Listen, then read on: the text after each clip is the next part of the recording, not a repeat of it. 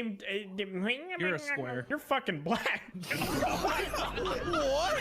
He's like, trying to rip his tooth out. Bro. yeah, what's he He's trying to get the- doing? He's trying to get the bugs out of his teeth right now. He's on it. Grizzly, I hate doing this You got it. because I don't know if you got up or not. But have you? No, go ahead. Go ahead. Go ahead. Good. Say it. Raise your inhibition, feel the rain on your skin. No one else ripping his can mic feel in it half. for you. Only you can Grizzly, he let just it snapped his in. microphone No off. one He just- else, no he one just else ripped is his- he just beautiful. ripped It's his on microphone your off. hips.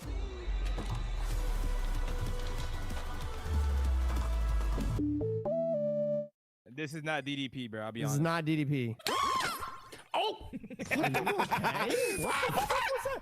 Fuck out of here, dog. Fine, bro. Oh my god, your bro. bitch Oh ass my out of here, god, bro. bro. Was this a No. joke? Bro can't take a joke. Nah, shit ain't funny, bruh. All right, I'm gonna go fight 4 creepers at the same time. Let's get it, though. I like you. Yeah, blow up. Blow I up. feel like I'm about to find diamonds. This fire, fire, fire. Like, subscribe, turn up. Look, chicken jockey! Dry shield! It's okay. He's gonna walk by a creep. Motherfucker. Fucking kill him. He beat Fucking this shit. asshole. Wait, kill him. Kill him. Wait, hello? This fucking hitbot. He dropped a compass. Wait, no, he dropped a music disc. Lava chicken. No way. That Shut shit the gotta fuck be up. hard. If I hear fucking fucking kids. Jack Black, I'm exiting the Quincy. game, bro. No, There's no, no. no Box. way that stupid ass song plays, bro. Okay, wait. Hey, put the music box down. Right here, right here, right here. Yeah, ready? Ready? Yeah. Put 2 there. Yeah. What bucks? Yeah, that's fucking. Why? I was looking for a Wow, that's an antique. Let me sample it. Yes, lava. We put it in the lava. This is who I am. I'm a lumberjack. You guys are gonna come back on biggest fucking beard. Well, I mean, we literally have pearls already. All we just need is just blaze rods. Oh, I see diamonds. And Pezzy found them. Holy shit! This What might is be. that? This is a new age. He's This doing is a his new thing, era. bro. What?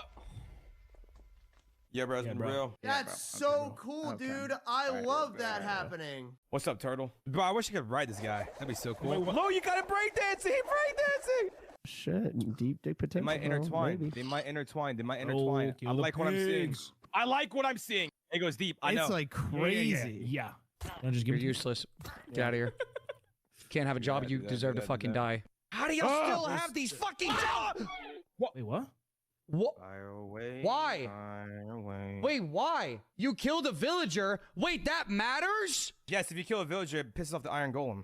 Since when? That's been in forever. vanilla since like. Yeah, Wait, we died. It's really? over. Oh my God, we're here. All right, Alright. keep everything on the hot bar. We don't need to go in. We just need to break the crystals and shoot the dragon. That's literally it. Let's do it. Let's go. Alright, bro. Let's go. fucking Let's do go. this. Let's finally end this fucking series. Let's just start destroying the shit. I'm destroying. yeah. I'm already going. I'm already going, bro. Oh, y'all are in there. I'm already destroying all the crystals. Alright, we can just kill All of it. them? Yeah, we just kill it. Yeah, you cannot shoot it while it's perching. So It's far going up to to fly not at look at- someone the moment it's Yes, done. it is. Well, I don't think you got. I don't think you running understand. straight. I got a Careful, plan man. here, bro. This is a full. Did I just look plan. at- Shoot I it. got like a. Take it. Shoot it while it's low. Shoot it while low. Just keep Just shoot it. shooting. Yeah, keep shooting now. Hold your I will not be shit. up on- Spread out. Keep running. Keep running. We kill it. We kill it here. We kill it here. Shoot my God. it! Throw your shit at it, Grizzly! Yeah! Oh my God! Get me off this game! Get in the portal! Oh my God. Oh my God! Wow, bro. Finally, It's done. It's done. it's over. We can stop. We actually We can did it. stop We playing. can stop playing. We are unshackled. We're no longer prisoned. We can go back to other uploads on the channel.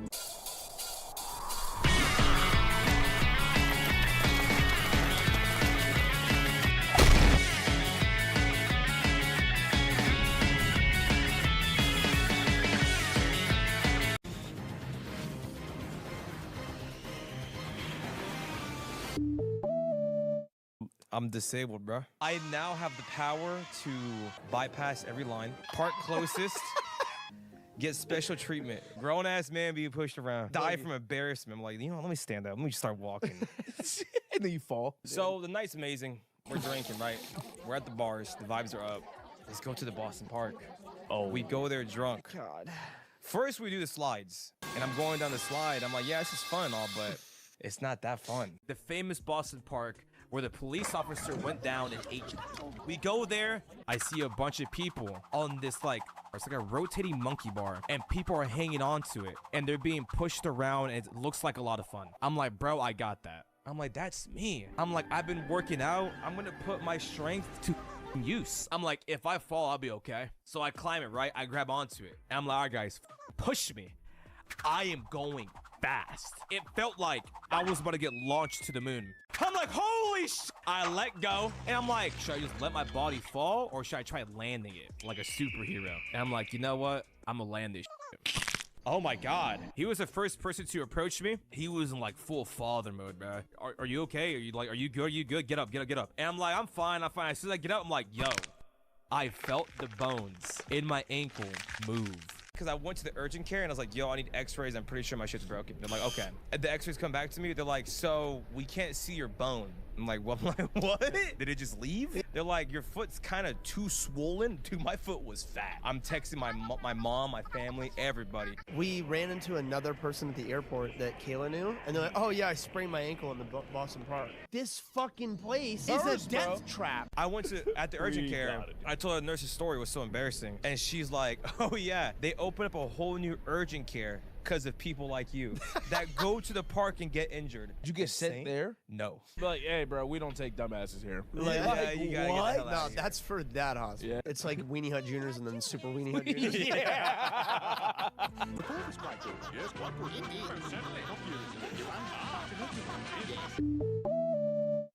Dude, you There should you look go. up like the differences in or English words and like the UK recording. words and Yeah, they spell American. things differently over there. Well, not even that. They say everything differently. Yeah, like aluminium. Like they don't say trash. They're like, oh, the Rubbish? Bin, Oh yeah, they say Rubbish or bin. Rubbish or bin. Like- Do they say you taking the piss? Megan's mom said that. They say, you know the word for cigarette. Oh yeah. They Go say ahead. that. They say that nonchalant. It always jump scares me. I'm like, What's what? that? What? Oh, right. Look up fucking English slangs.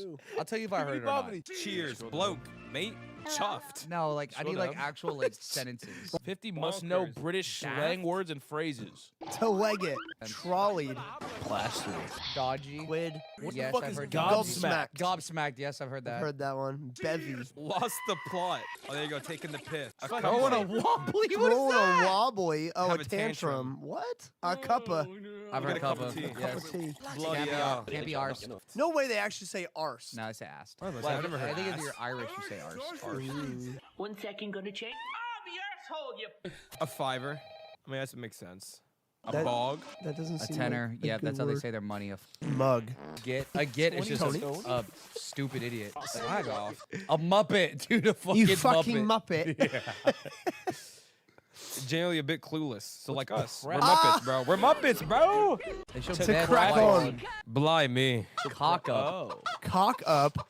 In it. Kerfuffle. Kerfuffle. That's fun. Minging. Minging. Minging. Is it minge? No, I think like it's minging. No, it's minging. Is minging gross or disgusting? Yeah. faffing around? Oh, hell nah. A load of tosh. Can't face. This can't be real. These things can't be used. All right, dude. They say all right. Oh, bro, what? The bee's God. knees These aren't bite even- your arm off. Bob's these your are- uncle. Bunkas. Cheerio. Cheerio. I'm Cheesed gonna be off. honest, I never heard a single person say Cheerio. But yeah, they have Daft different cow. accents, and you know Goat's how we say milk. like y'all in Texas. Yeah. Yeah, no one, no one else says it. Nah, but like, I Yeah. thought all of No. America said y'all. Someone from New Jersey is Take gonna it say y'all. easy. I didn't start saying that Nah. until I moved here. They just say it in a more ghetto way. Y'all? It sounds more aggravated. Like Y'all? I feel like when it's in Texas, it's more like an endearing thing. Yeah, like, how y'all doing? It's more like a y'all Is niggas that tripped really out. like Connor, Ian's? censor that. What did you say, bro? Say it again. I'm so happy to be back, guys.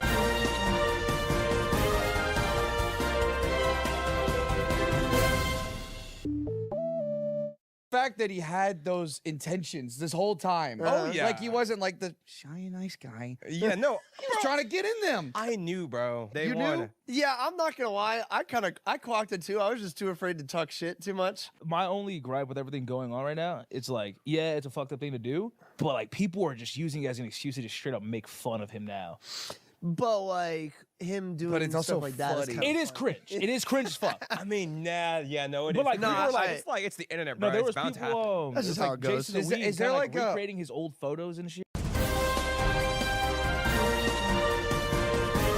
Reactions to Sykkuno news. Okay, this is it, Brian, lock in. I need you to lock in. Okay, here we go. Then Sykkuno. Dude, he's so fine, I can't. There was also a joke that he would turn male fans gay. What's happened to me?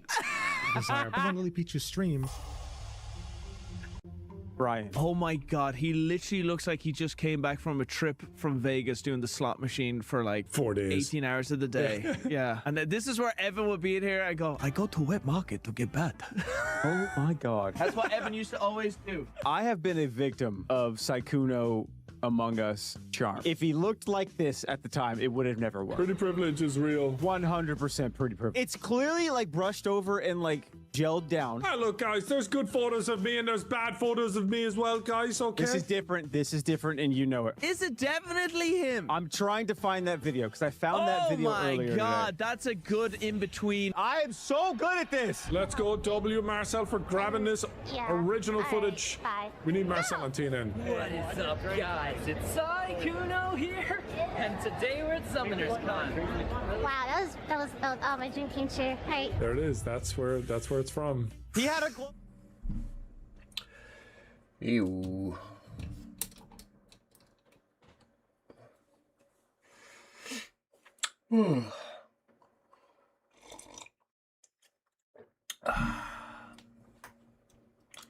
Another day, another victory for the OGs. Hello, it is me, my friend. I am, how you say, very, very ready for more animation. Yes. Okay, grape.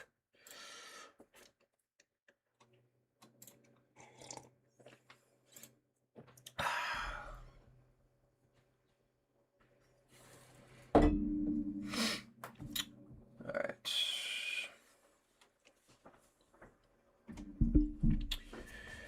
More animation every day, baby.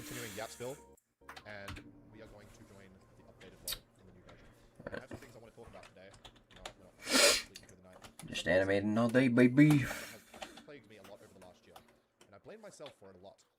And what that is when someone new comes into your life, and it's worse when somebody new comes into your life, and you don't want them to. Not because of anything personal, it's just you're happy. You have the people in your life. You don't need anybody new. But they're kind of insistent, and they find a way into your life, right? And then when they get into your life, you're hesitant, you're reluctant to like be close with them or whatever. And then eventually, you're like, okay, this person's not that bad. Why am I acting like this? I actually quite like this person. And then Jill Wolf, hello. treat them as if you would treat anybody else. You know, like somebody close to you. And then something happens. And when something happens, all of a sudden this person, you feel like you're pleading for them to stay, or to forgive you, or to like, you know, maybe you send them one message, they don't respond, you send them two, maybe you send them three. And this is not relationships or anything, this is friendships as well. And actually what I'm thinking of are examples from the last year where it's happened with friendships, where somebody makes an appearance in your life, they make their way into your life, you don't really reciprocate that heavy, and then eventually you do. Now this isn't something that happens often, but when it does, you're like, okay, and then you finally let them in. And then the roles change, and they boot you out of your life. That is the most frustrating thing ever, because you didn't want them there in the first place, and you opened your, I guess, yourself up to letting somebody in. You let the shit down your throat. That is work. You feel like a complete idiot when you do that. When you let yourself be like somebody, and then because you care, you know, things change, and then they're the one, ironically, that doesn't want you in their life. And it's just like, it's the most frustrating thing ever. And like, for the longest time, I would blame myself, up until recently, for like things I've done. Like, oh, I could have done that better. Oh, if I was this, you know, like this, it would have been different. But honestly, the situations I've been in where these kind of things have happened, looking back, like, if they had given me any sort of a chance to even talk, and it wasn't even, like, things weren't even my fault in particular, it was like a mutual, like, lack of communication, but if these people don't give you even a chance to let you back into their life, then they could not really be that close with you in the first place. And this is something that I have realized, which is that there are some people that are just, for whatever reason, undeniably loyal to you as a person. No matter what happens, the worst, most horrendous thing, they'll always forgive you, they'll always let you back in, because they like you for you no matter what decisions you make. They'll still be there, they'll never, you know what I mean, go away. And you might find those types of people, you might take those types of people for granted, simply because you're like, oh, they're always available. And it might be more, I guess, to just want to hang out with those people. Maybe you have to open them over a little bit. But when push comes to shove, at the end of the day,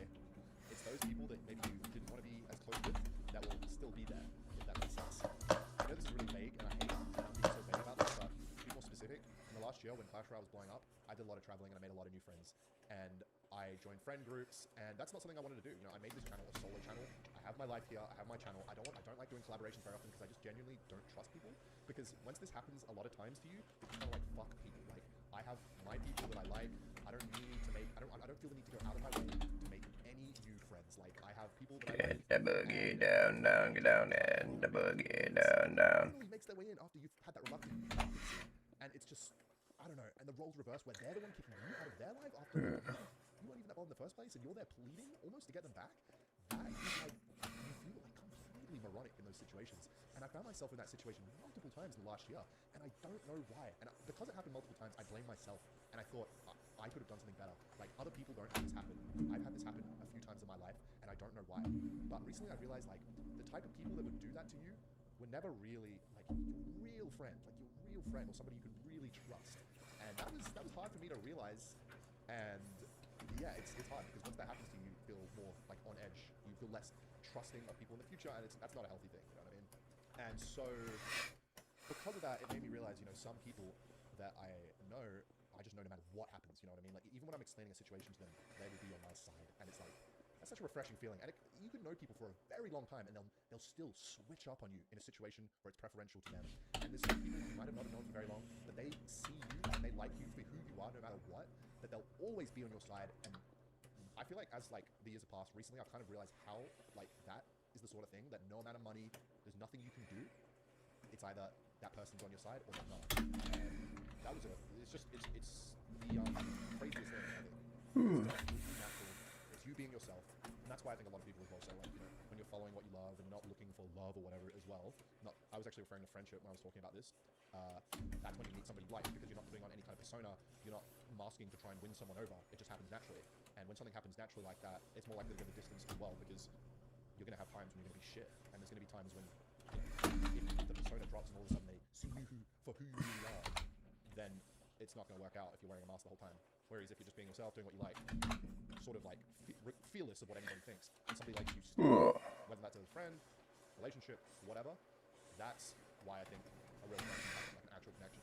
And the beautiful but also not sad really, just like the cool thing about it is like it always happens when you don't expect it. It just happened out of nowhere.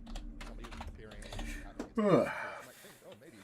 But I feel like in the position I'm in with the things that happened recently, I'm just kind of like, I'm just so tired of trying to force something, because you just feel worn out after a while. And I think that's just what happens to people like over time. You know, these experiences happen to everybody. It just takes different time periods for it to happen to different people. And it's just, yeah, it's like I don't really know what I'm saying. I'm just trying to say like that sort of realization that some people are just unequivocally loyal to you for no reason is. It's just something you can't control, and it just happens, and you don't know why. And I don't like thinking about this shit too much, because, like, I don't know, but it's a thing that I've noticed, and I'm just such like an advocate for things happening authentically, and that brings me on to like, kind of my next point, which is something else I've noticed is that I have struggled to make anything creatively, like, in such a long time.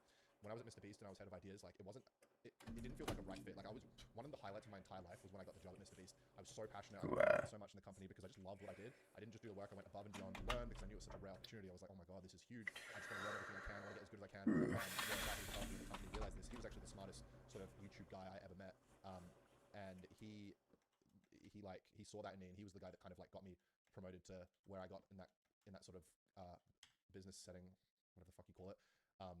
And so what I realized is that when I was trying to come up with ideas, I never had like I'm gassed about it moment like I had with making my skits in the past. And I've been trying to make this video a day in the life of a Hog Rider player, and I've been so creatively frustrated, and I didn't know why. Like why all of a sudden am I not feeling creatively driven to make skits? Why in the past was I so creatively driven? How come I always need some, like, where did it come from? I don't understand.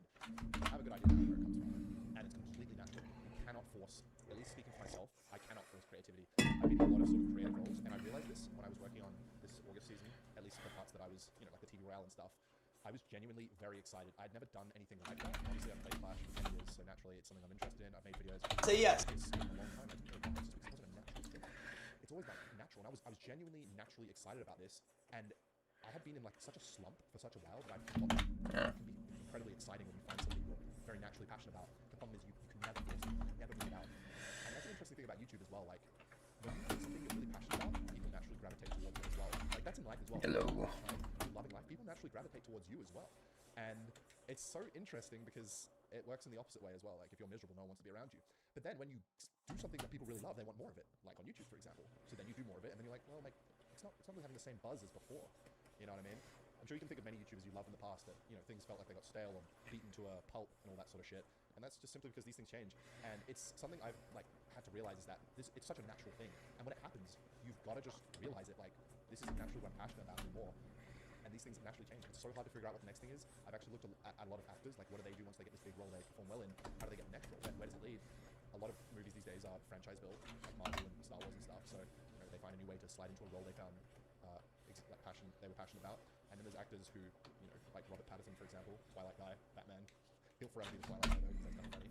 Who are able to, you know, they go through these periods of like, fuck, now what? Now what? What's the next role? And you naturally find something, and it may not be the thing that's conventionally the right thing to do. Do you know what I mean? Like the strategic, smart way to grow. It might be something that's completely not like logical at all, but for some reason you just find yourself gravitating towards it for whatever reason. And if you ever find that something like that, even if it makes no logical sense on paper, money-wise or whatever it is, but you just naturally gravitate towards it, you'll always do your best work. And that's something I realized as well, like, because it's such an interesting thing. I was looking back, I was like, I was so interested in making skits back in the day, but now it's just not. And it's just because my natural interests have changed in certain ways. Different things excite me, and that's just natural. It's all just natural. And I think you do your best work. That's natural, children. That is something I'm very glad I realized, and I have to remind myself that.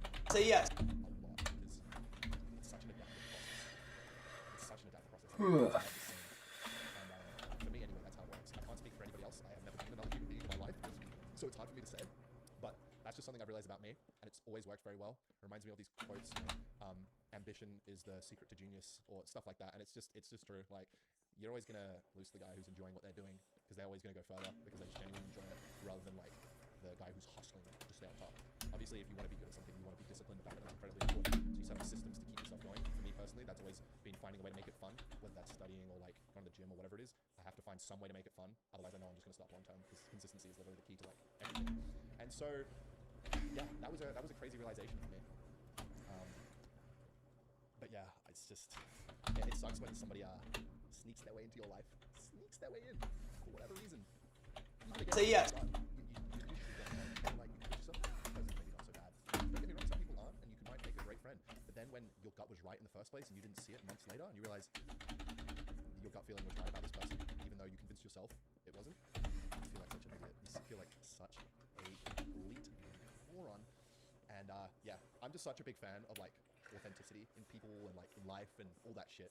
I understand sometimes you have to, you know, double down on things that work. It's definitely a big part of YouTube and life as well, and being consistent and stuff. But oh, that natural ambition, that natural feeling, that natural pull to people for whatever reason, that gut instinct, I'm such an advocate for those things. They always seem to be correct. And yeah, I found that a lot. So I wanted to talk about that in today's video. A lot of people will not understand what I'm saying at all, but I know I'll be able to relate to what I'm saying in the future, or I can look back and kind of be like, What's good? Chips more. So I thought I would make this video.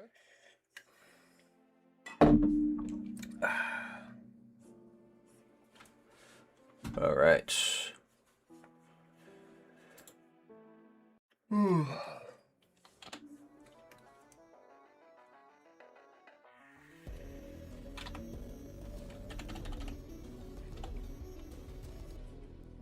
Welcome back to Creepcast. Today we are doing a grab bag. We haven't done that in a while, but it's going to be a fun grab bag because we are reading an author that we've never read, and then we are coming back to an author that we love their story.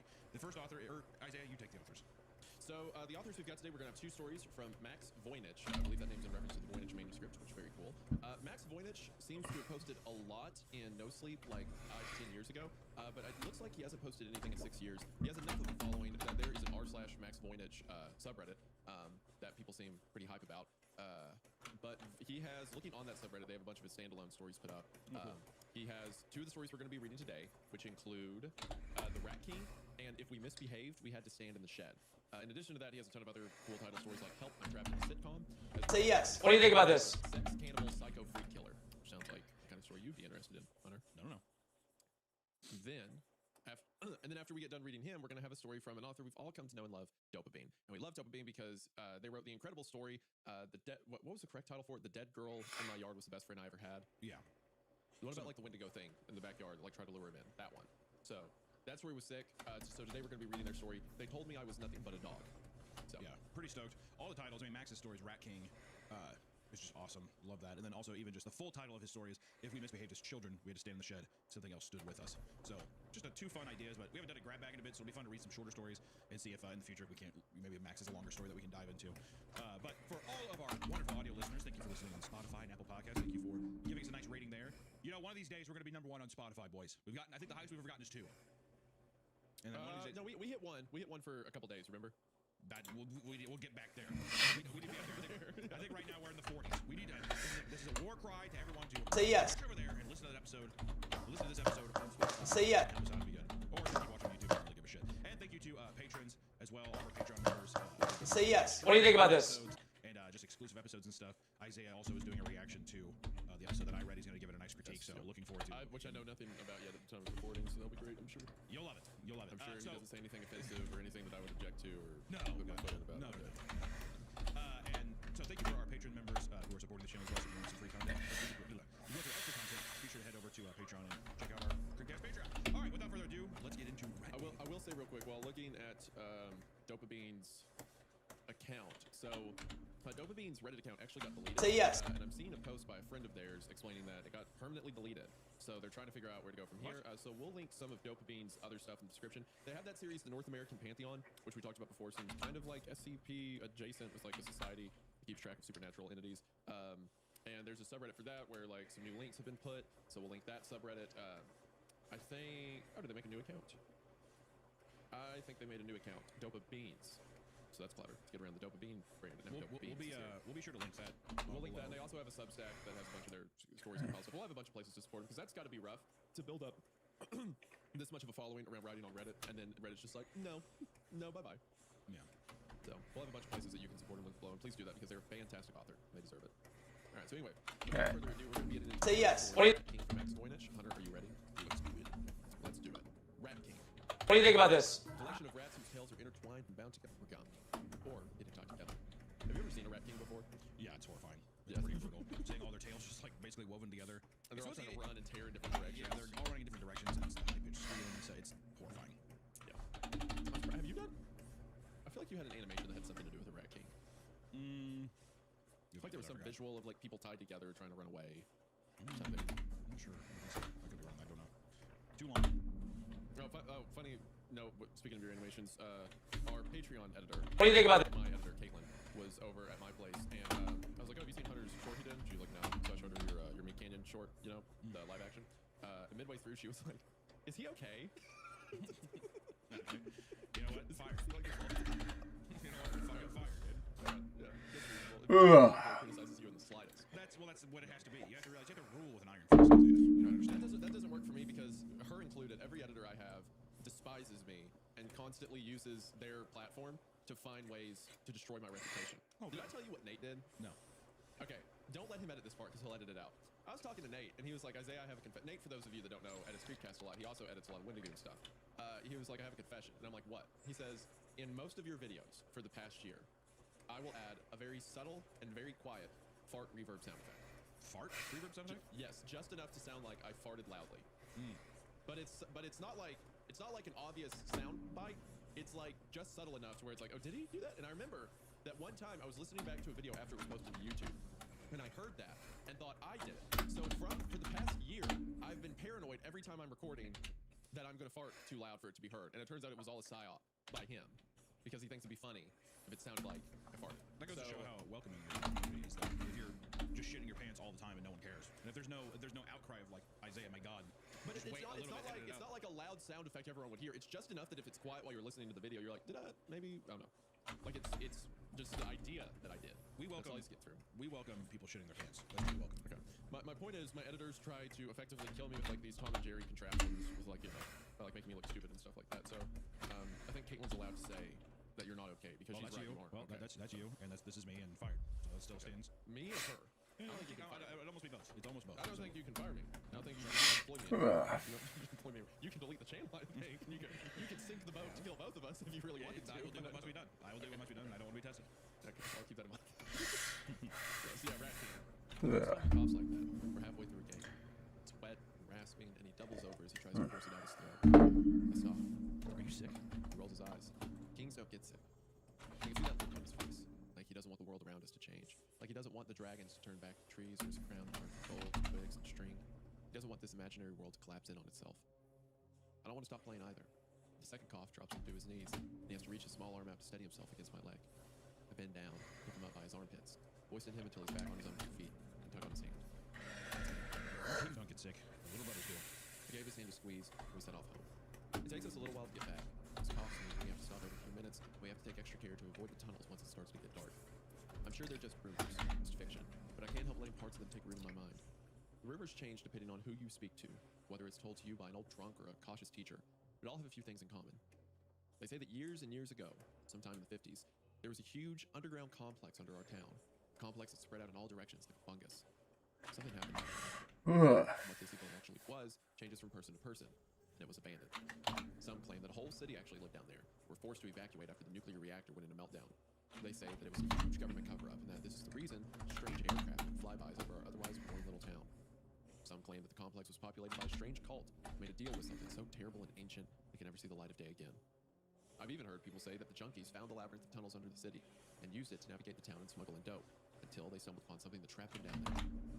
They call the people who supposedly live under the surface rats, claim that after years without sunlight they went pale and lost their vision, and that they'll chase you using only the sound of your feet wander too deep. Wayward little boys and girls will get chased by rats with milky eyes and long fingers, until they're caught and eaten whole. Reminds me of The Descent. It sounds like The Descent. It also sounds like that Australian found footage movie. Oh, The Tunnel? The Tunnel, yeah. There's something very just frightening about like people who acclimate to darkness and just live in there and breed down there, to where now it's like this weird inbred kind of like a new inbred species that exists underground. You know, that's just blind, almost like mole people or something. Yeah. I like the idea of what's the word for it? Speculative evolution, I think that's the word, where it's like, oh, what would humanity or like different species look like given, you know, I mean, obviously this is only like 50 years, but given like thousands of years, what traits would we develop, what would be bred out, stuff like that. I think that's a fun kind of thought process, and I think that's why the mole people stuff is so scary, because it's like, man, if we were in complete darkness, what would we look like? You know, Yeah, just uncanny nature. Uncanny nature, like if you're walking through one of these tunnels, and you just see like, it's like almost entirely a regular human, but completely bald, and like eyes wide open, but obviously can't see. Like that. It's just like little things like that, really fucking creepy. I mean, think about someone born to that, because you know, like babies in the womb are like in total darkness, and then they're born into total darkness, and they just never develop those senses. It's like, what would the rest of their body look like? I became such a pussy when I was born, man. I'm so claustrophobic now. I just think I spent 9 months in a little sack. Oh, didn't bat an eye, didn't care. As soon as I was born, I became a bitch. Yeah. Can I ask you a question? Who do you think would be scarier bald, completely hairless, me or you? Don't you dare, because you know, I know that you immediately closed your eyes and you saw my fat gut, and you saw like a giant larva. I'm gonna put a okay. That's fine. I'm gonna put at least an argument out there that I think that if you did not have a beard, if you didn't have a mustache or anything, and a bald head, no eyebrows, your lips would be so much fatter, so much larger. That I think that it would offset the folds and grundle and textures that cover my fat skin. So we're talking like alopecia, right? We're not just talking about bald on the head. We're talking about. I'm gonna say if we're going this far, I'm gonna say like alopecia, but we're also going like mole people. Like we're blind. We've definitely been underground. That kind of vibe. It's hard to imagine you without the beard, to be honest. Well, it's hard to imagine you with a beard. I feel like we would both look like weird grub things, because I have such a weird head. I don't think either of us would look good. The problem is, I think that's terrible. The problem is, you ever see a lake, a still lake? What do you think about this? And then a breeze goes by and it ripples the water. Checks out. The entire backside of my leg looks like. And it's horrifying. Seriously, the body hair is doing you a few favors. The body, it's not doing me. Checks out. It's keeping me human. It's the only thing that shields anyone who sees it. Even just a general public. There's times when I go out in public, I'll have like a pair of basketball shorts on. I'll go to a grocery store. I'll bend down and just get like, I don't know, some cheese or something. And I just know that like a little bit of my ham hock's peeking out just from underneath, like right near my hamstring or something. And I'm like, whoever seeing this must be absolutely revolted. It looks like a beehive. Just like the texture. Checks out. Unbelievable. And I refuse to make changes, which is the worst part. I'm too set in my ways. Right. You were talking about my lips, and I need to show you this. So I switched dentists recently, right? Because we moved. And then they're like, oh, well, you need to send your records over from one dentist to another. and the first dentist office sent me like their records of X-rays and photos and stuff like that, and they were all X-rays and like inside my mouth pictures of my teeth, but they sent one image of my mouth. I'm gonna be honest, I don't appreciate the angle that it shows. Yeah, hold on, I'm about to send it to you. I'm gonna send it to you directly, and I want you to keep in mind that we're business partners. Not even sending you in the Creepcast server. No, this is just for you. Between me and you. This is keep in mind we're business partners, we're professionals first and foremost. So.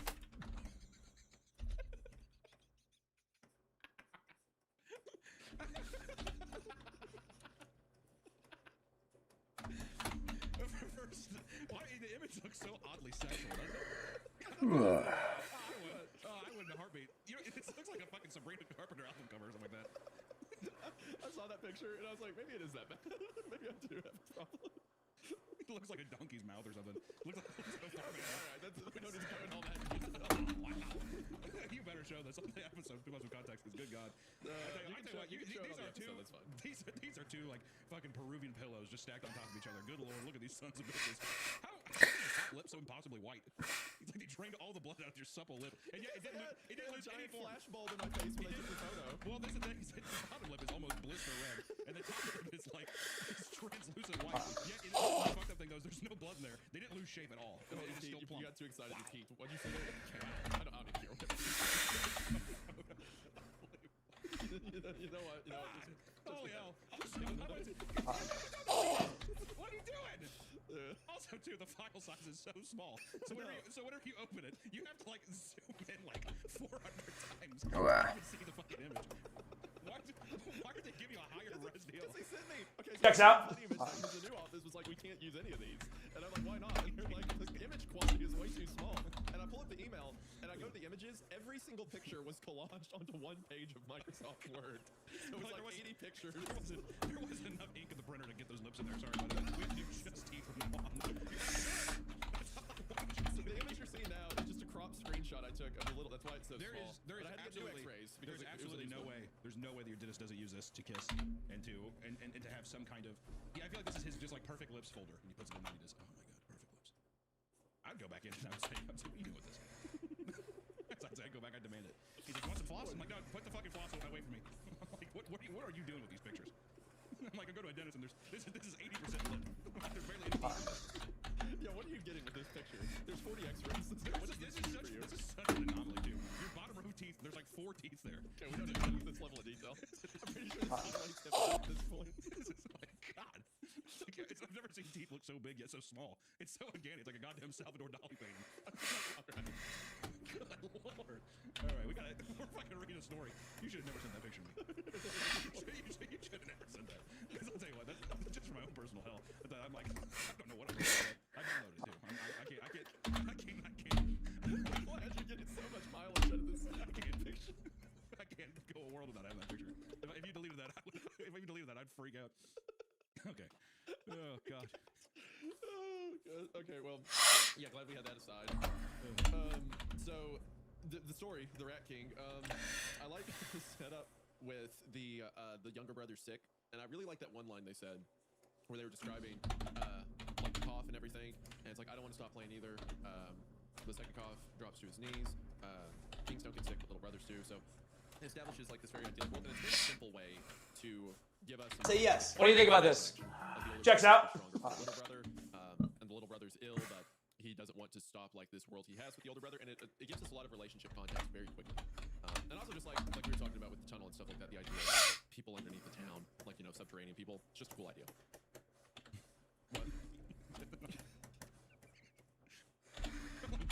All I'm picturing is that big white lip flapping up and down, dude, being able to form words that's how people can understand. I'm like, you must have so much muscle in your face to flap those big fucking beaks around. I'll admit, the picture looks pretty rough, okay? But when you look at me in the face, it makes sense in context, okay? It's fine. You were really.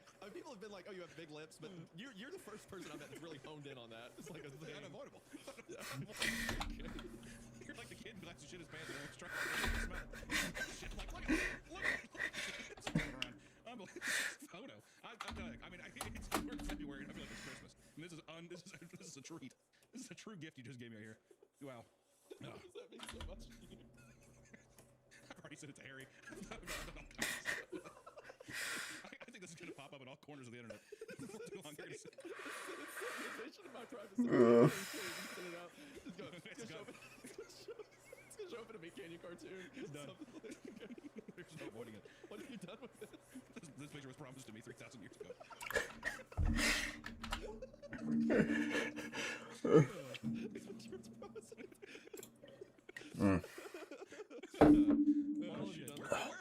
We're in the story. Yeah, we're at? Are we at some? I was trying to get back on course. I'm back on course. Okay. Ugh. I was Oh my God, I heard all that. Say, where are we at on the text? Something scary. More health. I know I don't go in the doctor as much as I should. If I'm feeling sick, I'll just lie in bed and sleep it away. But that's only because I don't want to have to deal with the appointments, insurance, and blah, blah, blah, blah, blah. That's why I have ZocDoc. ZocDoc is a free app and website where you can search and compare high-quality in-network doctors. Choose the right one for your needs and click to instantly book an appointment. We're talking about in-network appointments with more than 100,000 healthcare providers across every specialty, from mental health to dental health, eye care to skin care, and much more. And the nice thing about ZocDoc is that you can filter for doctors that take your insurance, are nearby, and are highly rated. It's super easy to use, and you can find an appointment time that works for you, with a doctor for your needs. Plus, ZocDoc appointments happen fast, typically within just 24 to 72 hours of booking. You can even score same-day appointments. You don't want to admit it, but you should probably see a doctor. So stop putting off those doctor's appointments and go to ZocDoc.com/creepcast to find and instantly book a top-rated doctor today. That's ZocDoc.com/creepcast. ZocDoc.com/creepcast. Thank you, ZocDoc, for sponsoring the episode. Back to our spooky story.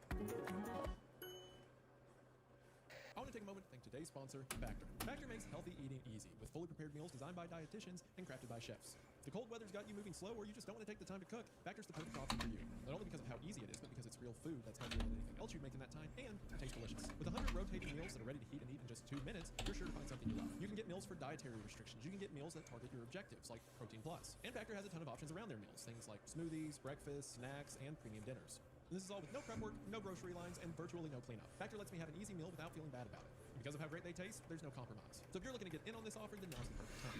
Because if you head to the link in the description at factormeals.com/creepcast50off and use code creepcast50off, you'll get 50% off your first box plus free breakfast for a year. That's right, half off your first box and free breakfast for a year. The note, this applies to new subscribers only and varies by plan. Get it now, eat like a pro this month with Factor. Meals.com/creepcast50off with code creepcast50off to get in on this incredible offer today. Thank you to Factor for sponsoring the show. The link will be in the description. We are now back to the episode. Whatever the truth is, there's something below the surface. Something wrong. Something that makes the children sick and the adults weary and paranoid. When we get home, my parents rush my brother to the hospital, and he stays there for several days while they run all kinds of tests. Skinwalker, hello, hello, hello. What's up? Sat in the waiting room, holding his twig crown in her hands. She gestures to the crown. Contamination risk. My brother seems to have somehow shrunk in the past 3 days, although perhaps that's just perspective. He is, after all, surrounded by huge machines that whir and beep, tubes that loop over the side of his bed. He smiles when he sees me, makes a movement to give me a hug, but the doctor calmly puts his hand on his chest. No sign of movements. I try and hold it together, to be the best big sister I can be, kissing his forehead, stroking his hair, telling him it's going to be all right. I try and ignore the look in the doctor's face. At the end of the 3rd day, they take my parents into a separate room, and I can only make out their silhouettes through the mist of glass. I can see my mother put her head in her hands, my father put his arm around her. They don't say anything until we get home, where my father calmly takes every plate out of the drawer and smashes them against the wall. A dozen porcelain explosions, and he collapses to the floor with huge animal sobs. I cook dinner. Whoa, that's a lot of butter! I understand. Our life has become a series of trips to and from the hospital, and I'm entrusted with carrying out tasks that were meant for my brother. It's strange, although he was far younger than me, 6 years to be precise, there must have been some tradition about these falling about the man in the family. Each week, I take bundles of food and water to several spots just upstream from various tunnels or sewer entrances. There I place them in the water and watch as they follow the course of the water, down and round, and eventually disappear into the black mouths of the tunnels. Sometimes, if I leave it until it gets dark, I can hear things coming from these entrances. Paranoid whispers, muted wails, something like humming. It's as if 100 people are speaking all at once, 1,000 miles away, and the echo of the echo of the echo of their voices is drifting out into the night. So, is she saying that it's part of the family? Like the men are supposed to go feed whatever's down this river? Well, I think that it's saying that. Well, I think she's saying that the men in the family are like ones that get sick, or they're the ones that are being like. It seems like men in this family are the ones. At least that's how I read it. Are people that are appearing like that's why it's affecting her brother. Right now, which I want to say, I do love that line. How creepy is that to like you take the bundles of food down to the tunnels, whatever, and then from there you can hear like the echo of an echo of an echo of like tons of people talking thousands of miles away. just such an interesting like picturing that in your head, just hearing it. It's so soft, it's so like just a slight whisper into your ear. Really fun. Yeah. I make sure that whenever I visit my brother, I bring him strawberries, his favorite food, till he goes too big to eat them. So I have to cut them up with a knife and fork into small bites, which I feed him. We pretend for a while that he's still the king, and I'm just the knight who's making sure my king is fed and healthy. Whoa, that's all. It becomes too painful. It's a reminder of the years spent outside, growing centers, the promise that we both might someday grow old. Or make. A month later, he comes home. He's almost skin and bone at this point, but we still make the effort to have a little welcome home party. My father acts strange at dinner. I can see it in the way he moves, the redness around his eyes, and that suggests he's been crying. Coloring today? No. Inking only, my friend. Inking only. Oh, is that what it says on the thing? Oh, let me check. No. Okay. I was confused. I was like, huh? That's a heartbreaking line. That's so sad. It's heartbreaking but sweet, given that. No. But, yeah, I mean, I think that it's. I don't think it's supposed to be something where it's malicious, or it's not supposed to be something where it's like the parents are obviously loving the child more. I think it's just that like this is a being that is impossible not to love. To like, you know what I mean? Yeah. Also, it does remind me of what is that thing with there's a word for it, but kids who was raised with a sick sibling while the attention was directed towards the sick siblings because they're kind of neglected. There's a word they have for it, but it kind of reminds me of that. Which I don't know. I may be just paranoid. Something that the father's line a boy like that should live forever. It makes me feel a little suspicious. I mean, don't get me wrong. It's a weird line, but also if your son is dying of cancer or of I mean, it's like outside the context of it being a no sleep story. Yeah, that's perfectly reasonable. But because it's in a no sleep story, I mean, it's a red herring or it's a sign that's coming. That night, I hear a rustling, hushed whispers, and the lock to the back door spring open. Curious, I peek out my blinds, see, still partially illuminated by the light from inside, my father, and in his arms, a bundle of white cloth and a face, my brother. Immediately, I get dressed and make my way noiselessly downstairs and out the house, following as best I can in the dark. I follow him down the back roads, through the fields, and eventually to the mouth of a tunnel. Inking? It's just basically line art. You're basically just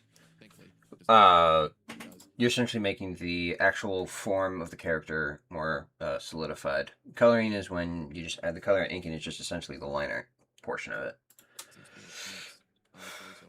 Expression on his face. It gets quieter as we get further and further into the tunnels, and I have to take care not to make it sound. Holding my breath, making exaggerated, short steps. There are noises though. My father holds an old-fashioned lantern in his hand, which casts a small sphere of light across the tunnel, and every now and again, he holds it in front of him, as if challenging someone to come out from the dark. Whispers bounce off the walls of the tunnel, saying all sorts of strange and horrible things. I hear the faint sound of manic laughter over some tuneless hum.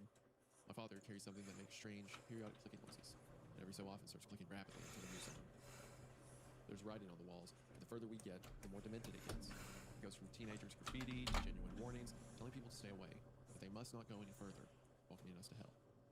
Then smaller, stranger writing, and scrawled almost childish letters. Stay away. I think about the rats we were warned about. Imagine them as a pack stalking me in the same way I'm following my father, milky-eyed and hungry, shooting at me from crevices in the wall or from under the surface of the water. We start going down an incline, and I have to hang further back, trying to time my steps with my father so he doesn't hear me. Crouching and covering my face whenever he turns around. Voices are getting louder now, and more manic. There's so many of them. I can hear arguments, confessions, laughter, songs, monologues. You never told me what I wanted to hear. It makes me wince. It sounds like all the thoughts of an asylum. And the smell. It starts to reek not only of shit, but of sweat and bile and curdled milk. I wonder if it's the rats speaking, or if it's some great mind leaking. Their worries and anxieties and desires spilling out and into our world. My father pushes on and we get deeper. Tunnels turn from brick to concrete, and graffiti turns to actual printed text. Plaza, 1 mile approximately. Oh, so I guess that does point to the idea that there was a city down here at one point, right? Yeah, there's like road signs. Yeah. The noise starts to hit me like a wall, and I grow my confidence. Standing up straight, there's no way you can hear me over this.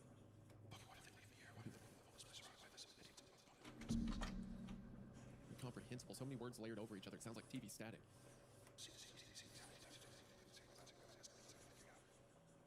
And then we emerge into this vast underground chamber. Yep, basically just doing more of what I was doing yesterday. It's so faint it takes a while for my eyes to adjust. But even in the dim light, I can see how big this thing is. How massive. As if each light is a star, hinting at unknowable depth and height. Something changes as we enter. My clothes and skin have the texture of used gum. Ugh. Everything becomes sticky, like a leather seat on a hot day. My vision swims slightly. A wall of stale heat hits me. A temperature of sweat, hot breath. Whatever it is, it's here. It's emanating into the room and reality around us. It stinks. The voices are deafening. I can see the bundle of clothes in my father's arms start to wiggle and shake, and he holds his lamp up and I can see it first as a wall. The wall the color of pallid skin, until I can make out familiar shapes. Hands, arms, faces, all coming from, attached to this wall. Legs and ears and fingers all bursting from this wall like spots or growths. Hundreds of mouths moving, hands endlessly grasping at nothing, legs spasming and trying to move along the slick ground, and some shapes are more defined than others. You can see some bodies that are half absorbed by this wall, some that still have the shape of a human, shoulders, bellies, and some that have been completely absorbed, so that all that's left is facial features spread out of a mask of skin. And it occurs to me that these were people, and the sound and the stench is coming from this thing, whatever it is, this thing that laughs and screams and whoops and mutters and spits, until it dawns on me that it's not just a wall, because somehow, slowly and with great effort, it's moving, swaying and stumbling, and fraction by fraction it starts to make its way towards us. The eyes that litter its surface fixed on the white bundle in my father's arms, the mouth filled with yellow teeth hollering and wailing, fingers across the surface contracting and spasming like dying insects. And frozen in horror, it's all I can do to watch my father take my brother out from the bundle of clothes and hold him out, with grabbing hands and flailing arms, until they take him, pull him in. He's too weak to resist.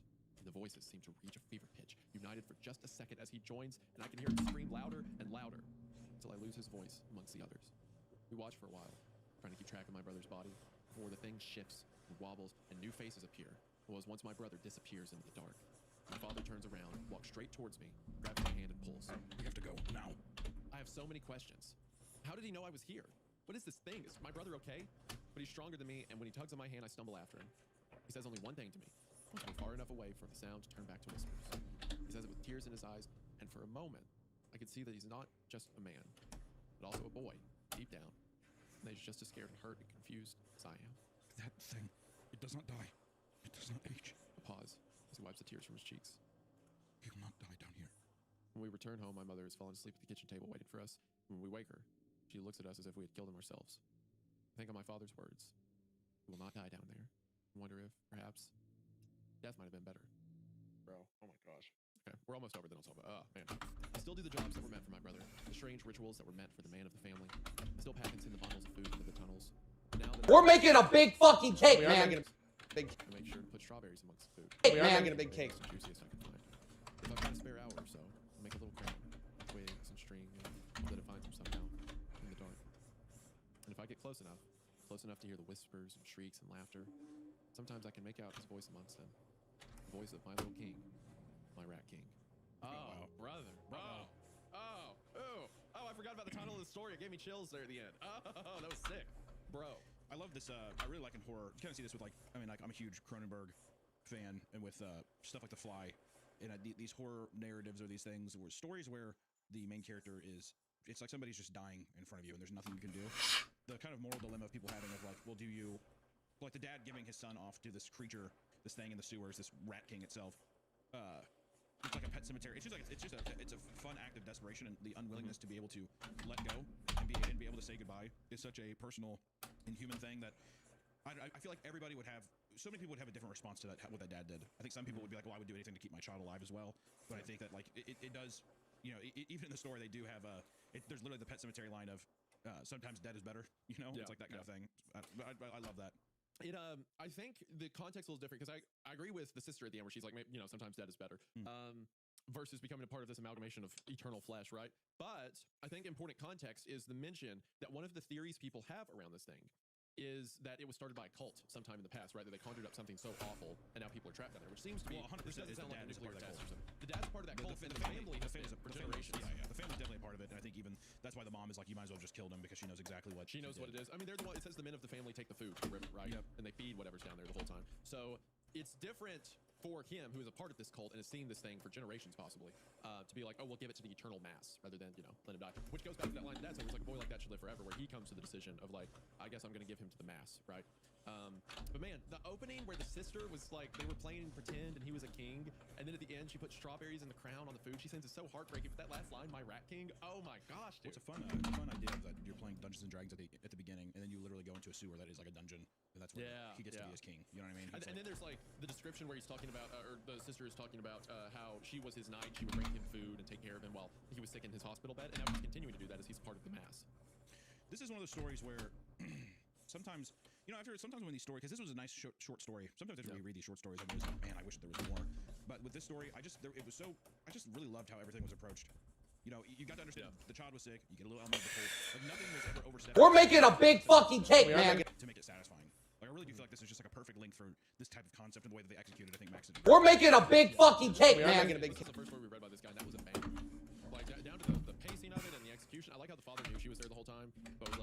to see this at some point, especially if she's going to be the one feeding this down here, right? Well, yeah, and so it lets her follow. I always love in these cult, like in these stories where somebody knows about a monster or they're dealing with a monster. We kind of had this in the story where the moth with the moth OC. Yeah, very very similar. I love when there's a character. I mean, even in the moth OC episode, it was like there was the father who even kind of knew what the son had to do. It's this thing of like when you have your beliefs and it's hard to swallow, and it's like even the dad at the end. I don't think that he's particularly stoked that his son is just a part of this monster, this amalgamation. No, he's not. You know, but it's a thing that they obviously still believe. What's that sound? When they do that. So in a way, I like that because it's justifiable why he would be like, you know, it's better than death in his eyes because it's obviously something that he cares about, that he takes care of. So it's He's still like he can't let go of his son yet. So now he's like, oh well, if I do this, my son will be there in some way, right? Yeah. Even if I don't get to see him directly, I know I'm still taking care of him. I know he's still in the dark somewhere, right? I also like the subtle kind of world building stuff, where it's like they go down there and there was a plaza. So it's like, was Claire sitting down here? Or is this all part of whatever this spell, this ritual is? But then the description of the room, where there's lights in the distance that might as well be stars because they give off impossible depth to the space. It reminded me of John Milton, not John Milton, the other John, the guy that did the Paradise Lost depiction. Hold on. There is one piece of art from Paradise Lost that I think about all the time.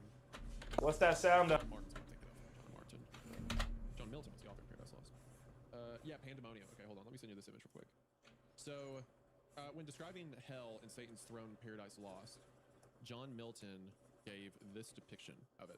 And what I love about this image is you see Satan on the throne, and then you see like the rows of people behind, but you see the lights hanging on the ceiling, and you kind of have a sense of depth on the first row of how far back they go, but then there's rows and rows of lights, and it's like this room he's in is impossibly large, right? So when she talks about walking into the room and then seeing lights that were impossible depth, it reminded me of this. And now I'm thinking maybe the author, because the author is Max Voynich, named after Voynich manuscript, he's obviously into like some weird esoteric stuff. Maybe that's kind of the idea he was conjuring, the idea of this underground like circle of demons, this infinite cask of like the devil and his power, and that probably ties back into the cults and like this creature this is made. But all that's done. But the point I'm trying to say is I got all these ideas off of a sign. Yo, did I just get description of how big the room was? And it's like, oh, maybe it's this, maybe it's that, and he does so much with so little by using the time he has to get these really cool ideas across, and like maybe these cool theory crafting you can do with the little pieces he gives. It's like he has a cohesive idea of where this stuff came from, how it all came to be, but he just sprinkles clues of it so you can try to put it together, and I think that's really neat. Yeah, I really love this part. That was awesome. The use of the body horror too at the end is awesome. I eat that shit up all day, but it's also something where it's a fine line you gotta ride because sometimes that shit it all sounds the exact same. So sometimes you have to just be, and I feel like it was just enough to give you a fun understanding of this like actual rat that is tied together in a literal flesh sense, without just being something that's like generic. You know, it served its purpose in a great way that lends itself to the story versus trying to take a limelight and be like, isn't this crazy? It's just like a fun accent to the story, which was nice. But I'm excited that we get to read another one from him. Yeah, and then, like I said, we'll have his stuff linked in the description. This guy has a ton of stories on his Reddit. It's a shame he hasn't posted in 6 years. I want him to keep writing. Who knows? Maybe with some support here, and maybe with once he sees this, maybe it could be something too. Maybe he's cooking something huge. Who knows? Could be. But it would be very cool if you like this, to show him some support so that gets on board. That'd be cool. Or he gets to make more stuff or something, because I want more of this. Anyway, our second story from him today is called "If We Misbehaved as Children, We Had to Stand in the Shed. Something else stuck with us." So, are you ready, Hunter? Let's do it. It's as simple as that. Misbehaved, you stood in the shed. As I've grown older, I've come to realize that it wasn't just if we were naughty, but if our parents wanted some space, some time alone, to get rid of us when they had guests over. They were always throwing these lavish and expensive dinners with services and Latin, incense, and all the guests masked and dressed in black. They needed us gone. The shed itself was rotting, old, wet structure that sat at the bottom of our garden. Maybe 3 or 4 minutes walk from the main house.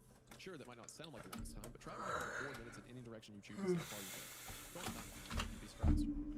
So after we made the mistake, chewed with our mouth open, asked a real question, used the wrong cutlery, we were sent off. We were together, Naomi, my younger sister, and I. The walk didn't seem too long. We could talk, try to take our minds off the shed, off the fact that it had its own veil, the fact that sometimes it was so dark you couldn't see one end from the other. We try and ignore the fact that sometimes the tapping on the windows sounded less like branches and more like some form of echolocation, like some giant and curious creature on the other side trying to draw us out. We'd stand there, shaking hand in hand, humming songs we could half remember, whispering stories to each other. Anything to make the time pass. I tried to keep her spirits up, to make sure she wasn't as terrified as I felt, as I couldn't let on that I felt. Sometimes she'd repay the favor. She'd tell me about her favorite animals, how big they were, what they ate, trying to find them if I was interested. It helped. The quiet, focused tone of her voice, the obvious pleasure she took in naming them all, despite our situation. I was much worse behaved than Naomi. She was all blonde hair, smiles, ribbons, long and leaking handwriting, and pristine diaries. I wasn't interested in any of that. Being a boy, and being so proud of being a boy, brandishing my scraped knees and torn clothes, refusing to bathe until my father would hold me down and force me upstairs. As such, I spent a lot longer in that shed than she did. As time passed, I began to realize there was something wrong. Sure, the air in there was colder, stiller than the air outside. Sure, rats and mice and under the floorboards, squealing falling over each other in the dark. Sure, if you came in the daylight, you'd see a flock of crows talk to each other as you entered, trading little caws as if discussing you. But there was something else. A sense that you were never truly alone there. A sense that, shivering and hidden in the dark, something was watching you. I like, again, Max does a really good job in the 2 examples we've seen of giving you so much with so little. Because there's a little description of parents where it's like when they needed, they send us out whenever they needed time to themselves. And it has a mention that they throw lavish and expensive dinners with incense and all the guest masters dressed in black. So it's like their parents are some cult, something like that. But then you have the shed that's probably related to whatever their practices is.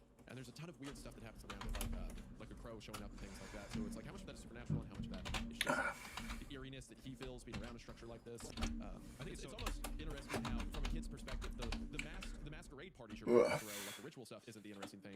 It's the shed. But because of the masquerade, we're almost positive there's something supernatural about the shed, right? Yeah, well, coming from the perspective of like a younger kid, teenager, these things that are so normalized in their life are said in such a way that seems like, well, of course, they're in a mass party. It's like it's said so matter of fact that it isn't drawn out to be some kind of like creepy big thing. I just like how normalized it feels, and it just is it's a piece of vital information that you could easily miss, which I think is kind of fun. Yeah. I want to take a moment to thank today's sponsor, Harry's Razors. Anyone with body hair can tell you that there are a few things more annoying than a dull razor. You get midway through a shave, and then your face starts to hurt, and then you can't even shave the rest. And what you do shave is red and covered in blood, which Hunter may find attractive, but I don't. But now I don't have to be worried about being attractive to Hunter anymore, thanks to Harry's. That's because Harry's lets me have German-engineered blades and barbershop quality shaves whenever I want. The razor itself is metal, so rather than throwing away a bunch of plastic every year, you can use the same well-built razor over and over. It's designed in such a way that when you screw it in, the right amount of pressure is put on the blade to bend it just enough to take off your hair, but not your skin. So because of that, in combination with the fact that Harry's own razors have things like aloe and vitamin E cartridge, keeps my skin way smoother and less irritated after a shave than any other razor I've tried. Their same facility has been making blades for over 100 years. Now you can get that top-notch quality at a great price. Plus, Harry's has a risk-free trial, so if you don't love your shave, you can stop with no questions asked. Right now is the perfect time to get started with Harry's, because for a limited time, our listeners can get Harry's Plush trial set for only $10 at harrys.com/creepcast. That's right, just $10. With the Plush trial, you'll get the all-new Harry's Plus razor, one refined 5-blade cartridge, a 2-ounce foaming shave gel, and a travel cover to protect your blades on the go. Once again, that's harrys.com/creepcast to get in on this incredible offer today. And after your purchase, if you could let them know we sent you, we'd really appreciate it. Thank you to Harry's for sponsoring the show. Their link will be in the description. We are now back to the episode. My suspicions were confirmed when Naomi was sent one evening, before I'd even had a chance to misbehave, and as such, I'd been sent to my room preemptively. The dinner they were hosting seemed special, and my mother spent the whole week fretting about who was sending where and what to serve, and if they'd be able to find the house, old and crooked as it was, nestled on the edge of thick black woods and had no obvious markings to tourists. Something else, though. Frenzy in the kitchens. My father holding a set of keys I'd never seen before, heavy and brass. Dogs locked in the kennels, my mother's hands covered in paint. They had wanted us out. Interesting, okay. Dogs in kennels, paint on her hands, or maybe blood, and then a set of brass keys. Also, when it said the house at the edge of the woods, dark and decrepit, I thought of the house where I saw the can man. God. So this starts to become far more disturbing to me, far more scary. And so I spent the evening in my room, against the window, watching the guests come in. Their long, pointed masks, the lanterns they carried, and the way they bowed as they met my mother at the door. There was a goat tied to a post a few feet from the entrance, and I was trying to work out why each guest would take a moment to say something to the goat, or bend it to kiss its horns. I'd never seen the goat before. I remember wondering if it was a gift, or if my parents had brought it for some sort of game. I felt sorry for Naomi in the shed, wind beginning to howl, which I knew brought strange, lifelike noises from the holes in the old wood, made the window rattle, and the rat shelter between the floorboards. Felt sorry for how alone she must have felt. That is, until I saw it. When Naomi came back, her hair was braided. It was tied into one long plait that curled around her head, the hair bound together by neat red ribbons. Wildflowers punctuating the plait every so often to give her the impression of a wild princess. Her nose and cheeks were flushed from the cold, and she spoke in between sniffles, wrinkling her nose each time, still shaking. I asked her where she learned to do her hair. Our mother was never one for anything like that, preferring either military ponytails or simply combing it until Naomi could fight back tears. And I thought perhaps Naomi had read it in a book somewhere. She brought the books, but it's clumsy, able to name all the animals of the forest, but forever scaring them off with her heavy footfall. She shook her head. No, it wasn't me. Someone at the party? I asked, knowing full well that she wasn't supposed to attend. But often, Tess couldn't resist saying at least a hello to the little blonde girl on the stairs. She shook her head again. Something turned in my stomach, caught in my throat. Who, Naomi? I asked, trying to hold back the panic in my voice. Pointed to herself, in this strange rasping voice, and on the in-breath, spoke her name in syllables. Me. Dude. Bro. Okay, imagine there is a little girl, right? And you're like, oh, hey, Sarah, how are you doing? And she points herself, she's like, Sarah. It's like, no, we got it. Sorry, hey, your daughter's dead. Cool. Sorry that your daughter died. I'm leaving. Yeah. Bye. I'm so sorry for your all's loss. You should burn that thing. Anyway, bye. Your dress is so cute. I have to go take a shit. I'll be right back. Yeah, crawl out the window. Oh, I'm sorry. I have to go do that at home. I have to go all the way home. But it's my home because I'm leaving the state now. I said it again, firmer, the tone I'd used when I scolded her. Who did this? Who was in there with you? Who put the ribbons and flowers in your hair? The reply was the same on the in-breath. Naomi. I knew neither of us could go back, and although I was on my best behavior, Naomi didn't seem to care. Seemed to be oblivious as to what waited at the bottom of the garden party. My mother said the party was a success, that she'd be having another one. She seemed younger, thought. Crow's feet by her eyes and smooth, and her mouth fuller. I tried to beg for her to hold off, but she replied by looking out the window towards the shed, and I had no choice but to shut. Interesting. So it seems like they're doing this as like a rejuvenation spell, right? So I wonder then how old they are and if this is even their kids, right? Because they clearly have a contempt for them, like they brush her hair till she cries and like super strict and things like that. Yeah, I mean, they almost seem like sacrificial victims or something. Yeah, maybe they're just like fatting them up, so to speak, for some eventual ritual. Might have already done it if Naomi's now possessed by a skinwalker or whatever. Yeah. I asked about the goat and was told that there was no goat. Then I must have imagined it.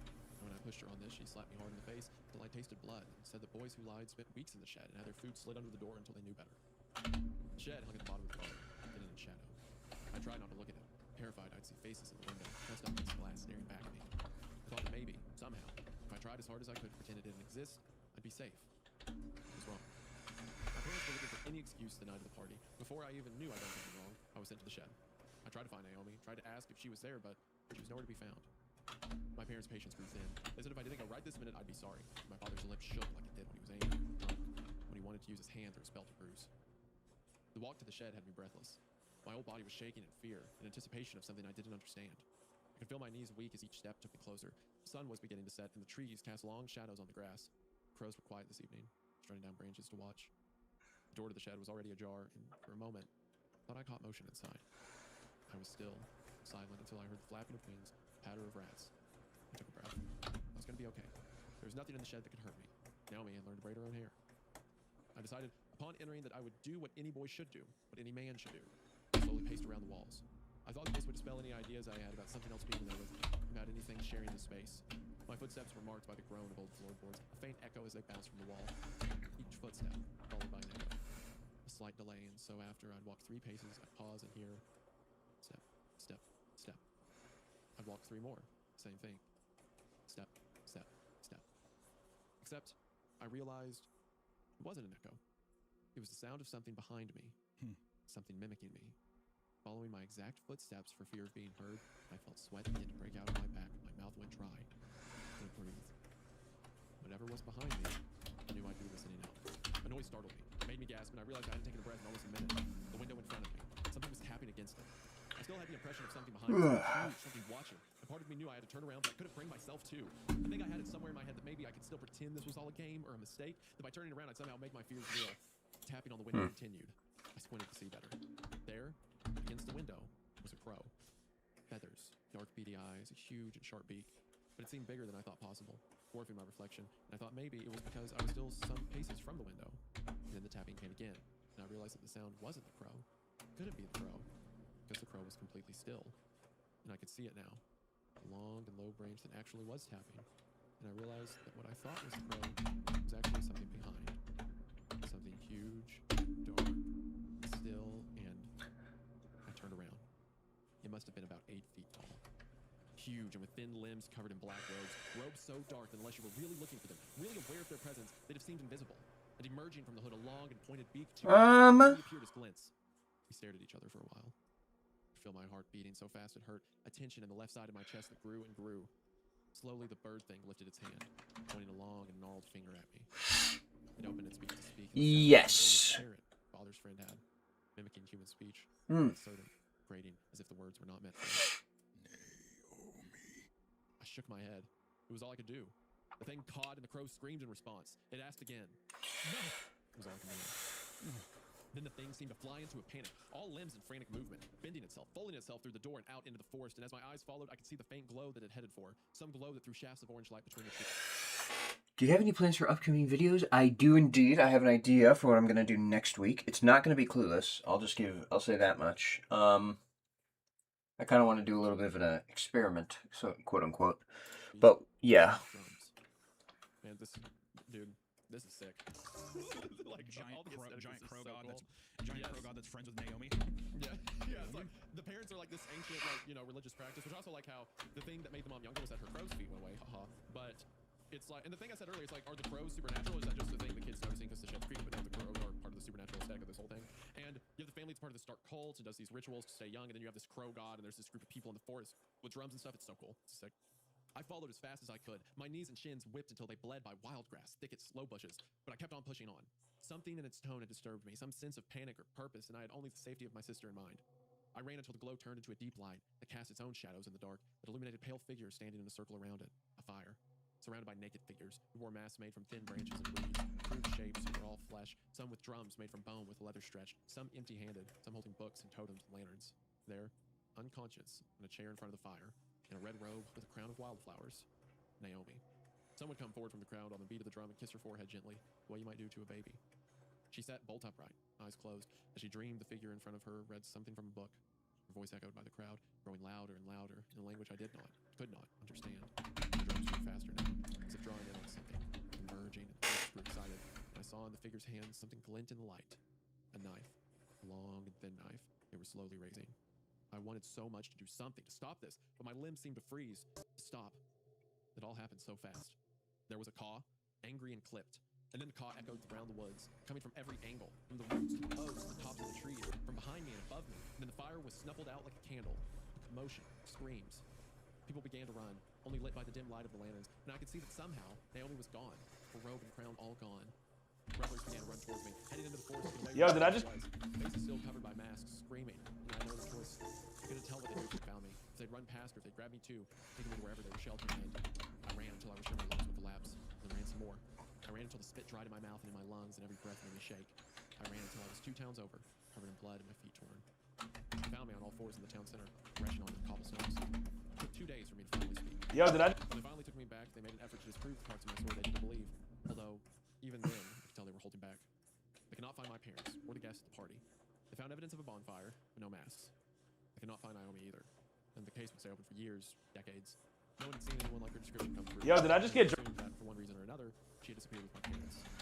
They did comment on the sheer number of crows in the garden. It took me years after that to finally return to that house. It took enough time for me to have children of my own, undergo years of therapy. I found things that helped me piece together what happened. In rooms, stone slabs, runes carved wall, old books that smelled like rotting and strange diagrams. Yo, did I just get jerked off? Found her. I'd like to think whatever took Yo, did I just get jerked off? If I'm honest, I can't be sure. I'd like to think that she roams the forest now, with her crown of wildflowers and her red robe, passing her blessing over all the creatures she loves so much. And although the shed has been demolished now, floorboards and walls removed to reveal the bones of livestock, sometimes I'll hear it.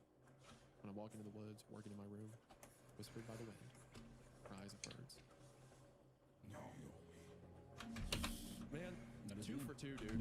Yeah, what I liked about both of these two is like, well, it's hard to say. This one seems like it has a bit of a darker ending. Well, both of them have like a darker ending, but yeah, like the first one was creature, super happy with the kid getting absorbed by the flesh wall. The creature, like a crow. I don't think that the 8-foot-tall crow dude was like a bad entity. He just wanted Naomi and then he left. Yeah. Yeah, it's like his buddy. So then when Naomi wasn't there, he was like, "Wait, what the fuck?" And it seemed like he went out, was freaking out. It looked like it seemed like the cult was going to sacrifice her. Yeah, they were going to stab her, but then when the crow god saw her in the chair, it screamed and the crows came from everywhere, and the fire snuffed out and everyone ran into panic. Yeah. And Naomi was just gone. She wasn't dead or anything. She was just gone from the chair. So it's like the crow took her. Well, I'm like wondering wanted to be with her. Yeah, I'm wondering if she, like, I think it Nice. is a good note. I think it's like he cares about her and doesn't wish her harm. The ending makes me think, and it feels similar to what's interesting is it's 2 children that are afflicted by something. In the end, it seems like they are joining in on what the cult is worshiping. And to me, it seems like the crow is the god that these people are worshiping. The mask, I assume. I was thinking like a plague doctor's beak kind of mask and stuff. But I do wonder if she was able to ascend. Like, this is a happier version of the last story. Like, it seems like this is like maybe she was able to join in, or like maybe she was transformed in some way that is like not in a flesh wall, but more so maybe she becomes a crow herself or does something that is acclimating her into the nature that she loves so much, you know? Because it seems like the entity or the god really seemed like they liked her a lot. Well, I will say that her life was miserable, right? Yes. Like, these parents were cultist monsters and they abused her and all this stuff. So it's almost like when the crow god was probably summoned here by whatever was going on, it sees her and then it braids her hair and then it takes her away from them, right? So it's like it wanted to save her from what the parents, especially right before they were about to kill her, before her own parents were about to kill her. I also like the end where it's like the sheer number of crows in the garden was alarming. It's like, did the cultists get turned into crows? Is that the implication why more and more crows show up? Or maybe it's just like, you know, there are crows around the crow god. That or did the cultists get like, did they get a comeuppings and that like, are the crows positive spirits? Are they positive entities? You know what I mean? It's. I mean, like, it probably makes more sense that the entire cult got turned into crows of some kind. But regardless, it seems almost like the cult was going. It seemed like the crow god was blessing the girl, and it seemed like they were going to like sacrifice her, and because she was blessed in some kind of way. I mean, I'm reaching, but that's just kind of what I'm taking from it. But once again, a really fun story. Max, fun stuff. Very fun. Yeah, I think what's interesting is the similarities between both of those stories. They're both about an older sibling who is protective over a younger sibling, who both of them are the victims of some cult or some practice that their parents are a part of, who their parents, in one story, give them over or try to give them over to these dark forces for their own gain or their own selfishness in some way, even if in the first story it was just the selfishness of wanting their kid to live forever. And then it ends with the older sibling reminiscing on hoping the younger sibling's okay. Yeah, it seems like the first family in the Rat King story actually loved their children versus this story. I don't know if you felt it this way too, but it seemed like almost like the children were just literally a commodity to be sacrificed. They were the mother turning and not even like acknowledging the child or whatever. I was like, all right, yes, cool. Yeah, it is. They were the fatted calf. They were just saving them for the ritual, whenever it was to come. Whereas in the first story, the father still did the wrong thing, and he was still part of a cult that turned your kids into these like flesh amalgamations. But it came out of a point of wanting his son to live, not out of like wanting to be younger. Right. Well, should we? Those were both excellent stories. So check out Max Voynich. Again, he hasn't posted in a while. I really want to see more stuff out of him. We'll post his account in the description, and we'll also post the Max Voynich subreddit where people discuss the stories and stuff like that. So be sure to show this guy some love. And Max, if you're watching this, make more stuff. So with that, you want to move on to Dopamine? Yeah, let's finish off with the Dopamine story, which is they told me I was nothing but a dog. Yep. And we all, like I said at the beginning, we're all familiar with Dopamine. Wrote the incredible story of The Dead Girl in My Yard Was the Best Friend I Ever Had, which is, it might be a top 10 we've ever covered on the show, to be honest. Because I think about that story a lot. I know fans love it. I know that we had a great time reading it. So much emotional depth. It's hard not to fall in love with the character, like that girl character, the spirit, this entity, and just kind of the crazy. I don't want to reveal too much in case we have our new viewers. If you haven't read that story or heard us talk about it, please listen to that episode or go read the story for yourself, because it is it's really fun. So I'm excited. There were so many good, like the dialogue moments where the dead girl's describing like, oh, the birds came with the trees in the first summers and stuff. It was so magical. Hauntingly like beautiful, like tragic.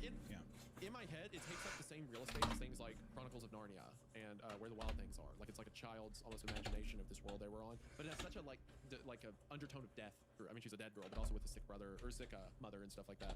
Like, gosh, it was just such a good story. But yeah, so Dopamine killed it, and now we're reading another story from them. This was posted 7 years ago, and it's called They Told Me I Was Nothing But a Dog. Once again, Dopamine, their account has been deleted because Reddit's lame, but we're going to link their Substack, and we're going to link the subreddit for the North American, what's the name of that big series they write? The North American Pantheon. We'll have that link in the description and stuff, and I'll verify that Dopa Beans is their new account. If it is, we'll link that too, so be sure to show them some support, especially now when they need it. So, that out of the way, they told me I was nothing but a dog. My father named me Leica, because when I was born, my grandfather told him to treat me like a bad dog. Father, Leica was synonymous with dog. He used the name to remind me of my place in hierarchy. Lesser, beneath, inferior. Nothing but a dog. Leica's the dog the cosmonauts sent up. Kayla has a Leica tattoo on her arm. When they were born, the father said, treat nothing but a bad dog. That's an insane thing for any human to say. Very, not a healthy relationship right now, no. No, a newborn's there and your father shows up, like, treat that nothing but a dog. Like a bad dog. My father meant to humiliate and degrade me with such a name, but he honored me instead. You see, Leica was a stray dog from Moscow. On the 3rd of November, 1957, the Soviet Union put her on Sputnik 2 and launched her into space. She was the very first animal. Guys, the Soviets put a rocket into space, but they didn't know how to bring it back. This made Leica's mission a death sentence. Shortly after reaching orbit, the interior of Sputnik 2 became catastrophically hot, far too hot for mammals to tolerate. Mere hours after launch, Leica died an agonizing death. She perished the same way she lived: lesser, beneath, inferior, abandoned, unloved, nothing but a dog. I spent many hours imagining her terror, pain, loneliness. How would it feel? Spending my last hours hurling through fine darkness in a middle bucket. What must it be like to not understand what I was seeing? Why was suddenly so loud and so hot? What must it be like to not understand why? After being plucked from cruel streets and dropped into a bustling world of kindness, I was now alone. Perhaps I wouldn't think I'd been a bad dog. Perhaps I'd think this was my punishment. Jesus Christ, I'm punishment sad. Do what? I said, Jesus Christ, I'm sad. My God, like, I'm so sad now. What happened? Insanely heavy opening to a story. What? Slightly, actually. Can I give that? Honestly, why did the lips make you more depressed? We just gotta keep going. All right. Leica is such a tragic tale. I think about her a lot. Such a cute dog. It's like she was just used for, our understanding of something, but she was a casualty from the beginning, and that had to be so scary for a little dog. You know what was going on. Yeah, tragic. That made you feel better, right? Me saying that. No, I was like, yeah, I'm in a good fucking headspace. Yeah. I'm sure everybody too is just like now just sitting here quietly thinking about existentialism and stuff. It's pretty fun. Do you know the song Holland 1945? I love that one. Yeah, that's my favorite song. I'm not crazy about Neutral Milk Hotel, but I love that song. But I see people attribute the end chorus to her all the time, where it's like, and now she rides a comet's flame and never coming back again. The world seems better from a star. Right now from the fire. Yeah. I see all this stuff. It'll be like Kayla's tattoo is Leica, the dog, with an astronaut comment on her. It's a sweet. What I like about Leica so much is it was such a tragic moment, and it's such a terrible thing in history where it's like let's just kill things, let's just ruin creation for our understanding of it. Which I understand, like disease research stuff like that. There's a greater purpose. There's an end. But in Leica's case, it really was just for our knowledge, for our getting to know something. Some life was lost, and it's tragic. But now there's this reinvigoration of her where people see her as kind of a symbol of tragedy and what was lost, and because of that, they make her beautiful. There's drawings of dogs with helmets and floating through space and on comics and stuff like that. I don't know. I like seeing the art, like the beauty that comes out of it, you know? Now you're in a good headspace. now you're really ready to go. Punishment is my mother's. I know what it was like to be punished for transgressions I cannot remember or understand. We hurt so badly, my heart rate triples, my mind flies out the window and soars into the stars. Retracing Leica's doomed flight while my husked worms weeps on the floor of a dirty house 68 miles below. Even so, I adapted to punishment. As I said, it eventually becomes a language. Given enough time, anyone can learn a language. What I could not adapt to was fear. As a child, I was afraid of everything. See, What happened? In the deepest, most forgotten parts of the world, there are things that most people cannot believe, and even fewer would understand. Old ways, old things, old truths, and old monsters. Monsters like my father, my grandfather. How can I describe this in a way you will believe? Maybe I can't. Maybe I should have tried. So instead, I'll describe my grandfather. He was called Pavel. By the time I turned 9, he had gone through 6 bodies. By this, I mean he inhabited them, using a variant of blood magic perfected by my forebears across many centuries. He leapt from body to body. Okay. He was not a spirit. He had a corporeal body of his own. This monstrous thing covered in scars and hard, glittering skin.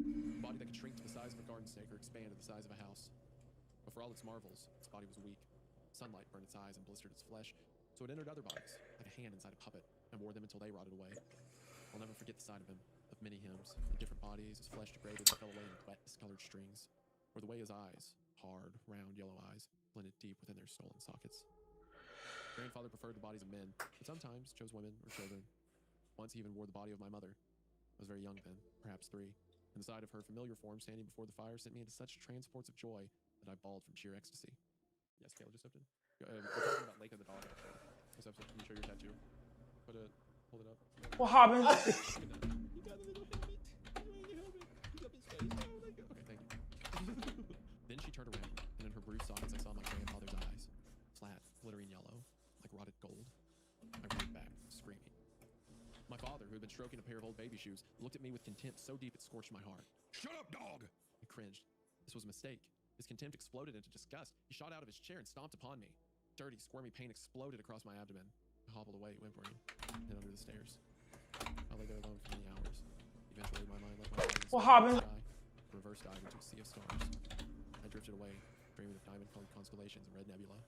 At my side was a curly-tailed dog with a striped face, my namesake, Leica. Aw. Gosh. That made me really sad, the idea of an abused kid thinking about being in the stars with Leica. It's really... I remember there was this little poem I saw where someone was talking about how Leica is up in space and kind of serves as like a river Styx figure almost for like all astronauts and animals lost in space. Leica the guardian, Leica the guide. Man. Gosh, that's sad. That's so rough to read about kids. Not enough, and the story handles it in like a way where it's like part of it and it feels very respectful and like it understands the weight of the subject matter, but still. Also, why would you, as a grandfather, possess your son's wife, or at least your son's like concubine? I don't know. It's very odd. Doesn't that seem like some weird incest stuff would happen? Yeah, that seems weird. That seems very, or just to know. What if right now, Hunter, Allison was like, "Hey, yesterday I was your dad." I'd probably kill myself. That's the only option, right? Like which I mean, to be fair, he is like a fucking immortal blood wizard or whatever. So who knows? Who knows what in the mind of a blood wizard, Twilight vampire, sparkling guy? Who would knows? It's true. Who knows? When I woke, I felt her, furry and warm, chest rising and falling under my hand. I opened my eyes. For just an instant, I saw her in the shadows. Then she shrank away, sinking into the ground. I tried to grab her, but the floor swallowed her. My fingers closed on cold, hard floorboards. I covered my eyes and wept. Several months later, grandfather within mother gave birth to a child. Okay, see? Like, that's weird, right? So, hey, son, I possessed your wife while she gave birth to your child. Treat your kid like a dog and come over here and have sex with me. Treat your kid like a dog and let me birth my grandchild/dog child. I'm pregnant with your baby. Yeah, this guy's a freak. It's not for being like a multi-dimensional spirit demon or whatever. He's just weird. A baby boy with yellow eyes and my father's curly black hair. Mere minutes after the birth, father picked up the baby and took him outside. He returned an hour later, empty-handed. Spurred by horror, I immediately ran out into the night. The cold was brutal, once invigorating and exhausting. I searched until I found the baby, whimpering weakly beside a snowdrift. He was still covered in birth blood. I named him Alexander and brought him home. When I walked in, father immediately slapped me. Reeled back as stars rocketed across my vision. Never! He hissed, contempt dripping from every syllable. Never disobey me again. Give in to me now. He reached for Alexander. Grandfather stopped him. I looked up and swallowed a whimper. Grandfather stared back at me through my mother's rotting face, the mouth puffy and discolored, with an oddly detached look, corked into a smile. No. Let the dog keep her pup. We have other concerns. They certainly did. They worked together, and they worked constantly. Father kidnapped victims, and grandfather... Whenever father brought a new victim to the cabin, grandfather used his hands, long, hideous things marked with scars and covered in strange, glittering flesh, to tear out the victim's tongue and crush their feet. Then he would wait until nightfall, because remember, sunlight burned grandfather's eyes and blistered his skin, and carried them to his chapel. His chapel was an ancient stone structure at the base of a wooded hill. Hey, you need a little. 6 rough hewn pews. At the end of each pew sat. Hey, you need a little bit more in there. I hated grandfather's chapel. The very air weighed upon me whenever I entered, crushing my heart and poisoning my lungs. The worst part was the fear, electric and paralyzing. Luckily, I was just a dog. Dogs do not spend much time inside chapels. Dogs hear screams, even screams from far away, echoing down forested mountains long into the night. Grandfather did not often leave his chapel. When he did, it was always in the wee hours of the morning. I know this because my father and I were required to hold vigil until he walked through our door. Whenever grandfather came back from his chapel, he looked human again. Smooth skin, wide smile, good proportions. Sometimes he looked a bit like father, and sometimes he looked like his victim. It was as incomprehensible to me as outer space would have been to Leica. The stream of grandfather's victims never ended. Vagrants, the elderly, travelers, orphans fleeing violence. There were so many. So many. You think that maybe it's saying that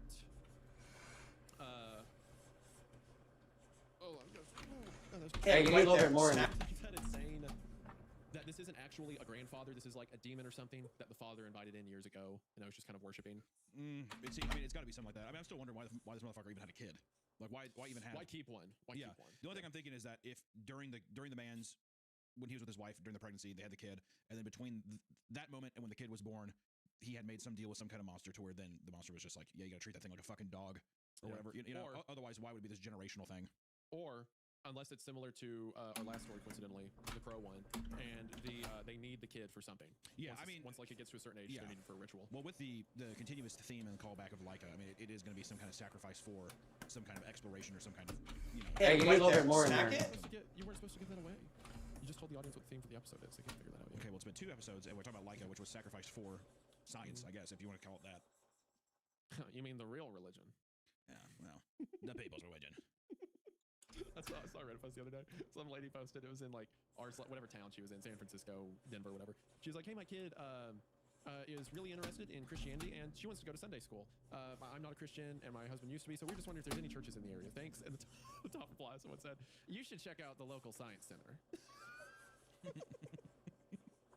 Well, maybe teach your kid a real religion.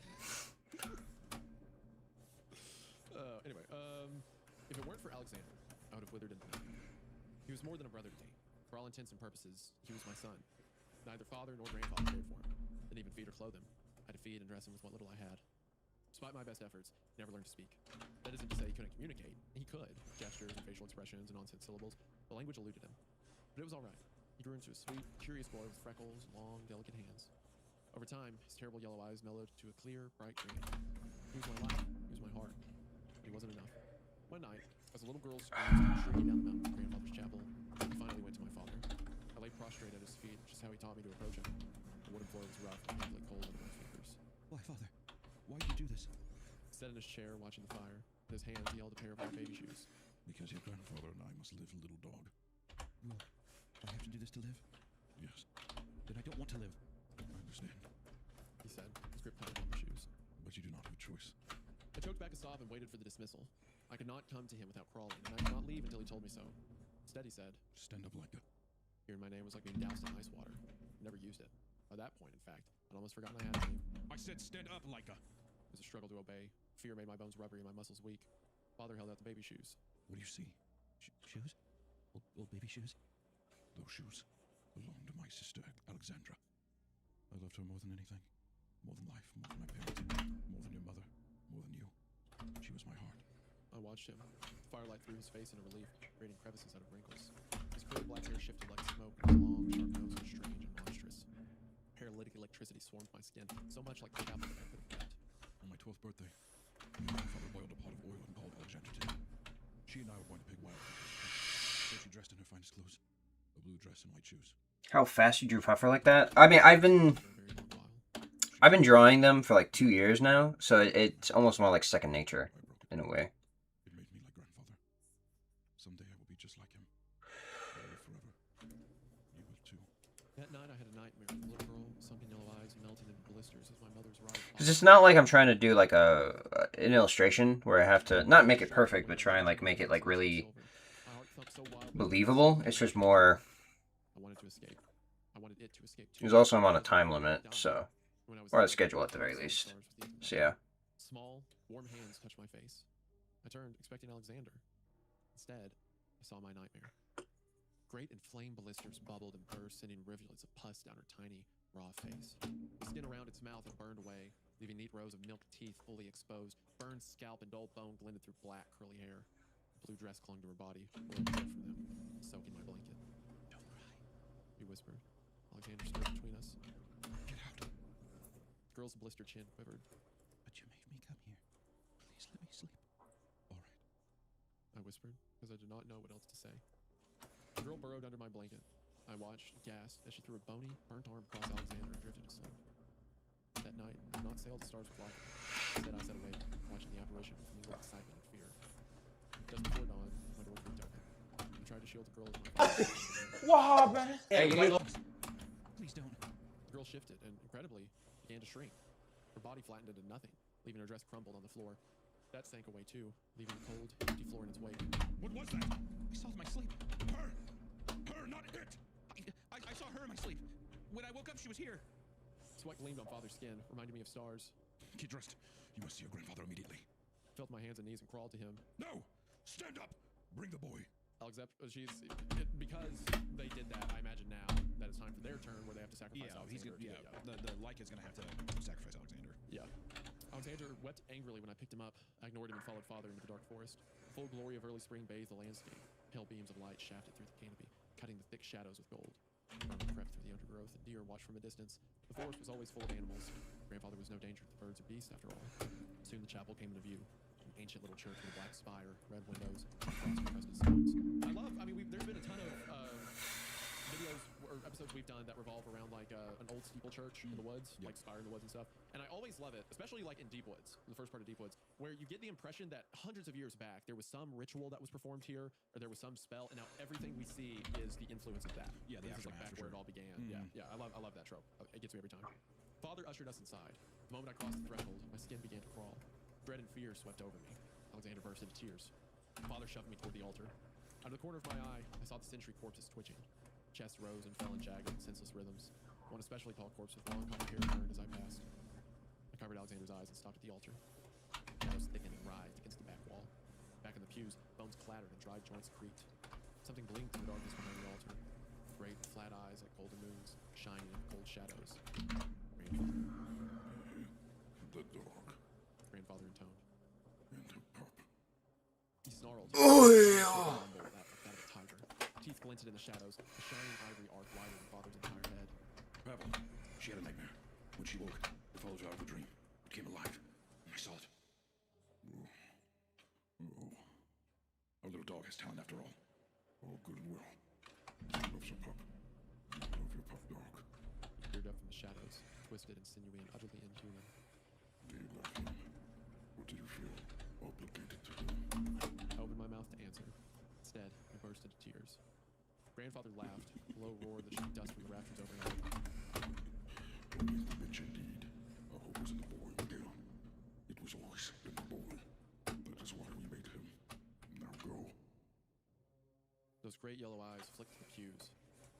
I do not like to keep my sentries. Not when they are hungry as they are. Fear and disbelief battled across Father's weathered face. Do you not understand what I've told you? She creates life from thoughts. A poor substitute for what we require. Leave, Miguel. But Grandfather rocketed out of the shadows, a rippling mass of glittering skin and malformed limbs, and knocked Father with stones. The corpse sentries uttered a deep sigh and continued to twitch. Never! Grandfather snarled. Sunlight poured through the crimson windows, imbuing his strange hide with a red glow. He looked like the sky, a starry piece of outer space. Never defy me! I waited breathlessly for Grandfather's eyes to burst. Hey, you need a little bit more in there. After all, exposed to daylight, but it did not. Many moments later, Grandfather struck Father across the face and looked back into the darkness. We left. Father did not speak again until the cottage came into sight, and he grabbed me and dragged me off the path. Listen, Will. I can protect you from him, and He looked down at Alexander, eyes blazing with disgust. when the time comes, I can protect you from him, too. But only if you help me. Why should I need protection? He's small and loves me as a mother. Do you remember the story of Alexandra? I nodded. The story is coming. Only Alexander will be me, and you will be Alexandra. My heart fell to the cold earth. Carefully pressed Alexander's head into my shoulder, shielding his face from Father. Listen, dog. When next you dream of my sister, His voice broke. Pulled away and ran his fingers through his hair. Tears shone in his eyes, which were huge and miserable over his quivering mouth. when she comes again, bring her to me. All right, Father. I'd never seen him weep before. The sight was frightening and curiously thrilling. I will. Father nodded curtly and left. I nearly followed, but thought better of it. Instead, stayed in the forest with Alexander. Interesting. So it's like a discrepancy between Father and Grandfather, where he thinks that Alexander's not worthy, I guess, and he would rather it be his daughter, even though he hates her, because, I don't know, interesting. I will say, I really love when it was describing his flesh, the red flesh, and said it looked like the nebula of space. That works so well with the Leica metaphor the story's been chasing, where, like, space was this unknowable impossibility to Leica, and now we see that same image reflected in the skin of Grandfather. Right. That's such a cool motif. As the morning brightened and birdsong swelled to a symphony, I set Alexander upon the narrow path. He ran forward, humming a tune of his own composition. Shadow and sunlight dappled his skin, turning him into a woodland sprite. The trees were in full bloom, petals drifted down like snow, carpeting the earth in glistening white. Alexander pulled ahead. After a while, I couldn't hear or see him. He drifted away, into the deep sky. Alexander! Alexander! I rushed ahead, grimacing against the pain in my chest. My heart thumped wildly, so hard I could see my shirt. Wanted to escape again. Alexander! He darted from between the trees. I halted, overcome with relief so powerful it took my breath away. Petals covered his head and shoulders. As I watched, one drifted down and settled on his nose. Wide green eyes glimmered above it, bright as the promise of spring. For the first time in my life, my heart was so full that I wept. That night, Alexandra came to me again, blistered flesh dripping down her face. Her eyes had melted away, leaving raw, swollen masses of flesh in her melted sockets. Remembering my instructions, I sat up. Father? I quivered. Alexandra reached for me blindly, ruined hands closing on shadows. Father! Father burst into my room, gasping. Alexandra! I shot forward, arms extended as if to sweep her up. She turned. Father froze. Alexandra tottered towards him. Mikhail, my eyes hurt. Father collapsed and covered his eyes as Alexandra approached. She left a trail of pus and oil, shining like a tiny river in the moonlight. Mikhail, my hands hurt. Father wheezed miserably. Mikhail, my skin is on fire and it drips away. She stopped before him and crouched. Father whimpered and whined like a beaten dog, twisting away from her hands. She set her small hand on his cheek. Father squalled and writhed, couldn't break away from her. Mikhail. She wept. You are just like him now. She jerked and began to shrink, to sink, disappearing into the floor. The moment her hand fell away, Father leapt up to his feet and ran. After that, he did not ask to see Alexandra. This is good, because I did not see her in my dreams after that. I only saw Leica. Oh, that makes sense as to why earlier in the story she saw the vision of the dog. I didn't put that together until just now. The reason she saw the dog is because she has this power to bring life. I spent most nights drifting among the stars with that dear, doomed dog at my side. Imagined or not, sights were glorious. Incomprehensibly beautiful star formations, planets, great multicolored expanses of celestial mist. Sometimes I woke, bleary and incoherent, felt her fur against my skin. By the time I opened my eyes, there was nothing. One winter morning, I woke very early. My stomach growled immediately, and no wonder. Father hadn't fed me for days. I fed Alexander with table scraps and tree bark. That, I decided, would change today. I crept into the kitchen. There wasn't much, there never was. But I scraped together what little I could and turned around. It was my grandfather sat at the table, great golden eyes shimmering in his terrible face. You bitch. What have you done to your father? He no longer hunts. He no longer eats. He no longer obeys. I felt like I was back in his chapel, crushed by darkness, heavy with dread, on the verge of panic. Your ability has not been seen on this earth for 1,000 years or more. Of course, the ability wasn't of Earth.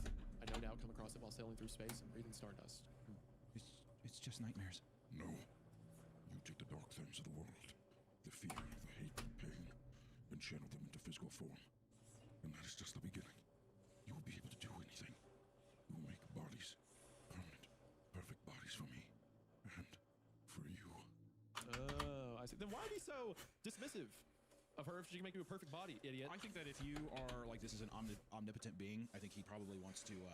It's kind of like Zeus, or it's like Hey, you need a little bit more in there. or something. It's like almost like this thing's going to kill and replace me, maybe. So maybe he's just like making Laika feel lower than what it actually is. Potentially.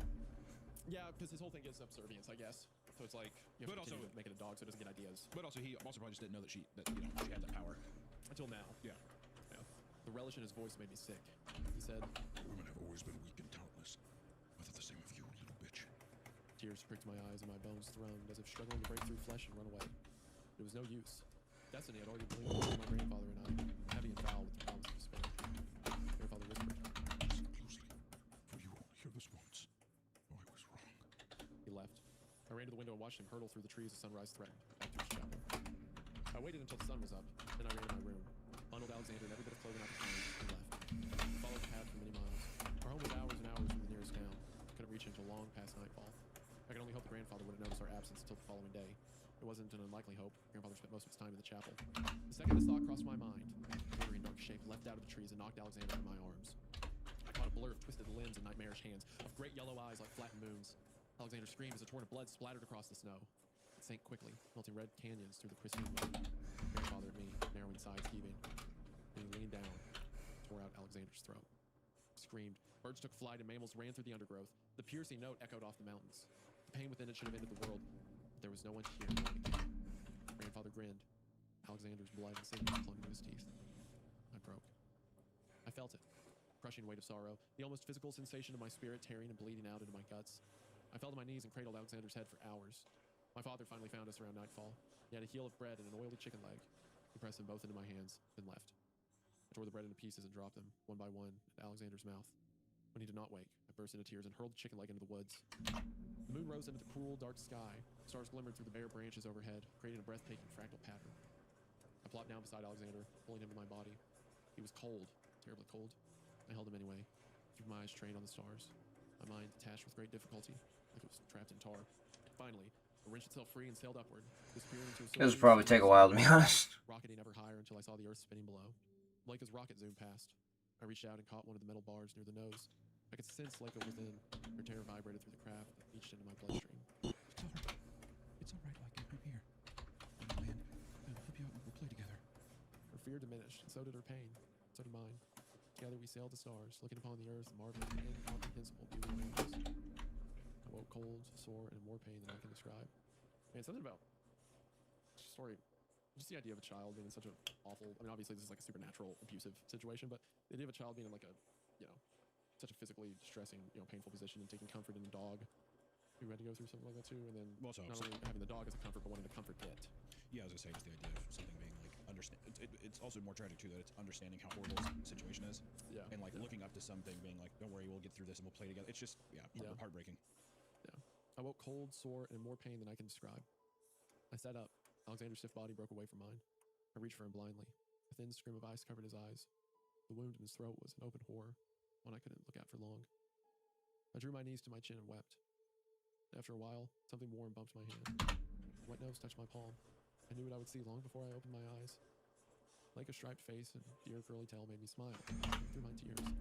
Stars glimmered through her fur, gently pulsing pinpricks of light. What is this? Grandfather's voice echoed through the trees. Rage flowed through my blood, exquisitely corrosive. Hate, I learned then, is pleasurable. It is fury and it is the basis of power. Grandfather erupted from the darkness, scald skin shimmering like a river under the moonlight. You waste your talent on a mutt, not even on your own pup. No matter, I will correct you. Leica reared up and leapt, snout piercing one of Grandfather's flat moon eyes. He screamed and shook his head back and forth. Leica fell to the snow, twisting and quickly righting herself. Then she bit his foot. Teeth sank through that impenetrable, immortal hide like butter. Leica was not large enough or strong enough to kill him, but she tore holes in him the way a match scorches holes in paper. Soon Grandfather was on his knees, mere feet from Alexander's corpse. Leica came to me, panting, and collapsed in my lap. She bled from 1,000 wounds, some small, some undoubtedly mortal. My voice broke. I stroked her gently, willing those wounds to close. I was a monster. I used Leica just like the others had, calling her down on false pretenses, filling her with hope, before throwing her into the void. Good girl. I looked up as Grandfather's good eyes slid to my dead brother. Something dark bloomed there. A wicked, corrupted hope. He curled in on himself, twisted body shrinking to a withered husk. and slid down Alexander's throat. The was Alexander's body set up, bones creaking and frozen sinews cracking. He smiled. His eyes shone like molten gold in forge. Leica attacked again. Alexander's face curled into a snarl as she bit and tore his skin, exhibiting an energy at odds with her awful wounds. I watched, helpless and hoping and hurting, wishing I could detach and fly into the stars once more. Except there would be nothing there for me now. I called Leica down from the stars and doomed her. Snow crunched behind me, I whirled around. Father stood there, watching me with contempt. In his hands was a sleek, gleaming shotgun. Relief and horror engulfed me. This was the end. My mind would detach, forever this time. The fear would finally end. Like a bit down on grandfather within Alexander, who hit her. She whined, but he held fast. Father stalked past me and cocked the gun. No! Don't hurt her! Don't hurt her! Father pointed the gun at Alexander's head and fired. Blood and viscera and dark, glittering flesh exploded across the snow. Father fired again, then reloaded, and fired again and again. Alexander's head evaporated into red mist.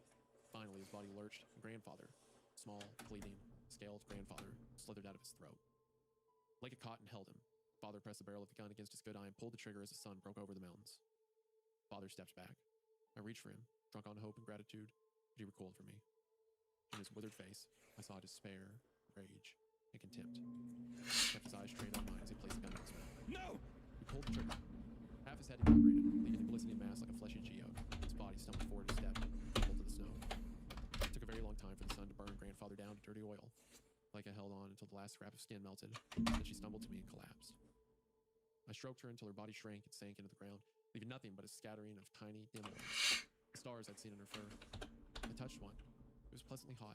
I gathered them up and slipped them into my pocket. I went to Alexander's body, ravaged beyond description, broken in ways that did not seem entirely real, and sat with him until nightfall. Then I stood and walked away, and life went on. At first, I brought them back from my nightmares. Alexander, father, grandfather, even Alexandra. But I quickly taught myself to starve, and eventually kill my ability. It's not a good power. It's born of rage, despair, selfishness, and fear. And I cannot tolerate fear. Besides, dogs do not have such awful powers. It is good to be a dog, because they're not necromancers, they're not monsters. They're nothing more or less than the simplest, most loving of creatures. That's why I'll always be Leica the dog. And that is the end. Wow. Yeah. What a great one, man. Yeah. What I love about dopamine stuff is that the way that they write, it almost feels like these are like entirely fantasy. Like they're like, it almost feels like you're in the fucking landscape of like a Ghibli film or something. Yeah. We're obviously in these times where at least the Russian experiment went, so at least we're in the 50s, at most 60s. But it feels like these things, like just being in the woods and having the chapel, it's not like it really like addresses it. I mean, like we hear about it and we know it's there, but in my mind, the way that they write about nature, especially like the mammals and the animals that live in nature, it just makes it sound so fantastical. And these stories always wind up being these kind of like grand, fantastical conclusions as well. I mean, I kept picturing the grandfather as just this giant. I mean, like I don't know why I kept picturing the giant, like the bathhouse owner in Spirited Away.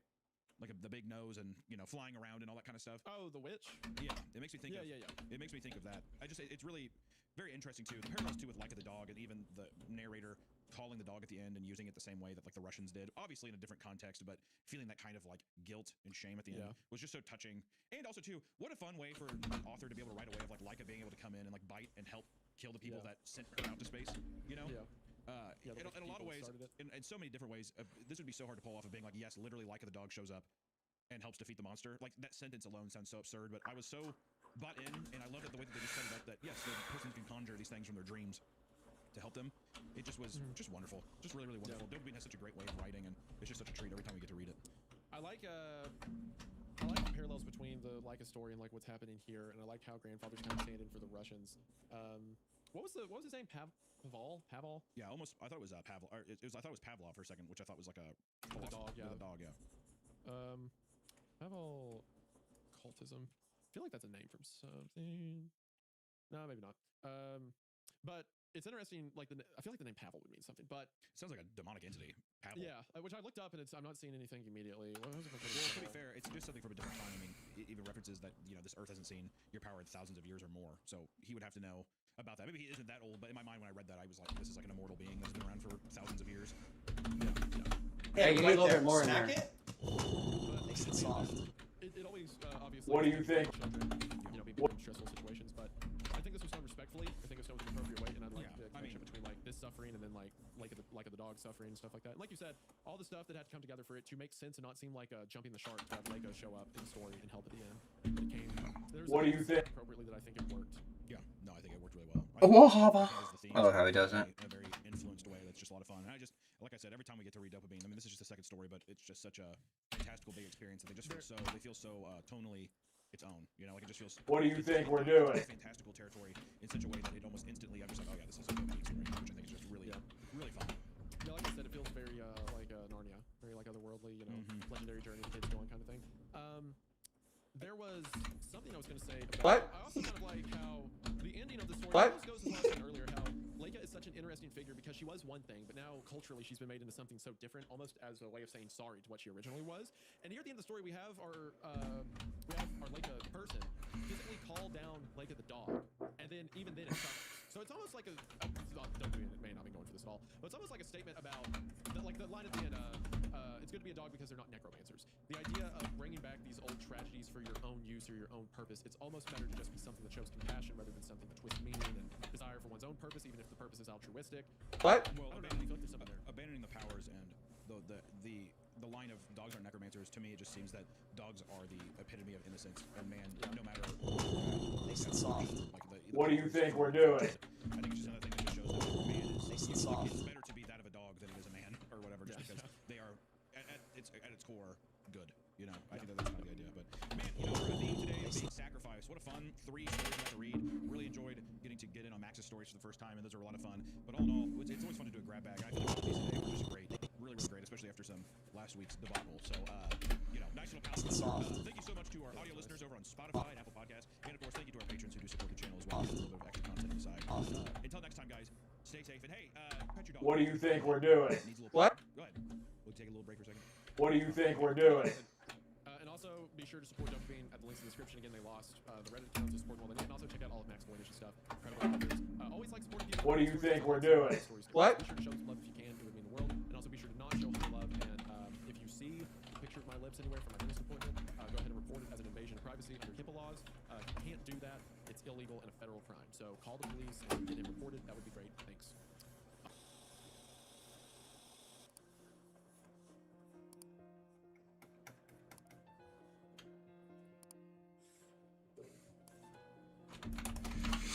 Ew.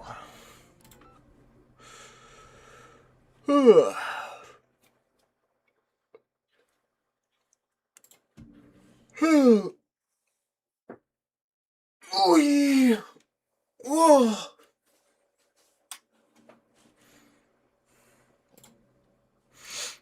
Hoorah. Hoorah. In that moment. Alright. What? No!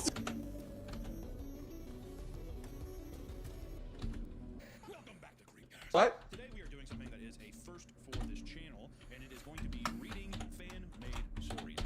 We made a shout-out a while ago, basically telling people that, you know, work on r/NoSleep gets deleted all the time. I know that the rules are really strict there. We read a lot from NoSleep. We read creepypastas.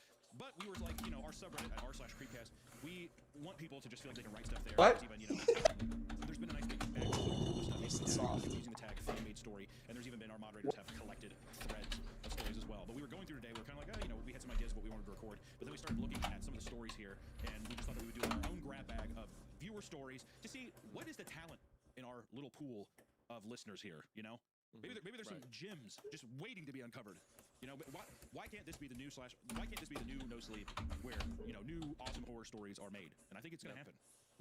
What maybe some of them, you know, are actually worth something. You know, they bring some value to the earth. It'd be surprising out of our audience, but you know, maybe there's something there. No, so there was a bunch that we read in Sorcelled in the Earth a while back, which we knew the author of that previously from It Breathes, It Bleeds.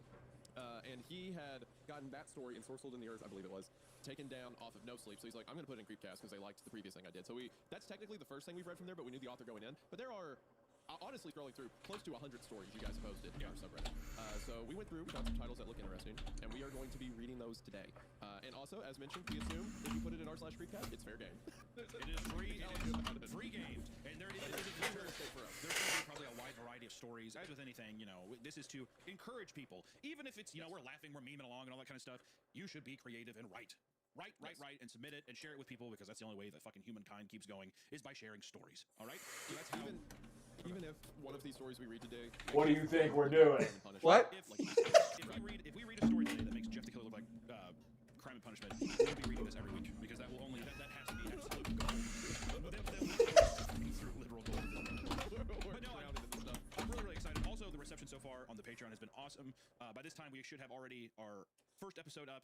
It is a bit of a crash out episode, if I'm being honest. Glad that we put that one on the main channel. We just kept reading, even though we yeah. probably shouldn't have. So that was, I was gonna say, I remember the whole time it was like, this is the first story on our Patreon. So if you want to check that out, be sure to check out our Patreon. You can go to and find new episodes there. I think we're gonna be trying to play this game called what was it called again? No, I'm not human. No, I'm not human. It's like a little demo that looks really cool. Gonna be trying doing that. Just doing some stuff. We got a lot of cool stuff planned there. And as always, if you're watching this on YouTube and you're driving or you're heading to work, consider listening on Spotify or Apple Podcasts. It really does help us out. And without further ado, let's get into some of these stories. And I think the first one, when I was scrolling through, there's a lot to unpackage. All right, there's a lot. The stories we're covering today are The Missing Person I'm Looking For No Longer Exists, which I think is a strong title. I like that one. And then the next one is I've Discovered a Book That Does Not End, The Nursing Home at the Edge of the World. And then the last one that I want to read first because it's the shortest is called Loss of Innocence. All right, which I don't know why that tickled me in a way because here's the thing: loss of innocence, and the user, the profile's gone. They've deleted the profile since then. So I want you to know that if you're watching this and you're the luxurious author of this short story, and it is very short, come back to us. I have to know. But this is going to be Loss of Innocence is the first fan story we're going to read, and I legitimately think it's going to kick us. Yes. I just have to say, by the way, the number of stories scrolling through our own subreddit, and maybe we've cultivated this. Okay, I'm not going to act like I'm innocent. But the number of stories that were titled something to the effect of, my dad wasn't nice to me, or the thing from my childhood, and they all had not safe for work post on them. There was an exorbitant amount of not safe for work stuff, to the point where I was like, I feel like we've just cultivated a smut, like a smut like subreddit or whatever. So here's just a thing to throw out there: don't write porn on the subreddit, please. And I don't know, try to be scary. I don't know. And, or I'll go further and say, do not write thinly veiled porn. Like, one barrier. What this is. One barrier of like, oh, but he had glowing eyes. And then just back into immediate heavy back shots. That's pretty much what the stories are. So I don't know. We'll see. I don't think any of the ones we're reading today have the not safe for work. I don't think we're brave enough to venture there yet. I mean, the title "Loss of Innocence" combined with the deleted account. The Loss of Innocence with the deleted account made me think that this is. If we're going to start off with something nice and short, we're starting with the literal cherry on top. I think. So, Isaiah, without further ado, why don't you get us into this redacted profile? So normally I like to be like, oh, this was written by, you can support them here, but this guy's dead. We'll leave links to all. Put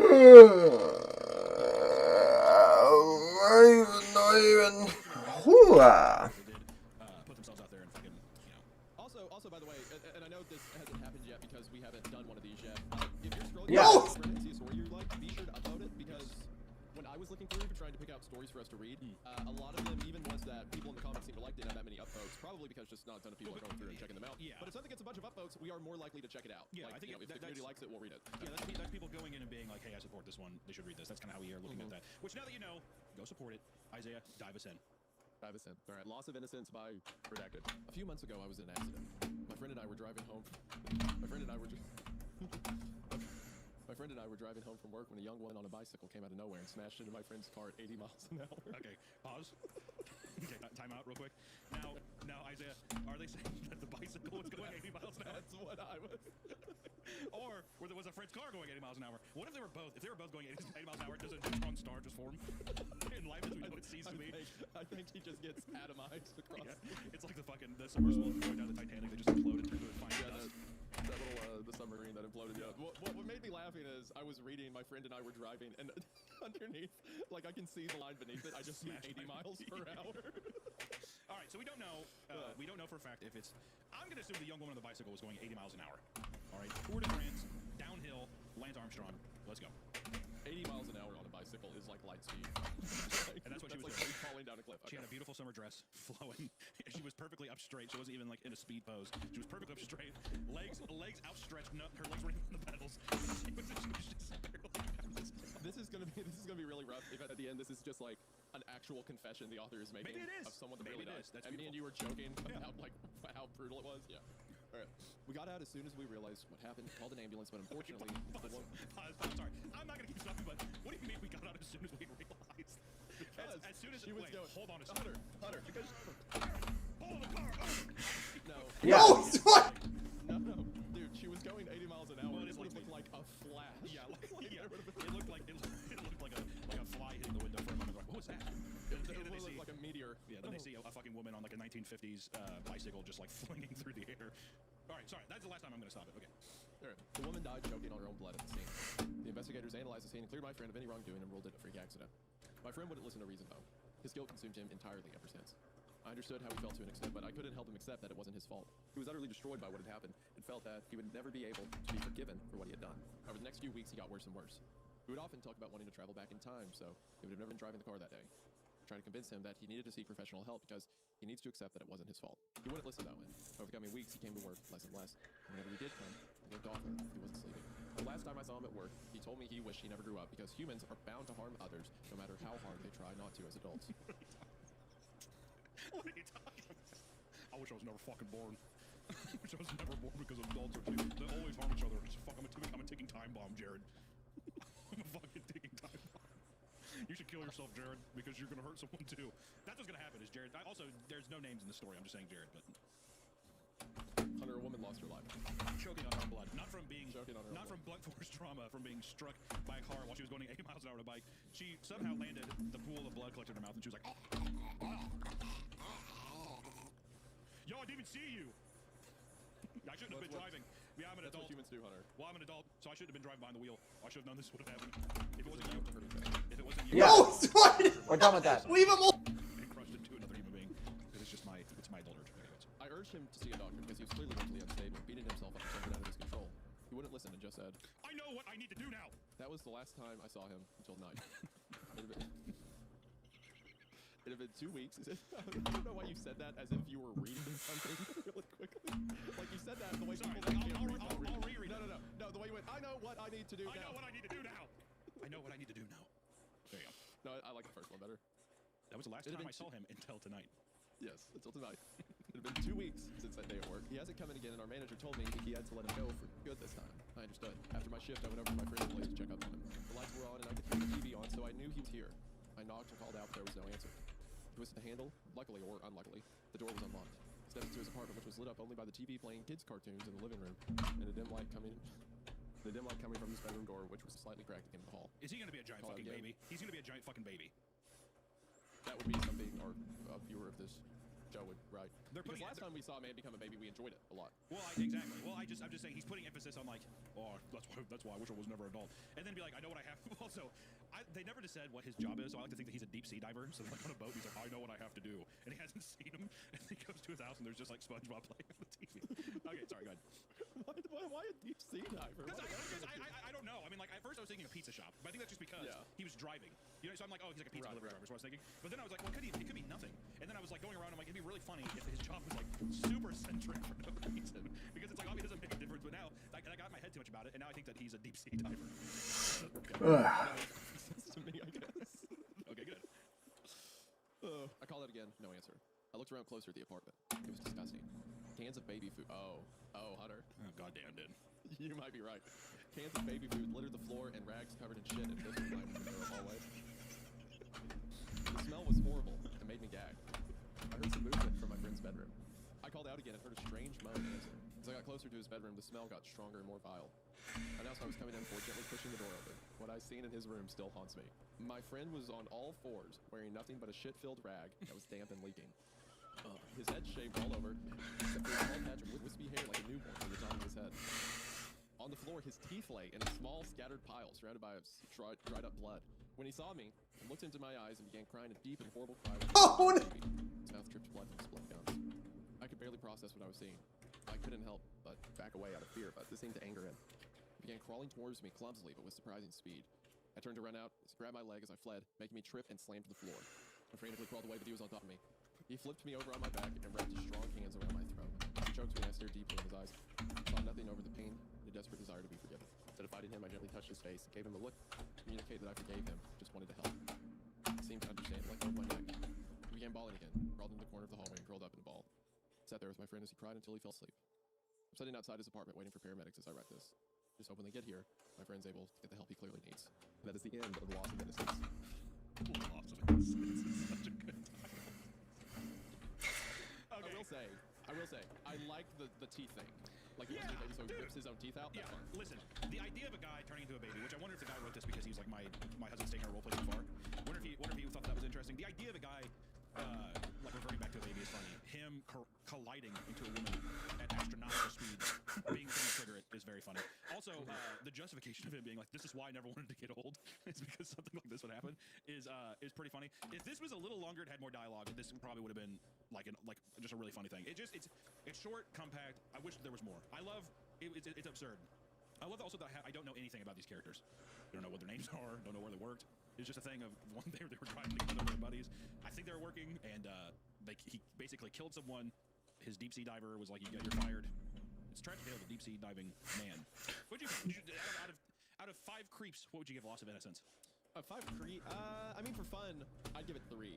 I mean, if we're talking about the horror, 1 would be nothing. So I would say 2, because I do like the idea of like a grown man that's just like wearing these diapers and rags and smells disgusting, and he's ripping his own teeth out. That's a fun visual. Why do you think? Why do you think the baby? I think it was way too short for the concept, and that's why it kind of comes off as comedic. Because what otherwise could have been like long and like mental deterioration was just adults hurt people. I can't be an adult, so he goes and does that. So I feel like the shortness plays against it a lot, but it is a fun concept.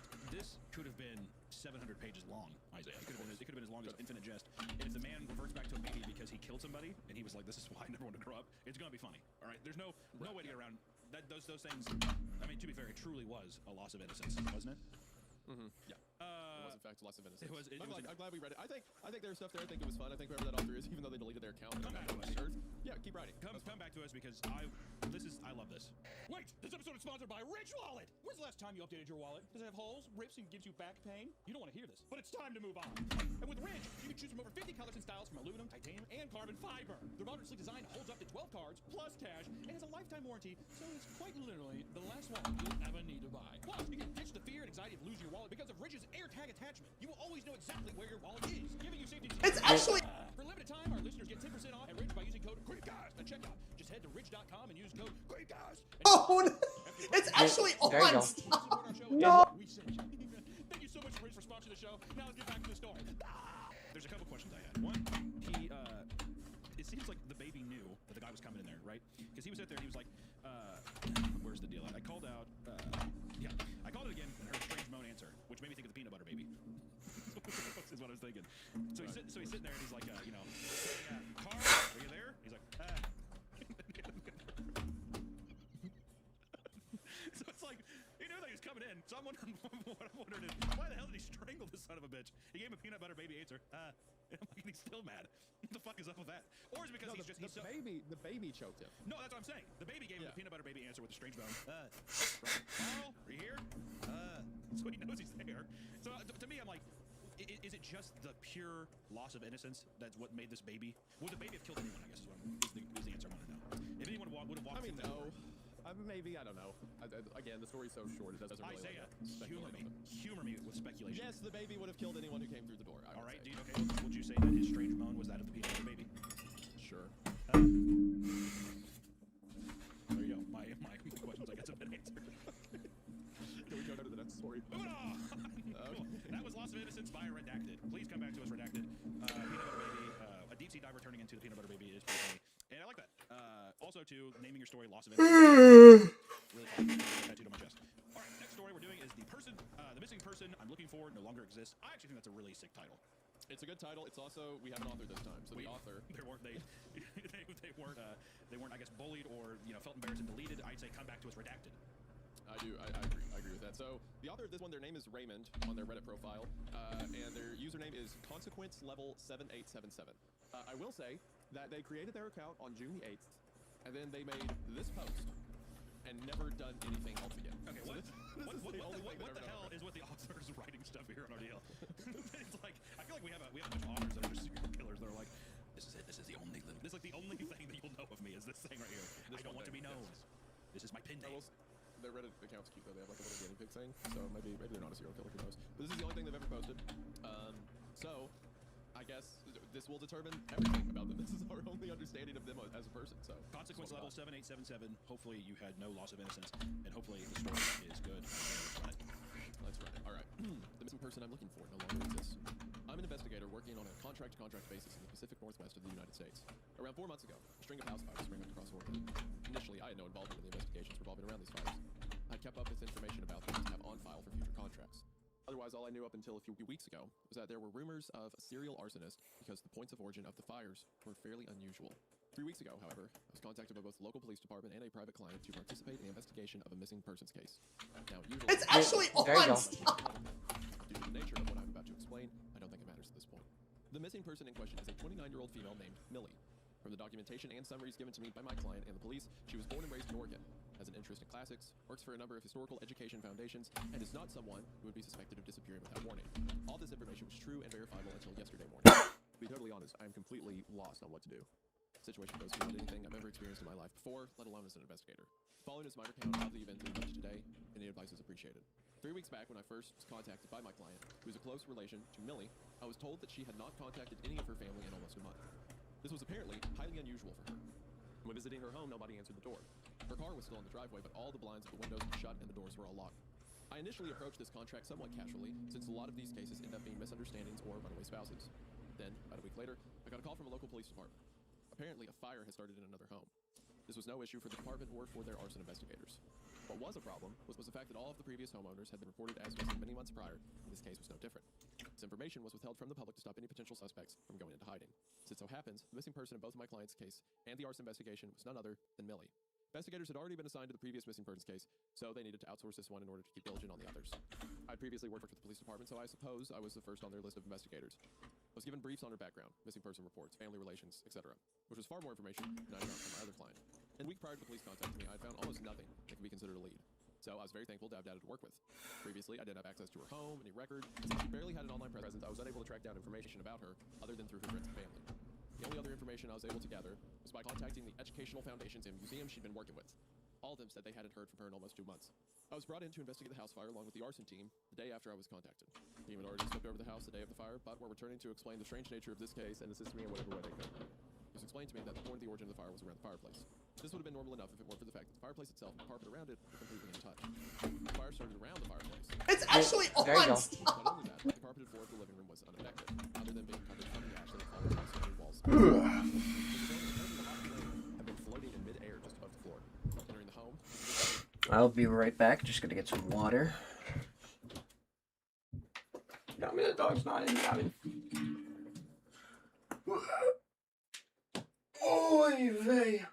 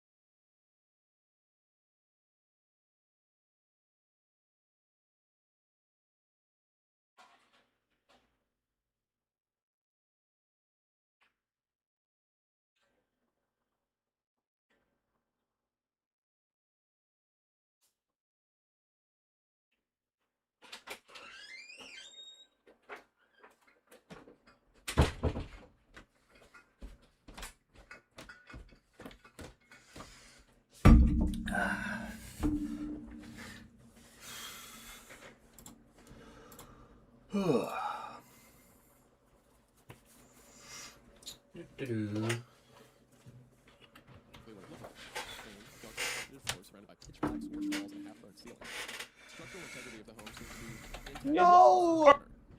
Are you putting the... I took my time to look around, starting with the second-story bedroom. Turned on the light, fired and shut off in case the problem stemmed from an electrical fire. When I tried to put up the window blinds to get light into the room, they wouldn't budge.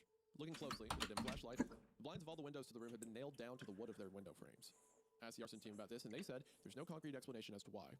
It was across every window of the house. If she had been stalked, this might make sense, but that would likely not apply to the second-story windows. No history of mental instability or paranoia, this was fairly unusual. I checked the master bedroom and the bathrooms upstairs and found almost nothing. Everything looked fairly clean and like a relatively normal lived-in home. Even in the office, there was almost nothing unusual to find. I searched lightly for journals or documents that might assist in figuring out what happened, but much of the evidence had been taken in already, so I would need to request access to it. Back in the living room, I noticed that none of the burnt books had been moved. I checked with the arson team, who cleared me to look through the books scattered all around the fireplace among the toppled bookshelves. Many of the books were unreadable and reduced to a block of ash. So sifting through the pile of books around the fireplace, I came across one that was surprisingly intact. It was covered in ash, but quickly flipping through the pages, it was completely unburned. I was ecstatic to see that it looked to be a journal of some kind. Usually I would turn to send evidence and request access to it after it had been gone or the scene. Rather than to play higher to see if I could. So I instead decided to do some work with it. Curious, actually, I'm just looking something up. When I came to Millie's property, so I could bypass the weeks it might take to get access to it. I'll summarize my room-to-room search by saying I found absolutely nothing else in that home that could lead to any potential avenues to explain her disappearance. The only thing out of place was the fire and the blinds being nailed shut. When asking, the department said her passport and more personal documents were all in a fireproof lockbox upstairs. Otherwise, all the potentially useful contents of her office were really just historical papers and drawings of ancient Greek architecture and mythology. It may seem like I am not being very thorough with this search for her. I cannot stress enough how little information there was to go off of in trying to find her. She was a relatively avid, family-oriented history buff who lived by working minor jobs with a large variety of non-profit historical foundations. I checked every source I could find. After getting no late, I set the notebook on my desk, on top of a clean towel, sat down to start reading it, with gloves on. It was dark outside, so I had to turn on the nearby lamp. Since I was going to be turning the book in, I was trying to avoid any of my own potentially traceable DNA or fingerprints getting anywhere on the book. In front of the journal was a rough red fabric that, without being covered with ash, looked pretty tattered. At first glance, it looked like the bottom right corner. Anyway. The hardback shell had been burnt like the other books. But feeling them, I realized it simply had been covered with bits of dark, smoky black ash that had worked its way in between the fibers of the cover. For one, if he brought this thing all the way back to his house, he's got so much DNA. There's no way. Yeah. There, he is 100% getting asked a bunch of questions, but at least no question. Yeah, why would you remove that? It's my job. I wanted to know. I needed to also contact Hades, just as she had, and get sucked through the fireplace portal. The spine of the book had 15 indented black notches that looked like hash marks, equally spaced from top of the spine to the bottom. Opening it, some pages had stuck together from moisture and weathering, and needed to be carefully pulled apart. The paper was old and very coarse. Yellowing had spread over the corners of the inner hardcover. In the bottom left, there also seemed to be an egg-sized, deep reddish black blotch. I initially thought someone must have spilled ink on the cover. On closer inspection, a sprawling pattern of lines inside the inky marks seemed more like fingerprint of a giant. I remember exclaiming, "What?" in confusion. It was very clearly a fingerprint of some kind, but it was truly about the size of an egg. I thought somebody had to have made a stamp of their fingerprint as a clever way to sign personal items without giving their identity away to the average person if it was found. Unfortunately, Millie had no fingerprint on file, even with international travel, so I couldn't compare to see if it was hers. This piqued a sort of morbid curiosity in me. Journals are personal, but that was going a step beyond. I had to understand why someone, especially if it was Millie, would go to such lengths to hide their identity from the journal. It could even help explain her disappearance. Turning to the next page, it was hard to avoid ripping the paper when trying to get the two pieces unstuck from each other. The first page surprised me. It was filled with a wall of text in a language I did not recognize. Some letters looked familiar, but slightly off when compared to English counterparts. Y's and O's with strikes through them neatly written in what looked to be charcoal were sprawled across the page. Seeing Millie had associations with classical studies, I had to assume it was some alternate Greek alphabet that I obviously could not read. This continued in a few pages until it suddenly cut off midway through on the left side of the third page. On the right-hand page, there looked to be only two words written. One was neatly put in the top left corner and was written in ink, and the other was off the side, written in some charcoal as before. Pages following were written semi-sporadically. Some had sentences, others had one word in large letters. The writings alternated between the ink and the charcoal, but both looked to be in the same handwriting. After a while flipping through, I came across a set of pages that were drawings of scenes. These were written in charcoal and had been so badly smudged that I could not tell what they depicted. It looked like an interior of some kind, but all the details were smeared and smudged until incomprehensible. Pages following the drawings were blank. Flipping through, I was scared. That was the end of my potential lead. My fears were quelled when, after about 10 pages of flipping, I came across more writing. It was the same script, but looked like an author. As the writing was smaller and softer than the previous text. Flipping through this, similar. Blocks of text, diminishing into smaller text, eventually leading to smudged images of charcoal. I continued to flip through these pages, looking for any semblance of recognizable language until I eventually came across something different. This page looked to be in a new language. Something closer to French, written in ink. Some words were slightly recognizable. Comment and what looked like Crocher were the two that I could more directly pick up on, but most of it I could not make any sense of. Same pattern came up to it. Wall of text, short sentences, and some charcoal drawings. I wish I had stopped there. If I had stopped there, everything would have been fine. Turning pages and attempting to decipher yielded no better understanding. It wasn't until I turned to a new blank section. Flipping through, I was again worried I'd come to the end of this fascinating and potentially useful book. Saw a blotch of ink in between the pages I'd flipped through, which I quickly turned back to. The top left corner, the right-hand page, there was a clear as day English word. Hello? Sort of shocked my brain back into what I was doing. Up until this point, nothing had been decipherable, though it didn't feel like I was doing anything wrong. Reading that one word made me realize I could be doing something I shouldn't. This was someone's private property. Someone missing, no less. My brain had to come up with reasons to keep reading, even though I might be prying into something that could have been of little use to the case. I came to the crime scene. Maybe I'd find evidence and progress the missing person's case. Or perhaps a family member might appreciate the memories of them. No matter the reason, I turned the page. Next page, there's not much more close. Do you have a name? Okay, this is fun. This whole time it's like, all right, where are we getting to with the writing? And clearly she was like interested in some kind of ancient religion or spell or something like that, but now we're seeing her interactions like she was talking through the page. Just Yeah, something. I thought it was leading to like a Necronomicon kind of thing, but yeah, it's cool. It's like this weird supernatural text that she's like talking to spirits through or something. Yeah, that's fun. That's fun. Also, all the old text, it's something that's obviously been passed around for God knows how long. This book, he establishes as the red cover. It's old. There's a thumbprint of something like a demon or like some ancient being passed it on, and like several different people from different cultures have pushed this through each other. And her being a history major, she came across it somehow and tried for herself. It seems. That was interesting to me. Someone had written on this page, but not the text. It was a question, no less. Turning to the page, there was more text on the left page. Nice to meet you. And again, right-hand pane was blank. The next one, oh, that's cool. It's like whatever answer it gave her. It probably shows up, yeah. Yeah, that's neat. The next page, simply read. Something clicked in my head. This wasn't a journal. It was a sort of book filled with a pre-planned half of a conversation with the previous owner. It must have been passed down from person to person or left for more people to find. This would explain what I saw before, at least somewhat. Maybe they were all conversations between previous owners. This was incredibly unprofessional of me. Don't know what came over me. Something about this book was so intriguing up to this point that I wasn't really thinking about the situation I was in. That same morbid curiosity was brought about again. Potentially conversing with a missing person drove me to want to see what conversation might be in store if I followed along. Going back, took my closest pen next to the first English page. I wrote, "Hello." I mean, you got to be curious, right? You do, but it's just God, like rule number. It's just like in movies when it's like, you know, someone Don't is like, poke the bear. what is this? What is this weird language? Ba la cool. It's like, why are you reading? You know what I mean? That kind of shit. Turning the page, next to the question about a name, I wrote, "Yes, my name is Isaac." I turned the page again. My blood stood still for a moment as I read the response.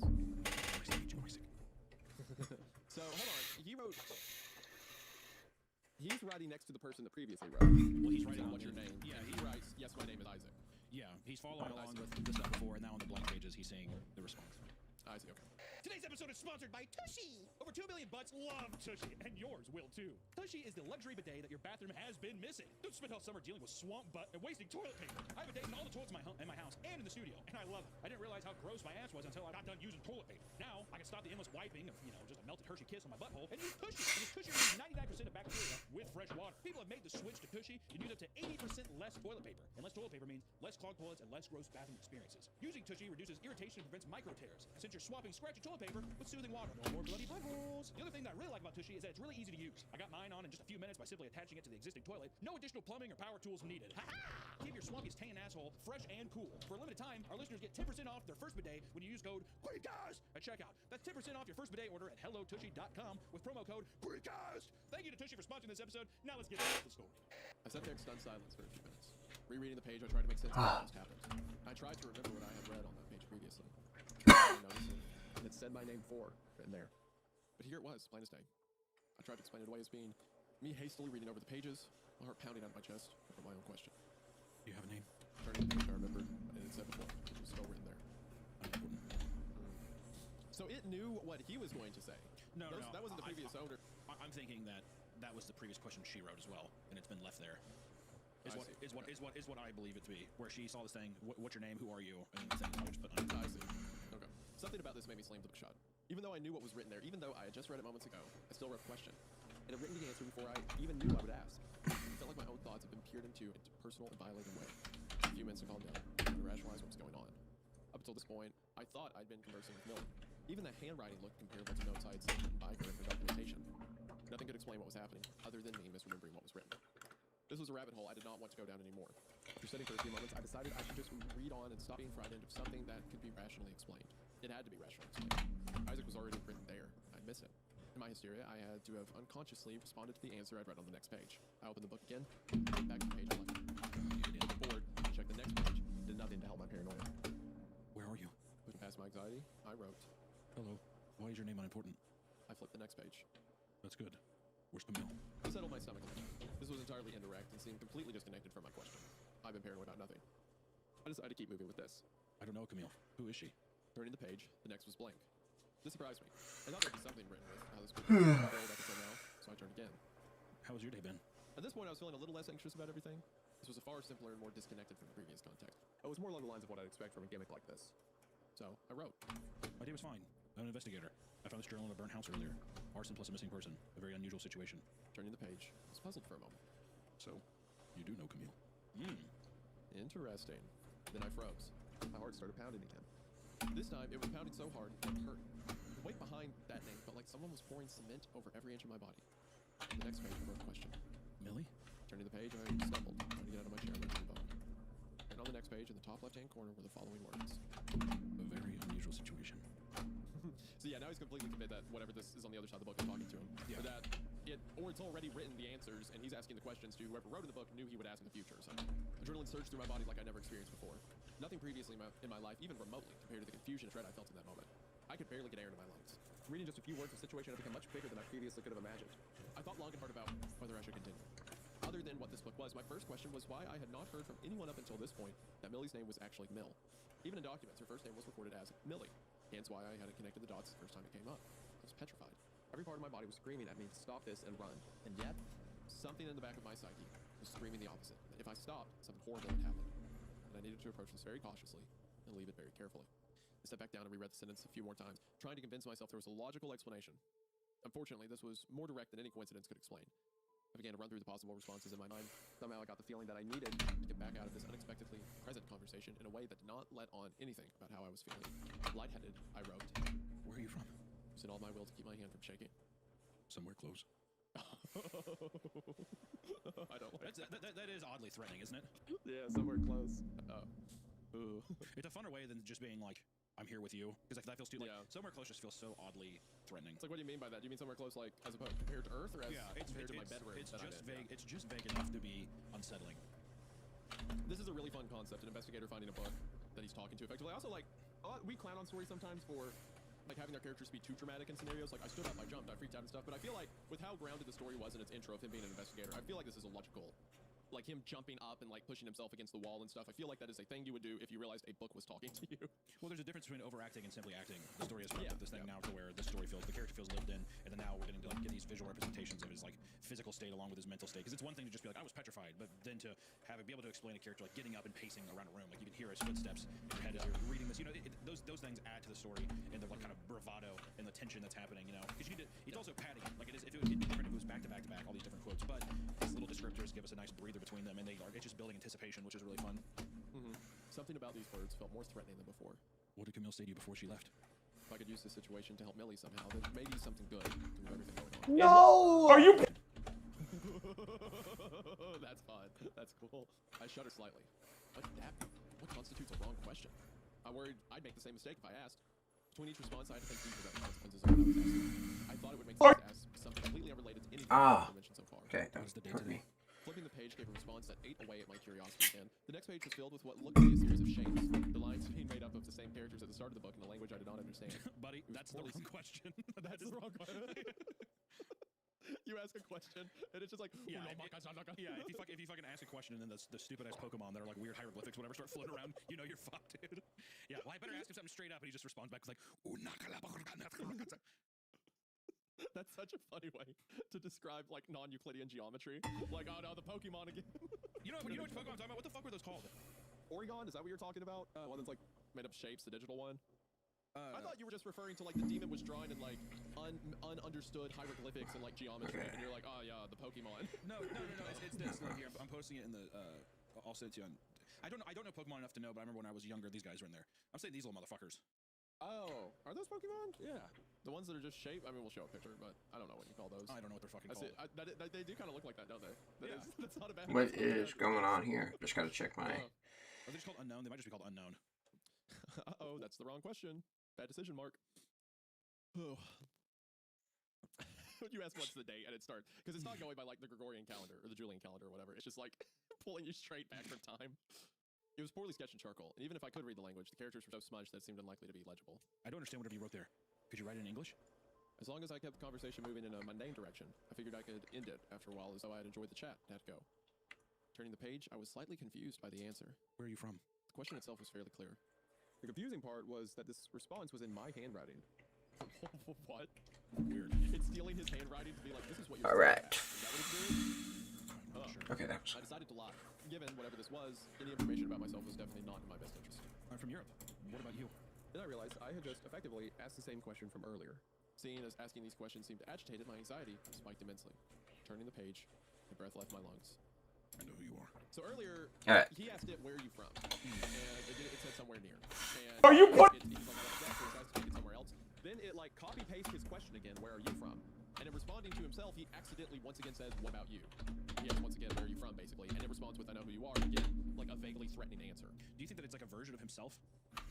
You know what I mean? Like, is the thing slowly become like, not that it's becoming him, but could he be talking to an alternate reality version of himself or something that's taking the shape of him? Like somewhere close to me is. I think it's this feels more like a demon or entity because it's historic, right? It's like some Well, sure, but old tradition. I still think something could be taking his likeness or something. Because the whole idea too that Millie is gone or something, it could.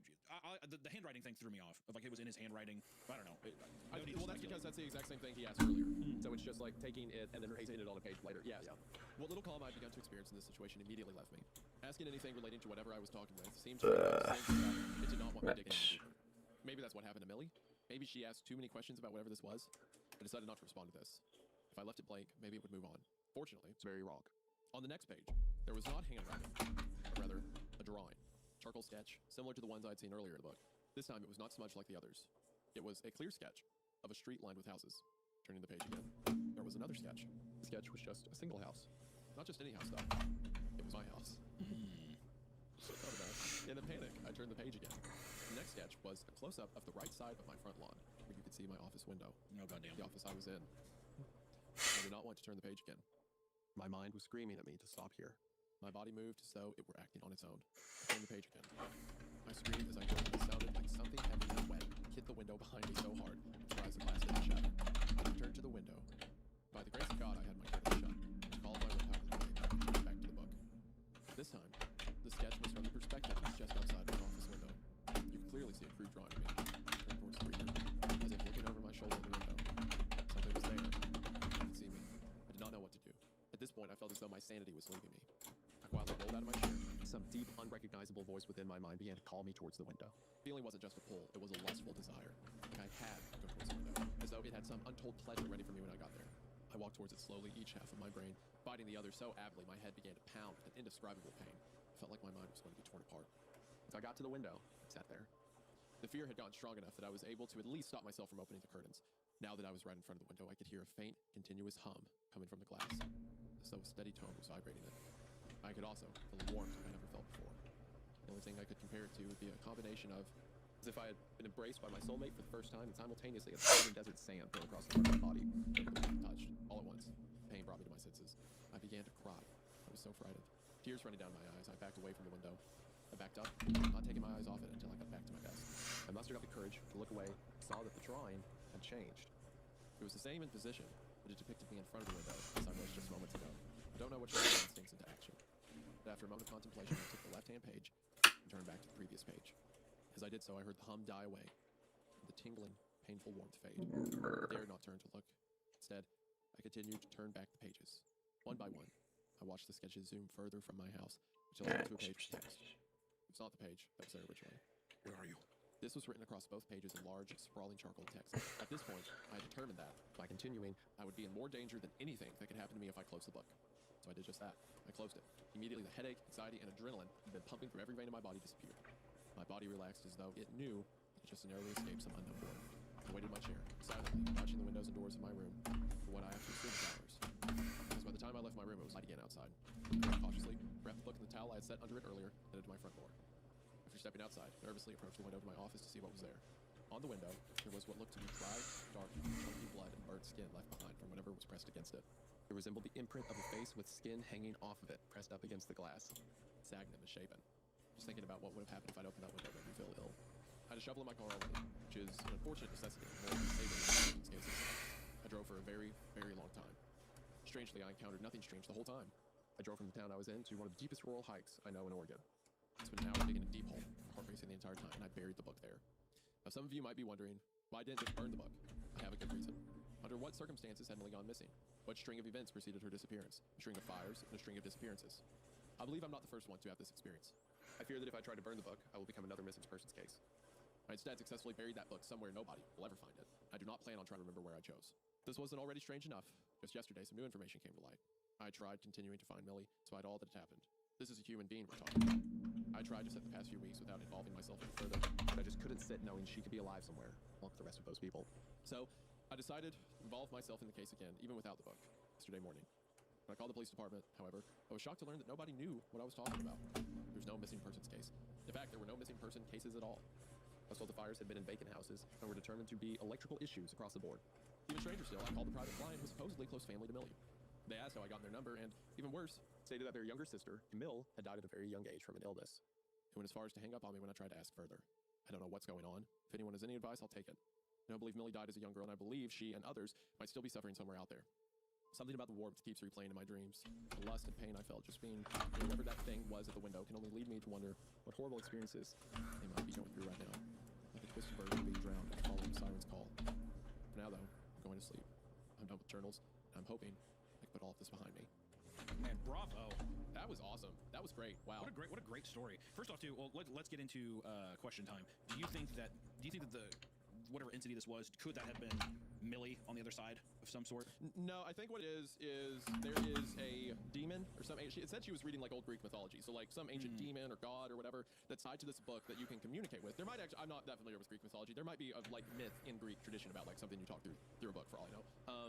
But whatever it was is something that people can communicate with by writing on the page, and it gives them an answer, and it eventually beckons them to it. Like he said, it was on the other side of the window, and even though he was terrified, he felt drawn. He felt compelled to go open it. And if you do open it, I think it takes you away, potentially, or you just see the previous victim of it or something like that.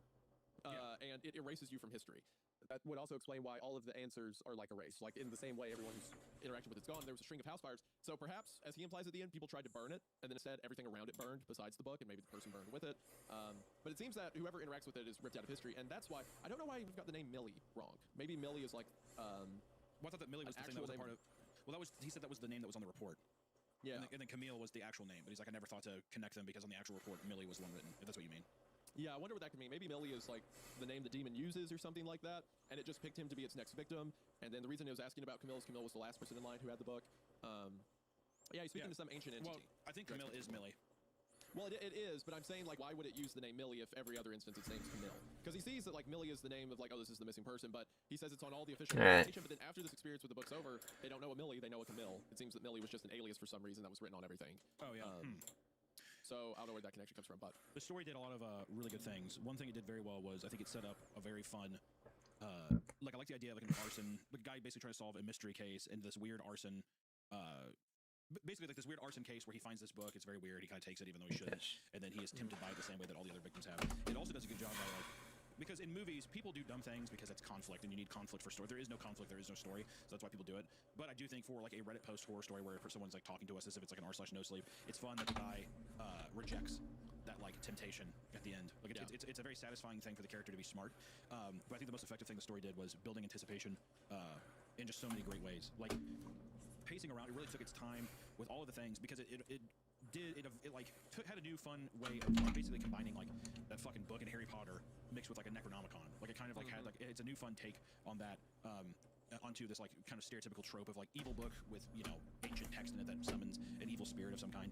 I think that it played with that really well. But also too just like the subtlety of how it was, you know, it didn't go overboard on like, you know, because the creature could have said something like the thing could have like, you know, been saying all this horrible shit or like horrifying stuff, but it was all very subtle and simple, and that within itself somewhere nearby, and that it built that dread. And the charcoal drawing was really fun too. Like you like see these sketches being made of someone outside your house and stuff.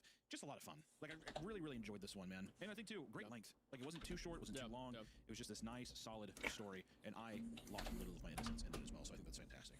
Okay, I'm glad that you're still incorporating that title. Love Loss of Innocence. Love it. That was awesome, though. We'll be sure, like I said, we have all the stories in the description of this as well, but that was a fucking That was very well done. Raymond, come back. That was your only post ever. Keep doing that. Keep writing, Raymond. We miss you. We need you. Consequence level 7877. The next story is by Only a Blur, and it's called I've Discovered a Book That Does Not End. Two book stories. Two book stories. All to say, so go ahead. Let's say, to be fair, we did not know that the missing person story was going to be primarily a book story, but here we are. Yes, that was convenient. So the author, Only a Blur, goes by Brandon, and they post in r/Creepcast a lot. We were their #2 most listened to podcast last year. I don't know why we weren't #1, but that's okay. Well, to counter that, podcast with, you know, the gang. So, and #3 was Red Thread, which was the show I was on.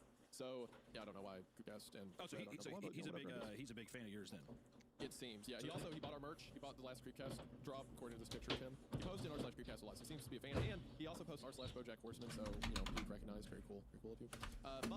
So it seems he started writing this previous year. So he started posting in r/Creepcast, and then after that he started posting short stories. He's posted a couple to No Sleep and r/Horror Stories. One called The Regular at My Bar Won't Stop Coming In. and he also posted that one to Creepcast as well. That one seems to be doing well. The one we're reading, I discovered a book that does not end. It seems he posted to No Sleep, and then it got taken off of No Sleep. So, classic No Sleep action. So we are going to be reading. So after that one got deleted from No Sleep, he then posted the stories over to r/Creepcast, and so now the story we're reading today was taken off of No Sleep, probably because it, doesn't. It gives like the full name of a fictional character or something. So. But yes, posted by Brandon only a month ago. So it seems that he's got a thing for writing, getting into it. So hopefully, I love it. This is good, and we don't make too much fun of it. And you continue writing. I love it. Nice new author. Let's see what he has here, dude. Also, I want to say that I like the name of the title. It's a nice hook. So let's see if the hook has a little bit of bait on it for Daddy. Well, I didn't like the way that you worded I it. I didn't like it. It was unpleasant after. I think calling fans of the show or referring to yourself as Daddy when talking to them. Okay, well, I meant that was a bit. I didn't mean to. That was a bit of an overstep. I'm sorry. Curious. As long as you know that. All right. I've discovered a book that does not exist, also known as Only a Blur. Most of my life, I've been considered a bookworm by the people around me in my life. Always loved reading ever since my 11th grade English teacher assigned us to read Blood Meridian by Cormac McCarthy. Okay. All right. Well, I feel like I'm. All right. I wonder if he's a fan of yours. Well, I've talked multiple times. Welcome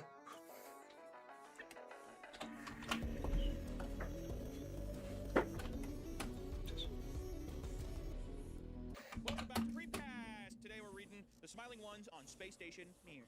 Would you like to I have to finish chewing my mint.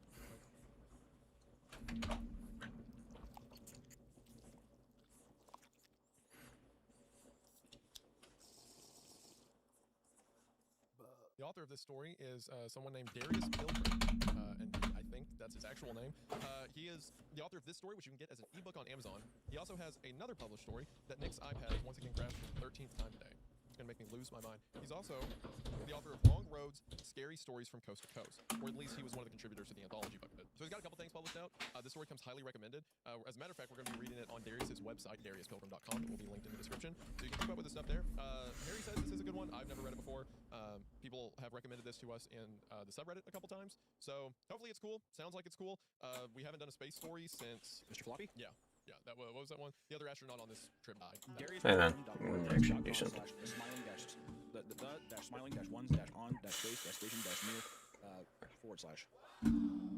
/ Hold on. It will be in the link as well, but if you want to type it out, which I like to do, I thought I would just put that. You've never done that before? DariusPilgrim.wordpress.com. Before we went and got ice cream right before this, and children. Like children. We did so. Before we got ice cream before this. Before we went to our scary store, we went and got ice cream. Yeah, ice cream. And while we were getting ice cream, Allison referred to me as Hunter's friend, and he quickly corrected her and said, coworker. Yeah, well. Yeah. There's no jest, there's no joke to his tone. He hasn't shown any humor in that statement since then, so. We got ice cream, though. We good? Do you like space stories? I feel like they are very hit or miss. Guess they never miss, huh?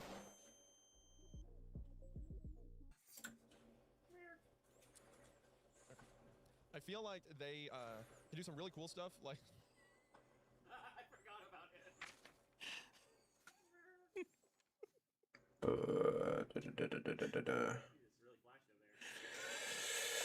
The dumbest drawing I've ever seen. Come on, man. Wait, the dumbest? I mean, just like the big cheese smile with the tiny. So the smiling ones on the space station mirror. Well, what I was saying is like a lot of them are either really good. You can do cool stuff with them, like the themes of the comet going through space and stuff. And the writing during the other astronaut on this mission died 6 weeks ago. And I'm trying to think if I know there's some stuff I've read that's kind of lame. I think I read one about like a bug on a spaceship when I was younger. That was kind of just like lackluster. The setting's very creepy, but you got to do something with it. Do you like the name of the story? Yeah, I think. Similar to the other astronaut died, it's like, why would there be small world in space, right?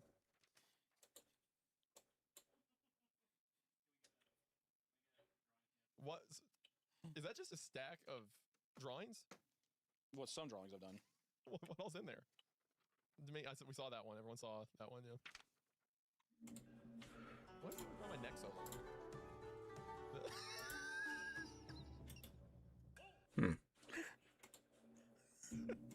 5 seconds before we started recording, he asked, who's your favorite superhero? I was like, just had that ready to go. That's really good. Curious. Whoa, what's that? Oh my gosh, it's like a skull coming out of a hand. I don't know. Hold up, can you get that one and Smile Dog out? Can you just hold them both up to the camera at the same time? No, that's not the one I asked you to get out. I need you. Smiling ones on Space Station Mir. Can I be controversial? Hmm. I think the title's a bit of a flop for me. You don't like it? Is that what you're asking me why I feel Anyway. like it? What would you rather do? I don't know. I need to read the story first to make a title name. I just don't like smiling ones. You don't like smiling ones? You don't Just a bit try hard. And then also Mir. Isn't that what they gave Jesus? spelled M-Y-R-R. It's different. What's this like shifty little? You're in a mood right now. You're like a goblin. Part 1. March 19th, 2001, the Russian space station Mir disappeared from low Earth orbit. There's no collision or explosion. 1 minute it was there, and the next it wasn't. For 24 panicked hours, a select group of scientists, intelligence agents, and government officials worked tirelessly to simultaneously figure out what had happened, and prevent the general public from discovering that anything had occurred at all. Exactly 1 day later, Mir reappeared in the precise location it had last been observed. It appeared relatively unchanged, but for one major exception. The space station, which had been unoccupied for months in preparation of deorbiting, is now inhabited. The fact that you've never heard of this proves the cover-up was successful. Figuring out what caused this anomaly and what happened during the 24 hours Mir was missing is an entirely different matter. I know this because I was there. At Roscosmos Mission Control. On that day in March, so long ago. Never told a single soul this story. I'm an old man now, and I don't have long left to live. Humanity needs to hear the truth, or there's no one left alive to tell it. Were you about to say something? I don't want to be negative. You already don't like it? No, it's not that.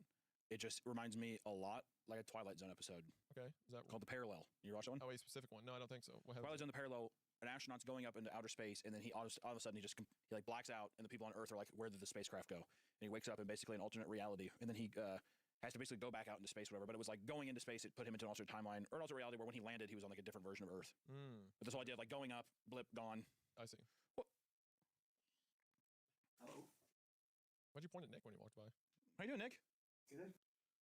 You gonna hang out with us? No, I just came to make sure that like He's been in a weird Did you get nervous? Yeah, I always get a little nervous.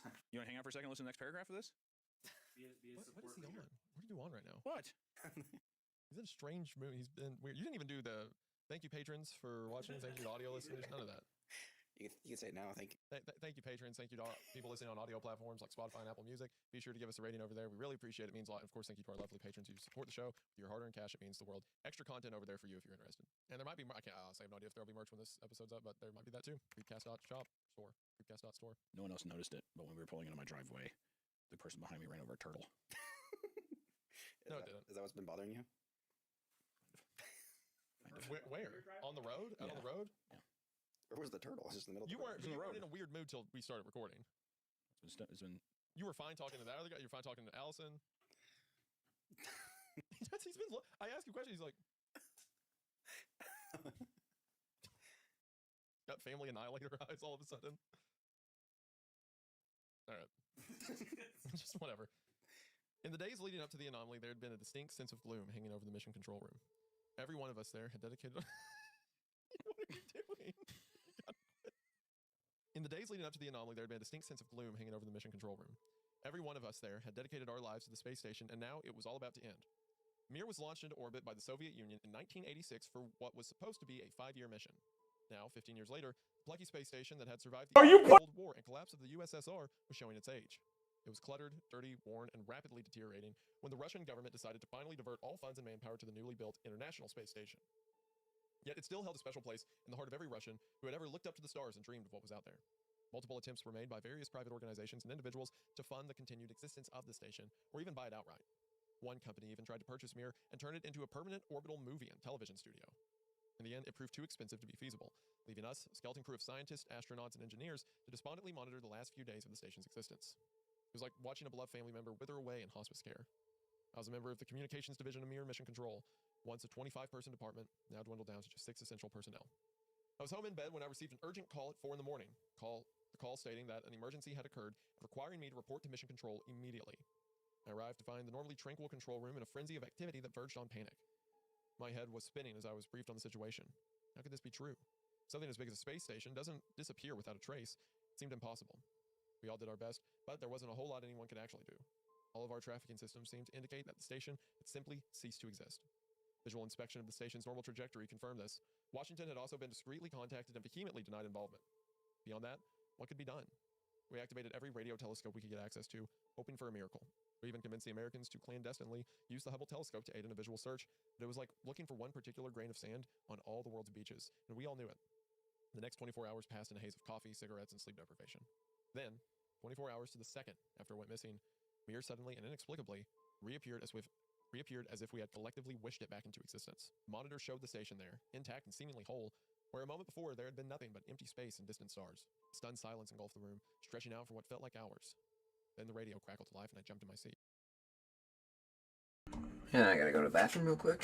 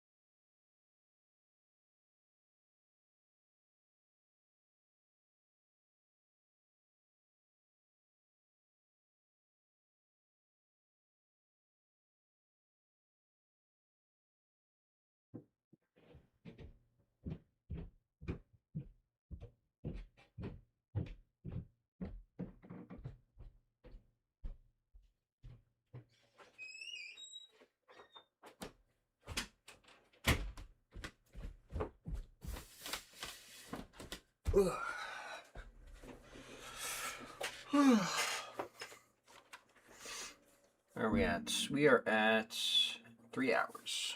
All right. Probably do another 3 or 4, so we'll see.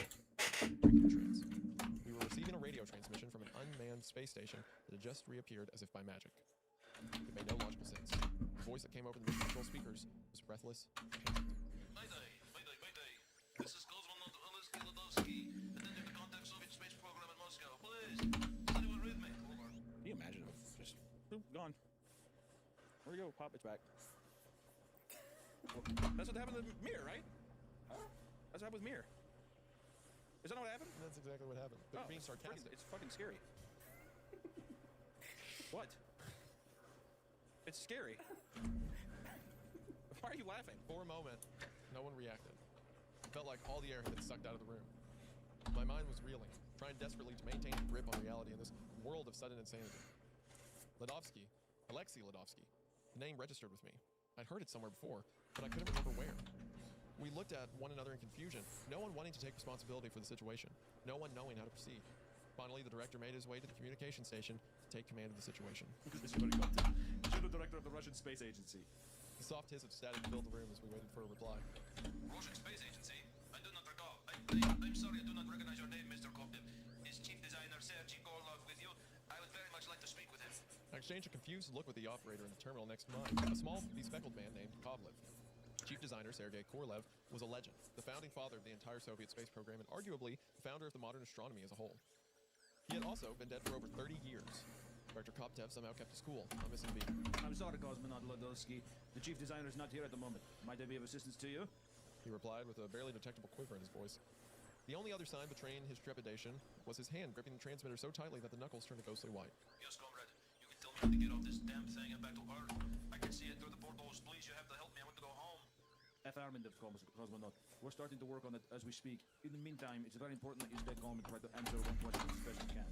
I'm going to turn the radio over to my colleague Yokolev, who will ask a few basic questions and take your biometric information and preparation. To Doctor, then whispering to Yokolev, Get in the day, his heart rate, blood pressure, temperature, anything else you can think of. Just keep him talking, keep him distracted, and listen for anything unnatural going on up there. This whole thing is unnatural, sir. replied Yakovlev. Director Koptev glared at him and motioned for him to put on his headphones. Then turned to the rest of the room and raised his voice. The rest of you, I need prepared for a briefing up front in exactly 30 minutes. In the meantime, no phone calls or communications with anyone outside this room. No wives, parents, children, or anybody else. We're going completely silent. Failure to observe this protocol will result in immediate termination and incarceration. He walked briskly into his office and motioned for the other senior department heads to follow. Half hour later, we had gathered in front of the mission control room under the large central screen. Director Koptev stood facing us, his countenance an emotionless mask. The sound of Yakovlev quietly speaking into the radio drifted up from the back of the otherwise silent room. Koptev cleared his throat and began. As you all know, Russia's predecessor state the USSR was responsible for a great number of milestones in space exploration. One of the most important of these accomplishments was putting the first human into outer space, Yuri Gagarin, who completed an orbit around Earth on April 12, 1961. The black and white picture of Gagarin, dressed heroically and covered in medals, appeared on the screen. What most of you do not know is that Yuri Gagarin was actually one of the first humans to survive spaceflight. 4 attempts were made previous to Gagarin, each ending in tragedy. As the Soviet Union was at the time in the midst of a space race with the United States, any possible failures were deemed poor for morale. As such, each attempt went unannounced and was shrouded in secrecy. Gagarin succeeded and was paraded as hero for the world to see. The failures were covered up, and the details remain classified to this day. The first of these secret attempts was made in 1957, a few months after the success of Sputnik, by a cosmonaut traveling what amounted to a modified intercontinental ballistic missile. Instruments tracked its progress to a height of 186 miles, at which point the transmission suddenly interrupted. The rocket seemingly disappeared, and cosmonaut was never heard from again. That man's name was Oleg Ledovsky. This is based on the Lost Cosmonaut conspiracy. Have you heard of it before? So basically what he said, that before Russia's successful attempts, the United States monitored that they had several missile launches, or like station where you can satellite launches into space, that historically there was never anyone on. They're like, no, they didn't do stuff. There were animals that were sent, like, you know, like a dog. Oh, I almost forgot. Between like the animals and people, they just sent stuff up. And so the conspiracy is they sent people out. Every time they died, it was covered up until eventually Gagarin lived, and then they publicized him as the first. So the idea being they sent a bunch of people in space to just die. So it's working off that. A series of gasps rose from the small crowd. I could feel my heartbeat thumping away in my temple. None of this made sense. Now I hope to God that the voice coming through those speakers really is Ledovsky, and that we can bring him back to Earth with a hero's welcome. Although my instincts, as well as the intel we've managed to gather, are telling me otherwise. While there are some obvious similarities between the disappearance of Ledovsky in 1957 and yesterday's disappearance of Mir, we all know that correlation does not imply causation. We must all try to keep level-headed, remain rational, and rely on scientific training in trying to unravel this mystery. I cannot call in any more assistance, as that would only open the door to more leaks of information. So, people you see around you here in this room are going to have to be the ones to figure this out. Pause for a moment as we each looked around the room. It was only half as full as it had once been at the height of the program. My mouth felt very dry as Koptev continued. To solve this puzzle, I'm going to need 100% effort and dedication from every single one of you, and it will not be easy. As far as I'm concerned, the events of the last 24 hours represent a total paradigm shift to all the previous Oh, I almost forgot my. physics and astronomy. So I want you to toss Occam's razor out the window, because the premises of which we base reality have changed. As such, all possible explanations are on the table, even the seemingly improbable. No hypothesis should be discarded without thorough examination. This is a scientific discovery at its purest. This is what the Russians were born for. It goes without saying that a lot more than the fate of one cosmonaut is at stake. Odd silence filled the room as the gravity of the situation settled on each of us. My chest felt heavy and my throat tight. Director Koptev took a seat and Markov, the head of tracking and communications, took his place center stage. Central screen changed to the familiar image of the Mir space station. This is the highest resolution image of Mir we have from before the anomaly. Captured about 15 minutes prior to disappearance. Said in a hoarse smoker's voice. And here is an image of Mir currently. The picture changed over to one that looked superficially similar, but something was clearly off. A few moments later, the screen switched again, now showing both images side by side. After only a few seconds of studying, the difference quickly became apparent. In the newer image, the coloration of the space station was far darker, almost as if coated in a layer of soot. Scratches and dents covered its surface, where there had been few previously. Many of the solar arrays were broken and twisted, and some of the modules showed cracks and other signs of wear. A few were even missing. This was clearly a very changed space station from the one that had disappeared the day before. The other thing that stuck out to me were the windows, clear and reflective in the first image, completely darkened in the second, as if someone had taped black construction paper to the inside of each of them. Markov continued on to introduce another of the many mysteries confronting us. After reappearing, the station's internal clock seemed to be malfunctioning. The time was still correct, but the date now read March 20th, 2045, 44 years into the future, and the exact same length of time from Ledovsky's disappearance in 1957 to today. Could that possibly be a coincidence? Perhaps, but the sinking feeling in my gut told me it was not. Either the computer was malfunctioning, or Mir had really been somewhere else for 44 years, while only 24 hours back here. Thought still makes me shudder to this day. Markov went on to highlight a few more strange occurrences. First, the life support system, which had been shut down for months since there was no one left on board, was found to be engaged and operating when Mir reappeared. Something else up there was breathing, be it Ladovsky or something else. Furthermore, if the man on Mir really was Ladovsky, how could he possibly know? Technology in 1957 was there on the space station now. There's no way he would have been able to access the computer system and navigate the complicated process to manually engage life support. Secondly, cameras and microphones used for video communications, which were in working order before the anomaly, had either been deactivated or were malfunctioning. Getting these back online as soon as possible would be a top priority for my communications team. After this, Markov took a seat, and Kovlev, my communications team member who worked at the terminal next to me, was called up front. His face was white as chalk, his forehead beaded with sweat, and his hands and legs were shaking as he stood before the control room. I have spoken at length with the one calling himself Alesky Ladovsky. He is coherent, rational, and articulate, though he seems just as confused about this situation as we all do. He wants to come home. He claims to have no memory of how he got onto space station, or anything from the last 44 years. He says his last memories are crossing into space on a rocket in 1957, and then waking up aboard Mir today. Kovlev paused to take a sip from a bottle of water resting on the podium. His hand was shaking so violently that he struggled to get the cap off. Something about the way he said this made me doubt his sincerity. So I went back and double-checked the recording, and something strange stood out to me. Each time Ladovsky would answer a question, there were several moments of silence and static. And upon further review, I detected that he was keying and realizing his radio transmitter in rapid succession before speaking. He paused again, wiping his glasses on his shirt. I soon recognized this is Morse code, and, well, here is what was transmitted. The screen above him changed to a white background, following its dark black text. Translation of the Morse code. The smiling ones are with me. The smiling ones are here. Do not trust the smiling ones. Don't tell them you know. It will hurt me if they know. It's the end of part 1.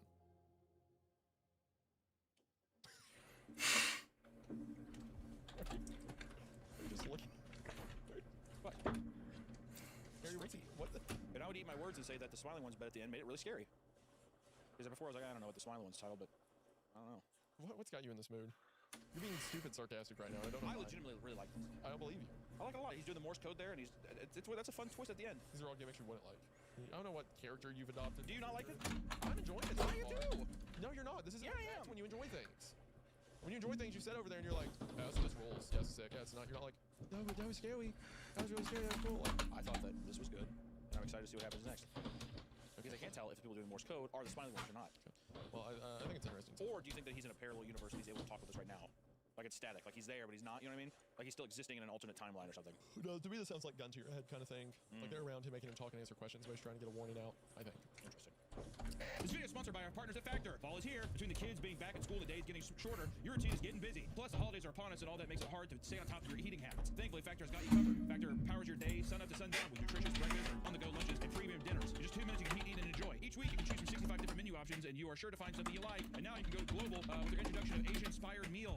Try bold flavors from China and Thailand. Or get their new Mediterranean diet options packed with protein and good-for-you fats. 97% of customers say that Factor has helped with them live a healthier life. And with options like Calorie Smart, Keto, Protein Plus, and Vegan, it's pretty easy to see why. And the best part of Factor is there's no prep work, no grocery lines, and virtually no cleanup. Eat smart at factormeals.com/creepcast50 off and use code creepcast50 off to get 50% off the first box plus free breakfast for 1 year. That's code creepcast50 off at factormeals.com/creepcast50 off. Creepcast50 off. Creepcast50 off. Creepcast50 off. Creepcast50 off. 50% off your first box plus free breakfast for 1 year. Creepcast50 off. Get delicious ready-to-eat meals delivered with Factor. Creepcast50 off. Offer only valid for new Factor customers. Code qualifying auto-renewing subscription purpose. Display URL promo code on screen and that is read. Outro. Thank you to Factor for sponsoring the video. And now back to the episode. Creepcast 50% off. Creepcast 50% off. Creepcast50 off.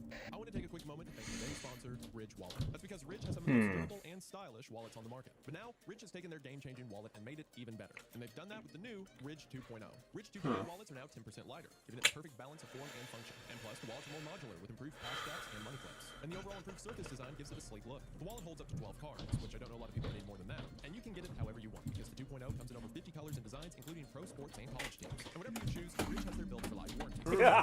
So right now you can head to ridge.com to get up to 47% off. That's right, up to 47% off your Ridge purchase. After your purchase, they'll ask where you heard about them, and if you remember to use code Creepcast, we certainly appreciate it. Thank you so much to Ridge for sponsoring the show. I think we just do. I read those words and immediately felt ill. I made it to the lavatory just in time to vomit thin gruel. After washing my sick out of the basin and splashing my face with cold water, I looked into the mirror. My face was pale and haggard. Large bags had formed under my bloodshot eyes. It was the face of a man who had been working for over 24 hours straight. I remember having, during that surreal moment, lost in reflection, a vague presentiment that things were about to get much worse and much stranger. But I know just how horrifying the next 60 hours would be. I would have gladly accepted termination and incarceration. Been worth it. not to know what I know now. I left the bathroom and made my way back to my station. Through the glass window on the opposite side of the room, I could see a small group of directors arguing in CopDev's office.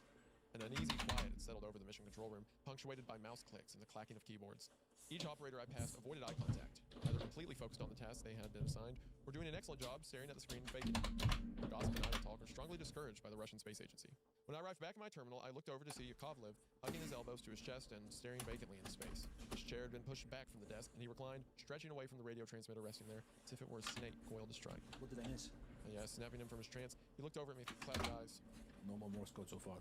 But Ludovsky has been pleading for rescue non-stop. He was really starting to get to me. I told him that we are currently discussing the best way to get him off Mir. Then I had to mute him. There's seriously something off about that guy. Yeah, I'm not kidding. They muted the transmission? I think they muted maybe Their their mic. yeah, or even his transmission maybe. Yeah. Well, if it's his transmission, it's like you need to listen to his transmission. Everyone's there like, oh my gosh, and like, they're probably just freaking him out. He's probably just incessantly being like, okay, come get me, get me, kind of thing. Yeah. The door to CopDev's office was closed, but the argument inside had grown heated, and I could just make out a few words, all of them harsh. Through the glass, I could see Markov gesturing angrily and occasionally pounding a fist on the desk. CopDev sat calmly at his desk, hands clasped in front of him. So is this what you think they're discussing in there? How to get Ludovsky back to Earth? From what I can gather, this is precisely what Assistant Director Ivanov wants. I heard him yelling something about Ludovsky being a national treasure and hero of the Soviet Union. He thinks if he did rescue him an option, and then we can figure out who, what, and why later on. Once Ludovsky is safely back on solid ground. This guy who's been up there 40 years, that's a hero. They even question like, shouldn't he be like super old? Mm-hmm. Well, that's what I'd say.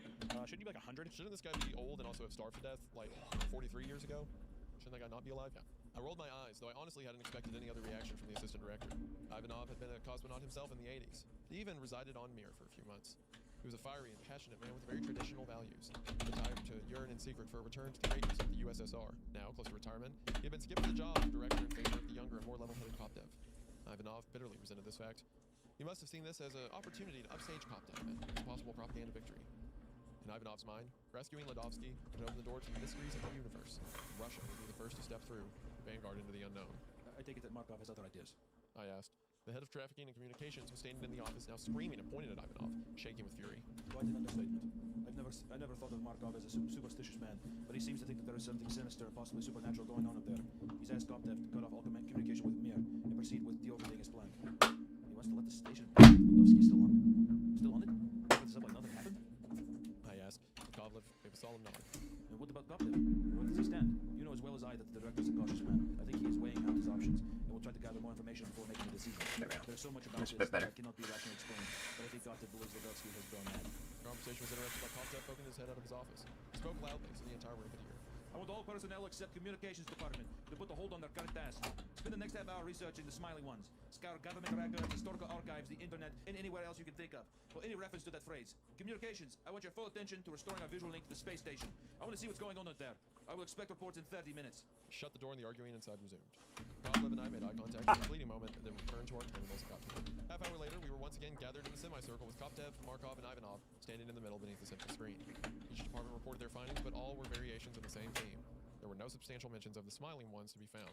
I like how he steps out of the office and he's like, I need you guys to go to Google, you know, libraries. Everyone, log into Wi-Fi and use Ask Jeeves for Smiling One. Remember, Wi-Fi password is Russia #1, but the number is NO and then period and the hashtag #. Everyone go to Bing, turn safe search off. Type in Smiling One, if not that, print out newest image. You know what I mean. You don't know what I mean. CopDev, clearly frustrated, turned to the communications department, and it fell to me to act as spokesperson. I stood up from my desk and faced the director. I feel the eyes of every person in the room crawling over me. My left leg was shaking involuntary. Sir, I have some good news as well as some strange news. The good news is we have fully restored the visual link to the space station. Mir and all cameras are now active. Subdued cheer went up in the room, waited for it to recede, and then leaned over and pressed the button on the room. The main display at the front of the room changed into a black screen separated by crisscross gray lines, each labeled with a different location on the space station, and each completely dark. The strange news is that every camera on Mir seems to be blocked or covered by something. My guess would be black electrical tape. CopDev and Markov exchanged a look, while Ivanov stared at the screen confused. After a few moments, he turned to me, his neck glowing crimson under his collar. You are certain the cameras are active? There hasn't been a mistake? I'm certain of it, sir. Okay. Excellent work, communications department. We will take that under advisement. Anyone else have anything to report? Said Director CopDev. The man from the life support department stood up and cleared his throat. Director, I've been going over the data for the life support systems and I'm running into some inconsistencies. First, though the station's internal clock says 44 years have passed, it appears that the life support system remained deactivated the entire time. In fact, they were only reactivated the moment the Mir reappeared in low Earth orbit. Secondly, though the electron oxygen generator is activated and working as intended, there is something very strange about the numbers coming from the Votkov carbon monoxide scrubbers. They basically aren't doing anything. There is no carbon dioxide in the air, only oxygen. Either there is a malfunction in the Votkov data collection system, or whatever is up there isn't breathing. Markov finished his sentence, glaring at Koptev, his eyes full of fire. I don't like this, sir. Stop being so superstitious, Markov. Said Ivanov. You're like an old provincial peasant woman making the sign of the evil eye. Bah! There clearly must be a malfunction in the unit. It's the only rational explanation. Besides, a national hero is up there. He is alone and afraid, and not in his right mind. It is our duty to rescue him. It must be our first priority. Koptev's face was blank and hard as stone. He gave each man a dead-eyed look, which silenced any further bickering. Men and women of Roskomos, it appears we have reached an impasse. None of us have any idea of what happened to Mir or how Ladovsky got aboard. I will not risk bringing this man back to Earth without first understanding what has happened to him. So, we have but one option left. We must speak to Ladovsky again, and we must ask him directly, who are the smiley ones? I know the message requested we are not to bring it up, but I see no other choice. I must know what we are dealing with. Simply a deranged man who wants to come home, or something else. Like, hey, what's the smiley ones? And he just gets, like, eviscerated. Like, well, that was a bad idea. Well, that was probably... Well, we shouldn't have done that. My bad. Do you know what, guys? On me. Seriously, my bad. Paused for a moment and looked around the room, in the eyes of anyone brave enough to look up. Finally, he turned towards our station. Yokolov, you've already developed a rapport with So- Ladovsky, so I will ask you to continue speaking with him. I want the rest of you searching for clues to a possible explanation. You are free to chase down any leads you come across. Now, let's get to work. Cosmonaut Ladovsky, this is Roscosmos Mission Control. How do you read? Over. Anxiety and exhaustion had turned Kovlev's face an ashy gray color. As he held his headphone to his ears, I could tell he was fighting to keep from shaking. Koptev, Markov, Ivanov, and the other directors were huddled behind his chair. I read loud and clear, Roskomos. Good to hear your voice again. Please, tell me you have a rocket on the way to get me here. To get me. I'm ready to feel soil under my feet again. His voice was calm and steady. He seemed in high spirits. We're still working on that, Ladovsky. It's quite a complicated process and will take some time to organize. In the meantime, there are a few questions I've asked you. There was no response from dead static. Kovlev looked at Koptev, nodded and continued. Cosmonaut, I need you to tell me where you have been for the last 44 years. Kovsky gave an exasperated sigh. Mission Control, I've already told you I have no idea. The last thing I remember was escaping Earth's atmosphere on my rocket in 1957, and then waking up here today. There is nothing else. Okay, Cosmonaut. Then how about you help us better understand your situation by checking on the visual communication system? There seems to be something blocking the camera, and can you find it on the console in front of you and remove the obstruction? Several moments of silence followed before the radio crackled back to life. No, I'm sorry, Mission Control. There are many buttons and lights here that I don't understand. I don't see any camera. I like how the explanation's like, So- I'm a boomer. So- Like all the cameras are visibly taped up, and it's like, oh, I'm glad to see That's you. weird. I don't know what this is. Markov gave a derisive snort. We all knew that the camera was in the direct center of the terminal where Ladovsky sat, very clearly labeled and easy to find, even for someone from the 50s. Kovlev looked again to the director, who nodded for him to continue. Kovlev took a deep breath and keyed the mic. Cosmonaut Ladovsky, who are the smiling ones? Instantly, the mission control room was filled with a shrill, inhuman screech, impossibly loud and high-pitched. It felt like a hot drill burrowing into both my temples. Underneath the shriek was a continuous stream of rapid mechanical clicks, like a damaged hard drive trying to boot up. I immediately felt nauseous. I watched as Yakovlev ripped the headphones from his head, and the directors covered their ears. After 10 agonizing seconds, the line went silent. I still heard and felt the noise reverberating in my head, and I rubbed my ears with the palms of my hands. What the hell was that? Screamed Markov, hands cupped over his ears. The radio cracked and sputtered, and then Ladovsky's voice returned, now high and panicky. What? I don't know. I don't know what you're talking about. I've never heard of that. I have no idea. Just please get me out of here. I don't like it here. I just want to go home, please. He pleaded on the verge of tears. Calm down, Cosmonaut. I need you to identify the source of that noise. Said Yakovlev, who was yelling like a deaf person. Unknown. What noise? I don't hear anything on my end. There's nothing. Just please get me out of here. Listen, Ladovsky, there's nothing to be afraid of. We're trying to help you. We received the Morse code you sent. You need to help us understand what your message meant so that we can help you. Dumbass. What was the secret message you tried to I see. send? The thing you don't want anyone to hear. What was that about? I like how they're like, what about the smiling one?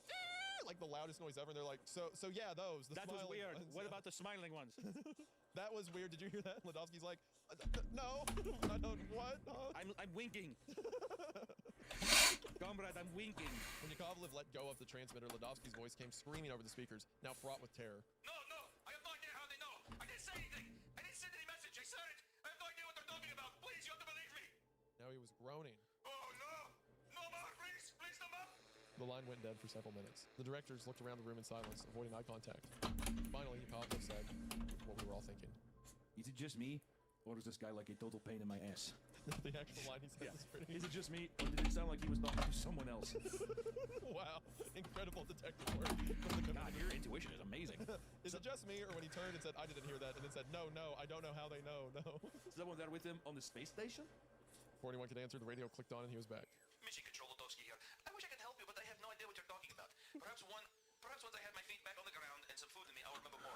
Any word on my rescue mission? Buddy got turned into a stick puppet. They got their hand up him right now, just talking. But what's funny is we never see it. Which I will say, the smiling ones at the beginning were kind of like, I see a lot of smiling faces that can be kind of cheesy, but the fact we don't see anything is fun. Yeah. Makes it more inventive. But we don't see what's happening when he's like, no, I don't know, please, no more. We don't see it, so for all we know, it could be like they've like got a little tiki bar and they're making him like dance. Okay, cool. This is what's on the space station for the next week. That's just behind him at the chair. Of course. And they put Astronaut helmet on. And so he's got that. Staying behind him when he heard like they're making pull up and they're bringing him to the dance floor. He's like, no, it's been 44 years. Kovalev picked up the transmitter to respond, but Koptev grabbed his wrist and stopped him. The static was interrupted by a series of long and short clicks. I grabbed from my pen and began to write down the Morse code message, which reads, "Do not let." But that was as far as I got. The message was cut off by the screeching of that same shrill, piercing tone, louder this time. The mechanical clicking was there again, but was now accompanied by a deep, wobbling bass note. The frequency of the wobble increased faster and faster, like the spinning of a giant coin, the volume rising. The screech pierced through my brain like hot iron, and I could feel the bass in the pit of my stomach and all the way down into my testicles. It felt like I had been kicked there. My stomach turned over, and I could taste the bile rising in my throat. I looked around the room and found I was far from the only one experiencing this. Everyone was covering their ears. Some had grabbed waste baskets to vomit in. Others leaned back in their chairs, eyes rolled back in their skulls. I was vaguely aware of one other noise. Somewhere, in the blackness of space, Ledovsky was screaming. Ledovsky tried to say something like, wah, wah, wah, wah, wah. Yep, just decimated. Yeah. That's the end of part 2. Now on to part 3. I woke with a thin, coppery taste in my mouth and a throbbing headache above each eye. The signal must have cut off at some point, though I have no memory of this happening. In the briefest moment of bliss, I thought I was home in bed, safe and comfortable. My greatest worry, the inevitable cry of the alarm clock.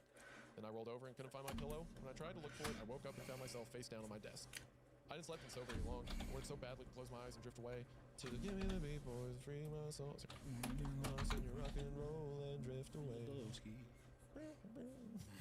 To pretend this wasn't happening, but it was, and self-deception would get me nowhere. There's a job to be done. By God, I was going to do it. Fool I was. I stayed asleep. I shook the cobwebs from my mind and rose from the desk, trying to ignore the piercing ring in my ears. Looking around, I could see other Lost Cosmos operators and engineers coming to similar predicaments. Some wiping vomit from their mouths with the back of their hands, others massaging their necks or temples. Is everyone okay? Is there anyone injured?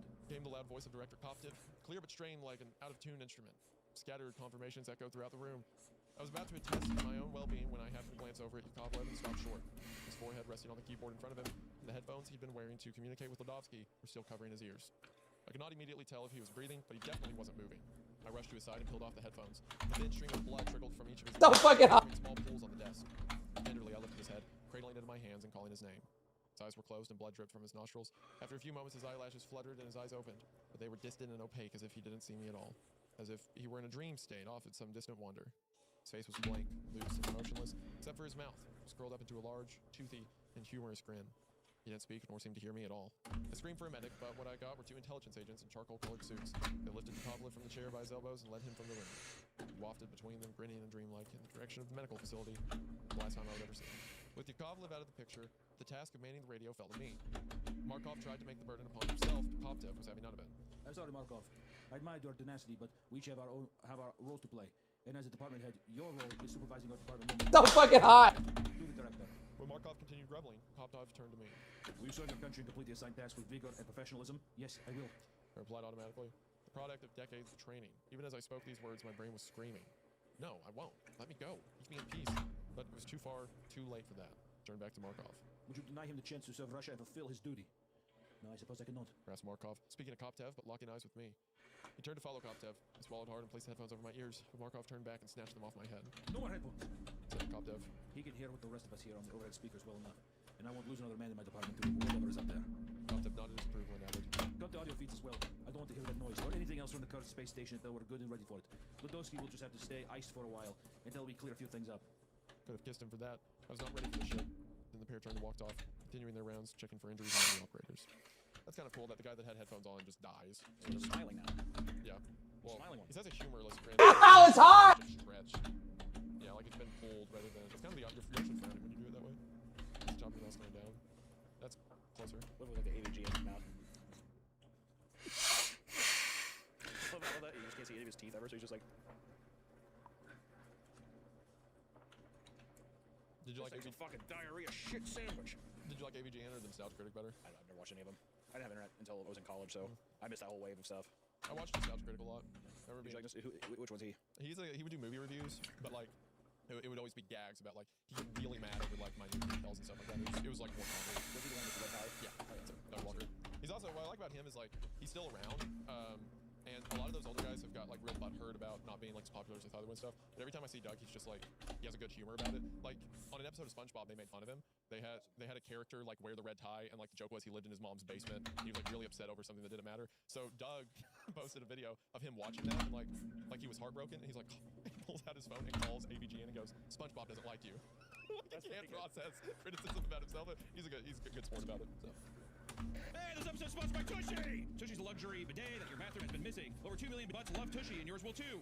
It wets my asshole and makes it clean. This holiday season, give the gift of clean with one of Tushy's premium bidets. Things can be pretty messy in our bathroom, and that's why I use Tushy. We have them installed at the studio in our bathrooms in my house. It's awesome. Using clumps and clumps of toilet paper is gross and honestly pretty wasteful. People who have made the switch up to Tushy use up to 80% less toilet paper. And with less toilet paper means less clogged toilets and less gross bathroom experiences. The other thing I really like about Tushy is that it's really easy to use. It takes no time to install and no additional plumbing or power tools needed. Restore balance to your bathroom and get the luxury bidet everyone's talking about. Tushy. Remember, a-hole is only a naughty word if you wipe.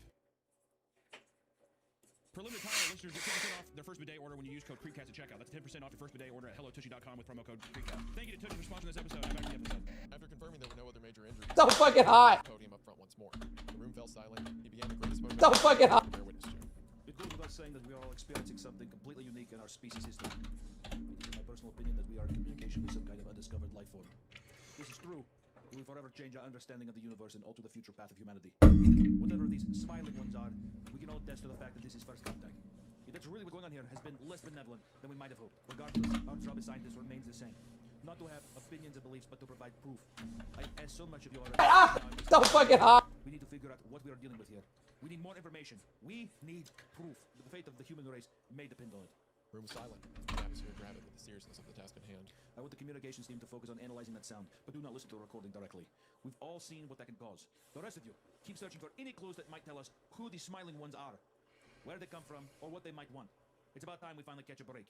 I put this in your capable hands. He smiled warmly. I'm counting on you, and I'm proud of every one of you. There's no other team in the world I'd rather be working with than the one I see before me here today. So, analyze we did.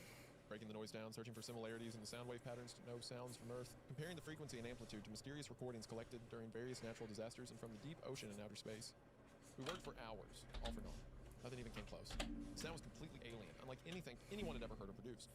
It was more complex than anything we had even considered possible. The noise defied our very understanding of sound waves altogether. We had been affected by ultrasound and infrasound frequencies far beyond the range of what was previously thought possible, but we had all heard it and experienced a reaction. Denial was not an option. Others had better luck. Via confidential maneuvering by the Russian Foreign Intelligence Agency, we were able to obtain from the United States Space Surveillance Network higher quality satellite-based images of the exact moments Mir disappeared and reappeared. For once, the Yankee spying actually benefited Russia, and the results were stunning. From these new angles, we discovered something previously overlooked. At the exact instant of vanishment, something had appeared in the path of the space station which momentarily blocked out the dim light from distant stars in the background. The image showed nothing directly behind Mir, except absolute blackness. The same thing occurred at reappearance. The images were taken at a high frame per second rate, and in a few of those frames, we could actually see the space station partially obstructed by this void, as if it were disappearing into whatever was there in the darkness, like a photo of a diver disappearing into a pool. Various hypotheses were tossed around, but all kept coming back to the same explanation: a theoretical phenomenon known as a wormhole, or something akin to it. Till this time, wormholes, tunnel-like structures connecting two separate points of space-time, though congruent with Einstein's general theory of relativity, had remained purely hypothetical. Now, here we sat, an entire room of physicists and scientists, staring at possible evidence of an actual wormhole, excitement and terror bundled together into a peculiar knot of emotion. There are a few different theories on wormholes. Some believe they connect together two vastly distant points in space, perhaps billions of light years apart. Others propose a linkage of the same place in space at two different times. Still others advocate of the multiverse theory, propound the idea of wormholes connecting a point in our universe to another point in a completely alternate universe. Any of these seemed a possible explanation for our anomaly. Though the potential evidence was exhilarating, the fact that it had appeared in the exact same location twice in the span of 24 hours implied that the wormhole had been controlled or even manufactured by some kind of intelligence. A sinister prospect given the events that had transpired since Mir's reappearance. There was one little problem with our wormhole theory, however. Unlike a black hole, in which the event horizon, boundary in space-time beyond which events cannot be observed, prevents light from escaping with gravitational pull, a wormhole would not produce an event horizon. Peering through the mouth of the wormhole, more of a 3D sphere rather than a 2D hole, should reveal to us what is on the other side. For if matter can pass through, then so can light, though distorted by the curvature of space in the wormhole. All of our theoretical models visualize a wormhole as something similar to a bubble in space, with intense light radiating from inner rim of the mouth, quickly dimming as our view moves towards the center, and in the center, we should be able to see right through to the planet, stars, or nebula on the other side. Darkness beyond nothing. No light, certainly no stars. Nothing but an empty field of pitch black. Three possible conclusions can be drawn from this. Either our understanding of wormholes is way off, what we're seeing in the images is not actually a wormhole, something else altogether, or is a wormhole, but whatever universe it leads to is a vast, empty void, where not even light exists.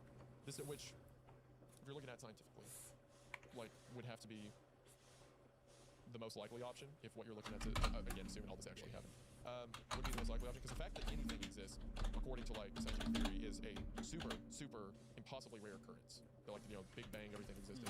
So any other universe a wormhole would peer into would more than likely have nothing, because nothing's far more likely than something, right? But I also don't know if models of the wormholes were that in tune in 1957. Maybe, yeah, it would, because Einstein was around and he theorized it. He also theorized that, like, black holes would be like a bending of light, like the light would kind of bend in two forms around it, so it looks more like an axis rather than like a hole. And then when we got actual footage of black holes, now he was right. So the dude was pretty on his game. Imagine in the 1940s being like, well, it would bend light in time to look like this, and then almost 100 years later, they're like, yeah, he was right. Damn. Yeah, that guy knew what he was talking about. He was smart. Man, that guy must have been an Einstein or something. Okay. It's real convenient that Einstein guy had no idea. It matched the name. Yeah. It's like that scene from The Sopranos when Chris is like, isn't it crazy that Lou Gehrig died of Lou Gehrig's disease?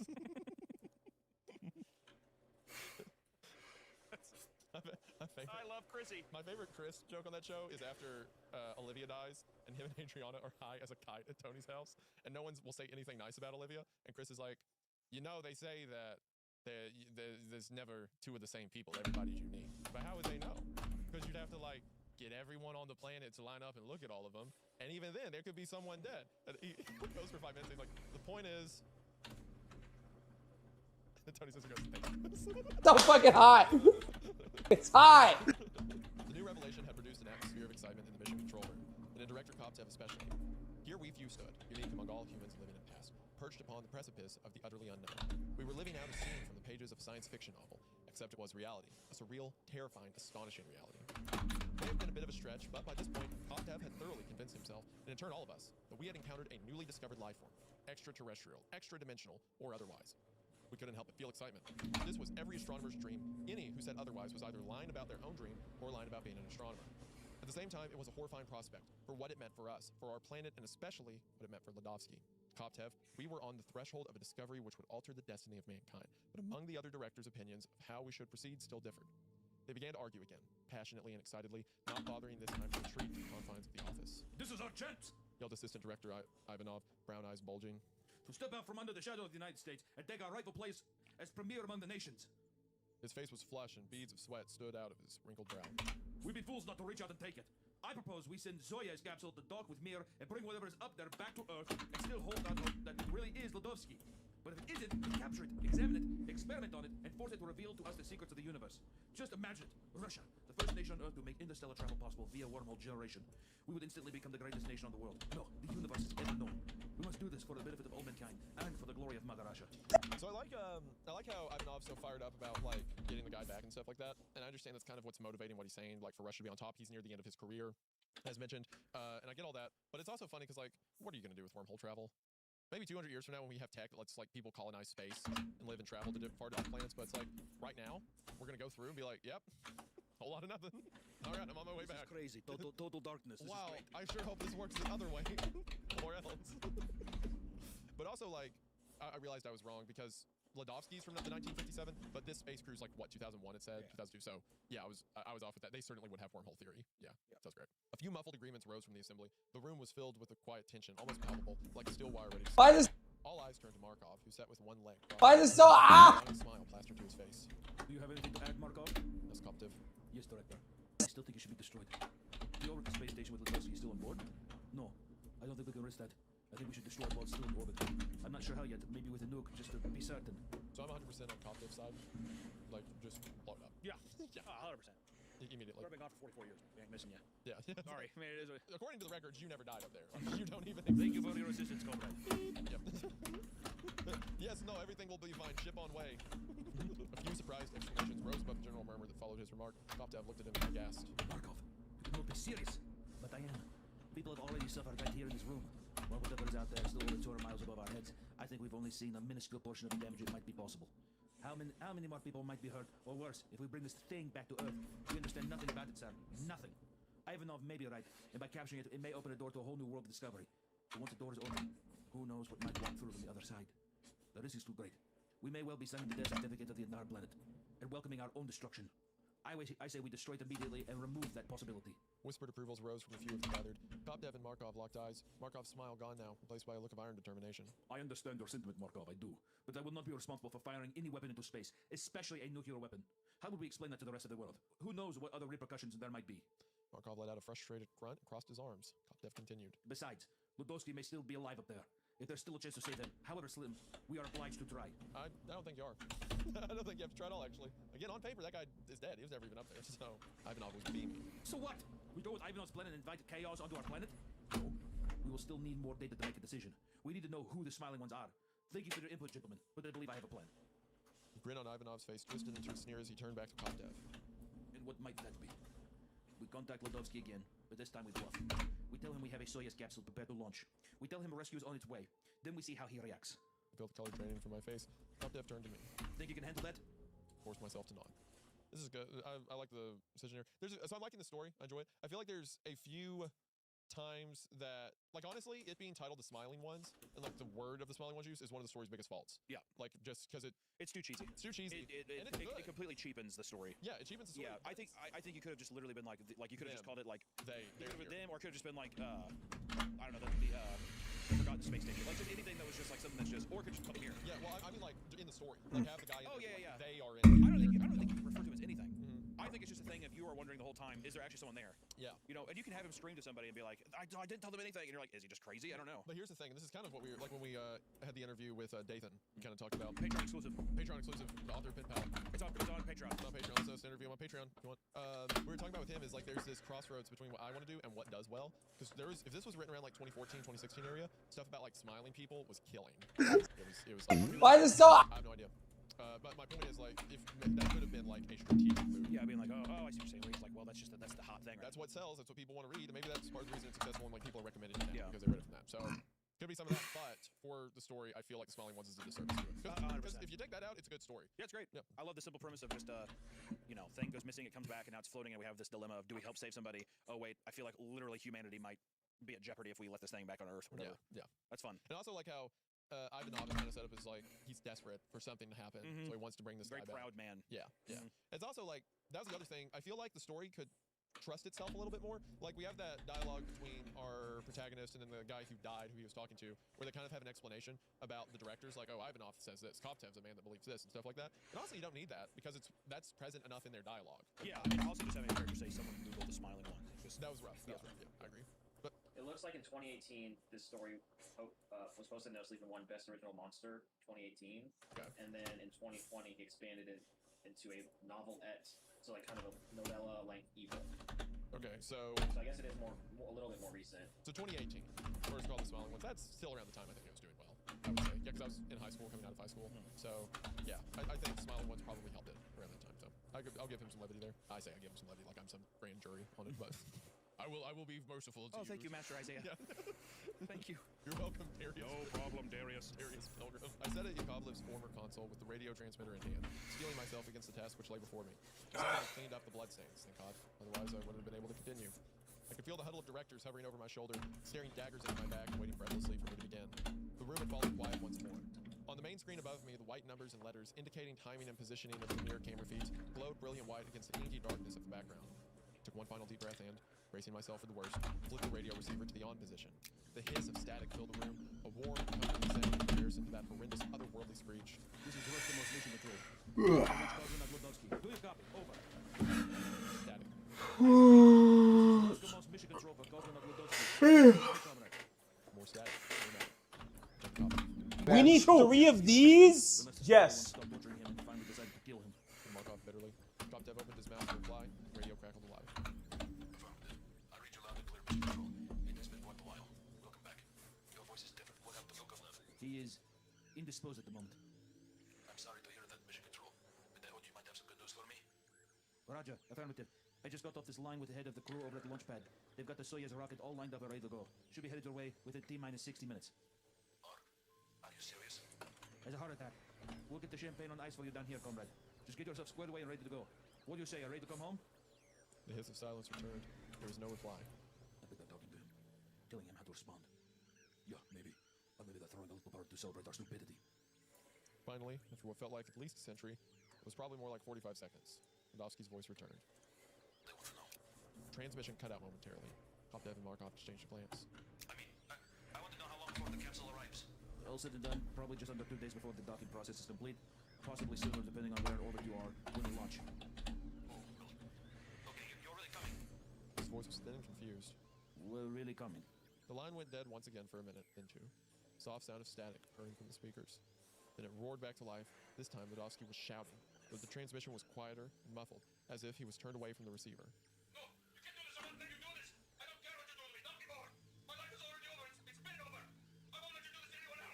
Followed by complete silence. No static this time. Ladovsky was still keying the mic. I could hear the quiet hum of Mir's oxygen generators in the background. It went on for about 15 seconds, then Ladovsky's voice returned, louder and agitated with an edge of dark humor. Oh yeah? That's what you think? There's no one thing left I can do. And now, the voice was even louder. Ladovsky was screaming directly into the microphone. You fools, don't do it! Cancel the rocket ship, don't send it! Leave me here! You cannot let them get you hurt! Then the sound began again, impossibly loud now, impossibly harsh. The white-hot drill in my head turned back on, and it was screeching, piercing, burning, scrambling my brains to paste.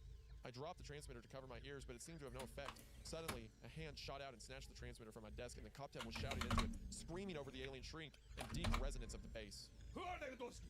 Who are the smiling ones? And Ladovsky screamed back through a wall of suffering. He screamed to be heard, but also to overcome the agony he was in. His words were quick and panicked. No, not true. What?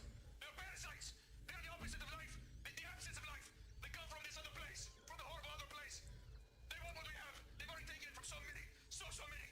And now they want ours. His voice was fading and gurgling, growing thick as if someone was pouring motor oil down his throat. He struggled, grew somehow and continued. Take them all, fucker. Take them either way. Don't let them hurt anyone else. Don't let them come to Earth. Don't let them come to Earth. Markov grabbed me by the shoulder and shook violently. Cut the feed! Cut the goddamn feed! No! Howled Koptev, pushing Markov away. Not yet! We need more! Just a little more! He keyed the mic again. What do they look like, Ladovsky? What do they look like? Goddammit, I have to know! What the fuck do they look like? But Ladovsky had no words left. He was crying, screaming, howling in pain. The piercing screech grew higher, the bass lower, and the drill in my brain went into overdrive. It felt like my head was about to rip into two right in the middle of my face. Then Ladovsky answered without saying a thing. The blackness of the main screen at the front of the room was substituted for a maelstrom of color as the tape covering the camera was ripped away, revealing the most important scene my cursed eyes would ever fall upon. All right, so for one, you're an excellent voice actor. That was very cool. Good job. Also, that was a very cool segment. Yeah. Of them screaming and him like trying to get through, and that little like they've taken it from so many, like it says a lot, but not too much, I think, especially when the guy's like, they've taken it from me, and it's like, okay, is that saying Ladovsky, or is this something else that's like in the form of Ladovsky? These things are puppeting to make him try to, so they can invade another planet or something. I feel like a lot of people would have done something like, everything's totally fine. Why don't you just come up here and help me already? You know, like getting like really low and creepy, like, ooh, that's creepy. That seems weird. I like that they kind of took the route of him, like just being like, fuck, I'm already dead. I'm dead. Yeah, they're gonna kill me regardless. Cool. I'm not gonna take more people with me. That was a fun surprise. Yeah, that was good. And then him like with his final moments ripping off the tape. That's been covering up. That's sick. First thing I noticed was Ladovsky's face, the only familiar feature that was ever seen before me. He was young, blonde, and probably handsome once. Now his face was distorted, like a newspaper ink image stretched across silly putty. Black tendrils swarmed around the edges of his face, sticking to the skin, tugging at his ears, wrapping around strands of hair and pulling them backwards into the dark mass behind. He tried to speak, his mouth opening and closing like a dying fish, but the invading tendrils squirmed around his lips and snaked down his throat, and all that came out was a sickening gurgle. One orange-clad arm also protruded from the dark writhing mass, and his gloved hand gripped the radio transmitter. As I watched, a dozen black vines worm their way around his wrist and hand, creeping like spilled liquid before tightening like sinew, peeling his fingers from the microphone off one by one till it floated freely in the microgravity of the space station. Piercing sound cut off abruptly, the hot drill in my brain shut off, and the mission control room was bathed in a terrible silence as we watched Ladovsky's arms submerge into darkness. So Ladovsky used his last minutes to unplug the mic. That's hard. That goes hard. Unplug the mic and reveal what the thing was. Yeah, that goes hard. What a G. His shifting eyes were the last thing I saw. Bulging brown irises filled with grim determination one moment, unspeakable horror the next, then suddenly, dead and glassy as he finally let go and surrendered to the void. Ladovsky disappeared, absorbed into the squirming darkness behind him. Nothing human left to hold my focus. I had no choice but to turn my attention to the rest of that macabre scene. The space Ladovsky had occupied just a moment ago was now filled with a grotesque and faceless monstrosity. It looked like a floating ball of liquid mercury, 3 feet wide and 3 feet tall, but blacker than the darkest night. Its surface seemed to constantly squirm and shift, and it shimmered with rainbow iridescence, like an oil slick on a rain puddle. At least 8 thick tentacle-like appendages extended from its central mass, each wrapped around computer terminals, door handles, ceiling hooks, and other equipment to keep itself in place in the station's microgravity. All over its surface, smaller tendrils appeared and disappeared, wiggling and curling in on themselves. Behind the creature that had once been Ledovsky loomed 3 exact duplicates, each devoid of any discernible face.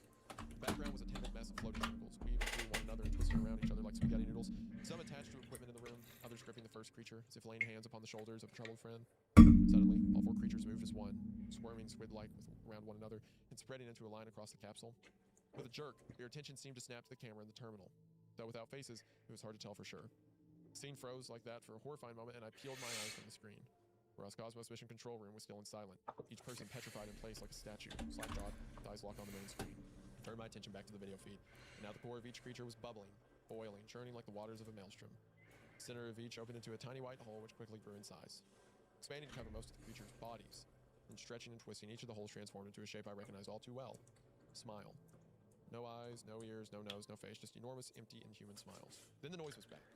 This time, I wasn't hearing it, I was feeling it. It was inside of me, inside my head, and it was coming from them. From their smiles, it was coming from the smiling ones. I tried to look away, but I couldn't. My body felt completely paralyzed. Their smiles were growing, sound was rising, screeching in my head like the billion swarming wings of a demonic locust plague. The drill in my head switched back on, but now the torque was turned up to the highest setting and was joined by the thrum of a jackhammer breaking concrete. It felt like the 2 hemispheres of my brain were being torn apart. I could smell burning electrical wires and taste copper in my mouth. In my peripheral vision, I saw a flurry of movement. The men and women around me, the pride of the Roscosmos State Corporation for Space Activities, were hurting themselves.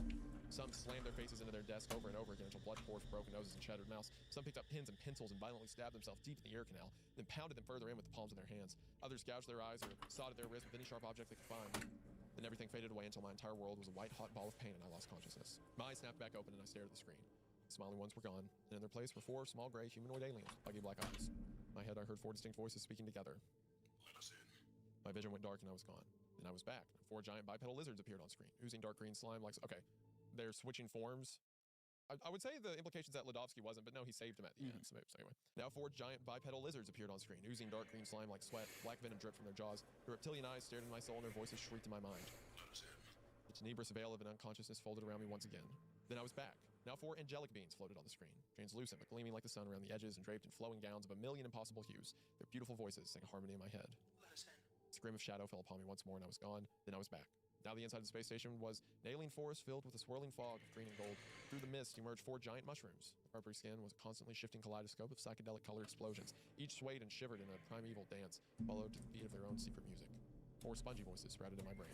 Let us in. The black curtain fell once more, leaving me in darkness, eternal darkness. Infinite, perfect, timeless, egoless, uncaring darkness. This was the void. This was their home.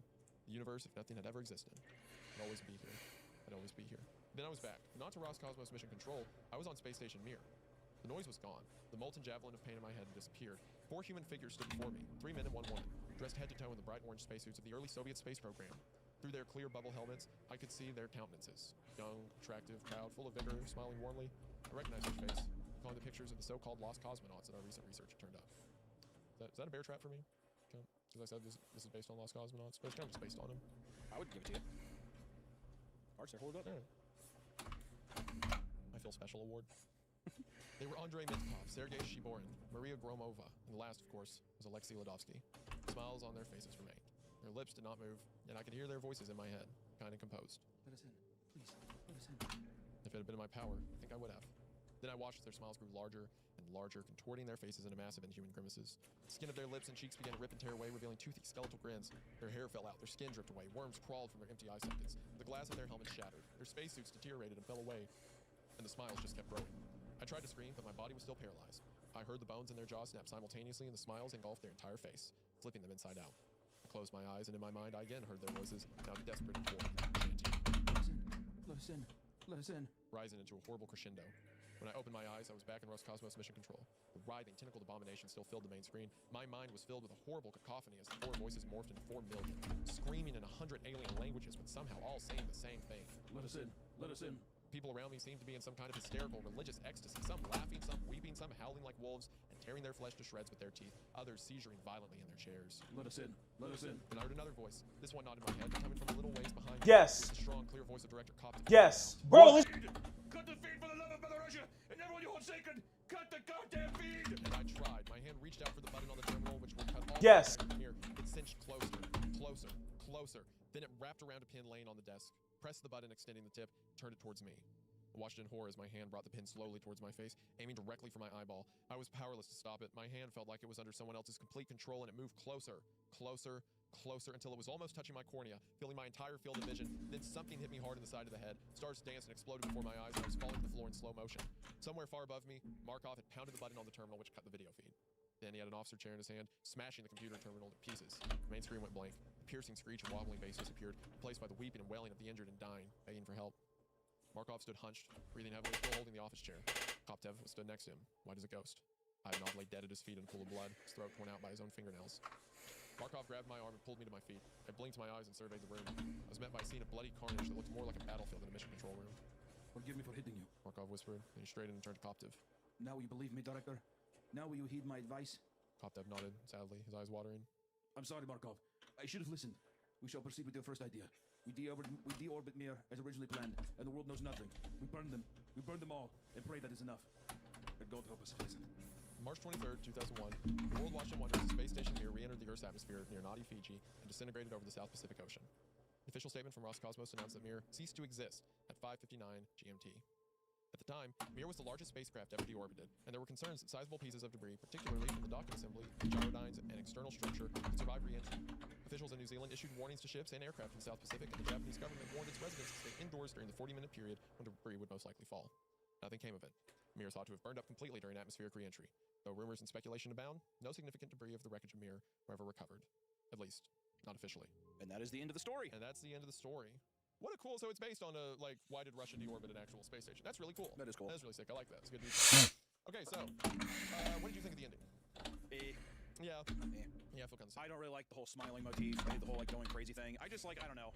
Yes. I mean, I like that you swing for the fences and you have this big thing. I just, like, wonder if there's just ever any way to ever approach these monsters in a different way that isn't just like we all go crazy and we rip out our eyes and we're ripping out our throat. Like in the horror of just like the inevitable, I guess just like something, I don't know. So, I mean, like it's Lovecraftian. It's just like the horror of the unknown. Is that enough of this thing of like instead of having it be like these floating things that are smiling and now I see this alien forest and I can hear all these alien languages. I just wonder if they always just kill you.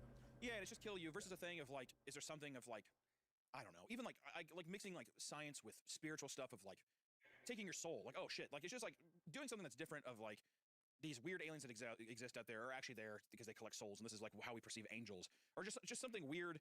Which that's a bad idea. I'm just saying that I've seen that. We've seen it in Event Horizon, the movie, that kind of thing.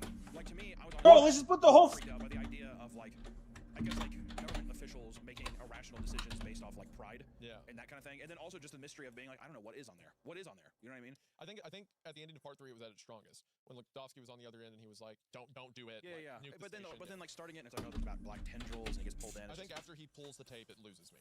Yeah, I almost wish it would have been a thing where it's like I pulled it. Like and I don't think that what if he starts to pull it but then stops?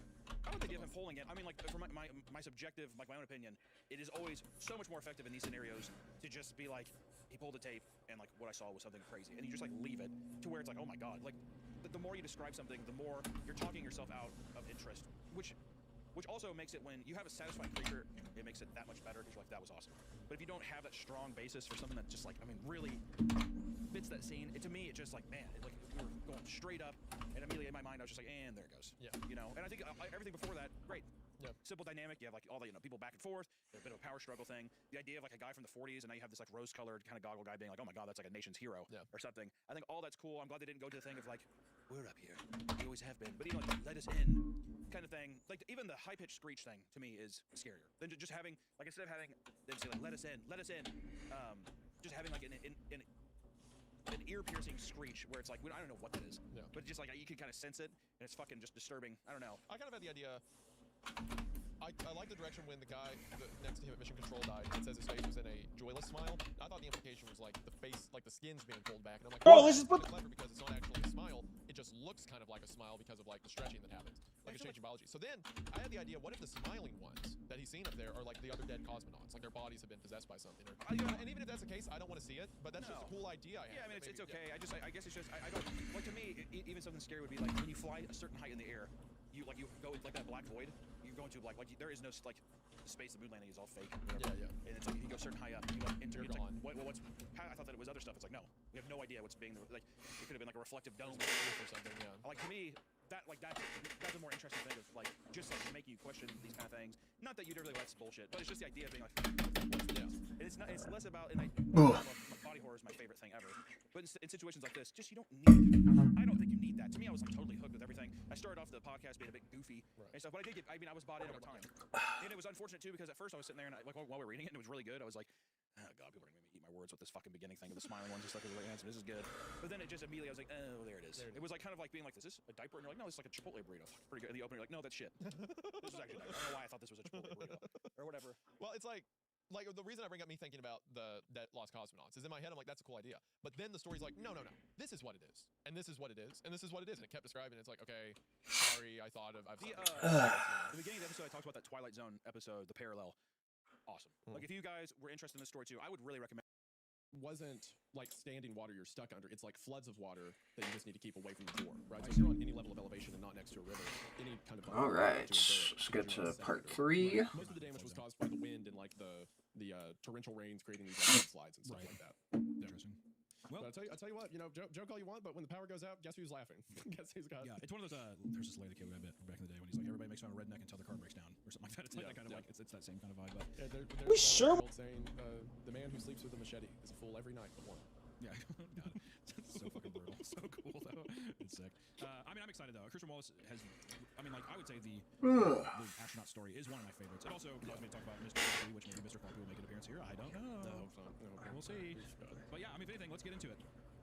You know, I just realized that on my new set, the way it's set up, you can see the printed tier chart back there, which I will finish at some point. But you drew the big demon-headed thing, and that's like the largest single item in the deck. So the biggest thing on my set is the one you get. You get a commission like a sculpture or something, of like a cryptid. Well, what I want to do when I get this room's temporary. This is in the new house, right? And I'm just waiting for like the little studio to get built next to the house. Right. When that studio is built, I want the inside of it to look like a log cabin, like a fireplace and stuff. And I want to have a huge mount made. Like I have the normal deer over there that I put the night vision on. I want to have like a massive. There's this what's the thing? I think it's when the deer get too much calcium at like pay hunt farms. Shed old antlers, they'll just grow new ones. It's like where's the bacon? That's what happens when you overspike their diet. But it gets these weird, like monstrous looking racks to come out of them, and I want to have like a commissioned art piece that looks like that, with like a huge like monstrous skull, like a Wendigo, mount with the night vision. And I want to put that as like a mantelpiece over the back of the room. I mean, that would be fucking sick, especially being in a log cabin. You would literally have your set. It would look like the. Where do you put it in? We sure we need this much? Where do you put it in? It's gonna look is one wall is going to be like solid cabin walls, fireplace, and all that, and then the other we sure we need this. Floor to ceiling windows that is pushed up against the forest. So it's like in that forest with freaks out. Well, I mean, where I am right now, I keep putting more lights up, so it's like you can walk around the property at night. But when those lights are off, okay. So this. I'm really trying to read one of the things actually scary, and I want to see you fucking squirm. Yeah. I feel like because I've done that even before. I love composure, but there's times where I'm alone in my studio, and I'll like, and I'm so immersed in the story that I feel like I'm like seeing things. So I kind of like look behind me, casually. It's just it fucks with you so well. But dude, the forest right there, no, there's no way. I would pussy out so bad. Yes. Right now, I've got this room's on the second story. So there's like trees that hang right outside the window, and at night I'll open the window to let the breeze in. So there's been a couple times I've been playing a scary game or watching something scary, and I'll glance and I'll see the wind like pushing the limbs towards the window, back and forth. It's terrifying. Are they close enough? Are they close enough that they like tap your window? They're not close enough to tap, but they're close enough that they're in the peripheral, bowing in. I bet you anything you start, you imagine, you just hear it, and you're like just like the. I bet you're gonna start feeling like or something. You know, it's too far from to not have that happen. One night I came in here, and an owl. I had the window open, and there was an owl that was perched on the window, and he was facing away from me. But it was dark in the room, and he was fat, so. Walking into the room, it looked like the back of someone's head, right? But like I said, this is a second story, so that would be like an 11-foot tall. Yeah, giant palatials. Yeah. I walk into the door and I freeze, and I see like the silhouette, and then it flies away. That jumped out of my skin. Yeah, hold on. Oh my god. Yeah, no. Good times. Yeah. I'll get scared for recording one night. That'll be fun. We should, yeah. Also, thank you to our audio listeners right now who are driving or usually at work. We sure we. Listening on Spotify or Apple Podcast. Helps us out if you give us a nice rating, and then also to our Patreon members, we got a little exclusive story yesterday or a couple days ago, and we'll probably be getting me a little more frequently while Isaiah has his beautiful baby coming soon. So if you want some extra content, feel free to go there, support the channel. If not, you get all the free content right here, baby. Otherwise, Isaiah, do you want to jump in? gonna jump in. I do have one question for people. You brought up that a lot of people comment that they listen at work and stuff like that. What? I feel like there's not a ton of jobs you can do that, right? Well, there are a ton. There has to be a ton of jobs where you can't do that. I mean, probably, but I think I don't know. Like even whenever I did like construction or something, I always had like an earbud in. I mean, like construction and stuff like that. Yes. If it's you doing a task, absolutely, I get it. But if you're in any kind of like service position, like someone can't be working a checkout, right? Well, of course listening not. to the show. But you know what I do see is people say on their lunch break they'll put something on, or I would say a large part of our audience, I think, while they're doing like, I think that we are background fodder for people cleaning their house. I believe is a big one. We were like, I just want to do. We sure we need. I do the same thing. I listen to YouTube videos. Yeah, it's the best background fodder. I listen to Creepcast. Yeah, I listen to myself talk for. I remember that. Yeah. I say as I'm watching this on streaming. And we will leave a link to Christian's. He has an anthology. We sure we need this much? What do you put it in? We're also going to leave a link to his website, chwallace.co.uk. Even though he's from the UK, I forgive him. He has a link to a ton of his one-off stories, as well as his like short stories and stuff like that in there. So be sure to check him out. He's a fantastic author. I think some of the best writers are from the UK that we've read. Even like Neon Tempo with the Left Right game. That's also from the UK. And Dathan's American. He's American. Yeah. He's on the right side of the pond. That's correct. All right, let's get into it. I found the bunker of a prepper family who went missing 3 years ago. Dr. Daniel Vance was a smart man. Too smart for his own good, maybe. 40 years old, a lecturer in fluid dynamics with a mind made of shapes and numbers. No one knows why, one day, on a whim, crunched the numbers on the apocalypse and came to a troubling conclusion. He didn't share exactly what it was he deduced, but given that he immediately quit his job and liquidated his many assets, it's fair to say it wasn't positive. Swept up in the wake of the tremendous upheaval was his wife, a 24-year-old PhD student who had grown infatuated with Daniel some time before. She loved the strange bearer man who just as easily built a lot. Where do you put it in? Baking powder. Speaking of Daniel, always left you with a profound impression he was right. So when he told her what he wanted to do, she agreed. 15 years and 5 children later, the Vances were living in the distant woods just beyond my hometown. They were enigmatic, richer than the Pope, and extremely serious about their prepper lifestyle. But they were also funny, easygoing, and incredibly compelling to speak to. This is like Ted Kaczynski if he could speak to women. Well, he's not. We don't know he's Ted Kaczynski yet. I will say I do like this. Super smart PhD guy, builds log cabin in the woods. If he didn't write about murdering women that he was afraid to go on dates with, and Yeah, well, that's what I mean. Is we have no. The doctor has no fault like that yet. If anything, I do like the dynamic of like very scholarly man has wife who's like infatuated with his studies. Now they like live remotely. This setup also of like I love this setup too. Not to stop it too soon, but the idea that a learned man is doing this thing. It doesn't seem crazy, right? Yeah. Like these things, it's a person that is too smart for their own good, and them doing it, you really don't think anything of it. But I'm curious to see where it takes that left turn. I'll also say there, again, not to make this about me, but I like making stuff about me. There is a surprising number of people you'll find, a lot of them I found during the flood, who are like preppers who, you know, live off the grid, own their own generator for power, use, you know, wood pellet stoves for heat and stuff like that, who we'll come to find out are incredibly accomplished doctors, researchers, inventors. There's this one guy who was one of the people bringing supplies, repairing equipment for people, and it turns out that he had the patent on a bunch of like surgical technology, stuff like that. Like, yeah. But it's like, no, they'd rather just live off the grid, put their stuff together. It's like you get to a point where you're like, hey, this whole like rat race societal thing, maybe not for me. Maybe all I need is a fireplace and a wife. You know. I also think that people, because of TV and stuff, You put it in. made like every doomsday prepper person is like a religious fanatic or like a sheltered person or like trying to get all of these like negatives attached to it when it could just be some people are just like too smart for their own good. They're just like, we should probably have these backups. We should probably have these commodities, you know? Yeah. It's like, well, I mean, you know, you never know what can go wrong. Who knows? I'm just too lazy. If the world ends, I'm going to land on my lawn outside and I'm just going to let it take me. I'm sure my wife will flee and she will live her life with a man who was willing to survive, but I'm just going to be like, I can't. I just simply cannot. Just a minor inconvenience. It's a thunderstorm. All right, I'm dead. Well played, world. Yeah, well played. Checkmate, I get it. Where do you put it in? Baking. Right outside of the door. Okay, if you can't hear it, we'll keep going. But it made me think of that thing I think one streamer did, where there were housekeepers in the background, and he was like embarrassed. I think it's XQC. That's it, yeah. That's right. There's many mentions of XQC in this podcast. We only mentioned him twice, right? Yeah. I think. The many. Yeah, Yeah, that is a surprising number to come up. Yeah. You're right. But they were also funny, easygoing, and incredibly compelling to speak to. Larger-than-life survivalists who swept into town with bizarre requests that thrilled local businesses. Vast quantities of cement, iron, lead, and steel were all shipped through the remote mountains so that the Vances could build their shelter. The advanced methods they used to keep it secret were legendary. Daniel had once spent 6 months earning the license necessary to drive HGVs up to his compound so that no one else lay eyes on it. And on one occasion, when a company had refused their request for GPS tracker-free vehicles, he bought them out wholesale so that they had no choice. Wow. What are HGVs, by the way? High something vehicles. It's heavy equipment that you use to transport materials on. Okay, so it's not just like a semi truck. It's something that can like, go up a mountain or something. Or like it's more terrain or heavy, right? Good lord. You okay? Heavy. I'm getting over the flu. Heavy goods vehicles. So any like tractor trailer. Okay, so it's just like a semi bed. Yeah, something like that. Yeah. So when they stopped appearing in town during the pandemic, when requests for food and goods stopped and all contact was dropped, most attributed it to lockdown. They had a bunker and had spent their entire lives training to be self-sufficient in the face of civilization's collapse. Even Alexander, the youngest at just 3, was already collecting firewood as a chore and learning what local plants were edible. Most of us just assumed that if anyone could ride out COVID without breaking a sweat, it would be the Vances. The reality turned out to be something else. When the worst came to light, we discovered that Daniel had used the pandemic as an excuse for a dry run. The family intended to spend 6 months in lockdown and essentially beta test their Fallout bunker. 3 months in, the sheriff received a distress call on the radio. Coordinates were provided by the hushed voice of a sobbing child that most assumed was Alexander, even though that's never been proven. The police arrived and found the bunker still sealed. It took hours for emergency responders to cut into the door. All the while, efforts were made to contact the family. Baking to no avail. Once inside, police were left dumbfounded. There was no one to be rescued. No bodies, no survivors. There was evidence the door's locking mechanism had failed and trapped the Vances inside with no way out. But if so, where'd they gone? It's kind of crazy. So a child called in the report to even let people know where they're at. Now it looks the thing was basically it's sealed shut. No way of getting out. They're gone. Yes, that's horrifying.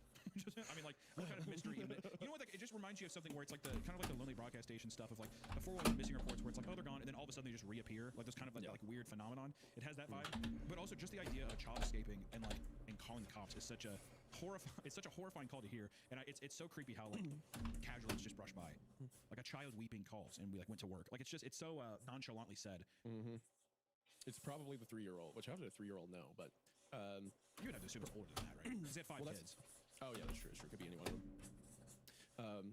So kid calls, they were sealed inside, but they're gone. Yeah. So it's like, is there a secret door in the bunker? Does it go deeper? You know. That's what I'm wondering. Do you go into a thing where they discover that he was even wilder than they expected, and like even deeper into the earth, or some kind of weird cavity or something? And how much? Or did something burrow in? I don't know. Okay, you remember how at the beginning it said that he was doing like equations and then he freaked out and that's what started all this? Okay, so they go back and look at his equations and it's like a bunch of numbers and like symbols and stuff, and at the end it just says mole people. Yeah, it's like all these. Like, how did he do his math that got to mole people? he has a perfectly preserved mole skull in his room. Then someone's at the side. They're like, if he was afraid of mole people, why would he dig down? Yeah, one of the cops is like, why would he dig down? And then there's like an obvious mole person in a cop uniform. That is very strange. I don't know why he would do that. We should probably just get out of here, right? I think it's a great idea. Yeah, Bob, that's a damn fine idea. Let's get out of here. Yeah, let's go get some breakfast. Does anyone want to go to the caves, perhaps, to eat? Hold on a second, let me dig this hole real quick. Okay, I'm ready. Beds and cots lay everywhere with moldering yellow sheets. Buckets close to hand with stains all around them. Some doors were barred, others smashed to pieces. There was evidence of makeshift quarantines and, in places, it looked like violence. The police, usually a fantastic source of gossip, were not forthcoming until the town demanded answers and the sheriff was forced to offer only the barest of outlines. An outbreak of waterborne illness has struck the Vances down not long after they were locked inside and unable to seek help. Rumors of contagion were overstated and fueled by unrelated rise of COVID. Whatever contaminant had killed the Vances, it was non-organic in nature. No need to panic. The Vances' loved ones had been notified, the bunker was going to be demolished, and we could all put this terrible tragedy behind us. Don't you hate those waterborne illnesses that completely vaporize the body and clothes? Yeah, I mean, it 100% just sounds like a cover-up, right? Yeah, of course. 100% not telling the public what it's actually about. Yeah, an outbreak of waterborne illness has struck the Vances down. There it is. Exactly. That's what I was about to say. So your whiskers. So you have mud all over your whiskers. Oh, sorry. Wipe it off. Thank you. Officer Mole, what seems to be the problem? We don't know. Yeah, that pitch was over your left shoulder and you swung at it. I know. It was right there for the taking. I'm so sad. This video is sponsored by HelloFresh. Why did anybody tell us about weeknight dinners? During the middle of the week at like 6 to 7 p.m., you still have to make dinner. It's bullshit! But you're tired, and you have things to do. And for nights like those, I like to use HelloFresh. Baking powder. HelloFresh removes the mental load of cooking.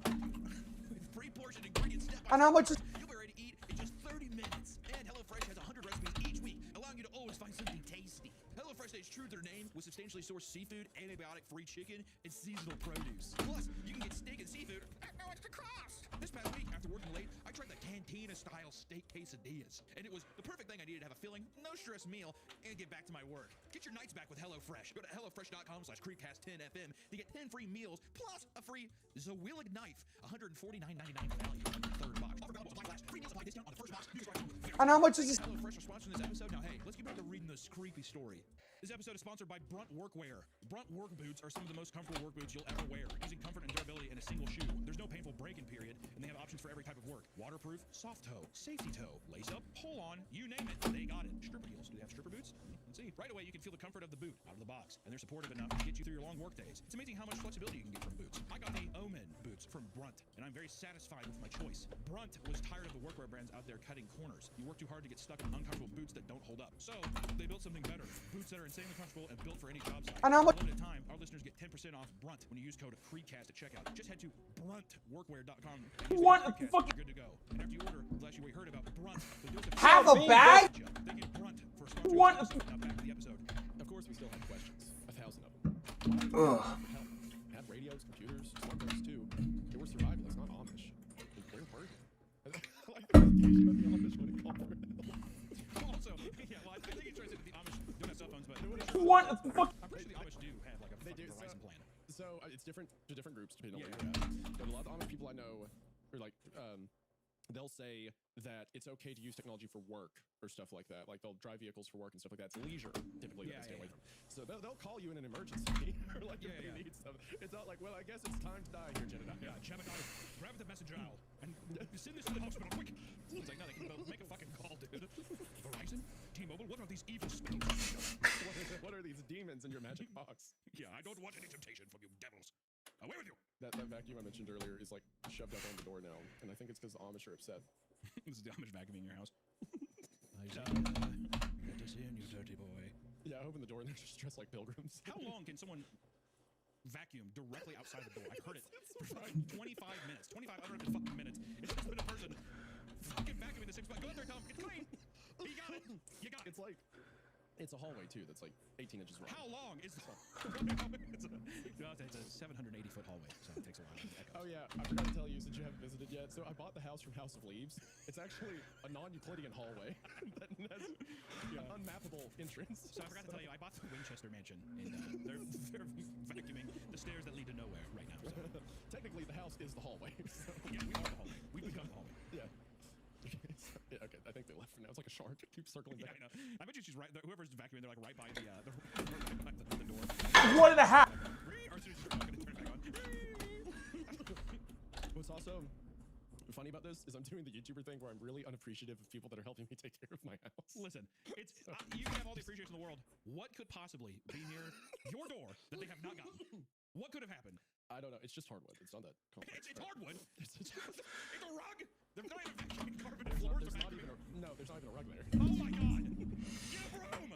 Get a Swiffer! What can you possibly vacuum? It's hardwood! This is gonna go down as the most out of touch conversation It's plastic wheels! It's plastic wheels on hardwood! Oh my god. Okay. Alright. Anyway, they were survivalists, not Amish. And where were they? What had happened to their bodies? Why hadn't they simply left? We shouted these and more at the town meeting, but the police simply refused to comment. For most of them, we sat in the woods for another week or two until we realized we weren't getting answers anytime soon. Besides, the pandemic was in full swing and most of us had other things to worry about. The tragic story eventually faded until it was just one of those awful things in the town's history that we didn't talk about. I was as guilty as anyone else of just forgetting about it. I certainly never expected to find the bunker out there in the woods. Faded police tape still on the open door that hung wide open with scorch marks around the lock. It stood out in the woods like someone had cut a hole right in the fabric of reality. The darkness so deep and black it almost... The sight of it made my heart drop in my stomach. Radiated pain. Does that make sense? I think some part of my lizard brain picked out details that wouldn't become apparent to me until I got closer, like the bloody finger streaks that stained the handle from where someone had scrabbled furiously at the lock without success, and the tiny viewing window that had been smashed with a hammer that still lay nearby. I needed only to glimpse it to imagine the family taking turns to stand there and scream into the woods, desperate for rescue. Good God. Under any other circumstances, I would have run, but I'd gone there looking for my dog. My light revealed a few wet paw prints making their way down the dusty concrete tunnel. Oh god. Fuck. Oh good. No. What? I abandoned the dog. There's no way. No, come on. I can't. There's no way. Have you ever... Okay, go ahead. No, go ahead. No, you go for it. Have you ever abandoned, or have you ever, like, like what's urban exploration's a lame way to say it, but have you ever been in the woods and like checked out abandoned structures and stuff? No, because I'll tell you why. Is because, well, one, I've seen too many movies, and then two, I don't want to fall. I'm big, a fat man, so I don't want to fall through any floors. And then three, 1.5. Squatters, or something there that is going to hurt me. So no. And then also an active crime scene where there's bloody fingerprints, where people have died and haven't found the bodies. And then, of course, my amazing little fucking pupper had to just, well, how do I go down there? No, I'm good.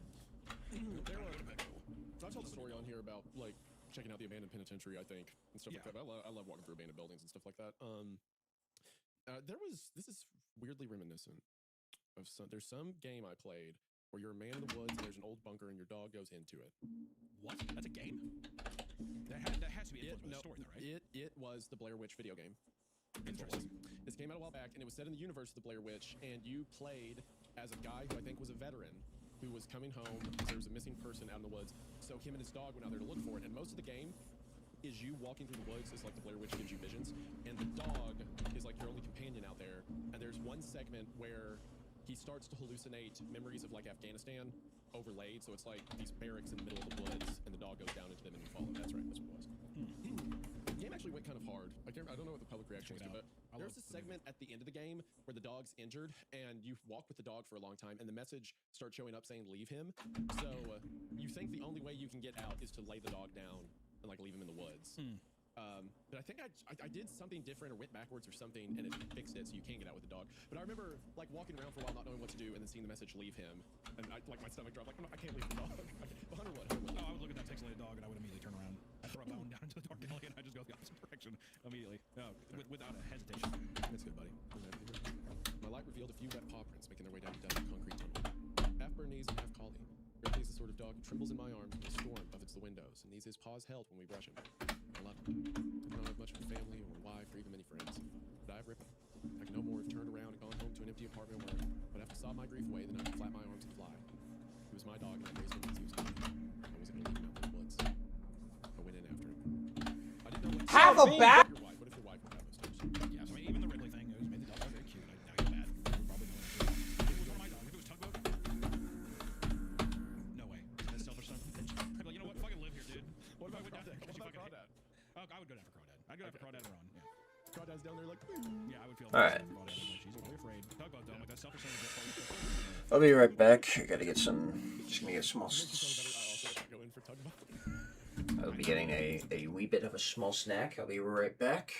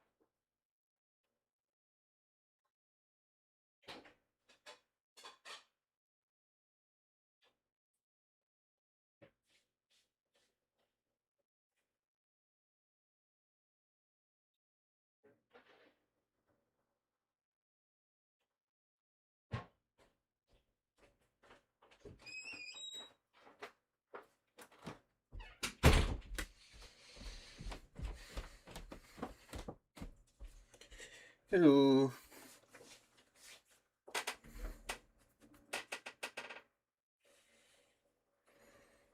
All right. I'm just gonna eat something real quick, so.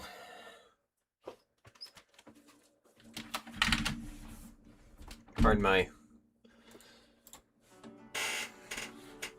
And then I'm just gonna pull up something to watch real quick.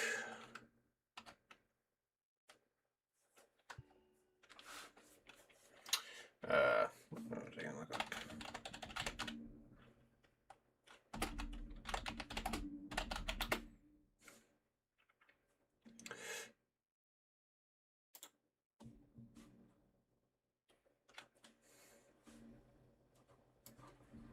Figured, might as well, you know.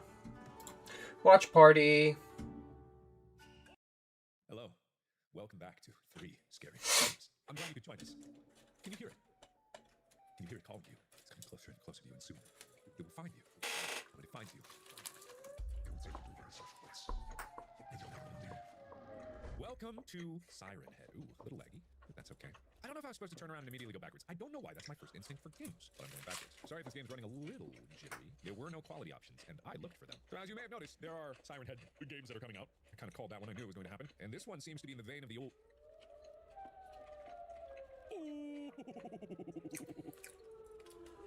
That's not good. Maybe I shouldn't have turned around and gone that way. Maybe I should have gone some other way. Maybe I should have gone forward the way that it wanted me to do it. Maybe I should have assumed as soon as I heard a siren that it was going to be bad news for me. Great. So, I don't know what the objective of the game is. Let's just continue our casual conversation as Siren Head breathes down my neck. I'm hoping that I don't need to find papers. I don't think that, much like Slendy Man, or not like Slendy Man, I don't think Siren Head is a doodler. I don't think Siren Head doodles much. Ooh, huh? Am I seeing it? Am I seeing it? Where is it? Oh, there it is. Oh! What happens if I go into the woods? What happens if I don't run into a tree? Hey, buddy, I can't go in the woods. The woods are barred. So, what would one do about this situation? Seems like maybe at both ends of this trail that I decided to go hiking on, there seems to be siren hoods. There seems to be multiple men. There's multiple men. I'm assuming these are siren men. It might be siren women. They're huge siren dicks flopping in the wind. Not the women.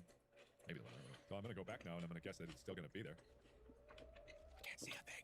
It's so dark. I know it's there. Where? Oh, I see. It's like barely. I see it barely. All right, I'm gonna see what's up. Woo! Oh, that's not good. So what do I do about that? What do I do? What do I do? Whoa! What do I do? Do I let it eat me? Feed me? You wouldn't. It ate me. Maybe I could go around it. It's not very fast, but it was a wide circle of which it could touch me because it's got long arms. Its arms are long as hell. Super long, with long fingers and a long dick. I should gotta stop talking about Siren's dick. I don't know what I'm supposed to do. What am I supposed to do? Is that a pile of logs? No, it's a tent. Oh, hey! Oh, shit. Look out! There's a siren hood! There's a big... Ooh, okay, maybe I can't sprint exactly. Shit. Shit. Don't get me! I've been got! Okay, so I don't know if there's a main objective besides just go in the woods and try not to die from ye old Siren Head. Because if there is, I'm not 100% sure what to do about it. Oh, there you are. Okay, it is creepy. I gotta admit, that's creepy. How do you get around? The woods are all blocked off. What are you doing? You crying? Little bitch baby crying? You stuck? You can't make it any farther? Can't make it farther? I get it. Maybe I can. Ooh, maybe I can. Oh shit, no, bad move. Okay, so there's gotta be a way that I can get around it. Go poopity scoopity him, and I think I just gotta find a wide point, poop him and scoop him, scoop and poop him. I never thought that I was gonna have to scoop and poop a siren head, but here we are. I got kind of a wide berth here. Maybe I could. There might be enough room. Hey, poopy scoopy. Hey, what's up, poopy scoopy? Yeah, you're gonna scoop that poop. I'm gonna scoopy loop around you, and it's gonna be epic and awesome. Come off the trail. You know you want to. Yipes! What up? No! Okay, I think I know the way. Ooh, bitch! Oh, shit! I got past it! That took way too long! Oh, shit! Hi! Oh my god! I freaking did it. Where am I? What the hell is this? Hello? Hi! Oh my god! I don't know what this is! Does this have any meaning to me? I just found a house in the woods! Yes! I found a house, in the woods. Well, that's weird. Don't know why this is here. So what about that? So what about that? Is there something incredibly amazing about the house in the woods? Some kind of Blair Witch ass shit going on up here? That was way too hard to get past those dudes. I'm gonna consider this the end, and I'm gonna consider me having won it. Go team go. We did it, guys. We did it. All right, I'm that one there. I probably could have just stopped way sooner, but for some reason I just kept going at it. All right, but moving on. All right, so this is SCP-6789. Now, technically, Siren Head is not an SCP. I want to be very clear about this. This is not a real SCP designation. It's not nothing. You are a guy named Mike, and you will live in a small home in a lovely neighborhood. Your wife, Sam, has been out for 2 hours and should have been back a while ago. The news on TV said stay in your home, no matter the situation, but cut to static before you can find out why, and you can't find the remote. Well, that's just awful. That situation is terrible. You don't want that at all. You don't want none of that. I'm getting worried about Sam. I need to find the remote. Those are my 2 priorities. In that order. Okay. Gravity's a little low. I can't seem to leave my home. Oh, good. I found it. I guess. Let's flip it over to the news. Oh, sure. That's some news. What's that sound? What's that out the window? I can't even see a window. Oh.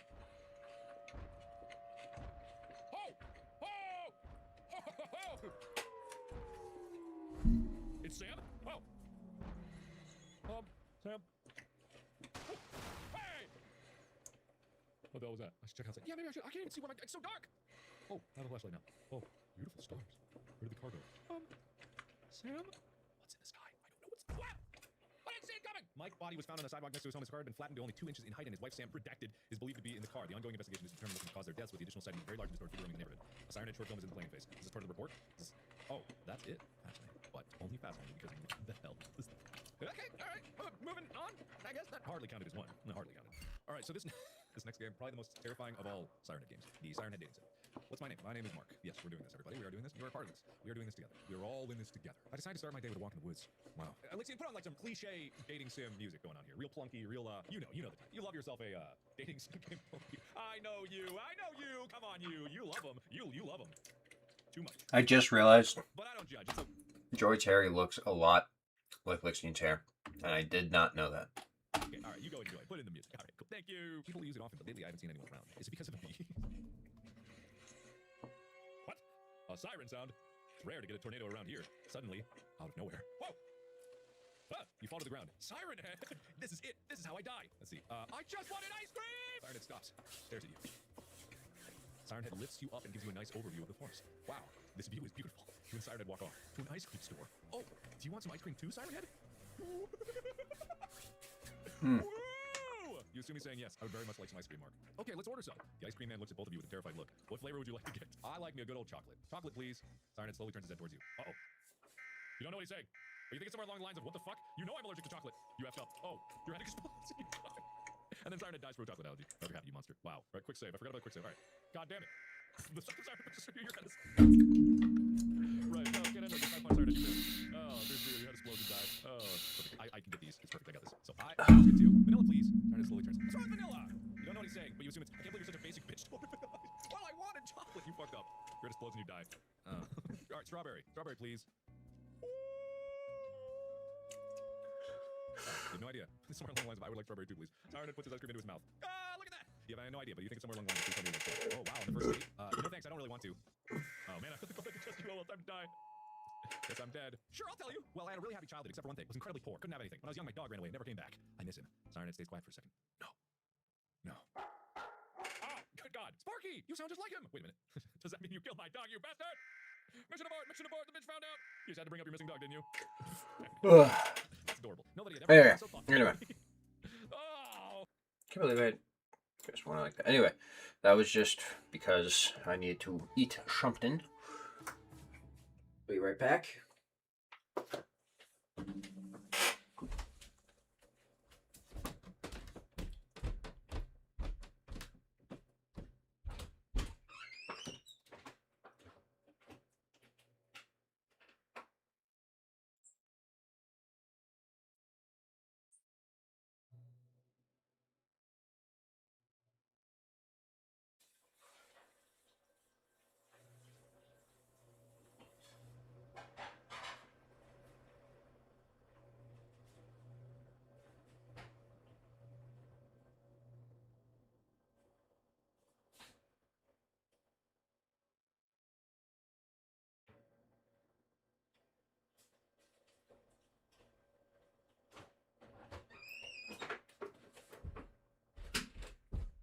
Ooh.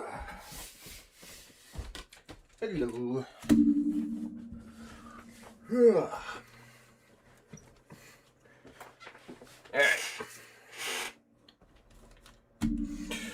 Sweet. Sorry about that. You have no idea the selfish hatred this dog has for all of mankind. Talk about what likes to wait until I'm standing, I'm like by myself in the kitchen, like drinking coffee or whatever, and then get right behind me and scream as loud as he can. It's unfortunate. A genetic abomination. I didn't know what to expect, but I knew it wouldn't be good. Wherever the police they not only kept most of the morbid details to themselves, they also lied. The bunker was not demolished, it was sealed off. In fact, looking at the occasional blue latex glove tossed aside and 1 or 2 broken police issue flashlights, it seemed like the last people inside had been able to get out. Given this was where 7 people had presumably died, I assumed it was someone's job to clean it all up. The corridor looked largely untouched. Just a few meters in, and manic writing started to cover the walls. The desperate scrawls of a lone survivor left there to be rediscovered like cave paintings. Most of the deliberations on how to get out. Diagrams, blueprints, equations, formulas, all focused on the door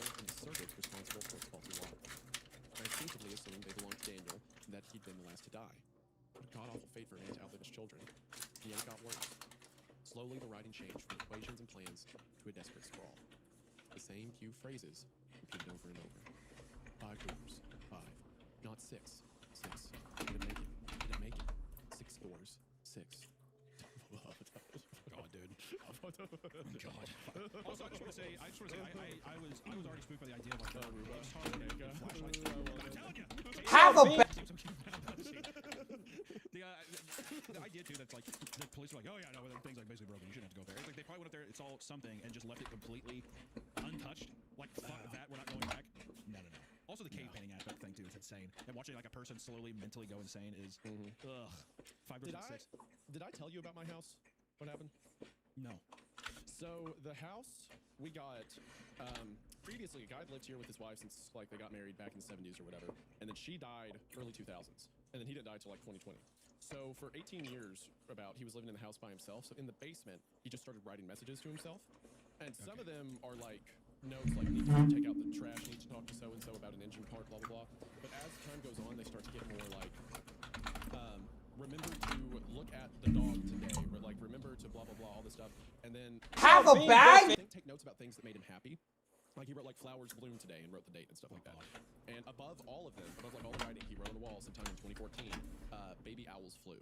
So like he was watching a nest of baby owls and they took off that day and he wrote it down. So all like his like weird 2 decades of writing, talking to himself is on the wall, and we're leaving that up. We're gonna leave that there. But wow, you know, it probably is just a nice thing of like little moments, and you get like little pieces of a person's life, but out of context and like not knowing anything about this, that's horrifying. Have a bag? No, 1.5. You should write that. Well, I want to. So I thought about either making a YouTube video or making a story called "The Man Who Lived in My House," because between that and like walking through the house, I see other stuff he's done. Like I see stuff and like that's like, for example, in the garage there were all these like pieces of wood that were like drilled into the wall, and I'm like, why did he do that? Have a bag? No, 1.5. And with the garage door open, have a bag? No, 1.5. But where he has the wood drilled is just have a bag? No, 1.5 tablespoons. Keep the door stuck open and stuff like that. So walking through the house, I've seen stuff that he's learned from living in it that now I'm relearning, seeing where he's put implements and things like that. Morphing into a man from his property, morphing into that other man would be so crazy. You know what I mean? Like a thing of like when you buy someone else's home, you become the last tenant that lives there. Yeah. Something weird like that. That'd be like an interesting take on like almost immortality or something. Like that's kind of weird. Person. That's is that kind of what you got from the ending of The Shining? Honestly, don't know. Ending of The Shining fucking weird. Well, the ending where it's like, you know, like, oh, you're the keeper, you know, you've always been here, and then the picture where it's him from the 30s, that is like whoever keeps the hotel because it's like he's almost separated through the hotel. I'm not sure. I mean, like, possibly. It's just weird to give birth to, or he like is the guy that has this power in The Shining too. So it makes him feel very paranormal in nature. Yeah. But no, it's a similar idea, I think, of like becoming the same person over and over again. But I thought about the man who lived in my house. Some of those messages are kind of like, what was the one that bothered me a bit? It was something like, I've got to quit talking about it. Something really vague like that. Well, yeah, things that are vague and you have no context for, you're going to dissect that. How, you know what I mean? You could totally misinterpret it, but it takes on its own meaning to you in a weird way. Yeah, I don't want, because he's still got family around, so I don't want to dox his name, but I'll text you what his name was, because it adds to the, that was his legal name. Wow, really? I just texted it to you on. Yeah, and I'm looking at it, I'm saying it's like a Star Wars character. It's a lot like him. Anyway, you got a full-on bounty hunter like a Jedi living in your house at one point. That's kind of crazy. He was just walking around in a Mandalorian costume. Yeah, stop talking about it. God. It seemed like the kind of thing you'd find in an asylum. Psychotic rambling punctuated only by 6 paragraphs. Each letter was impeccably neat, and each small paragraph was topped with a beautifully drawn Christian cross. Advance, age 15. Gifts guitars. He liked boys even though he thought I didn't know. I loved him. Did everything I had. No, what did I? Advance, age 14. Shannon Weather's mean streak. Live so free in the future. Elijah Vance, age 8. The smartest of us all. These were Daniel's memorials to his family, seeing the words that on my 20th inside the overwhelming despair he'd endured. Must have realized he wouldn't get the chance to speak at his family's funerals or to write their obituaries. This was his last desperate way of making sure the world might one day know them as he did. It's real people. The words marked the end of the tunnel, standing adjacent to a trapdoor in the ground. It was not open, but the tunnel came to a dead end immediately afterwards, and Ripley's prints disappeared the hatch. I feared he might be in danger. Still, I stopped and reached the bunker door 20 meters behind me. The once gloomy forest looked so bright, even on this cloudy day. Part of me felt like I was leaving the whole world behind as I began to climb the ladder down.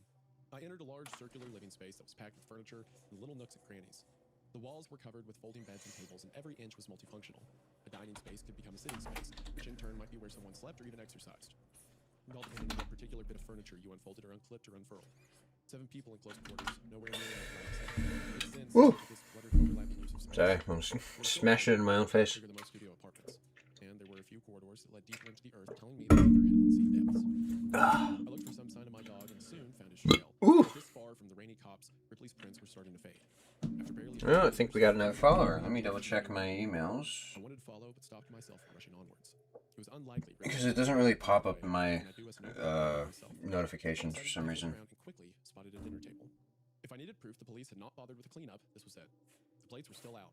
Food rotten to a strange black glaze. A child's hat lay across one place setting. The once creamy fleece turned a sickly green and yellow. The chairs had their bricks reinforced with wooden beams fitted with wooden grooves so that something the width of a nail could slide into them. And on each of the cushions were foul-smelling stains that looked oddly like an ass print. I touched one with gloved hands and the material cracked audibly. Whatever it was, similar stains were on the cutlery and plates, and there were even handprints of it placed firmly on the tablecloth. At first I thought it was blood. That wasn't quite right. It was too contained to be leaking blood. On the back of one of the chairs, the stain tapered exactly where a woman's waist would be, like a near-perfect silhouette. I shivered as I remembered that Miranda Vance had always been a slim woman. Wondered how she left her imprint on the gray fabric. So, is it implying there was like a rot on them? That's what I'm thinking. Like, Is it feel like some kind of decay? Is what I'm thinking. Because it's not blood. Because at first I was like, oh fuck, is it dry blood? It's some kind of rot or decay, but it also almost seems like, you know, like the atomic bomb, like those shadows. The shadows of Hiroshima. Yeah, like that. It kind of makes you think of something like that too. Maybe not the shadows, but just in that way that's leaving silhouettes. But it does feel like a rot, like a mold or something.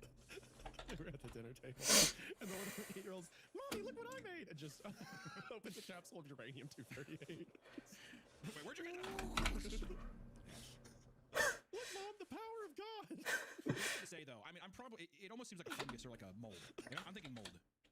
Yeah, like a mold. leftover decay or Mold sounds something. good. I think a mold. He's walked into a Resident Evil 7 mansion. Oh yeah. The Baker's house. It's a different kind of vibe into the story of the bunker so far. Now I'm picturing it like that, like swamp house kind of thing. No, down in the bayou, down in Louisiana. Also, I didn't even think of this. How did the dog go down a ladder? It wasn't a ladder though. It was stairs. I thought he said he went down a ladder. No, I think it's a staircase that goes down to the earth. Using my torch, British. Using my torch, I saw that these stains repeated in the oddest of places. Yes, there were some on beds and blankets, and even patches of plain floor exactly like you might expect in a room full of sick people. Why did one stain on the floor bear such a strong resemblance to a child huddled in a fetal position? And why was the same stuff all over the TV remote, and on books on shelves, and board games too? Everything from sofa cushions to TV boxes to piles of dirty laundry were covered in the same dried brownish material that gave off foul coppery miasma. Found the jigsaw particularly baffling. Someone had set up another table with 4 chairs, all modified with the same back support as those by the dinner table. And a jigsaw had been laid out with 4 separate piles, but only one was depleted. The rest looked largely untouched, almost like someone had portioned out pieces for 3 other people who had absolutely no interest. Maybe Daniel had tried to keep up morale while the family was sick. God help me. If that were true, I couldn't help but imagine the poor man sat there with his loved ones close to death, desperately trying to encourage them to click their own pieces into place while they faded in and out of consciousness. Okay, so here's my theory off of that line. His family was dead pretty early on, and he was like playing house. Like setting them upright, decaying in their chairs, and moving them over to play jigsaw and stuff like that. So are you saying that there was like, are you saying that you think the guy killed them and he was like messing with their bodies? Or on accident, they died. Okay. So you're not sure yet if you're like, you think that the doctor had any ill intent or anything? Yeah, you think it's just like, you think maybe it just went crazy then or something? I mean, I guess I'm trying to see like, I like that idea of a guy like basically playing house and like positioning stuff, and he's just like going about this like twisted. And the stains are like the rotting corpse. Right. Exactly. Yeah. I think either he went crazy and took them down there and killed them, or bringing them down there got them killed somehow. I feel like maybe the police were right. It was a waterborne illness, just they died, but then everything that happened afterwards is like him acting like they're okay with the bodies for like a year. I feel like they got sick or something, and like they were existing with this illness that was like making them fucking ooze or do something like that. Could be that. Something about that room emanated madness. The longer I stayed down there, taking the bright discs of light off my torch from one detail to another, the more I wanted to leave. One door had wooden beams nailed across it. One sofa had been partially disassembled. Multiple beds had been burned. That's too big, that's why. Put in a box on the kitchen countertop. Looking up at the ceiling, I finally had some insight into why the police were so confident the Vances had not survived despite never finding their bodies. Someone had jammed a human finger into one of the empty sockets, almost like they expected it to glow with the flick of a switch. What was it about this place that had caused the police to leave and never return? Not to even take that finger and test it for signs of illness or just to confirm who it belonged to. I decided it was time to hurry up and find my dog. People had died in that place. Well, I'm not superstitious. I can't be the only skeptic who has done the calculations in his head and realized it costs nothing to be respectful of ghosts. That's a funny line. That bunker was cramped and terrifying. Half a bag? No, 1.5 tablespoons. Tablespoons? But I'd be damned if I just walk away and leave Richard Rod down there. It's not like he can climb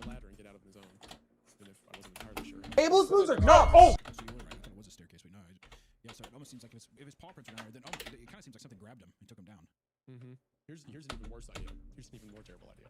Something has Tablespoons. either his dog's legs or something that looks like dog legs and like is making little stamps on the ground. Oh yeah, he thinks it's his dog. Yeah. I also like how you tried to gaslight me out of the ladder thing, and it worked. This episode is sponsored by Tushy. Tushy is the luxury bidet that your bathroom has been missing. Enjoy daily decadence with the practical benefits when you use Tushy. Yeah, I can wash my asshole with it. It squirts water. It feels good. Using Tushy gives you 2-in-1 benefits, reducing irritation and preventing micro tears while using less toilet paper. That means less blood coming out of your asshole because you wipe it too raw. It's cleaner, healthier, and now part of the beautiful daily routine. Things can get pretty messy in our bathroom, and that's why I use Tushy. We have them installed at the studio and on all the bathrooms in my house. It's awesome. I love using Tushy because it reduces the large clumps of toilet paper we use, which is gross and honestly pretty wasteful. Also, it gets stuck on my asshole, and that's yucky. By making the switch, Tushy helps us use up to 80% less toilet paper. And less toilet paper means less clogged toilets and less gross bathroom experiences. The other thing that I really like about Tushy is that they're really easy to use. We've installed them all over, and each one takes about 10 minutes or less with no power tools needed. Restore balance to your bathroom and get the luxury bidet everyone is talking about. Tushy. Number 2 is Tushy's thing. Go take care of number 1. For a limited time, our listeners get 10% off their first bidet when you use code CREEPCAST at checkout. It's 10% off your first bidet. Order at hellotushy.com with promo code CREEPCAST. Thanks to Tushy for sponsoring this episode. Now let's get back to the episode. Summoning what little bravery I had left, I called out and broke the silence. Something that felt like a terrible taboo in that god-awful place. Like screaming in a graveyard. I waited and hoped to hell I'd hear the pitter-patter of his paws, but for the longest of moments, it was only the kind of silence that makes you wonder if something or someone in the darkness is holding its breath, trying to look at just another patch of nothing. Biding its time until you finally turn around. Wrong one. The TV came on with a blurt of white noise that was so loud and so sudden I cried, threw my arms up, nearly fell backwards onto a rolled-out sleeping bag, and looked like it's been a week in the sewer. By the time I realized what caused the noise, I could already hear a tiny rendition of Daniel Vance's voice. I realize the issue here. I need to emphasize just how little I understand anything next. I frowned at the screen as I approached. It showed a greenish infrared view of the bunker with Daniel up front, and the dinner table behind him. It was grainy and hard to see, but I could clearly tell that his family were sitting in those chairs. Miranda was the first to find it. Looking back, it makes perfect sense. Miranda often went into storage to fetch it from cooking. We found it behind one of the refrigerators, so that's... Shit. One of the figures in the background slumped onto the table with a loud clank, its in a plate spitting off onto the ground. Shit. Daniel muttered as he got up and grabbed the woman by the shoulder. Spoons are not. Oh shit, teaspoons. Spoons are not. Oh shit, teaspoons. Not. Oh shit, teaspoons.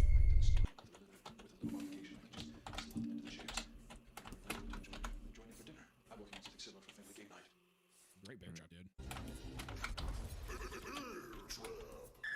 So, a reluctant bear trap, I will say, because that's brutal. Yeah, I mean, shoving the rods into their spine is insane. In your family spine. Also, they're still at she never liked my cooking. Also, he's coexisting with something because he's like Miranda would go down and fetch food, so she saw the thing first, right? So Yeah. he's aware. He's aware of. It could also be like a mold growth or something back there that caused it. But what's weird is he yells out Ripley, and then the TV just turns on, right? Yeah. And it's a recording of Daniel in this room doing it. So there's something in there. Right? By the way, it's probably apparent at this point, but this rules so far. Christian Walls, man. This whole story. Oh my god. I mean, even like he is one of the goats. Even amongst his works, this is one of mine. Just the setting, the stuff. This is one of my favorite setups so far. So I can see it so plainly in my head, all the details. Moments Yeah, I don't know if you feel the same. I feel like I'm just picturing the bunker is the same from Cloverfield Lane or whatever. I was thinking about that earlier, Cloverfield Lane. Yeah, I'm thinking of the room as more like a concrete open. I have this clear image in my mind of it. Yeah, I have this. You know, it's weird. I think it's the same image in my mind that came when I first read The Road, and it talks about the father and son finding the supplies in the bunker. But I don't know where I got that original image from. Could have been weird, or no? Yeah, because you know the way my mind works is it builds off of stuff I've seen in real life, right? Sure. Or like in visual storytelling. So I feel like it had to come from somewhere, but I can't remember where it came from originally. Yeah, I'm curious. So, maybe it is. Maybe it is mind, Cloverfield Lane, and I'm forgetting. Mine is just when I hear like bunker, it just whatever the first thing that pops up, I feel like it just sticks. And to me, as soon as it said bunker, I was even picturing the doctor kind of looks like John Goodman. It's like it's like just like kind of like it's building that kind of visual in my head. Yeah, Not saying it's just one for one. Close. Yeah, this is pretty close to what I was thinking of. Yeah. Daniel wandered over to the camera, and with a grin, he lifted it from the tripod and scanned the dinner table. I saw it nearly made me drop my torch. His family were long dead. Gaunt faces, missing noses, lips that had receded to reveal awful grins. These were corpses, plain as day, even when viewed through such a low-resolution image. The only thing that made them seem remotely alive was the way their eyes still reflected the infrared back so that they glowed in the dark. And yet Daniel seemed oblivious to it all. Tousled Elliot's hair, kissed his wife on the cheek. No! Oh shit! Teaspoon! Even picked young Alexander up from his high chair, and I assume he followed him. I don't know for sure because I was away, unwilling to see the poor boy up close. Eyes averted from the screen, I couldn't help but pan my torch across the same dinner table and shiver as I finally realized what all those stains were. Not quite blood, but close. Liquefying flesh. Ugh. Left alone for months, Daniel had not put his family's bodies to rest. Instead, he had moved them around from place to Woo! Bush Astronaut, keep up the great work with a $2 dono. Let's go. And my, it froze. Hang on. There we go. Sorry, camera does that. Thank you very much for the $2, my friend. Thank you very much.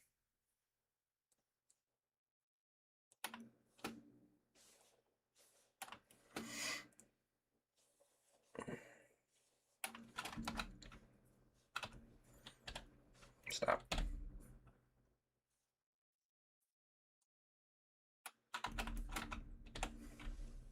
No! Oh shit! Wow.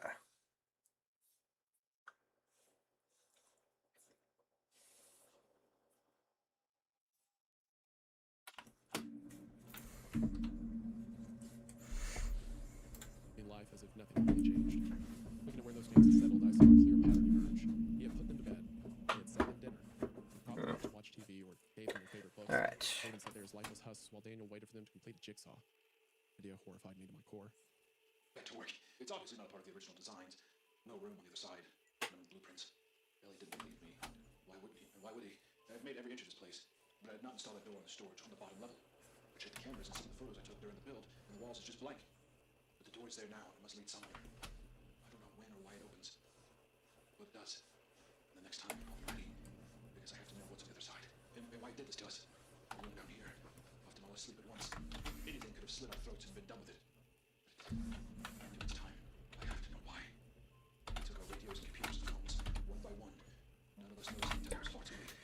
I kept telling the kids they need to take better care of their things, and even as they complained, I just assumed the phones were lying behind some shelf. Where else could they go in a locked bunker? It wasn't the children at all. Looking back, there are so many signs. We kept taking those lights. We kept draining the batteries in our torches. How long did we live there before we realized we weren't alone? Was it here every step of the way? The door out of nothing that leads to No! Oh shit! Teaspoons! I know for a fact it does not always open onto a blank wall. There is something behind it. I can hear it shuffling around there. Wet breath. These halls when it thinks I'm asleep. Bro, this goes so hard. Extra doors showed up in the bunker. Yeah, it's weird. It's weird because I don't know if I can trust him. You know, like I really don't know if I believe Daniel in this deal. Because also we have to Ugh. his family down and lock them in this bunker. Whatever. Like they kind of like you know what I mean. So I don't know. Maybe there was an end of the world coming, but like it was prevented somehow because of this. I'm not sure. I mean, there is all the calculations and stuff, but now it seems like it is like this kind of House of Leaves. Like, how did this get here? Like, I did not put this here, and I'm wondering if that's also some of what his research on the walls, like the cave painting. That does read kind of House of Leaves, doesn't it? The whole, Which like is the there's the door fascination of, here. like- What does the door do? Yeah. Yeah. This one is much more obvious, but Yeah, Will Navidson didn't go insane. I mean, he was obsessed with the door, but he didn't go insane because of it like this one did. Maybe he's not insane per se. Maybe he thinks his family's still alive. Maybe he's more I think like. I think he believes they're dead. I mean, that's why he's also like that's why they came in and did what they did to us. I think he's saying there. I think he's just like He's aware his family's dead, but he's still playing puppet. Yes, games. yes, exactly. I can see that. We kept taking away the lights. We kept draining the batteries. It's that stuff, man. The idea of being in a bunker and there's like a shadow there, an extra thing and everything. That makes the writing. It was two, 5 doors, not 6, not 6 doors. What was the other thing he said in the midst of that? He was like 5 doors, not 6, and he said, "Did it make it? Did it make it?" Yeah, which is just him when he said here. He's like, I definitely did not put that in. Oh, I didn't make the 6th door. Yeah. Yeah. Gotcha. Okay. I listened to Daniel, fascinated by this strangely compelling rant. A movement caught my eye. An infrared camera running in the dark. Its image, a rolling mess of form noise. What was it I'd seen? Pause the tape and rewind. It was Squinting, I saw 2 pinpricks of light in the darkness just over Daniel's shoulder. Slowly, the image resolved itself in my mind. I knew what I was seeing, and it turned my blood to ice. Miranda Vance had turned her head, and her lifeless eyes closed as she fixed them on the back of Daniel's head. Oh my god. Not even any point leaving at this stage. I'm no doctor, but that door is giving off enough radiation to, well, to kill a family of 7. None of us had touched it. Being in the same room is risky, but not lethal. Given how sick we become, we always have curiosity to get the better of us. One by one, we all got too close. Maybe that thing on the other side came through and did this. What was that? Daniel turned, camera stopped recording. The image it froze on was of a lone man, bright as a star in the camera's lens, facing off against unknowable darkness broken only by 6 pairs of white, glowing eyes. Good God. Bro. Wow. That's so good. So, Okay, by the is way, the implication that his family's possessed by something, or they're still alive and they're rotting bodies? I'm not sure. I mean, like it could be a thing of radiation poisoning or something, and Yeah. like something radioactive is getting them. But 100%, 1,000,000%, the family is going to crawl out of that 6 fucking door. Like if they took the dog, and they're going to get our our protagonist.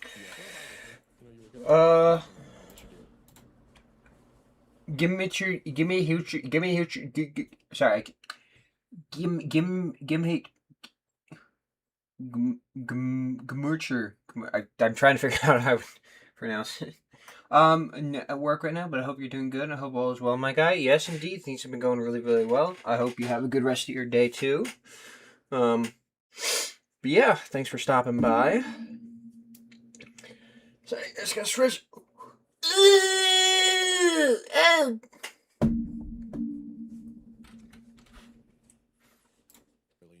Nice to meet you. I'm glad I got to know you when I did. But you're the. Also, it makes sense too the why handsome the stalker. cops aren't going back is because it's a radioactive mess. The police were like, It was Teaspoon. No, that's okay. I became painfully aware of my position relative to the table, and I had the painful premonition that if I turned, those chairs would not be empty. Oh, Gamer Hatter without the vowels. Gamer. Okay, I see it. I see it now. Bodies left to rot for years in the dark. Nice. Behind me, something shifted. Breathed. Loud. Quick. I knew what it was. I knew. Came at me so fast that when I felt something hot and wet touch my hand, I screamed, only for the presence to suddenly recoil. But then, without hesitation, it leapt at me and bore me to the ground. I wept as Ripley licked my face. He was shivering and, worst of all, silent, which was not normal. He was not a quiet dog, not when greeting me and not when excited like he was now. But whatever he'd seen down here, he clung to me and dug his paws into my shoulders like he wanted to be cradled over the shoulder. Something he had been too big to do. I see. I cooed in a soft Touche, voice. touche. I feel his tail wagging. Joking aside, felt nothing but relief at finding him. Let's get the hell out of here. I picked him up, straining a little under the weight, but refusing to give in to tired muscles. I made for the ladder. It wasn't easy climbing 3 or 4 rungs to the hatch, but I managed it and gave the hatch a shove. First one hand, then 2. Again and again, with everything I had, still the hatch refused to budge. I cried. Smart. But all I achieved was a sore wrist. The hatch had jammed when, somehow, the handle had been snapped clean off. Now I need a pair of pliers or something to cut through the metal bar and lock it shut. My fingers couldn't move it, nor could I brute force the hatch open. The metal bar It was Teaspoon. at the very least, and with some tools to get at it from the side. At least it's fixable, I thought as I climbed back down and caught my breath. On one wall, I noticed a simple diagram of I know, because he's looking at Puffer. So. Bottom was storage, manual mentioned before. And I noticed that he had drawn through it with a large red X. And the top floor was labeled corridor, where I stood now. But the middle floor was labeled workshops, and it was there I realized that I'd find what I needed. There was one door that opened onto a concrete stairwell, and standing at the top, I shone my light down the spiraling guardrails, unsure of what it was I hoped to see. There were only harsh shadows and the sense of something foul rising up in the air. A smell that tickled my throat and burned a little in my lungs. Had the police even gone down this far? Had they seen what I'd seen on the TV and just left? Somehow I thought it was unlikely that it had been enough to send the entire sheriff's department running. So was it something else that had done it? Something that had done enough to terrify the men? Something that was almost definitely down there. We went down quietly. At first, I considered leaving Ripley behind, but after losing him the first time, I decided I'd rather risk it just to know he was right next to me. Besides, he was far quieter than I was, and I didn't feel much like going down those stairs on my own. He accompanied me with only the quiet click-clack of his paws on concrete. Sound I found deeply comforting, as I barely managed to keep my torch from shaking in my hand and my breathing steady. Down one floor, and I found the workshop exactly as you might expect. A large space filled with generators and fuel and water tanks and boilers and heaters and pretty much anything and everything. That's a bit too much of a forebrow. Wires, pipes, and tubes ran from one end of the room to the other, and even years later, most of the machinery still hummed in the pitch-black emptiness. An idea I found deeply unsettling. Taking one look at the strange tangle of harsh shapes and industrial figures looming out of the walls and floor, I shivered and looked around, quickly finding a small area Daniel had cordoned off for his own use. I looked at the total floor space. Some seriously high-end machining equipment, all very well used. Lathes, saws, drills, belt sanders, welding torches, everything a man needed to do it himself. Daniel had been busy. I'm not sure exactly what it was he'd been working, but there was an arm on the bench. It's a... I know it's like a scary visual, but the reading of all the equipment, I thought he had been building contraptions or like creatures or something, and it's like, my prized work, an arm. I wonder, do you think it's Daniel's arm? Could be. Good chance, very good chance. It sat atop a pile of papers that had slowly turned brown over the years until the whole thing looked like it had been soaked in tobacco spit. On the whiteboard was a faded but still visible diagram of what looked to me like a ball and socket joint. I thought of the tape, Daniel's little mechanism to keep his family upright, and then looked at the arm and suppressed a momentary gag reflex. I don't know if Dan had been working on posable limbs or just a way to put the decomposing remains back together after they started to fall apart. The size of the arm suggested a preteen child, and he left it out on the surface like it was a disassembled clock. The diagram was inferior. Just how crazy was it? I pinched my nose with one hand and began overturning boxes looking for a hefty pair of pliers, or maybe a hacksaw. Ripley backed away from the noise, but once I made sure it wasn't I carried on, grabbing and pulling box after box, hoping to find what I was looking for. Anything to break that metal bar. Actually, I don't know if he's still watching, so actually, I'm going to, or no, I'm going to, yes. No, standard. Yes, I'm actually gonna have it's Astronaut as a moderator just in case. I trust him, so just in case anything goes. Luckily, nothing's happened, so it's more so just a precaution. But yes. In the end, I managed to get a pair of bolt cutters, a crowbar, and heavy-duty pair of pliers. One went in my pocket, one went down the back of my jeans, and the other was clutched in my fist. Too large to be tucked away in my clothes. Bolt cutters felt hefty in my hand, which was a bit of comfort, but the feeling didn't last long. Something moved in the darkness. Out there in the twisted jungle of shadows cast by all those pipes and wires that ran from one machine to the next, a figure moved. Thin, but unmistakably human in its outline. In Sweepy? No, I haven't been moving a lot. I went hard on cardio.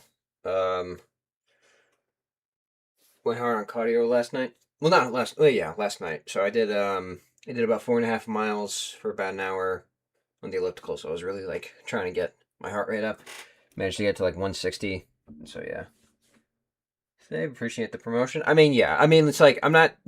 Probably don't have a lot of moderators. It's more so just in case. But I mean, like we've met IRL, so technically, you know, I know you're not a fake person, I guess. But I also have, I think, Frankentoes as another moderator. But yeah, it's more so just a precaution in case. But yeah. Daniel had made something up. Some fishing wire and motor, maybe. The idea that those bodies had been moving on their own. I couldn't be sure of that, could I? It was a frightening idea. On my mind had latched on to sheer panic. That was all. Getting my finger out? Nah, forearm exercises, you know. Back at me from the depths of that cluttered room. Ripley already behind me. Hold on. She moved closer against me and let out a barely audible whine under his breath. The behavior of a dog. Kind of see it, like right there. Yeah. I told myself as the light shook so violently in my hand I struggled to see straight. Just two shiny bits of metal. They blinked and began to come towards God. If I had any doubts left, they were dispersed by the sight of a pale white hand emerging into the light. I ran straight to the stairs and went to climb them, but only 1 or 2 steps away I saw something gripping the handrail on the top floor. A moldy clump of flesh, only just recognizable as a fist. The flesh withered until the fingers were basically bone. Without meaning to, I brought my light up out of habit and saw the bloated face of a hairless corpse glaring down at me. Couldn't even tell you if it had been a teenage girl or a 60-year-old Daniel. Either way, I instinctively turned and found another body shambling towards me out of the workshop. I was trapped, nowhere to go. By the feel of warm fluid on the back of my leg, I could tell Ripley had finally pissed himself. An adult dog, tail between his legs, shivering like a puppy, desperate to be picked up. God, I needed him to just stay together for a little longer. I couldn't take him in my arms, but I couldn't leave him behind either. With nowhere to go, I ran down and into storage. There's a temptation to stop once I hit the bottom. Down here, the air was thicker, and the sounds of my breathing were muted, somewhat distant. I only had to look back up to see 3 pairs of eyes glaring down at me. So without giving any of it much further thought, I barreled down the corridor and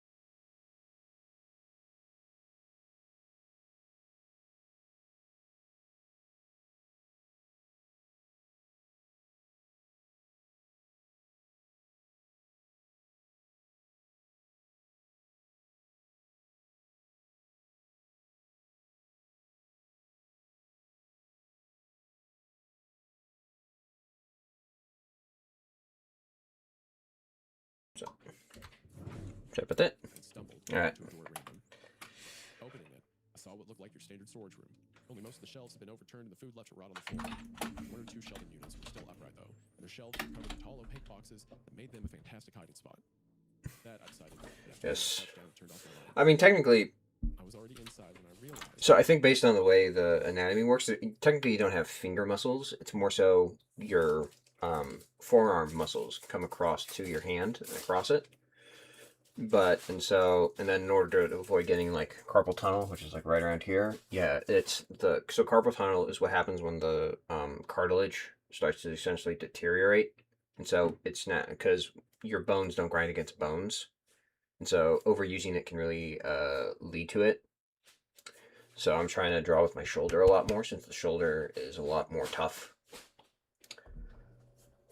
And so trying to use this a lot more. Yeah.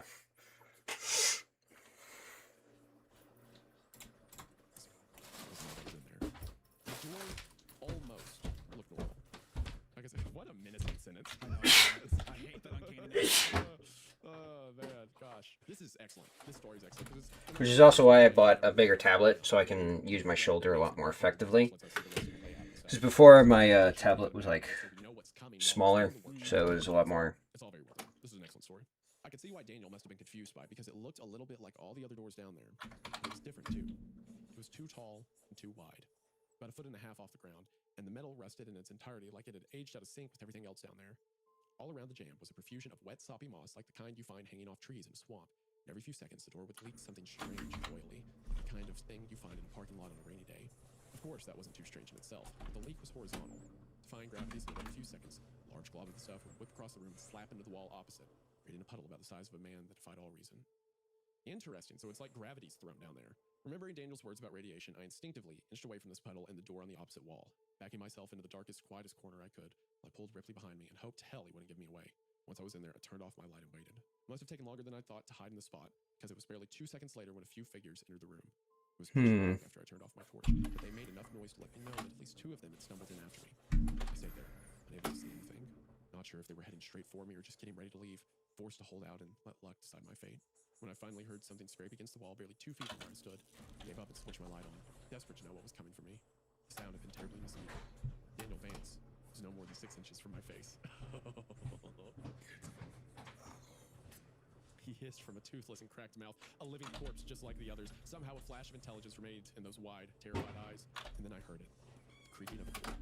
Without even thinking, I turned the light and saw it on the wall. I saw it open. Behind the strange still, there was more than just plain concrete. Much more. I saw a raging gullet of flesh. A ringed tube of pulsing muscle lined with teeth the size of hands. A spiraling descent into madness. Hot, foetid air washed into the room, buffeting me and the rotting corpses, all of us paralyzed by what we were seeing, even if for most of the figures besides Daniel and myself, they didn't have eyes to see with. What the fuck? I muttered, unable to take my eyes from the flesh tube beyond the doorway. Daniel whispered as he grabbed me with one fist and hurled me out of the room. I hit the floor and skidded along a slick fluid left by Vance's footprints, the smell of which turned my stomach. Perhaps the worst detail was that it was cold. I don't know why, I just expected whatever oozed off of them to be feverishly hot, but it wasn't. It soaked my shirt like I'd fallen into a muddy puddle. This voice wasn't Daniel's. I couldn't say for sure, but it sounded like a child whisper. One by one, the bodies shuffled over to the open door and knelt before it. I don't know why, but I got the impression the others had lost pretty much everything left in their minds, but Daniel remained aware. He looked back at me once more and spoke before he pressed his head to the floor in supplication with the others. The only thing we did wrong was being here for it. Torture. It let it be a reason. Just an opportunity. Leave. It won't let us go. It won't even let us die. And if it catches you, it won't let you go either. His forehead kissed the dirt. And something reached through the door and gripped his head in its palm, the way you or I might pick up an apple. In full panic, I ran over and grabbed my dog and bolt cutters, and I ran like my legs were pistons, machines whose signals of exhaustion and fatigue could not slow me down or cause me to fall. I had to move. I had to leave. The hand that had grabbed Daniel, the side of it flushed my mind clean like some kind of enemy. Weird. It hurt to see the image in my mind. There was nothing else in my head echoing around except the side of fingers with one too many knuckles and nails as large as a smartphone. I reached the top floor, near a collapse from breathlessness, but I wouldn't let myself stay down for long. I crawled over to the ladder and climbed up and immediately went to work trying to cut the metal lock. It was hell with just one hand, the other clinging to the torch that I kept frantically, pointing at the door behind me, and it wasn't long before I fumbled one too many times and dropped to my only source of light. I mewed. There was no time to look for it. I had to get out, and I had to get out fast. I couldn't see, but I was sure I could hear something climbing up those stairs. Not the steady thump-thump of human feet, but this was different. This was a rapid pitter-patter of a spider, maybe. Something with hundreds of feet or hands or God knows what, skittering along the floor and walls and ceiling, pulling itself along with the body whose mere shape was a thin god. Using all my strength, I leaned hard on the bolt cutters, and at last, the bolt gave. I threw the hatch open and got just enough ambient light to see Ripley hovering at the bottom of the ladder, growling ineffectually at the doorway. I crouched down, scooped him up, and fled up the ladder so quickly that my muscles turned to jelly at the top, and I fell over on my hands and knees. But still, I was out. The long corridor covered in writing was ahead of me. And the doorway capped now by the tired blue light of a full moon. Ripley needed no encouragement. Whipped down the corridor with canine speed, and I followed a broken and stumbling crawl, eventually shouldering past the open door and collapsing onto the forced floor. For a few seconds, I drifted in and out of consciousness.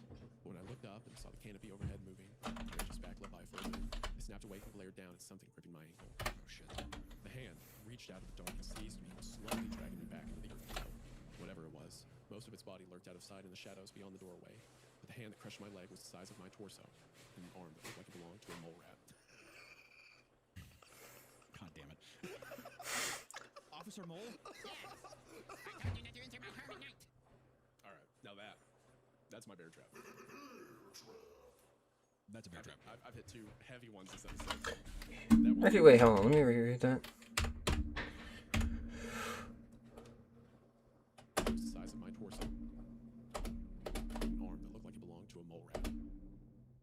with an arm that, what is a, okay, let me look up what a mole rat looks like.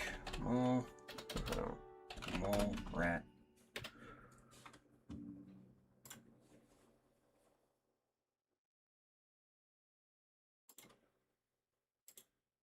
Okay, so it's like fleshy, I would say. Okay, yeah, I see.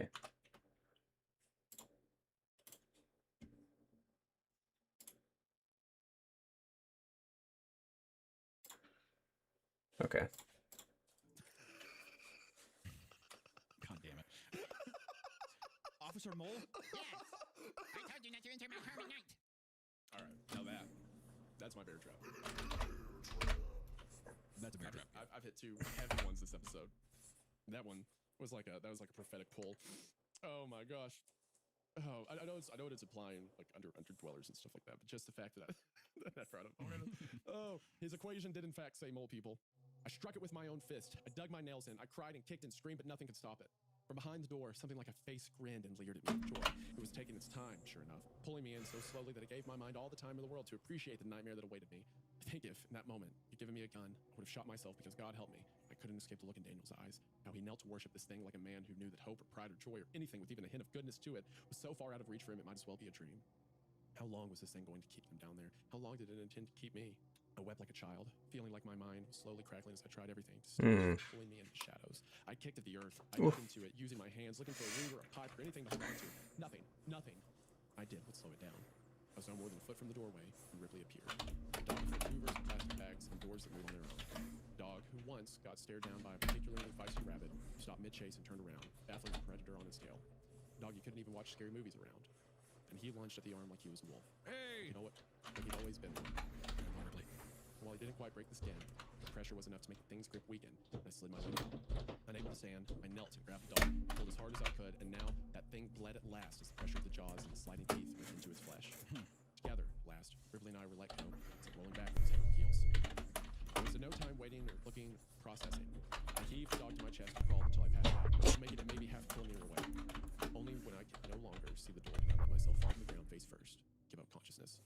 The doctor said I had pneumonia, which I suppose made some kind of sense. I might have even believed them were it not for the sheriff's visit, asking strange questions of me as I lay in bed about what I may or may not have seen. I dismissed them to the best of my ability. I wasn't interested in chasing that particular nightmare down, figuring out if it had been real or not, at least not while I lay there, half drowning in my own infection. To be fair, I had at least some sympathy for why the police had done so little to seal that place off. I have, on occasion, thought about going and doing the job myself, but to this day I still have nightmares about being pulled into the dark beyond that door. Not just the bunker door, the one I narrowly avoided at the end, the one below. What I saw was a kind of madness, I'm sure of it. I often think of Daniel's words. It didn't need a reason, just an opportunity. Somehow, the Vances were that opportunity. Maybe they built their bunker on a ley line, or a weak spot between dimensions, or the site of former satanic rituals. Not sure if it even matters. They went into the dark thinking it'd be a safe place to wait out the world's troubles, but something had been down there waiting for them. Waiting for a chance to get at a family of 7 people, to lock them in and deprive them of escape and slowly take from them everything it could. I've moved since then. Couldn't help it. It wasn't just the memories you see. It was the shortwave radio I kept in my basement. Something my father passed on to me when I was just a boy. God, I forgot about it.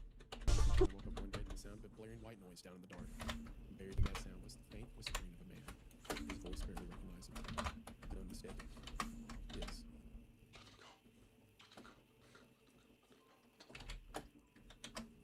And that is the end. Did you read the Let Them Go? Yeah, I did. Okay, all right. Wow. My God. What a great story, dude. One thing I love about Christian Wallace's work is the pacing, but not only that, but the way that he does exposition and the build-up to where, like, it seems like he spends a lot of the very beginning of the stories, instead of just being like, I'm going down to this deal, and then you get a lot of the exposition of, like, oh, yeah, like, when you're down there, you get the exposition. It's like, I like that you get a lot of this, like, a little bit of backstory, exposition of what's happening, and then it just seems like, also, my dog, and like, it just takes a turn. It's like, my dog went missing, and he's down in that very bunker. Yeah, That's a fun way to present that. Yeah, all the little...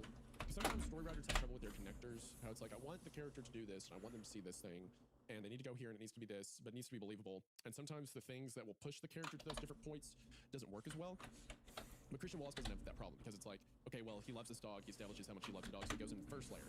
Well, now he's trapped, he has to go to the second to get supplies, and now he has to go to the third because there's something on the second. So everything flows very well, and you get to see all the set pieces, and it feels natural, and it keeps the tension up. There's never a point where you're like, well, I don't know about that. Because a lesser storyteller would be like, I was in the first floor, but I had to know what happened to the family, so I go down to the second. Where it's like, sure, we the reader wants to know what happened to the family, but no way this guy would, right? So everything feels very reasonable. Why do you think the TV just turned on randomly? I feel like I almost feel like I missed a line, or like I'm forgetting a line about like. Yeah, I feel like maybe I didn't read it right. I like wonder if in the shadow the guy turned it on or something, or what. It seems like knowing that Daniel is down there, which also I just want to say how like daunting and horrifying is that of like your family are husk, like they're basically just zombies that just won't die, right?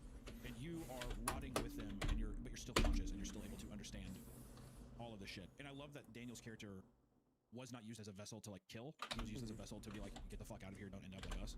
Which is kind of interesting too, because the parallel of like Daniel and his family were doomsday preppers. They went into the dark to hide from the troubles of the world, right? But they found a bunch of evil or whatever.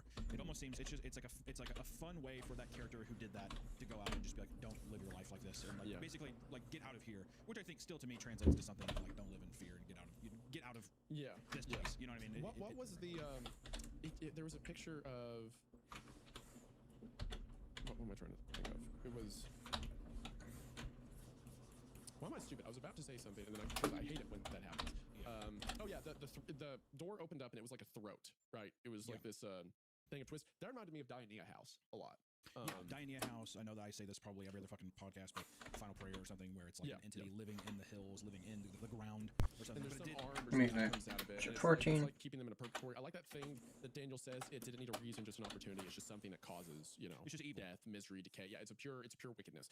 Which goes off of what you were saying, how it's like the family was paranoid of the world, something going wrong with it, but then they found the essence of wrong down in their hiding hole, right? Yeah. In the hiding hole, I think that's interesting that the creature, the sixth door, is like an appendage. It almost seems like of this thing. Yeah. That just appears. So it's like uncanny. It's like luring people in, but it's like you are trying to hide from the unknowns, from like an unknown precedent, like an unknown accident that would happen, right? You're trying to prepare yourself for something that could happen. And of course, the thing that you go down there for, they're completely unprepared for. I also like the, which this is going to sound really weird. People aren't going to be happy with this. My one critique is I think the dog should have died. I knew it. You would fall in line. I know what's weird is because I am so happy the dog didn't die. I feel like my heart was fluttering. Here's why. Because there is a cautionary aura to the family, right? Like they feared the world, so they hid from the world, and they found something beneath the world, right? And we see Daniel, who is being punished for that, and is witnessing the punishment of his family, right? Because it's almost a curse. Well, it is a curse that he keeps his consciousness, right? Like if he was made into some mindless zombie puppet thing, that'd probably be better than the alternative where he's completely aware of what's going on, that his family's down there. Even in the final moments of the story, when he's listening to a shortwave radio and he can hear Daniel saying, let them go, he has to watch his family be kept in this puppet state, which is like a hell. It's literally a hell of his own making, right? And then there is a weird connection established between Daniel and our author, because similarly, the author went into this bunker for something he loves, right? The dog. So we have Daniel goes down there to preserve something he loves, and we have the author that goes down there to preserve something he loves. But in both cases, going down there is a narratively moral wrong, right? Do not go into the bunker, do not go away. Maybe for author, it wasn't necessarily to escape the world, but he is going into something he knows he shouldn't go into, right? Even if it's for good reasons and help what he wants. So that scene where Daniel's speaking to the author, he's like, get out of here. That is like Daniel getting the author to do what he could not, to leave. But nevertheless, our author goes in. So I feel like if in that final moment where the dog came over and bit the hand, and then if then the dog was dragged down, and maybe our author passes out or gets away or whatever, and the police find him, it's like, yeah, because he wanted to go down there, something he loved paid the price. I feel like that would be the final bow tie between him and Daniel. I feel like it worked better. I feel like it's a bit too easy to go down there and be no consequences. Right? Oh, sure. No, I mean, I think going on top of that too, like I think like, and this is all hindsight, whatever, just subjective bullshit, but like, sure. Daniel being more of like, maybe not like less of a like picturing him up too as like he was just like like not a mentally unwell man, but just something where it's like expecting the worst always. He believed that it was gonna go. It was more of a detriment, right? And then that way, later when he's sitting there with his dead family, it almost feels like you infect and you burden your family with that kind of mentality, or you change them, you zombify them into that state of belief or something, right?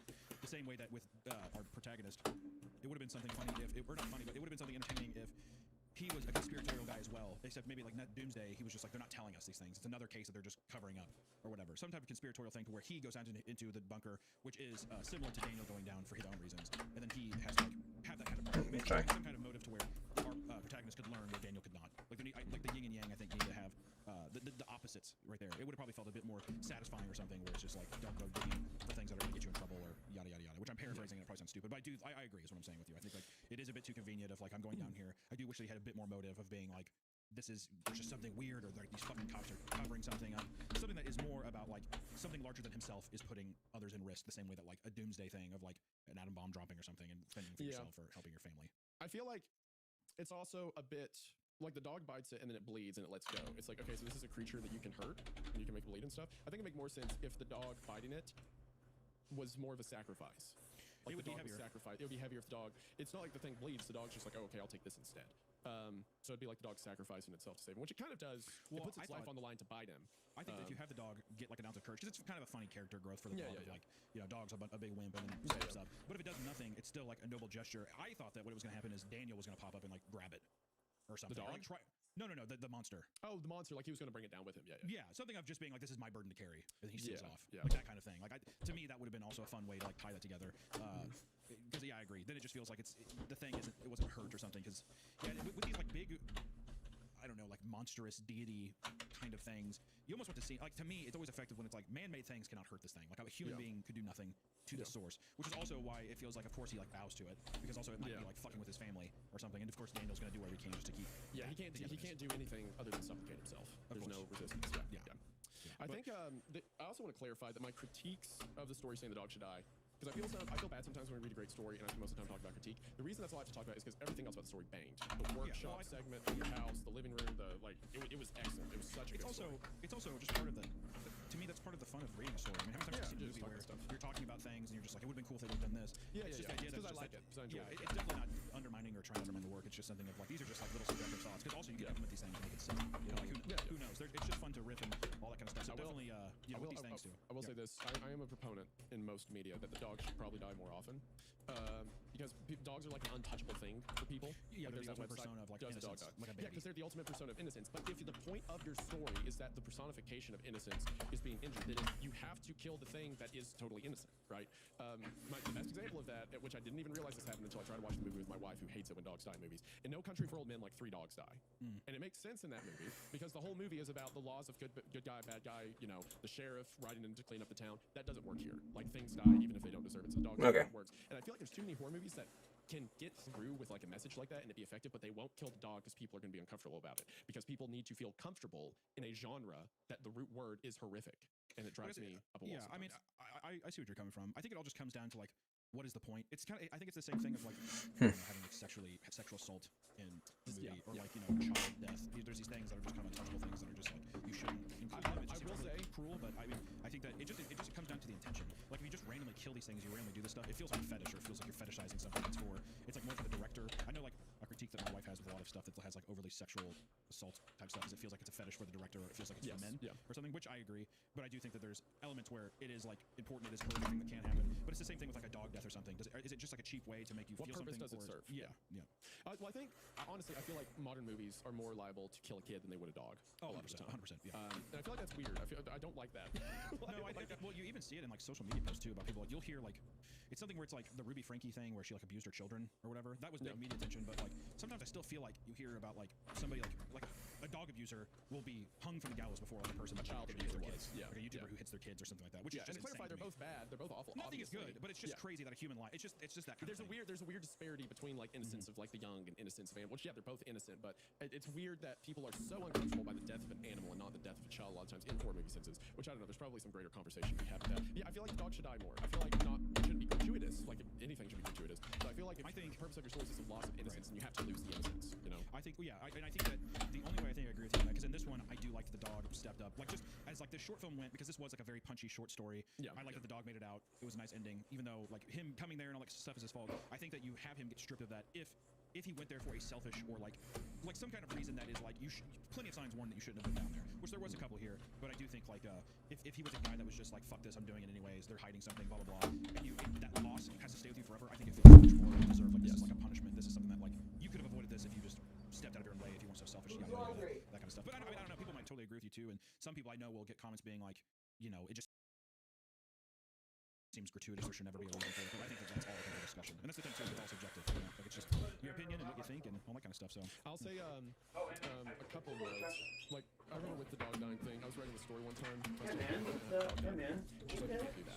And I'm like, well, it's like a flesh thing that consumes consume the family and all the wildlife and stuff like that around the house. So, you know, the family had a dog, so I asked the dog. And she was like, well, you can't kill the dog. And I'm like, okay, so you want it to kill everything but the dog? She's like, yeah, you have to write a reason why it didn't kill the dog. I'm like, that's stupid.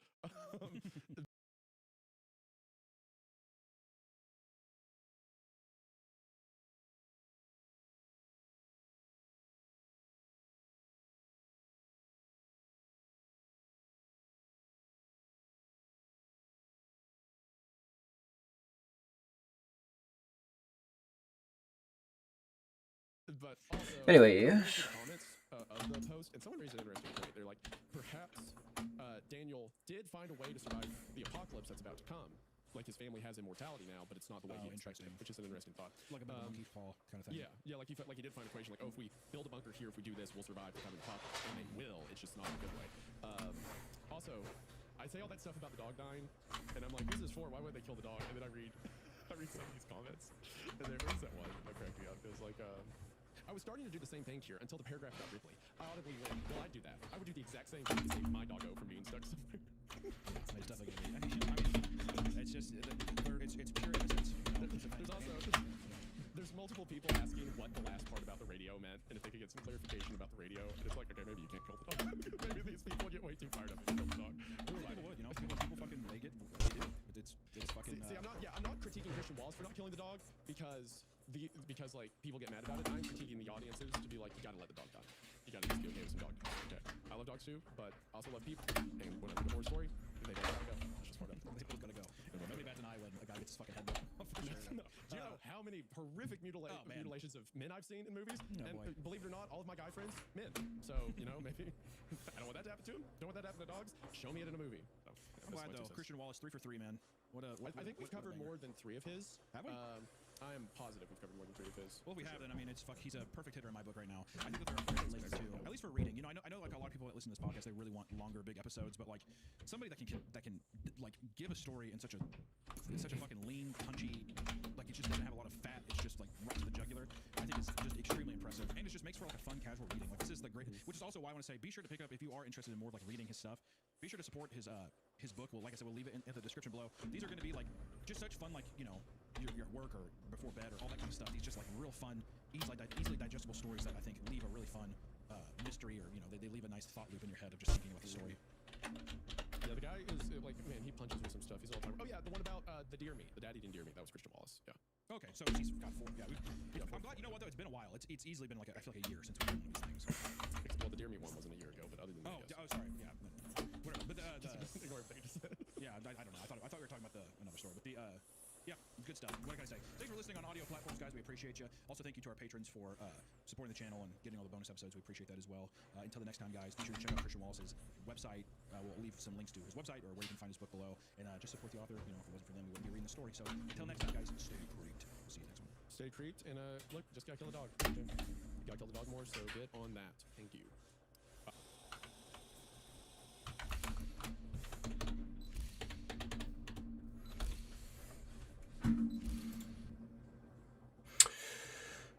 All right.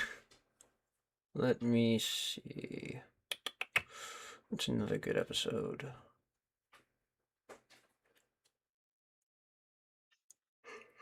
That was a good episode, actually.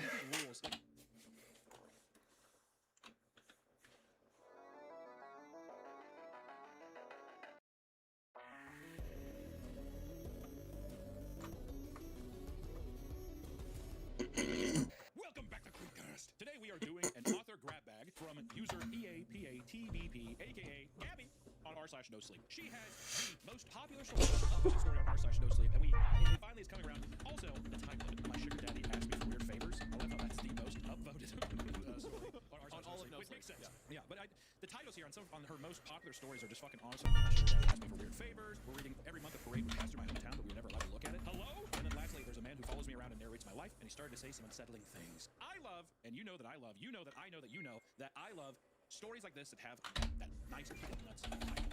You know what I mean? Just something immediately like, ooh, hello.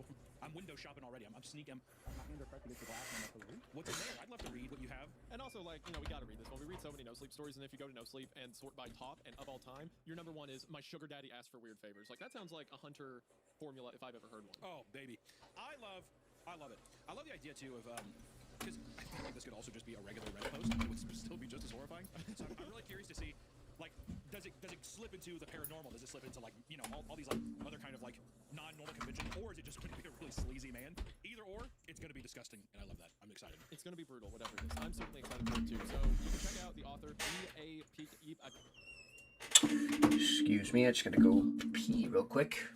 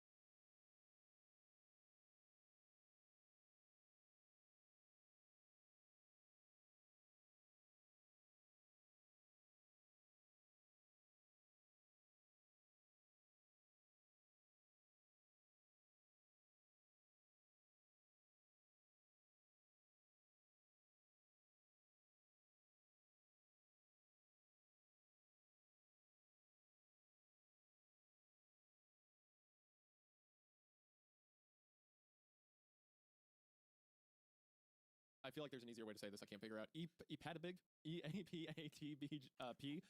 Their link will be in the description. They seem to be kind of no sleep royalty because everything they post like blows up, gets a ton of upvotes. So hopefully this is cool. It seems like they have like a really dedicated fan base on r/NoSleep, which is pretty sick. I mean, even stuff that's come out this year, thousands of upvotes, which we're past the, I would say, the heyday of r/NoSleep. So to still get that kind of engagement is really cool. And I think that it just goes to show that there is some kind of reader base that is there with them. So as always, we have the link in the description, not only of the YouTube video, but the online, like Spotify, Apple Podcasts, wherever you're listening to this. We will be having some kind of link to make sure you get that engagement there. And go support the reader or the authors because they are the lifeblood of the show. They're the only reason this train keeps ticking. And also, I mean, it's cool work, so always support cool work. Now, listen to this, Hunter. I didn't realize this until I started looking at the top of all time on No Sleep. Okay, so first place is this one, the Sugar Daddy one, right? Right. Second place is my wife has been peeking at me from around corners. Classic. We've done that one. Third is something walks whistling past my house every night. Done that one. We haven't done the fourth one. She sold my happiness in glass jars. She sold happiness in glass jars. That's, you know, I immediately thought of that meme where it's like you put the figurine in the glass jar and you fill it with grum. Yeah. So we haven't done that one. I'm just going to ignore what you said. We haven't done that one. The fifth one is called A Shattered Life, but it's by a user. I'm pretty sure we've read one of his stories, M59Gar. But then after that, 6 is My Job is Watching a Woman Trapped in a Room. 7 is I'm a Search and Rescue Officer for the U.S. Forest Service, which is The Stairs in the Woods. We need to, and I want to put this out there. We've covered a lot of the top one. 8 is the Glenmont Metro. Yeah. So we've covered quite a bit of them then. Which this is the first time I think we've ever actually gone to like r/no sleep and like, what is the top story? We were talking about that today. Yeah. We found this one. We were looking through her profile. All of the names of the stories are fucking awesome. She's like super active in the storytelling community. I think that's great. And we were talking about this before too. We have got to redo Stairs in the Woods in the way that we do it now. Like the first episode of the show, it was just us kind of talking about the story. Yeah, it was more so us just being like, then this happens, instead of just reading it and reacting to it. Well, in the way we thought that, at the people time, know. we're like, surely. What's the Listen to us read an entire story. That was the problem. That's insane. I was like, people are gonna think this is so boring, and then that became the thing that people wanted more than anything. So that is one story I would love to read. I think like a proper reading. I think that should be our 2-year anniversary. I think. Yeah, I mean we're coming up on it here in 4 or 5 months or something like that. Yeah. So yeah. And there's a lot of other parts to the series now, so we can cover the whole thing. And I also know the author. We worked together in a bunch of projects, so I'm sure they'd be happy for it. I can figure out specifically like how many parts we should read, or like what would be canon, what isn't canon, stuff like that.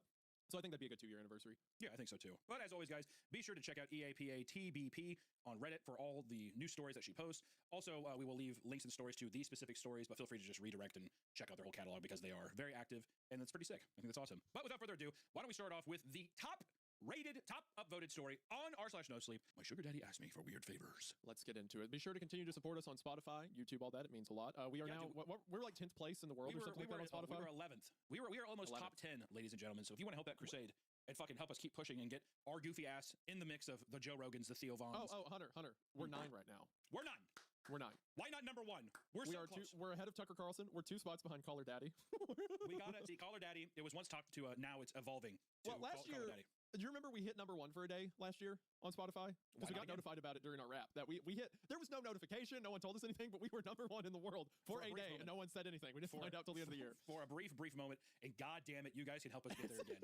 It was like February 26th or something, just completely random. It was a random day. I don't know why it happened that day, but I'll tell you this right now, everybody. We have, I dare I say, the strongest, most dedicated fan base of podcasts out there on the internet.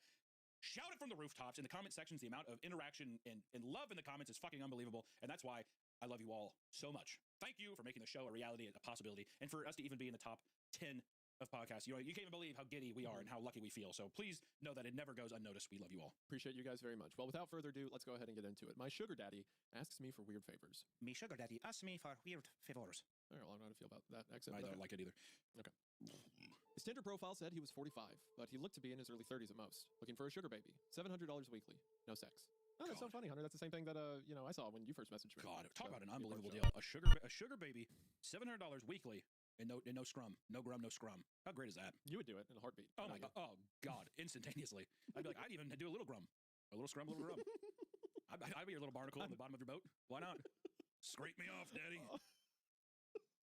I don't even want to picture what that act would translate into, what the barnacle might mean. We're just gonna keep going. I'm sticky and I'm spread out and I'm stuck. Okay. All right. The part I was mostly making fun of you for was the part where it says you're actually 45, but you look in your early 30s. So. Oh, good. Yes. Well, I am a youthful man for my age. Of course. It sounded too good to be true, but as a broken university student, I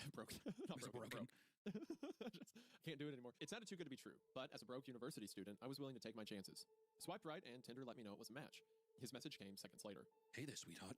I cringed at that word. I hated it, but $700 was $700, so I sucked it up and replied. Hey. His name was Jack, and he told me he owned his own business, although he never specified what kind of business it was. We talked for a while before he asked for my Venmo to send me the first payment. After a few minutes, I got the notification. I stared at the $700 for at least 20 minutes, expecting to wake up from a dream at any second, but it wasn't a dream. You still there? I clicked on the message. Yeah, sorry. If you don't mind me asking, what are you looking for in return? Stared at the chat until he replied. I'm just looking for you to do a few favors for me. It sounded like it was going to be sexual to me. Like what? For example, the first thing I need you to do is pick up a delivery for me. That sounded innocent enough, but I was still expecting there to be some kind of twist. $700 to pick up a package? Come on, even I wasn't that naive. From the post office or something? No.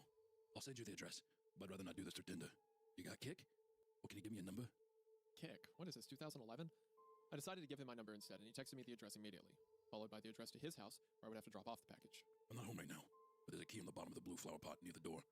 Go inside and put the package on the coffee table in the living room. Make sure that you lock the door when you go inside the house. and then lock it again when you leave. I would immediately assume I was going to be kidnapped and murdered. Murdered. Of course. Yeah, no Almost question. instantaneously. I'd be like, no, sir. Yeah. But I'd keep the 700. I'd say, no, but thank you. So I'd say, thank you. You get some every time. Thank you, Daddy. Is what I'd say, just like that.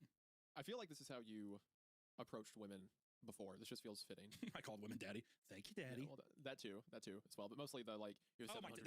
This is going to be a package. Blue flower pot. Yeah. Yeah. The classic blue flower pot bit. Yeah. I grabbed my car keys and wallet, got in my car, put in the address into Google Maps. Got it. On my way. My phone buzzed as I backed out of the driveway. I'm serious.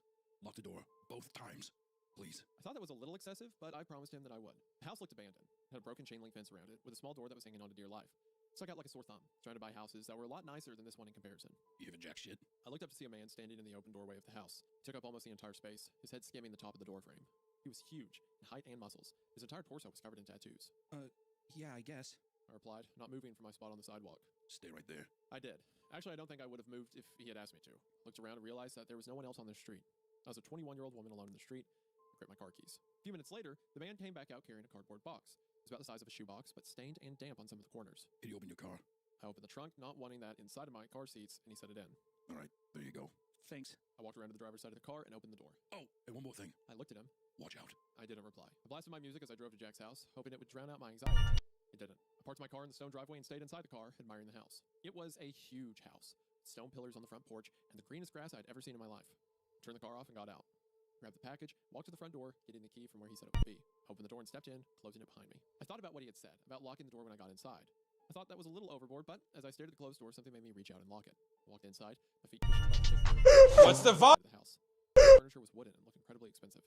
I would probably finish school a dozen times with the money that it took to furnish this place. I set the package down on the coffee table, and as I walked back to the door, I heard a phone ringing from somewhere inside the house. I froze. In my pocket, What's the vibe? took it out to look. Don't answer any calls that aren't from Marvin. Put my phone back and called the sound of the phone. What's the vibe? To different rooms before I found it in an office. I walked over to the desk and looked at the caller ID. Incoming call from Jack. That was odd. I grabbed my phone to look at the message again. I was starting to get a little bit creeped out and decided I wouldn't answer, just to be safe. I left the house, remembering to lock the door as I left. Okay. What's the vibe? He has her. Feels looking kind of down. Deliver it to the house, lock the door both times. But then she hears a phone ringing from elsewhere in the house, and at the same time she gets a text on answer calls that aren't from Marvin. Do you think this is something supernatural? Do you think this is like some crime ring she's found herself connected to? It's got to be some kind of crime ring. Here's the thing, too. He specifically went on Tinder and is looking for a woman to do this thing, right? Yeah. That feels targeted. So yeah, it feels like he's looking for someone who like wouldn't appear threatening, you know. So she hasn't looked in the box yet either, which, assuming off of the stains in the corners, I mean, it's trying to be, I think, blood or some kind of gunk. I'm wondering if there's something in the house that is, it almost feels like a feeding ritual or something. Drop the thing off, leave, make sure to lock both the doors, because when the thing comes out, if the doors aren't locked properly, it could get out. Is kind of where my mind goes from it. But it's just her being like going specifically on Tinder looking for a woman, which is presumably, you know, in the age range he wants, probably like the look he wants. That motive is still unclear to me. If we're not looking at this as a no-sleep story, it's just logistically, I would expect this to be drugs. Like, if I was the girl and it's like, oh, this rich guy wants me to drive to the bad part of town to leave something at his house, I would expect it to be, like, heroin. See, I was thinking, if it's not the r/no-sleep thing, I would think that it's, like, hiding, like, a body part. Just without how she described the bottom of the box so far, I would think, oh, I feel like I'm covering up a crime in that way. Yeah. Exactly. Like, I'm the middleman for something, yeah. Same vibe, though, even if it's drugs. Like, like a middleman into some kind of thing where, obviously, someone doesn't want to be seen. Yeah, exactly. You need someone who shouldn't be tied back to you for the job, Yeah. I've done a few more favors for Jack since then. I drove a BMW to a random park in another city, only to get out and drive a different car back to Jack's house. He had me meet one of his employees at lunch, who then gave me a briefcase to deliver to the first house I'd gone to and told me he would know if I looked inside. Several occasions, he asked me to drive down to the same house and stay with the guy, whose name was Julio, for a certain amount of time. In total, I've made around $3,500. Damn. Most recently, Jack asked me to stay in his house overnight. Woke up to a text message from him. I need you to spend the night in my house. I just gotta say, by the way, this is the kind of ride or die every man needs. Just gets a text like, hey, take this car to the city, don't ask questions, get the other one. Or here, drop this briefcase off somewhere, don't look in it. I like the motive of like a 21-year-old girl who's like, I'm getting paid more than any other job I've ever had. Like, it's like very believable. Like, well, yeah, I don't know, maybe I just drive a car here. And you really don't, maybe like, you're not trying to like pry too much because you don't want to ruin a good thing. Right. Yeah, it's like, you know, I'm making money. I need this money, so I'm not going to ask a lot of questions. And I feel most of these stories would have the character be like, well, I have to look what's in it. Or I thought locking the door was stupid, so I didn't do that. But no, she's like, this is good money. I'm going to continue to make it. I think it's also more believable that you don't look. Like in these situations that seem really odd, it's like, there's some like psychological tests where it's like people in grocery stores tend to not steal something because they feel like they're being watched or something. The idea of like, well, this is a trap. I'm being trapped. Like, it's too good for me to just take. or whatever. So when I was thinking about it, it's like the idea of wanting to, but like, oh, I bet you this is such a weird predicament that I feel like, oh, the person has cameras on me or something, so I'm just gonna set it down and leave. You know, like why rock the boat if you don't have to? Yeah, I mean, like, just if you have a good thing going, you have a good thing going. Yeah. I take cybersecurity very seriously, so it frustrates me that Hunter doesn't. In an attempt to educate him on the matter, I have doxed his mother on multiple online platforms through a simple Google search. It was so easy to find her home address, phone number, and even her email address. And who knows what else is out there. So maybe now Hunter will take protecting your privacy seriously. Maybe now he'll use today's sponsor, Aura. It's scary how easy it is to Google someone and find their private information like home address, phone number, email address, and more. These sites are run by data brokers who collect your personal information, package it up, and sell it to anyone who wants it. Marketers, scammers, even identity thieves, all without your consent. These guys are printing money, and it's completely legal in America. They're legally required to remove your info if you ask, but they bury the process in legal jargon with hoops, hoping you'll just give up. Or you can do what I do and use Aura. Aura identifies data brokers exposing your info and submits opt-out requests on your behalf. Give Aura a few weeks and you'll stop seeing your information on these sketchy sites when you search for yourself. Aura does so much more than just removing your name from a Google search, because it will also continuously monitor the dark web and alert me if they find my personal information exposed. They're going to let me know fast if anyone tries to use this information to access my credit or bank accounts. I'm sure several of you are familiar with a very stupid decision I made lately where I fell for a scammer that may or may not have got access to my Twitter account. Well, as soon as this happened, I immediately got on Aura, and sure enough, the email that was associated with that account was showing up in a lot of places I didn't want it to be. And as soon as they showed up, Aura was already submitting opt-out requests on my behalf, which took a huge load off my back. Plus, they give me up to $5 million in identity theft insurance should the worst happen. They also have a world-class VPN that lets me browse and shop safely from any location I choose. Most VPNs stop at just hiding your IP, but Aura helps protect your identity, your money, and your peace of mind. So if you want to have more security when you browse online, then there's never been a better time to get in on this offer. That's because right now, if you head to the link in the description at aura.com/creepcast, you'll be able to try Aura for 14 days, absolutely free. That is right, for free. And that's enough time for Aura to start scrubbing your personal info from all these data broker sites automatically. So check them out for 2 weeks free again at aura.com/creepcast to get in on this incredible offer today. Thank you to Aura for sponsoring the show. We are now back to the episode. I hadn't ever seen him in person, but I had talked to him on the phone a few times. He proceeded to tell me he would pay me $1,000 to spend the night at his house, provided that I followed a few rules. Drove to his house that evening. Driveway was empty, and it normally was, but the porch light was on. Walked up, unlocked the door, went inside, and locked it again. Everything in the house looked the same. Jack had told me over the phone that he would leave the list of rules on the dining room table. Set all my stuff down in the living room. My bags looked like garbage compared to the fancy furniture in there. Wandered into the kitchen and then to the dining room. Sure enough, there was a piece of paper on the wooden table held down by an empty glass. Lock the door when you come in. Only answer calls from Marvin. Don't turn on any faucets between 9 p.m. and 11 p.m. Don't open the door for anyone, no matter who they say they are, after 10 p.m. If the door to the closet at the end of the hall is open, sleep in the library. If closed, sleep in any of the bedrooms. The gardener comes at midnight. He starts knocking on the windows. Hide. Ooh, fuck. Turn the TV. That was kind of creepy, huh? Yeah, if he starts knocking on the windows, hide. Yeah. Yeah. What the fuck? I'd be like, huh? What's the vibe? Gardener comes at midnight. It's like, what's the vibe? I don't think that's a standard issue. Turn the TV on and let it play on static through the night. Do not forget this. Help yourself to anything in the fridge. I'll pay you in the morning. No! Oh shit! Teaspoons. It was teaspoons. What? I made sure to follow all the rules. To be honest, I was ready myself, but seeing as I was already here, I was getting paid. What's the vibe? If I followed all the rules, I'd be perfectly fine. Still, it felt a little odd. What was this? Nevertheless, I lounged around the house for a few hours, as I was planning on going to sleep around 9, since that's the time that all the weird shit would begin to happen. At 8:50, I brushed my teeth, using the faucet for the last time before 9, checked the closet in the hallway, and upon seeing that it was open, I moved my stuff into the library and got ready to sleep on the couch. I locked the doors just in case, laid on the couch, scrolling through my phone, and I got any more messages from Jack, and I started to think of scenarios and reasons as to why he had such strict, peculiar sets of rules in this house. I dozed off at some point, because at exactly 10:16 p.m., I was woken up at the doorbell ringing. About to get up to check, but then remembered the rule. Don't open the door for anyone, no matter who they say they are, after 10 p.m. I stayed on the couch, trying not to move, paranoid that they would hear even the slightest sound. It's the police. Open up. Didn't move. Hello? It's the police. Open up or we're coming in. I still didn't move, but I could hear my heartbeat in my ears. There was a silence for a while after that. Then the doorbell rang again. Hey, it's Jack. Let me in. Sounded like Jack. Still, I didn't get up. He would have a key, wouldn't he? Why would he need me to let him in? This continued for almost a full hour. Different people would ring the doorbell, announce themselves, and then disappear when I didn't respond. That would be so fucking anxiety-inducing. That's so Could you imagine that? Oh my god. That's rough. Just sitting there, and it's like, hey, it's me. Open up. Especially if it goes through different like women, children, all kinds of stuff. Ugh. That idea of it going on for an hour is so long too. I mean, even because you know that that would be fucked. What's actually standing there is like a giant. In my head, it's like the most ghoulish, like cannibal creature you've ever seen, like a giant Wendigo beast, and it's just like, hey, it's me, Jack. You know me, right? Let me in. There's just something so threatening about somebody who's just like somebody just lying straight to your face. Hey, it's Jack. Open up, and it's clearly something pretending to be other people. It's just so threatening. It's such a simple way, but it's such a good way to elicit fear. What about that video I just sent you? Let me see. What if it was that? One man, one jar. What is this? Oh yeah. That's so fucking stupid. I hate that this works so good for the story. like the entity is flipping between all these, like, oh, it's me, your mom. You know me, right? Or it's like, Hey, oh, it's me, Goku. and then just and then immediately back to like, it's me, Paul from the 5th grade. Remember, we're friends. Just like, oops. So it's turned into my entire family, an anime character, and a boy I knew in 5th grade. What is this creature outside my door? Hey, it's me, Goku, and then knocking. What's the vibe? What's the vibe? Also, Goku's so fucking wide in the door for me. He looks huge.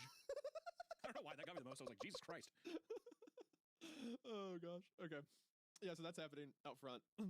The switching between voices is great. I love that in any story. Any mimic creature in like a horror tale is awesome. I like it. Oh yeah, yeah, very uncanny, just odd. Yeah. Wait! We just want to thank today's sponsor, Chubbies! It's time to give your legs the summer they deserve with our sponsor, Chubbies! The weather's hot, but your legs can be hotter with Chubbies shorts and swim trunks. See? And right now, they're having their biggest sale of the year! That means $45 bottoms up to 65% off select gear. Chubbies. Let go of your old ratty shorts and get an upgrade to Chush. And I'm happy to say that I did, and I'm not looking back because I've gone full Chubbies. The Dunes khaki shorts are my everyday short go-to with a perfect blend of stretch and comfort. Right now, my favorite swim trunks of theirs are the fish tanks, featuring a burst of color and anglerfish across the sides, and I'm going to be living in these for the rest of the summer. Pretty much. How's your personal take on the brand, Chloe? Man, I love Chubbies. Great name, great clothing, great fabric. Chubbies. So wait, for a very limited time, shop Chubbies. Biggest sale of the year for $45 shorts and up to 65% off select gear. Hit up chubbyshorts.com and grab your favorite pair before they're gone. They're heading out the door. Chubbies. Missed the sale? Don't sweat it. Use our exclusive code GREEPCAST for 20% off. Support the show. Let them know we sent you. And get ready to turn some heads because you're caked up in Chubbies. Thank you so much, Chubbies, for sponsoring this episode. And hey, let's get back to that story. Chubbies. I was finally able to fall asleep, and the gardener never came. When I woke up the next morning, I heard someone in the kitchen. I got up slowly and unlocked the door as quietly as possible, taking my phone with me, walking across the living room and into the kitchen. I stopped at the entrance and peered in. It was Jack. He was standing in front of the stove, stirring something as the coffee machine brewed coffee on the counter behind me. Hey, good morning. He said when he saw me. Hi. I replied, nervous. I hadn't seen him in person before, but he looked exactly like his pictures online. Scrambled eggs? He asked, motioning to the pan with a wooden spoon. Yeah, thanks. Walking over to take the plate from him. I ate my breakfast and drank some coffee in silence. So, how was it? It was okay. Nothing super freaky happened. Cool. He's such a jerk. To force her through that. Great. There's an awkwardness in the room. I think I'm gonna go now. I have class. I didn't, but I really wanted to get out of there. Oh, no. Yeah, sure. I'll take you some other time. Grabbed my stuff, and he walked me to my car. I could see him standing in the driveway, staring at me as I left. When I got home, I unpacked all my stuff and noticed that I still had the list with me. Sat on my bed and read it again. Felt my body tense up as I realized that I'd forgotten something. Turned the TV on and let it play on static through the night. Do not forget this. Turn the TV on and let it play on static through the night. Do not forget this. Do not forget this. Stared at the words on the page until they lost meaning. Beside me, my phone buzzed, snapping me back to reality. It was a $1,000 payment. Looked at my phone and then back at the list. Maybe it wasn't an important step. As I was thinking this over, text from Jack came. I'm not in town right now. I should be back next week, so you're free from running any more errands for me until then. Just hit the payment. Go do something fun. Uh-oh. I stared at the message and read it again, and again, once more for good measure. I'm not in town right now. Thought back to this morning and how Jack was in the house, how he gave me breakfast. I'm not in town right now. Within minutes, a new text came in, this time from a number that I didn't recognize. Did you forget to do something? The text was followed by a picture of Jack, whoever this version of Jack was, standing in front of the TV. Didn't respond. Next came another picture. This one was of the outside of my house. It was followed by another text. Watch out. Ooh, and that's the ending. That's fun. That's fun. That's good. Yeah, it's a fun little like gut punch. I see why it did so well because the title works great at getting people to click on it. It's like, oh, what could this story be about?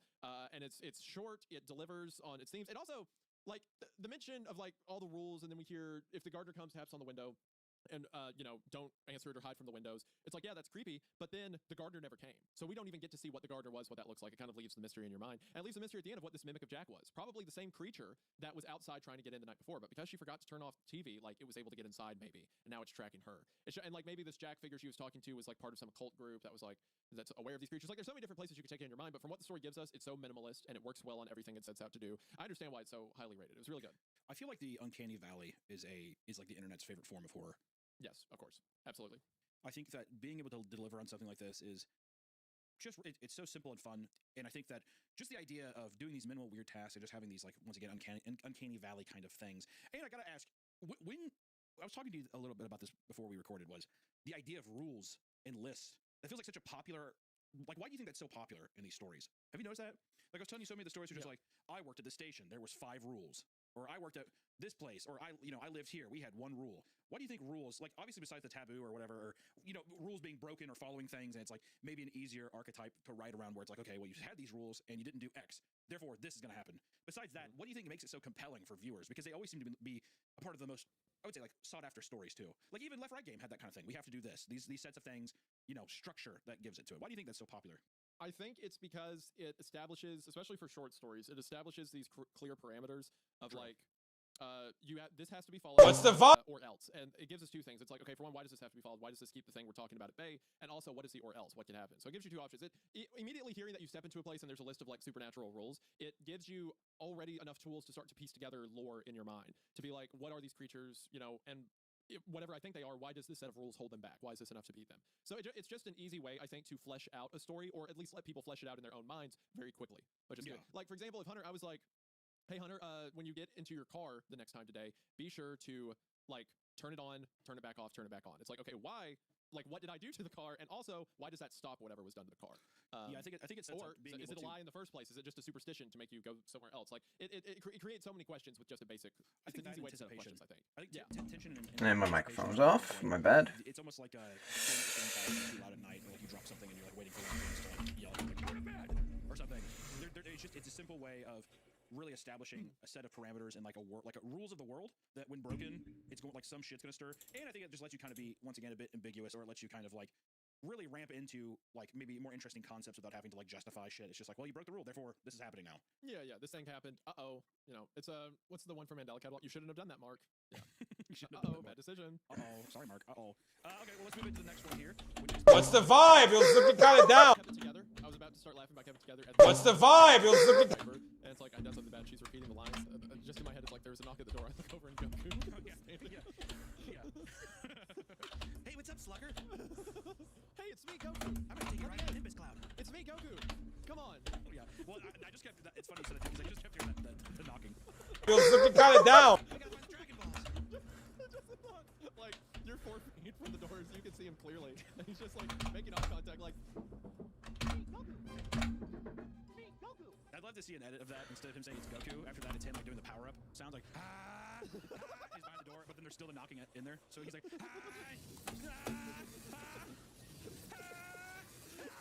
like that kind of thing. The power energy is all muffled through the other side of the door, but still there's the nice knock. I love the idea of like normal people coming to this podcast because they're like, oh, they're covering horror stories, and I'm really into literature. I'll listen, and then it's like, hey, what's up, Goku? Hey, it's me, Goku. Yeah. It was looking kind of down. All right. Anyway, are we ready to move into our next story for this off? Yeah, we are. So, like I said, the second story we're reading from Gabby is every month a parade would pass through my hometown, but we were never allowed to look at it. Which I want to say, I was looking kind of down. Even but like Halloween parades and stuff, and he was like, in my town there's like a nice parade, and I was telling him, I was like, oh, I really wish that because when I was younger, there used to be more parades, or like, you'd go into your town and do more communal things, but it seems so weird now, doesn't it? Like if you told someone younger that, they'd probably be like, why the fuck would I go do that? That sounds lame. Certainly in some regions, yeah. I'm sure not all encompassing, but I would say a majority. But stories like this makes you think, like, just as like an older person that, like just seeing this parade or whatever, and then seeing this title, like you were never allowed to look at it. It almost feels like you have like a repressed memory or something, where you're like, oh shit, I even look at. Like, I love a title like this. It's just there's something that hits so close to home that I think with just the title. Yeah, it works. Like well, this is actually kind of similar to like the whole thing you were asking with rules, where it's like in the title alone, where it says, but we were never allowed to look at it. It's like, okay, what is the parade that I can't look at it? Why does not looking at it stop whatever it is or keeps it from affecting me?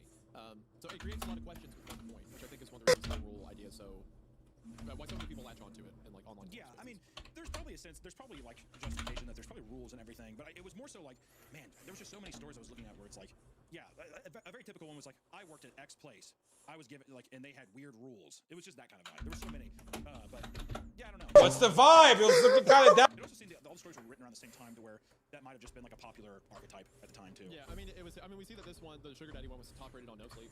A lot of writers probably just went and was like, okay, rules. It was looking kind of down. Yeah, exactly. It's a good chance. All right, so I've lived in Arizona for the past 15 years of my life, but I had a very different life before that. In the middle of nowhere. I couldn't even tell you what side of the country it's on, or if it even is in the United States. I think you could tell that. I think you would know what country. I lived in Arizona. What are you talking about? I couldn't even tell you what side of the country it's on. It's the United States. I mean, I understand what they're saying. Was that before Arizona? Before Arizona. Oh, okay. I had a very different life. Yeah, I was like, I could tell you this is the United States. Like, okay, well. Yeah, they're just a small Illinois. Is this audio radio? I can't tell. What is it saying? There's a small forest down with dense trees in all directions. Where exactly this particular forest is, well, your guess is as good as mine. The only thing I know for certain is the name of the town, Point Pine. I lived in Point Pine for the first 10 years of my life before we moved summer after my 10th birthday. Once we left, my parents... looking kind of down. In fact, the activists never even existed. And to them, I guess I don't really blame them either. Okay, man, I keep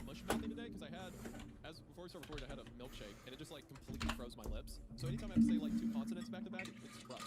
Yeah, I don't really. fat lips like that would be hard to throw around if you feel them. That felt oddly.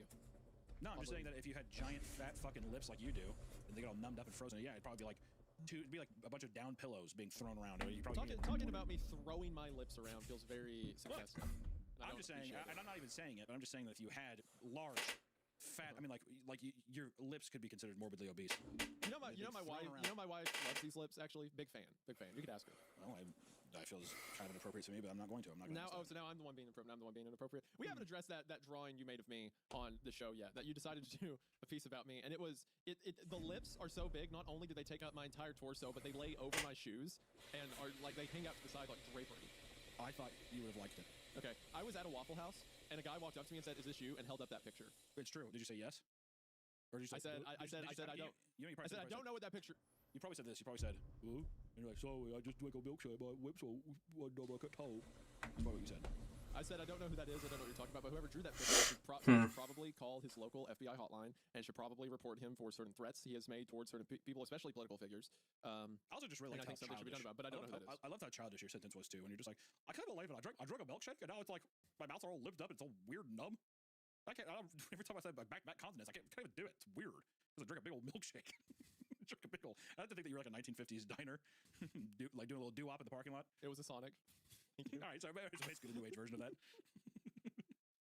Oh my god!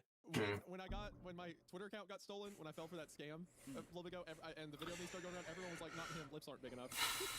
It is. I will say that was freaky. For people that don't know, Isaiah's Twitter account got hacked, and the guy made like a deepfake video. Or not even No. That was me. That was me. That was a video I took because I thought the scam was that I was talking to Twitter's verification team, and that there was an attempt at my account, and I was dumb and fell for it. So I made the video to like certify the account or whatever. But then after they sold the account, they're like, "Hey, it's a crypto thing."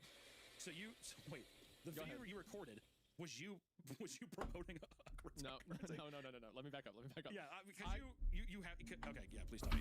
Okay, so I get a phone call where I'm to be with like Twitter or X's or whatever sport and safety team. And they send me emails to verify like the case is opened or whatever. That are from Twitter.com. It's like support/Twitter.com. And I look up the URL and it's like it was legit a few years ago back when X was Twitter, but now that it's rebranded, I guess people can just like spoof the email or someone's bought the domain or something like that for Twitter.com or whatever. So it all came from like Twitter.com, and they already had information like phone number, account, email ties, stuff like that. And they sent like a portal to like verify login through. So I go through, everything looks like X, and they're like, "You need to verify identity." And when I signed up for the blue check mark, they had the thing where it's like, "Oh, a picture of yourself." And like I've got my account back from other websites before where you have to send a video of yourself, and they're like, "Yeah," I was on the phone with this supposed tech guy. I was like, "Yeah, just send a video of yourself with your name, date, and then this code." And the code was $WEN. And yes, in hindsight, I should have realized what that meant. I thought it was like a code, it's like a symbol, and then 3 letters at the start of the account name. Oh my god! I should have known, but I didn't for like the Twitter guy. And then as soon as he has that, I've already entered the password. I get locked out of everything at once. And then they log in, change all of my stuff, and then post that video. Oh my god, that was so funny. It was not funny for me at all. And my wife, who was not with me because she was feeling bad, and my family was in for the holidays, so I was doing this between hanging out with them. We were out, we went on another tour of New Orleans, which I know you're fond of. We go out on another tour, and while I'm on the tour, all this happens. So my wife, who wasn't with me, saw the video and was like, "Well, surely he wasn't stupid enough to fall for this." So she says it was AI and a fake, even though it was not. That's what everyone assumed, because how could I be that stupid? It's not even that, Isaiah. It's not even that. It's like your emotion. You look like a fucking robot. Like the lighting is all weird. You're like in this you're in this prison cell, and you're just like, "Hey, so this is Isaiah. Isaiah Nichols." It's like the way that this. I was like, "Oh yeah, you got hex an AI video, whatever." And I remember being like, "Man, they even got like the kind of like grainy, like dark room. Like he's like it's just to think that you look like a fucking Guantanamo Bay hostage, and you were like in your room with a notepad and wrote that crypto coin down is so fucking funny. Oh my god. My favorite thing too later was the follow up, but I was like, oh damn, because people were like, wait, he's doing that, he's promoting this, whatever, and everybody I saw was.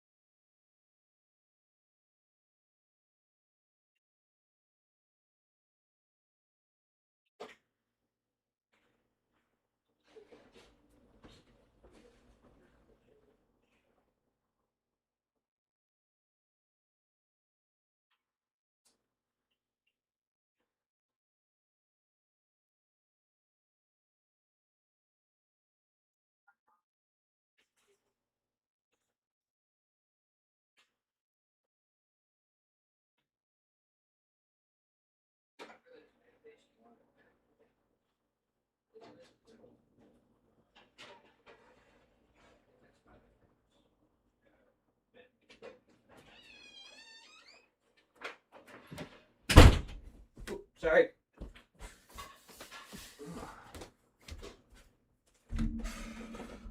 You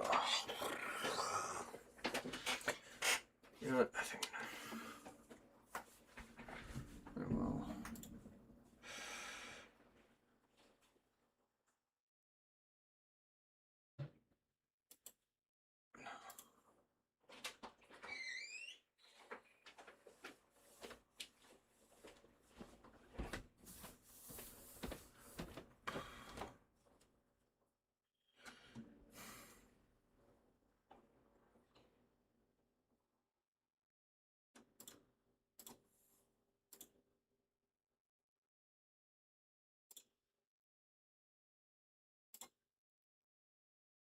All right.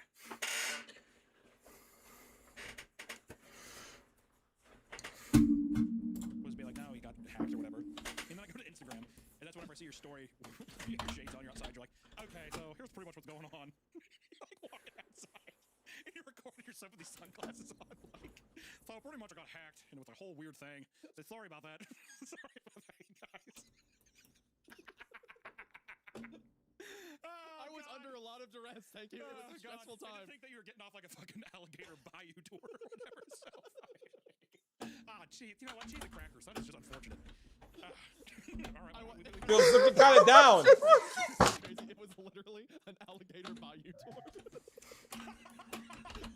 It was a gator next to me. There was a boat tour. Like down to it. I was under a lot of duress. What do you want? My shades were on. What do you want me to do? Oh gosh. No, I was standing in my room. I thought it was a verification, so I'm just low energy. I have the phone. I just show my face and I show the paper and stuff. And I'm like, okay, is this good? And I was on the phone with the guy still, and he's like, okay, that should do it. And I'm like, is that good? He's like, yeah, that's good. And then he spends 10 minutes explaining to me like what the hack was, how it happened, how I can provide safety. And at the end, I thanked him and said, sorry, I thought you were a scammer earlier. And he's like, oh, no problem. He said, oh yeah, no problem. Don't worry about it. Was he no, I talked to this guy for like 20-25 minutes, and he was like, oh, it's no problem. He kept being like, it's good that you're aware. It's good that you're aware of like scammers online and you're trying to be proactive. That is fucking crazy, man. Yeah, it happened to a couple other guys too. A couple other YouTubers got hit with the same one at the same time. Well, there's like another scam going around right now where it's like it'll say, oh, YouTube sent you a private video or something. I get those all the time. Yeah. I don't even know how many I've reported and blocked, and they still just keep sending it from like their or YouTube email addresses. Yeah. Yeah, they're all like YouTube.com, and it'll be like, oh, well, like if you click on the video, it's like a AI video of whoever, what's the CEO's name right now? After Susan, the guy they replaced with, whoever that is, it'll be his face AI'd, and it's like, you need to change your payout to this number below. You need to send all the money from your account here. Thank you. God, dude. Appreciate it. Anyways, God, I totally forgot that we're even recording a fucking episode. That is so funny. It's so funny the first time we talked about it. Well, it happened so recently. Anyways. Yeah. I'm glad I feel like we should start from the fucking top. I mean, we started talking about, where were we at? I don't really blame them either. I think so. Basically, what's happened so far, been in Arizona the past 15 years. Where they came up before that was a small town that was basically like in the middle of nowhere, and it's a place called Point Pine. Yeah. Oh yeah, this all started because my lips. Oh yeah, that brings me back. People were seeing that video of me, and they were like, oh wait, no, I think this is actually him, and they would Photoshop a screenshot from that video, but my lips are the whole screen. So that's what. Also, I just love your youth pastor energy about it too. Just like my wife loves these lips because they're good at kissing, and she loves these kissing some of these big soft croissants on my face. That video was like I was looking at your lips, and they look like big fat fucking croissants, like giant pigs in blankets. That's why if you look at the image, it looks like. Hello? That youth pastor dig was a deep cut. Alright. Back to the story. I don't like this bit anymore. This has become too personal. I don't like this world anymore. I don't like this direction these jokes have gone. I'm gonna continue. So anyway, yeah, but weird place, Point Pine. I don't really blame them either. I realized that they were trying their hardest to forget the memory of Point Pine. Whenever kids at school asked me where I was from, I simply told them I was from a small town they had never heard of. I also learned early on that any questions about Point Pine would be met with punishments. A few months after we moved to Arizona, my older sister Felicity had a school project about family history. She did it in our life in Point Pine, wrote about some of the things she remembered from there. Our mom found her project the day before she turned it in and burned it in the backyard. When Felicity came home that afternoon, parents took her up to her bedroom, where heard Felicity crying out every few minutes in what I assume was pain. Were they just beating her? Or worse. Doesn't it sound like that a little bit? Yeah. Said nothing, and from that moment on, neither of us mentioned Point Pine again. Except for me, right now. I've decided to tell you all about it. I don't know what is causing me to remember all these things. I'm like that's the deepest parts of my brain. Maybe it's the fact that my father died about a week ago. Since he died, my mom remained silent. Hasn't said a word to anyone. Hasn't even cried. In fact, she ended up sending my father's remains off to God knows where. My money in on Point Pine. My money is on Point Pine. Oh, yeah, that makes more sense. Yeah, my money's on Point Pine. Though I'd be crazy to ask. I started recalling random little things about the town that, at the time, seemed like normal everyday things that we as residents were used to. Now, back, I realized that they're not as normal as I thought back then. One peculiar thing about Point Pine had to do with the Point Pine Bakery. Whenever you were in there, the owner, Mr. Terrence, always knew what you were about to order. I remember the kids have some sort of rumor about Mr. Terrence being a magician who could read minds. Although, whenever you paid for your baked goods, you had to tip Mr. Terrence with an old item of clothing you would come out of. What the fuck? There's a giant box up by the register that everyone tossed old baby clothing to choose into. What the fuck? I love that. That's cool. That's cool. It's like he collects memories, or he collects old beliefs, like he knows the future because he holds the past or something like that. I love this. I love these settings, by the way, like small, like Twin forest Peaks towns. vibes, whatever. Yeah. It's very Gravity Falls. Gravity Falls vibes, or the town from Alan Wake. I forget the name of it right now, but yeah, like Twin Peaks. Very Twin Peaks. Yeah. I said that. Oh, I literally couldn't hear you, but I liked it better when I said it. I like it better. That's fair. That's fair. That's one of the odd things. Although you'll come to realize that it won't seem that weird in comparison to some of the other things about Point Pine. Every year on your birthday, you had to get blood work done.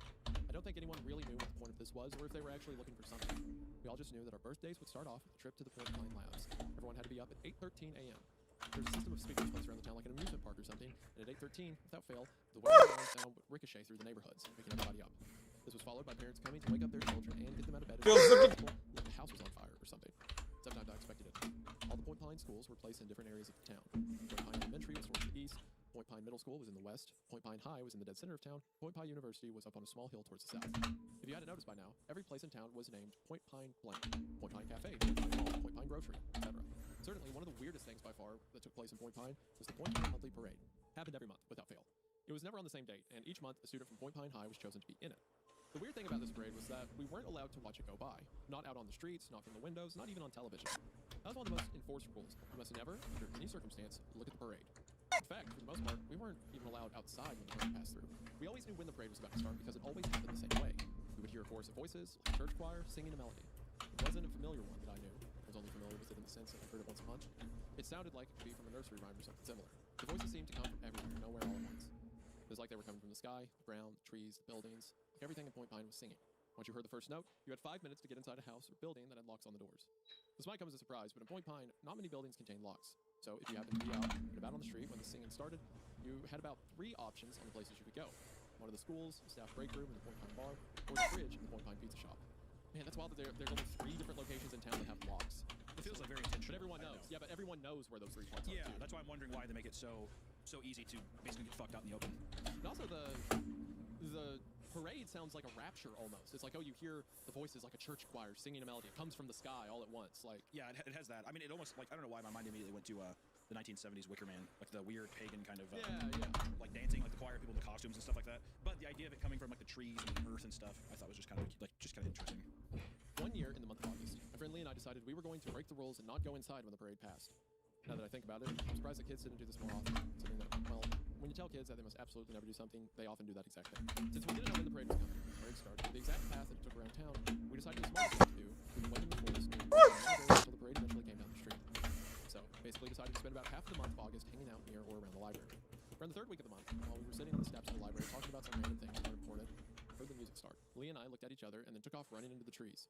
Everyone else raced to the nearest school.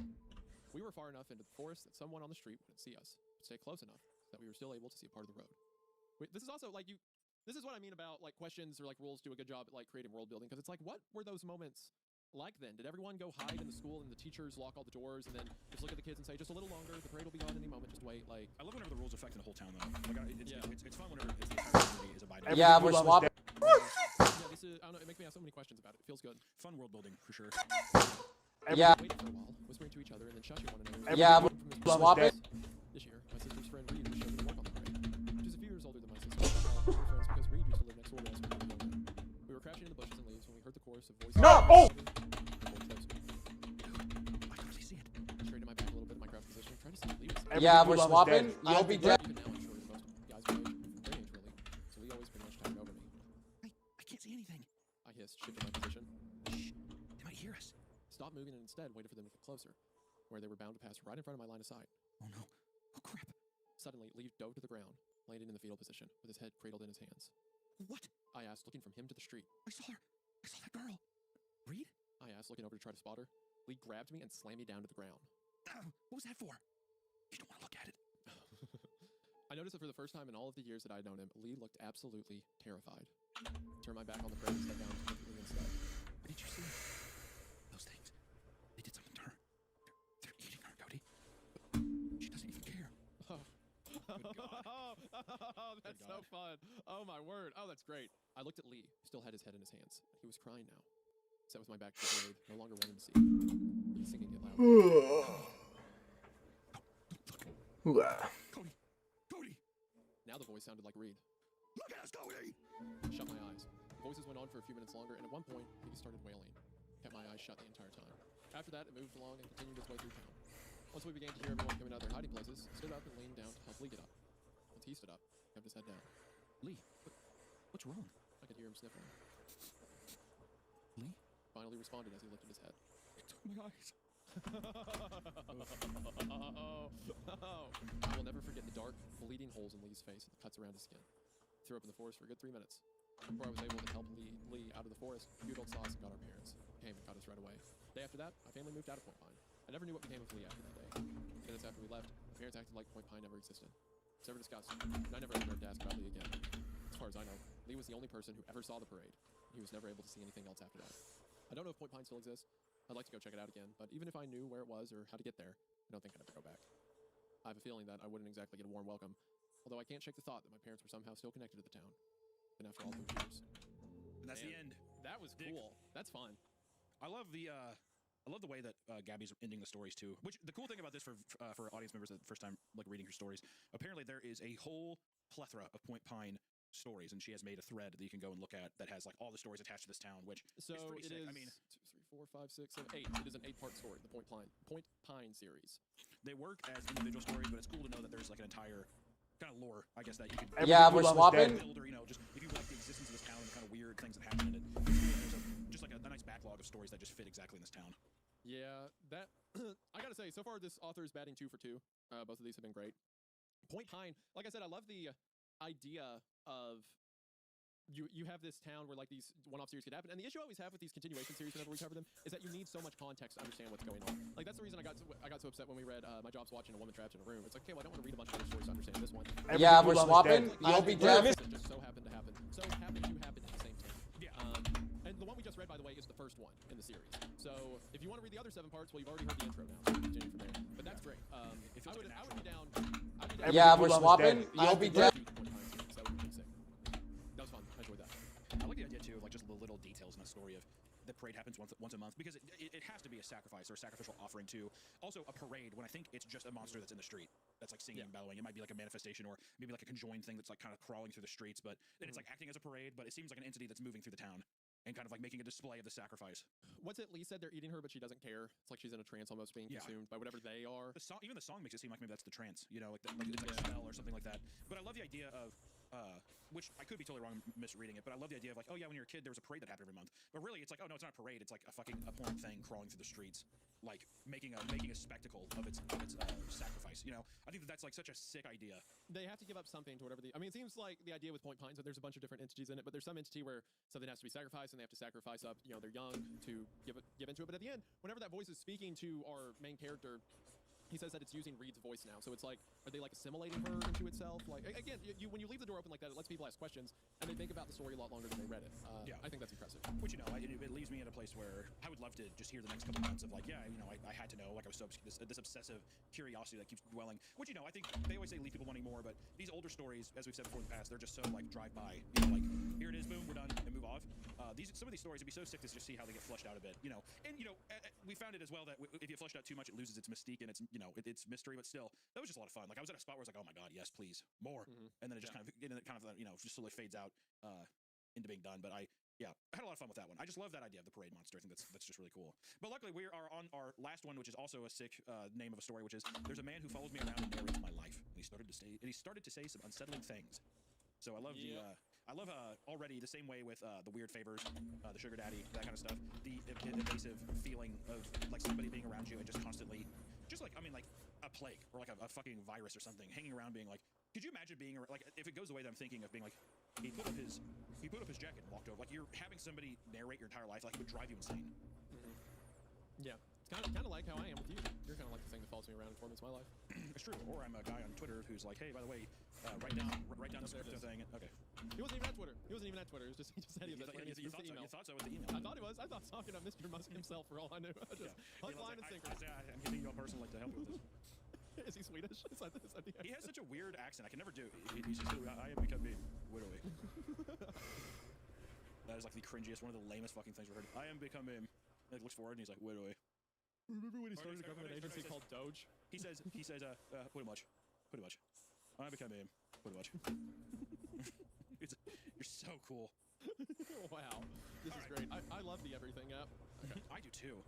I especially love how when all the emails for the old one got stolen, they use those to push your. Whatever entity, by the way, that's in the story would fucking hate having to narrate my life, man. He wakes up. He masturbates. He continues to masturbate. He's masturbating again. Took a shit. He masturbated while he shits. Ew, Masturbating. gross. Ugh. He's masturbating. It smells in here. I'm like, that's not narrating. That's your own thing. He's like, I'm sorry. He masturbates. Like you're just holding eye contact with him. Yeah, exactly.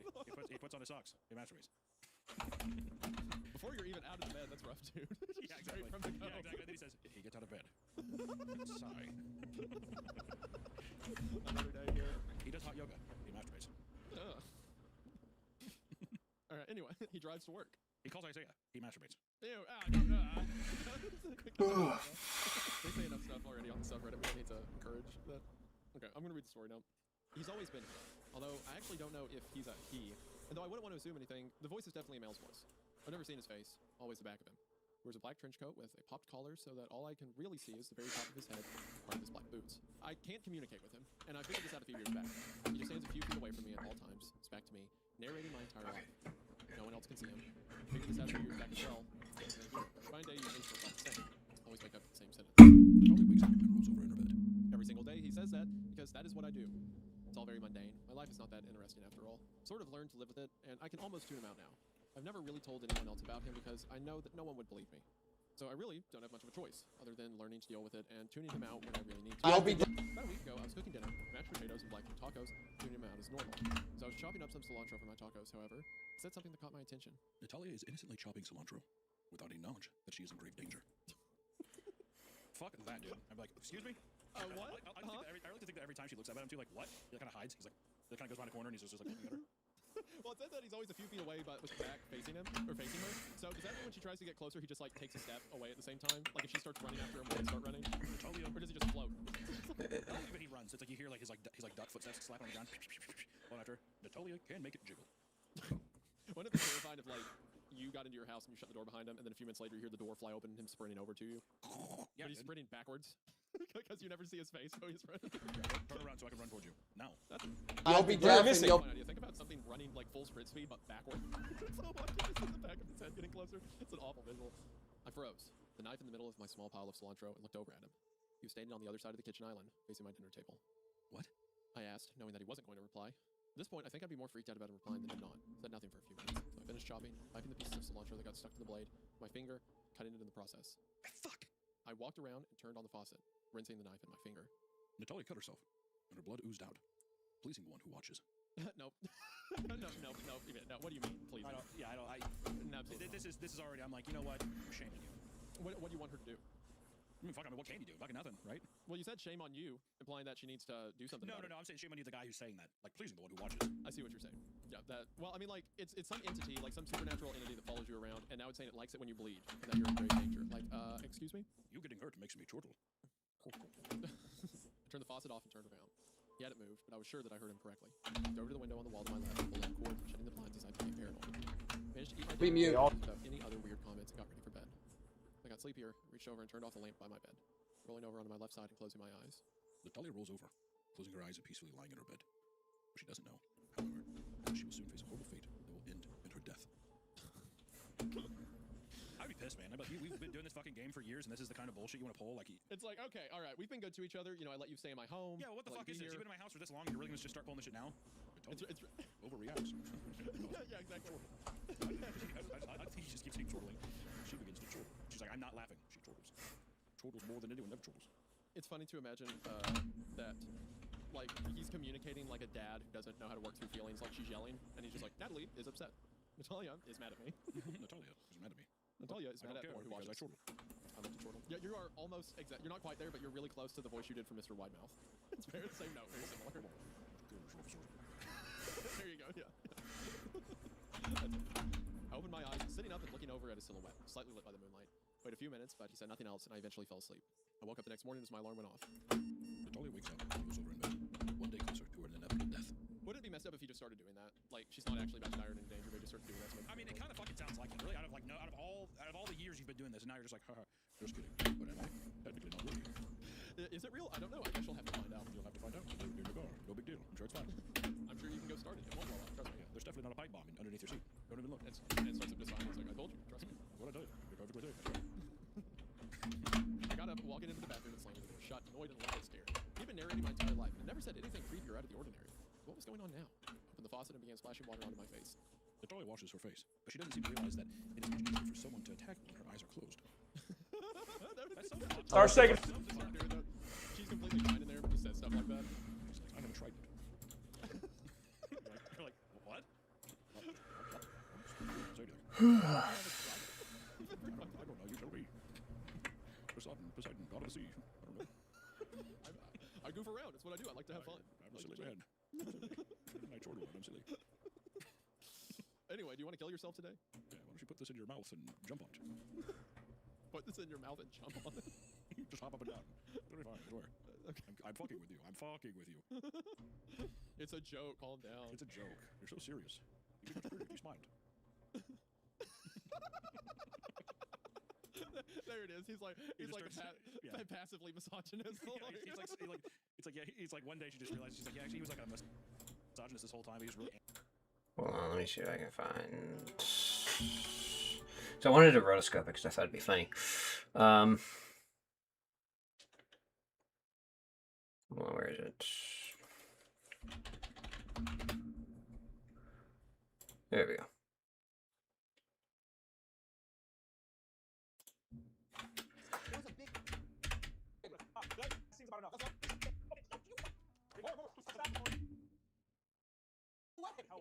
More. Like a. Hello? He just nuked the fuck out of my cage. He just caught up. I just hear. He just spoons. Fuck the vibe. Let's got it down. No, that's he just nuked the. Grizzly likes fanboys. Hello?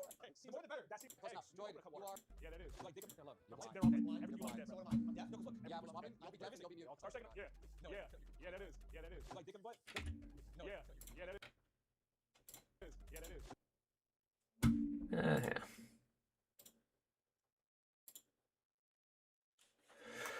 We go to files.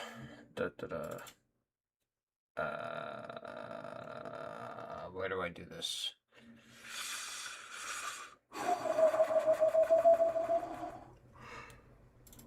Files.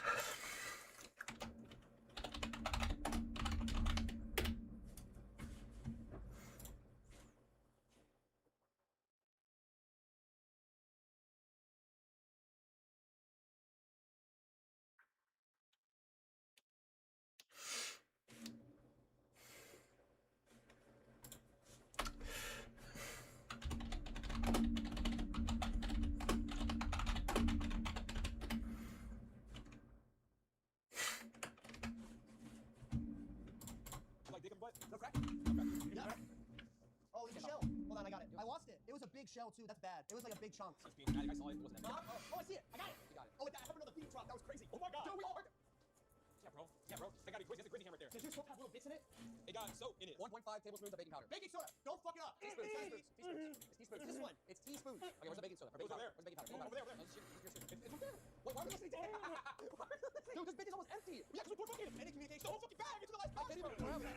That's crazy. He fucking hates he can't talk. He hates this. Alright, I'm getting my gun. I found something better. Tom, we need 1/4 teaspoon. Salt. Oh, good job. Good job. Yeah, that's not salt. How'd you do that? How the fuck is happening? Why are we doing it? Thank you. It's so true. Enjoy. How'd you get that? I don't know. Did we do salt yet? Yeah, we did it. Yeah, salt. Don't forget, I'm disabled in many ways. My foot broke. No. I'm ready. Pour it. I'm pouring? Yeah, pour it. Oh, there you go. That's good. And then 3 tablespoons of milk. 3 tablespoons. Stop getting it. Milk. Milk in the fridge. Hey. Out the way. I got that. Hey, George. Did you press the fucking beer? Wait. Shit. George, to your left. To your left. I know. To your left. I'm just thinking you know. That's got it. Go. You're good. I had to drink more. Amen. Where? He seems tense. Alright, that's it. And then we gotta mix it. Oh, we got it over there. Where's the outlet? It was just plugged in. Over there. Yeah. Plug it in. What? It was just plugged in. Yeah. Get someone. What the fuck did you just? Did it work? Yeah, like snap them in. Hold on. Touch the button. Alright. Hold on, let me see if I can actually get this to work. Just make sure to hold it. Why does it not? There you go. Go around. There you go. There you go. That's good. That's good. I can't do anything. How long do we miss it? It's good. Okay. It's fucking good. We're done. Time is done. It's over. Oh, we're done? Freedom. This is the worst one. This is the worst one, bro. Wow. Whoa. What are you doing? He's up. What? That. How could you not like this music? Oh, no. Me over there. Context clues. Let's go. Go. Okay, hold on. Okay, let's just stop moving. Oh, it's actually going over the level. It's going slower. Now, this is about to come out good. That song we got. It's going to expand. It's going to rise. It's going to be like a cake. It's on. I got a drink. Why? Who touched my ass? Why would you do that? Somebody smacked my ass. All right, okay, why would we do this? I think we start getting started on the frosting. We need another bowl. Wait, where'd the eraser go? We're at 233 temp, bro. Okay, let's go. Oh, let's go. Okay. A lot of sugar. Flip it. Flip it. Bang. He's eyeballing it. He's pouring it in the bowl. What are you doing? God. Yep, to your right. Nope, to your left. Smell up. There you go. Here, walk straight. Yeah. I got my primary roll. Yeah, kick him, cripple. Kick him. Yeah, bro, he said, fuck you, God. We're so close. I thought that was really good for frosting. As you want to taste test? There it is. How's it taste? How long? Fantastic. It's great. We nailed it. All right, bro, we're pulling out the classic. Raise your arms. Let's watch. Where am I going? You gotta put it in the right temperature, Troy. It's 327. It's close enough. Tessie, talk to me. What's happening? They want to put it in before it's preheated? Do sign language. Wow. Do something. We shouldn't do that. We fucked up. We didn't do the instructions. Turn Close it up. Are you seriously wearing that today? You should try wearing makeup. She's like, I do. Oh. Maybe your boss will give you that promotion if you dress better, if you smile nicer. Why are you working? Shouldn't you try cooking? You like that. That stresses you out less. Or no, he's doing it in like the third person thing. So as she's getting ready for work, he's like in the corner, and he's like, Natalia thinks that she will be fulfilled by continuing her day at work. Little does she know, she would be much happier as a stay-at-home mom. She's like, excuse me? And he's got like a Red Pill podcast in his ear. He like pulls out his bud real quick. Like, never mind. Natalia looks at the baby clothes online, even though her hair is totally black. She's far too old. Little does she realize Hold on. she had this revelation 12 years ago. Yeah, she's like, why are you doing this? He just like shrugs. I like to think too, he just shrugs all the time.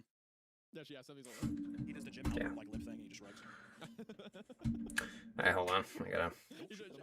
She looks over every now and then, and he starts shaving his head, smoking cigars. He's just becoming, just getting red pilled over time. I rinsed the soap away from my eye area, and looked at my reflection in front of me, and at his standing behind me. Finished rinsing my face with my eyes open, and managed to try it without completely covering my eyes. The rest of my week went pretty similar. Normal narrations for the most part, with creepy stuff sprinkled in. He is coming for her very soon. It is unavoidable. Natalia must die. At one point, it's like, get out of the car. Like, I'm pulling over. What are you talking to me about? Yeah. Stop. Every time he said something, I looked around at my surroundings, paranoid. Spent the entire week anxious and paranoid. Barely slept, fearing that I would wake up in the middle of the night to someone performing spontaneous surgery on me. Put a knife in my bedside drawer and pepper spray under my pillow. Yesterday, there were more creepier things than usual. Natalia's days are numbered. Natalia has been feeling anxious, and she should. The one who watches is arriving shortly. The one who watches is very excited to kill Natalia. There will be no escape. Only death. The thing too that makes it creepy is that he's just feet away. He's so close. Yeah. If you want to, he could just turn around and kill her. Because who knows what he is? He's some supernatural being, obviously. There was a story I read in college during one of my literature courses. We had a semester in short stories, and there's one short story we read that was about this couple who it was in a world where doctors had developed a science that could predict your date of death. So it became a thing where, like, around the United States, some people saw it as taboo, like Bible Belt regions where it was, like, denounced and said it was of the devil, and like in more like progressive city areas, people would go get it, and they would have parties up until then people became more risky up until it, stuff like that. And the story centered around this couple who the wife really wants to go get it, and the husband disagrees, and then one day she gets it without telling him.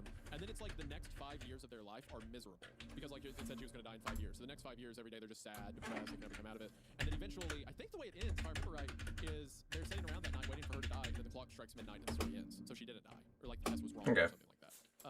But it's like the anticipation of it absolutely ruined what time they did have, regardless of what happened. And it's kind of, I don't know, this story reminded me of it because it's like she was okay with this entity living near her, but now that it's menacing, it's adapted this tone of like it's become threat. It went from something that she got over to scary all again just because of what it's saying. But for all we know, it's doing it to mess with her. It could be the agent that wants to kill her. And there's not really a lot she can do about it. Yeah, no, it's like it's psychological torture.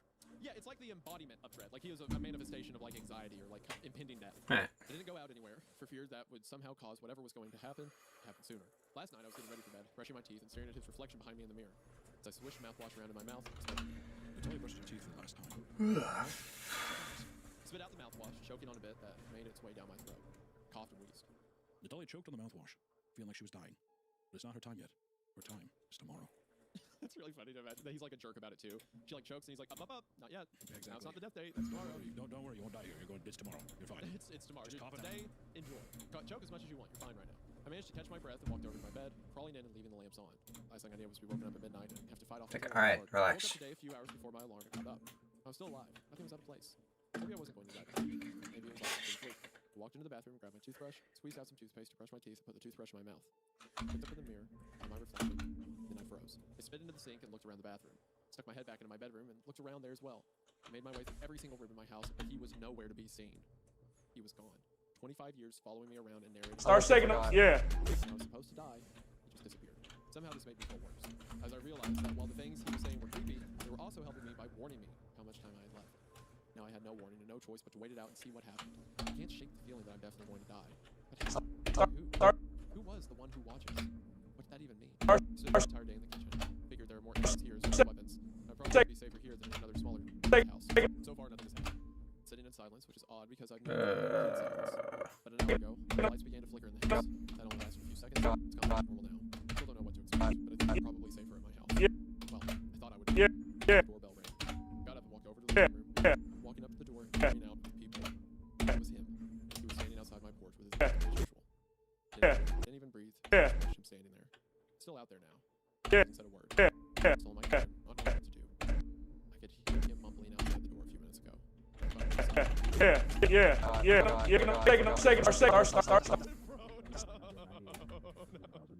my god. Dude, fuck. Oh, that freaked me out. Start shaking up. Yeah. Back to you counting down. Oh my god. He's still counting down, and I've now got about 20 minutes left. I can see that it's getting darker and darker outside as he counts down. It's not even 3 o'clock in the afternoon yet. Time I look out the window, something disappears. A house on my street, a car, a tree. Whenever something vanishes, it's replaced with darkness. And he keeps counting down. Despite being my last chance at communication, I'm going to die today. It almost seems like like an angel of death or something. But the idea of death too, just being that when he counts down, you're just going to be nothing, is fucking horrifying. Disappears. Right. I also like getting attacked. It just seems like her world is collapsing. Like there's nowhere to go. She'll just disappear. Yeah, and there's nothing. I mean, it's like I said earlier, he's like the embodiment of like the fear of death, but he's literally standing there counting next to her. And also, there's something menacing about this guy has followed you everywhere you've gone for 25 years, and you wake up one day and he's gone. Like you would feel alone in a way that you probably don't remember feeling. You know? No, it would be so. The psychological horror of this is just Jesus. So fucked. I mean, God, like. Having him be gone, would it not absolutely have that just be riddled in your brain? Like, you're like, well, what's wrong? What's happening? Why is this different? Like, even if it's a positive change, it would never fully be positive because you'd be so freaked out. Yeah, the inevitability of death, like I said, but also there's this note of, what am I trying to say? Oh, of like the unbeatableness of it. Like, it's like, what do? You can't run from it. You can't get away. And when it does get away, it's just standing outside now. The world's disappearing. It's like mortality. It's good. I like it. It's the countdown's so menacing. That's such a fun note. Yeah, no, I really, such a fun story. God, you want to read one more? I'm kind of stoked. They're so short and to the point. The fourth one is. There's one that I want to do. It's called "My Family's Cursed." A clown shows up at everyone's 10th birthday, but no one ever hires one. I thought that one sounds so sick. Is it not fucking crazy? That's a funny title. Yeah, let's do that one. All right. So we're gonna tack on one more here, and this one is, as Hunter said, "My family is cursed." Clown shows up at everyone's 10th birthday, but no one ever hires one. Also, this is same author as always. She is killing it so far. These are 3 great stories for her. My earliest memory of the clown is from my cousin Jake's 10th birthday party. I was only 5, but I distinctly remember the commotion that surrounded the clown. I lived with my parents preparing me before we left the house on the drive there. There's going to be a clown at Jake's party. My dad said. All you have to do is be nice. My mom added. I didn't understand why they were so worried. My mom kept wiping her hands on her dress the entire drive to Jake's house, why my dad kept taking deep breaths. Weren't clowns supposed to be at birthday parties? When we got to Jake's house, there was something going on. The kids were running around the backyard and jumping into the bouncy castle, but the adults were standing around in silence, their eyes darting back and forth across the yard while some of my aunts and uncles walked in and out of the house periodically. It was like they were all waiting for something to happen. This feels very, It. Like how 27 years, or however long, I think it's 27 years. Well, I was going to say, I mean, the It thing makes sense, Jeepers Creepers, but immediately think of Tommy Taffy. Oh, yeah, this is Tommy Taffy, you're right. That's perfect, one-to-one draw. Or at least just that kind of, just that world of creepy thing shows up at X time. Hey, kids, I'm Tommy Taffy. Yeah. Nothing's wrong's going to happen here! Everything's fine! We should really read the rest of Tommy Taffy. I think that's great. There's more to it? Yeah, there's 2 more parts. We read half of it. Oh, wow, I didn't know. Yeah. Hey, kids. Hey! That's all I Watch out. That's all it. Hello! That's all of it. That's all of it. There it is. As I jumped into the bouncy castle along with the rest of my cousins, I noticed a movement in the bushes near the gate that led into the backyard. Here it comes. I continued to bounce, trying to get higher each time in order to get a better look at whatever was there. Finally, I saw the clown appear from behind the bushes and watched as he unlatched the gate. Here we go. I stopped bouncing and tried to maintain my balance as I watched the clown step into the yard and close the gate behind himself. Pushed my fingers through the mesh of the bouncy castle and pressed my face against it, staring at the clown as he scanned the backyard until his eyes landed on me. stared at me for a few seconds, and I stared back, not really knowing what to do. Nobody else seemed to have noticed him yet. My cousins continued bouncing around behind me. He was short, and wore a curly, colored wig. His face was white, and it seemed like his skin was naturally that pale. Didn't look like paint at all. His lips were normal-sized, bright red. He had a giant, round red nose. His eyes were dark, so dark that I couldn't distinguish the pupil from the iris. He had two black lines that started above his black eyebrows and ran down his eyelids to the top of his cheeks, which appeared to be inflated with something. They were round and protruding, with blush on them. His skin was smooth, like porcelain. He wore yellow polka dot pants that were held up by red suspenders, and a white shirt with giant red buttons down the front. Red buckles around the neck, chest, and sleeves. He wore shiny red clown shoes, and he carried a gift bag in one hand. I don't know how long I stood there watching him, but suddenly, I was being pulled out of the bouncy house by my mom. She dragged me to the table and set me down in a chair between herself and my dad. I continued to watch the clown as he approached my cousin Lisa and pulled out a pink balloon from a pocket in his pants. Blew up the balloon and then twisted it into a dog and handed it to her. She took the balloon dog from the clown and ran to her mom, my Aunt Chelsea, grabbed Lisa roughly and dragged her away from the clown. There was an impalpable amount of tension from the remainder of Jake's birthday party. Our parents wouldn't let us stray too far away, and the clown stayed the entire time, wandering around the yard and handing out balloon animals or honking his nose for the children. Yeah, you are completely right about this being a Tommy Taffy thing. Feels just like it. When it came time to open presents, we watched as Jake unwrapped countless video games and action figures, along with a few clothing items. Once he finished opening the last gift from the family member, the clown walked up to Jake and handed him the gift bag he had been carrying around the entire party. Watched as Jake's mom tried to stop the clown from handing Jake the gift, and my uncle held her back. What? It's just funny, like, no! And the uncle's hold her back, and then Jake's like, oh, cool, present. You fucking run, kid! Run! God! I mean, 10, they should know something's up. There should be some level of, like, what's your problem? 10 years old, your mom like, no! Your uncle's like, hold her back. Whatever. He's like, oh, cool, thank you for the gift. Fucking idiot, what the fuck? That would be you as a kid. Oh, like, oh, wait. Yeah, it's just candy. Your mom's It's like hamburgers and candy. I'm like, oh, I'm super hungry, thank you. Your mom's crying, and you're like, what's your problem? Exactly. Mom, would you shut the fuck up? I'm eating candy and burgers. Jeez. What the fuck's your problem? Jeez, God. We all watched as Jake thanked the clown and opened the gift bag, taking out handfuls of tissue paper until he reached in and pulled out the gift. Here's a book. I saw his mom sign relief. Jake turned the book over in his hands, looking at it. It was a small hardcover. I just laughing at the bomb. The book was like a bomb. Yeah, just blew his face. Yeah, just kills everyone in the party. Like, oh, thank you for the bomb. It was a small hardcover book with a glossy dust jacket that had a drawing of a beach on it. Jake thanked the clown and walked away from him, through the gate and away from the house. Once he was gone, Jake's dad snatched the book from him. Asked him about it later, and told me his parents had thrown it out. I saw the clown a few times after that. At every cousin's 10th birthday party, he would show up in the same outfit every time, give them a hardcover picture. Yeah, I like the idea of it's like a family curse. Like maybe generations back when they made a deal or something, and now this entity shows up at every party, and they have to just let it happen, or else again, it's one of those little things. The consequences of getting rid of it are worse than putting up with it, whatever that means. When I was 10, same thing happened. And although I begged my parents to let me see the book, they declined.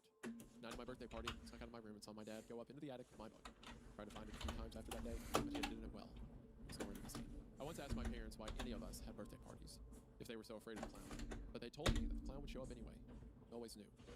Didn't see the clown for a couple of years. All my cousins had passed the age of 10. None of them were old enough to have their own children yet. When I turned 20, my parents died in a car accident, and I inherited their house. By that time, I'd forgotten all about the clown in the book, and I didn't care to read it or figure out why they had taken it away. And then, about 12 years later, my daughter Wendy had her 10th birthday party. My wife knew about the clown. We had already seen him appear once before at Jake's twins' birthday party. We had prepared Wendy and had given her the same warnings my parents had given me. Be nice to the clown. About 30 minutes into the party, the clown jumped over the backyard fence and wandered over to the table where Wendy and her cousins were getting makeovers. Stopped myself from running over and saw him. He looked exactly as I remembered him. Not a single thing had changed, not even his outfit. I watched as he caught my niece Alice's eye, pulled out a blue balloon from his pocket. He blew the balloon up, pulled out another blue one, and then used them both to form a hat she gently placed on her head.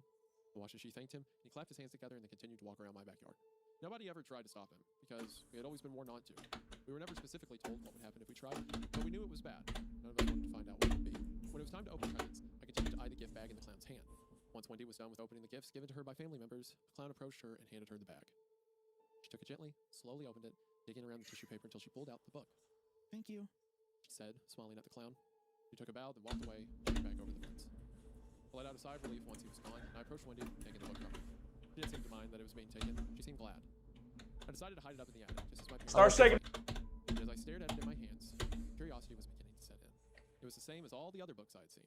Hardcover with a glossy dust jacket that contained a drawing on the front, but no title. This one had a drawing of a girl that resembled Wendy, standing in front of a birthday cake and about to blow out the candles. She had the same curly brown hair and green eyes as Wendy. I opened the book and noticed an inscription on the inside of the cover that said, Happy 10th birthday, Wendy! The first page was blank, but the next page is where the story started. There was a drawing of the girl on the cover, wearing a party hat and holding a pile of gifts. Under that it read, Today is Wendy's 10th. How happy is she? She got every gift she wants, even things she doesn't need. Turn the page as I continued to read the story that depicted various drawings of a girl that resembled my daughter.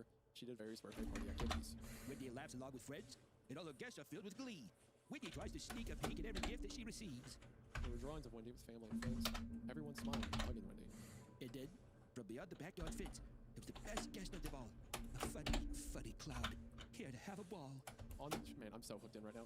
On that page was a drawing of the clown as it jumped over the fence. Grenade. This clown loves to party, and it loves its 10th birthdays too. He will never miss a chance to show up where he's due. The next drawing was of the clown in the center of the page, surrounded by black. But this birthday's a bit different. Something big is going to happen. The clown is so excited. This doesn't happen often. Like I'm looking around the room, getting a little freaked out. I turned the page to see a drawing of the clown running around the party, chasing guests who appeared to be frightened. They'd been drawn with their mouths open and wide-eyed as they ran away from the clown. The clown runs around the yard and pulls something from his pocket. Not a balloon, not a magic handkerchief, but something big and sharp and shiny. The next page had a drawing of a gleaming butcher knife, dripping with blood. A lot of guests must die, but don't worry, Wendy will be fine. The next 4 pages contained various drawings of the clown slaughtering people at the birthday party. Some had their necks sliced open, some were stabbed, some lost body parts. The clown had his fun. His job has been done. Happy 10th birthday to Wendy. He will see you at the next one. The last drawing was of the clown jumping back over the fence, leaving a pile of dead bodies behind him. I shut the book as a chill ran down my spine. I realized why our parents never showed us the books, especially if they were all this creepy. I wonder what the clown would even give us these books. I decided to do as my parents had done and get rid of the book at the end of the party. As I tossed the book on top of the fridge, I heard the first scream. I ran to the door and threw it open just in time to see everyone running away from the clown. He was back, and he stood right by the fence with a butcher knife in his hands. On the ground next to him was my cousin, Paola's child, Trevor, face down in the grass. I scanned the backyard, looking for Wendy, but she was nowhere to be seen. All the guests ran across the door, trying to get as far away from the clown as possible. I watched as Jake tossed his children over the fence and into his neighbor's yard, followed by his husband and then himself. I looked for my wife, and I spotted her running towards me into the house. Where's Wendy? I asked, grabbing her arm. She jumped the fence a while ago. She's fine. We need to hide. She dragged me inside with her as the screams continued. A few more family members made it inside, and we hid in the kitchen and the living room. After a while, the screams died out, and I slowly got up, opening the door and peering out into the backyard. He's gone, I said as I threw open the door and walked outside. There were a total of 10 dead people. And a few minutes after the cops arrived, so did Jake, his family, and Wendy. I ran to her as I saw her coming up the driveway, picking her up into my arms. I'm so glad you're okay. I kept her by my side for the rest of the night as we answered questions. I didn't tell the police that I knew the clown, as they would never believe my story about the curse. Instead, we all told them we had no idea who the clown was, and that we hadn't hired anyone. Hours later, everyone was finally gone. Wendy had gone to bed, and I went downstairs and helped my wife clean up some of the mess. Once we were done, I grabbed the book from the top of the fridge and handed it to her. What's this? That's what he gave her, Rose. Read it. I waited for her to finish reading the book. When she was done, she tossed it onto the counter. What the fuck? Did he plan all that? Is this supposed to be some stupid joke? I shrugged. Did this happen to everyone else? I don't know. Our parents never let us read the books. This is so fucked up, David. Stood in silence as Rose grabbed the book, giving it a disgusted look. I'm gonna go look for something. I made my way to the attic entrance in the hall and pulled down the ladder. I slowly made my way up, each step creaking as I stood on it. When I reached the top, I flipped the switch and the lights turned on, illuminating the attic enough for me to see. I dug through countless boxes and moved old foreign furniture around until I found it. The book that had been given to me on my 10th birthday. It had hidden under the cushion of one chair. I pulled it out and looked at the drawings of the house, with a single light on in one of the windows. I opened the book and found a similar engraving on the inside cover that read, Happy 10th, David. I turned the pages and began to read the story, ignoring the pictures. Today is David's 10th birthday. What a good one it will be. David eats pizza. His favorite topic is cheese. He has a water balloon fight with his cousin Eric, and they take cover in the trees. Everything is fun, and soon will be great. Here comes the clown. He's never late. David's birthday was a blast, and his gifts were also fun. But don't be sad that it's over. The fun has just begun. Years go by, and the clown sees David again. It's now his daughter's 10th birthday. Today, the fun will end. A lot of guests had fun, and for others, this day was their last. But David's fame is alive. Thank the clown for that. And now it's time for bed. Time to get some sleep. Don't forget to check on Wendy. She hasn't made a peep. Bro. That's the final. Oh man. The final drawing in the book showed an empty bed in a dark room with a window that was wide open. I stared at it for a second before it hit me. I tossed the book aside as I got a sinking feeling in the pit of my stomach. Something was wrong. Wendy! What's going on? Didn't reply as I hurried down the ladder and ran down to the hall in Wendy's bedroom. Throwing the door open, flipped the light on, went to her room. It was too late. She was gone, the bed was empty, and her window was wide open. That is such a good ending. I'll tell you right now, I was like, I don't know, like killer clown with a knife, blah, blah, blah. That little last bit there at the end totally fucking killed me. it, yeah. It did it well, but I kind of figured as they were explaining everything that the whole part about the book, because it says this doesn't happen often, and then it goes to like the clown's murder spree. So the book only comes true if you look at it. If you don't look at it like all the parents did, it doesn't happen. It's the beckoning. It's like literally a seance. The book is a seance that when you read it, it is something that when you flip the pages, it is basically creating a seance for you and gives the clown, like, or whatever fucking entity this clown is, the like ability to come back and like take people's lives. Also the reason why that the adults are just throw it away. Just never even look at it ever. You know? Such a a fun way of thinking about it. You know, at first I was like, you know, I really like the setup. I like the whole idea of this book. And I was like, would it be more effective if literally it was just like the kid that it was, like if you read it, the kid gets taken, like you don't know what happens to him. Yeah. But it is fun that it's like this killing spree thing. But see, I think that the ending it really is where it's just like, wait, what the fuck? And you go down and it's gone. And to the pictures that are accompanied by it, it's so creepy. Like I love the idea too that it's like, you know, it opens and the book is already formed. Like it's like by you touching it, even opening it, it's already done. Like the seal is broken. It's also so menacing because I know it's supernatural, but it's so wild to think that David, when he was 10, at his 10th birthday party, he got a book, and then in that book was the detail of his daughter when she's 10, how she'll be kidnapped by the clown. That's such a cool touch. Do you think that it's that, or do you think that because I read it like this, that I think that the books are empty, and whoever opens said book, it's like whatever seal is broken, that's how the book manifests its story. I mean, that too. It could certainly be that way. It's like the vessel for it, yeah. Or the clown's like some entity that knows when the book will be open. So it's there either way. If it is that foreshadowing, or it just knows, he's like, oh, it's not going to open up yet. It's almost like this predestination thing that's also pretty fucked up. I think that for a killer clown story, honestly, bang, that was fucking sick. That's one of the better killer clown stories I've ever read. This author goes stupid hard in the paint, by the way. All these stories have been awesome. We had the same thing with last episode with the spelunking kind of torturous, you know, the torturous spelunking claustrophobic nightmare where it's just that nice short and sweet. These are all just this like a nice, like palatable story that's just like fun to read. Like I would love to see a compilation of these stories in a book, like almost like Scary Stories to Tell in the Dark. Like, it has that kind of thing where it's like, you read it to your friends and you get freaked out, like, oh, read another book. You know, it has that kind of digestibility that I think is really, really fun. Yeah, this author does great. I'm just scrolling through the rest of their stuff. There's so many titles. Like some of these titles, How Would You Like to Die Today? The Boy in the Paper Bag Mask. The Elevator at Work took me to a floor that doesn't exist. Like all of these sound so good. And also, like I said, the Point Pine. There's an entire series about Point Pine. There's got to be a Point Pine read-through. We should do a Point Pine read-through. We got to get a Point Pine read-through. Listen to some of these titles from the Point Pine series. The Day the Angel Came. There's a new guy in town and we don't like him. The Thing in the giant bear costume won't stop handing out popcorn. That's so good. I love it. Wait. Listen to this one. Listen to this one. Due to recent violent events, pumpkins are no longer allowed in Point Pine. That's awesome. I love it because I think that Gabby uses the title, like the scheming of these r/no-sleep things to really like make it something very enticing. Like it uses the format in a really great fucking way, and I think that it goes to show that people are connecting with it with the amount of like, you know, upvote she gets and the kind of like fan base she appears to have. I think it's just fucking awesome. So we'll say that if you enjoyed the stories today as much as we did, please go support EAPATBP. That's the username for Gabby on Reddit. You can look at her entire body of work there. It's fucking awesome. There's so many. This is just such a fun read, man. I had a great time this episode. 1 month ago, Gabby has a story called If You Meet Me, Please Kill Me. Like, these titles are great. Every one of them makes me want to see what the rest of the story is about. This is, yeah, I understand why, like, they're considered no-sleep royalty while they're slept as well. But so far, we've read 4, and normally when we read through a bunch of author stuff, it's like, that one wasn't that great, that one wasn't that great. All 4 of those short stories were awesome.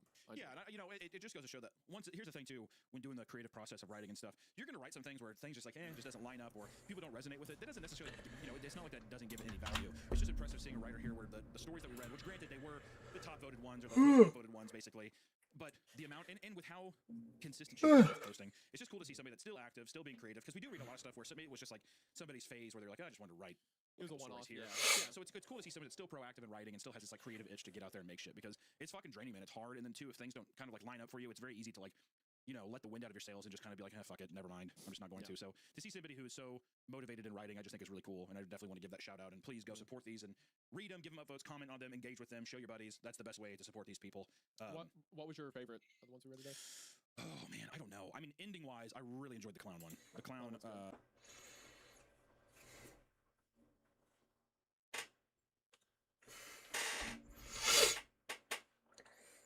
Friends brought up Jason Hughes. Did you find the guy who didn't? My dad asked. No, but the costume. Hold on, Jay.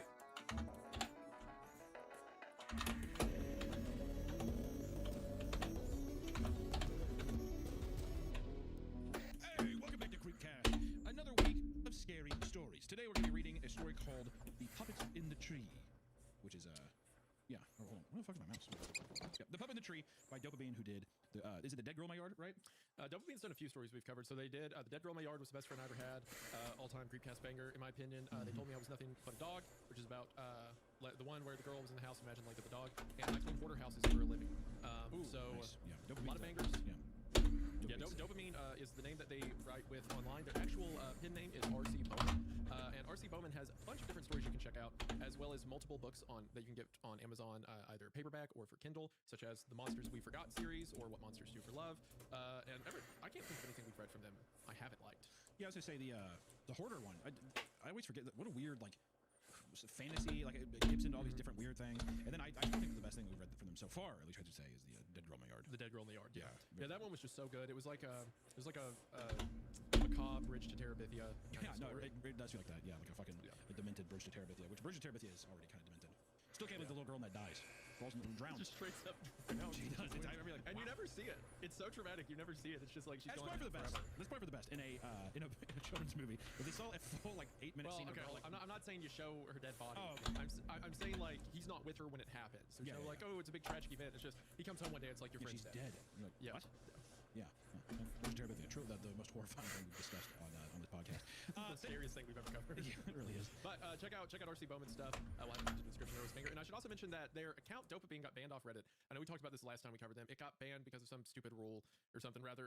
But you can still see stories that get posted by them to their subreddit, the North American Pantheon, because they have that huge lore of supernatural things in the United States. And they also have like Twitter, Facebook, Instagram, stuff like that. We'll have linked in the description. So be sure to show them some love. They certainly deserve it. Well, without further ado as well, be sure to check us out on audio platforms like Spotify and Apple Podcasts and give us a nice rating there. It really does help us. And also just want to give a quick shout out to our patrons who are listening and getting some extra content on the side.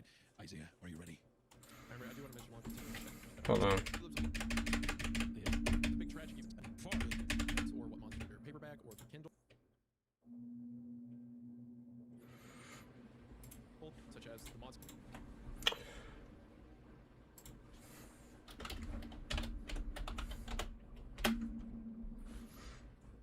Okay, that's weird.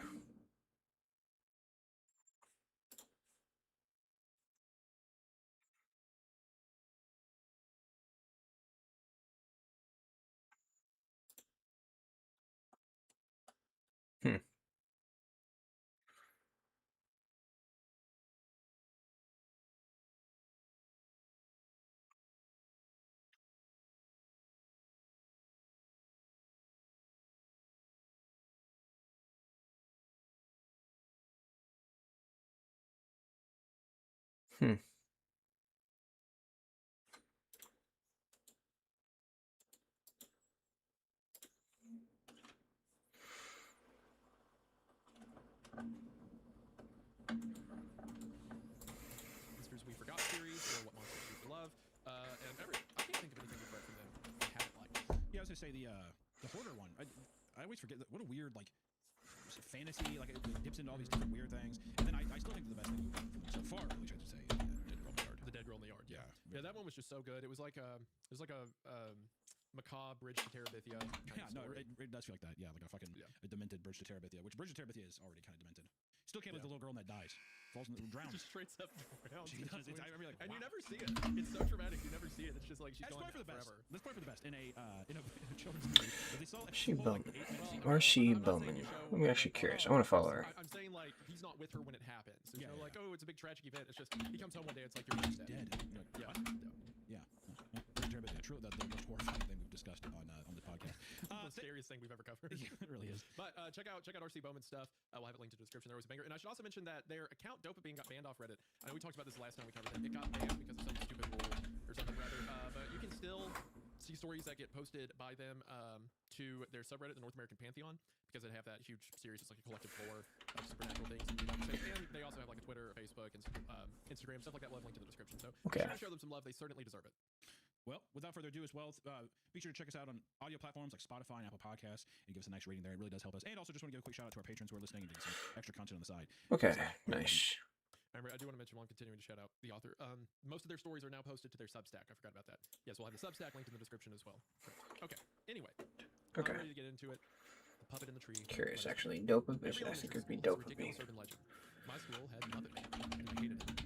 Muppet Man was deformed. Ill-fated plastic surgery left him with the ghastly proportions of a marionette puppet. So he stole a rainbow animal costume from the school theater and wore it everywhere. He lived in an ancient oak tree in the recess yard. Some kids claimed he lived in the branches, fashioned as play from camouflage hideouts of leaves and twigs. Well, immediately. Okay, off the jump. I want to say, I have no. Okay, Dopamine. But I will say it seemed like full fledged. I thought it was a teacher at first. I was like, my God. Oh no, it is an adult. It has to be because it says ill-fated plastic surgery. No, right? Well, yeah, but you never know. It's not Muppet Boy. It's the Muppet Man. You ain't kidding. Okay, hold on. It ain't no Muppet Boy. It's a Muppet Man. Yeah. So there's also jumping into the deep end. No introduction. My name is. It's just like yeah. There's a guy. Okay, I had no idea. And he like watches the kids play from the trees. Which also outside. don't like. Oh, okay. By the way, grown a man with a rainbow, like a rainbow cape or whatever, and he's just watching people play in the trees. I'm trying to think if there was anything in my middle school where there was, or elementary school that was, like, not in that vein, but like folklore, like a legend or something. I can't think of any. Weird. The only thing I remember Might not be there. People that would, they said, like, there was like an old well near our school, and they said that was haunted, but nothing ever. Okay, hold on. Nothing ever. Dope. Nothing ever struck A. me. Oh my god, you know. So I don't know. Yeah. Yeah, I remember one time in middle school, which I'm trying to think elementary school, I remember running through the empty classrooms and saying like, oh, there's ghosts or whatever, but I don't think there was any specific story. It was just kids being goofy. But I remember in middle school one day, Well, I guess it's not there some anymore. guy apparently walked onto the school parking lot with a shotgun. And all the teachers were like, there's a guy in the parking lot with a gun. So it's like a big lockdown, everyone freaked out. But then it turns out he like just lived next to the school, and he's like, "Oh hey, I'm carrying this from my truck or whatever." He just like kept going. So it wasn't really a ghost story, but we used to joke that he would come back and kill us. Kids are pretty cruel though, huh? Kids are pretty. Well, I mean, yeah, kids will say stuff like that, and it means nothing to them. It's like, oh, what if someone showed up with a shotgun and killed all of us? This teacher we had in second grade, or he was a teacher at my school in second grade. I didn't have him, but his leg had to get amputated. He was in like this horrible car crash, which to a second grader means absolutely nothing. So everyone kept calling him like Blackbeard and stuff, and people kept like drawing parrots and shit, and like all kinds of like stuff that was like all pirate related. And he was like, "I'm not a pirate." And he would like his prosthetic leg, and he shot off. It was so rude. Jesus, kids are so mean. I remember my friend was like, doesn't even drive a car. He drives a pirate ship to school one day. This is a second grader. This is a fucking second just grader. finding new ways to be evil that no one would think of. God, I mean, just unnecessarily rude. It really does make me think of times where I'm like, if a fucking teacher just like decked a kid in the face, I'd be like, oh, you know what? You get one. I think you get 1 a year as a teacher. You get one. Yeah, well, the semester. Yeah. I remember there's a guy who was a year older than me in middle school who like his mom would just buy him all kinds of like crazy like he had a bunch of guns. I remember. What is up with this? You guys and guns? Did they not just get fucking Legos? Good God.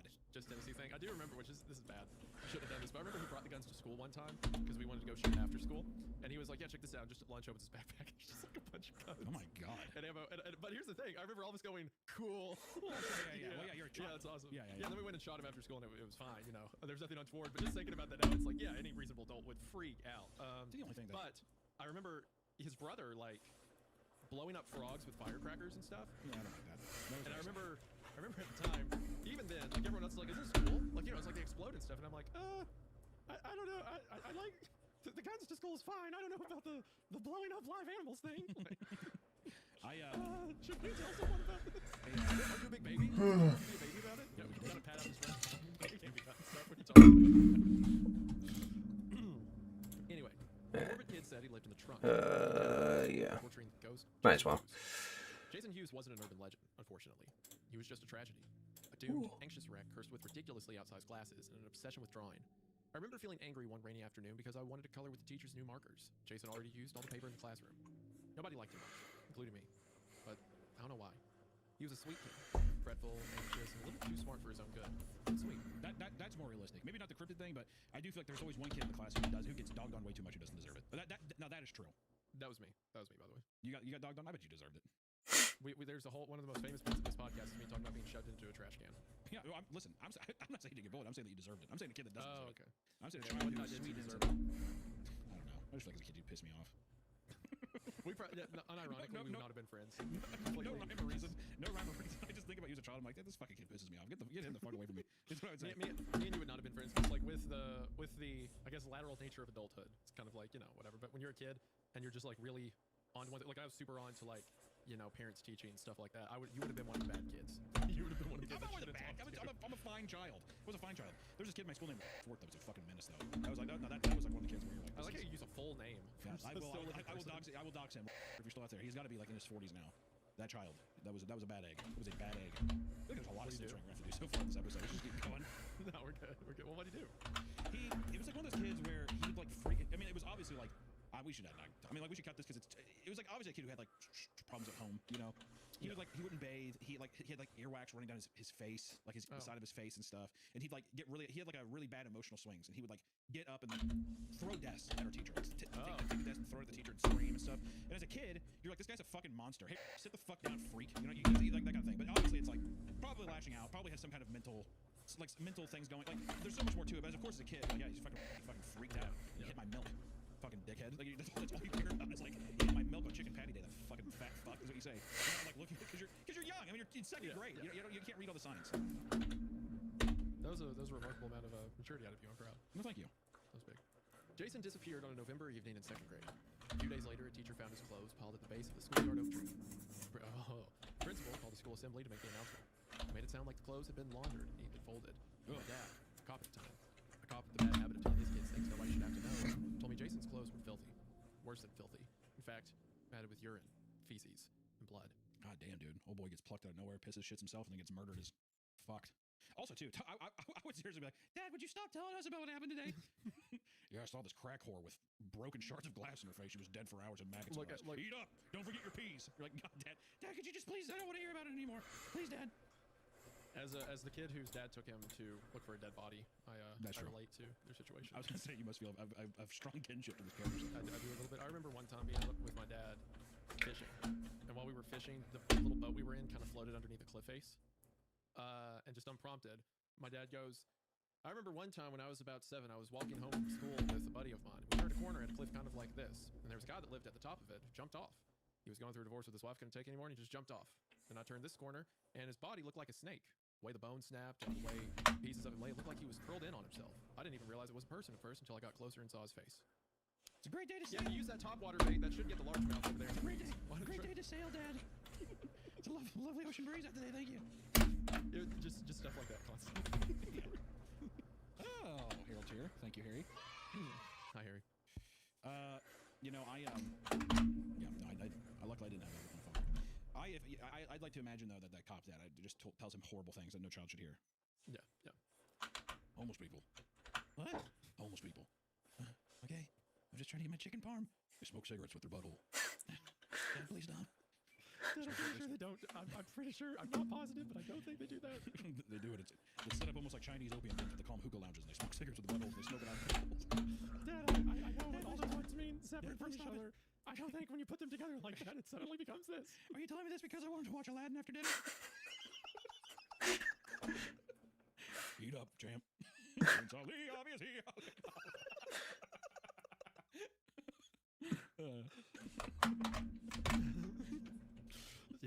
Yeah, that's the stuff. I will say so far, this is we should stop sidetracking. This is yeah. We've read 3 paragraphs, but I like it. It's a good 3 paragraphs. So we have been interrupting so much. I know people are gonna be upset. I was just gonna say that so far he's talking about some middle-aged man is in a tree at a school, and that that's the legend. The legend is that there's a man in the tree. That William Afton from Five Nights at Freddy's is in the golden bond suit in the tree. And pop out and do the Freddy Fazbear scream. No, but it is cool that Jason Hume is like an urban legend. He's a real kid, and that they found his clothes all folded up. It was covered in piss, shit, and blood. Pretty brutal. He told me I couldn't repeat it to anybody. I never did. It was too horrifying to even think about, let alone share. That's why I hated Muppet Man. Nobody could say his name without some snot-nosed little shit from behind the track saying Jason's. Horrifying schoolyard living. That was another problem. Kids at school knew Jason was my neighbor, and they knew my dad was a cop. After weeks of missing Jason, I was abruptly ostracized. It suited me fine. Over the past couple years, my dad had arrested the parents of at least 2 kids in my class, and they gave me hell for it. It was alright. I preferred books to people anyway, and spent every recess reading under the oak tree. Sometimes I pretended to read Jason's ghost. Penance, I guess, for treating him so poorly. Man, that's heartbreaking. That is sad. One day in February, I got to school 2 or 3 hours late. Don't remember why. I only remember getting to school and plodding across the empty recess yard. February is a bad month in that particular corner of the world. The sky goes from polished steel in the morning to icy steel in the evening, and at night dims to a flat, watery darkness that makes my heart ache.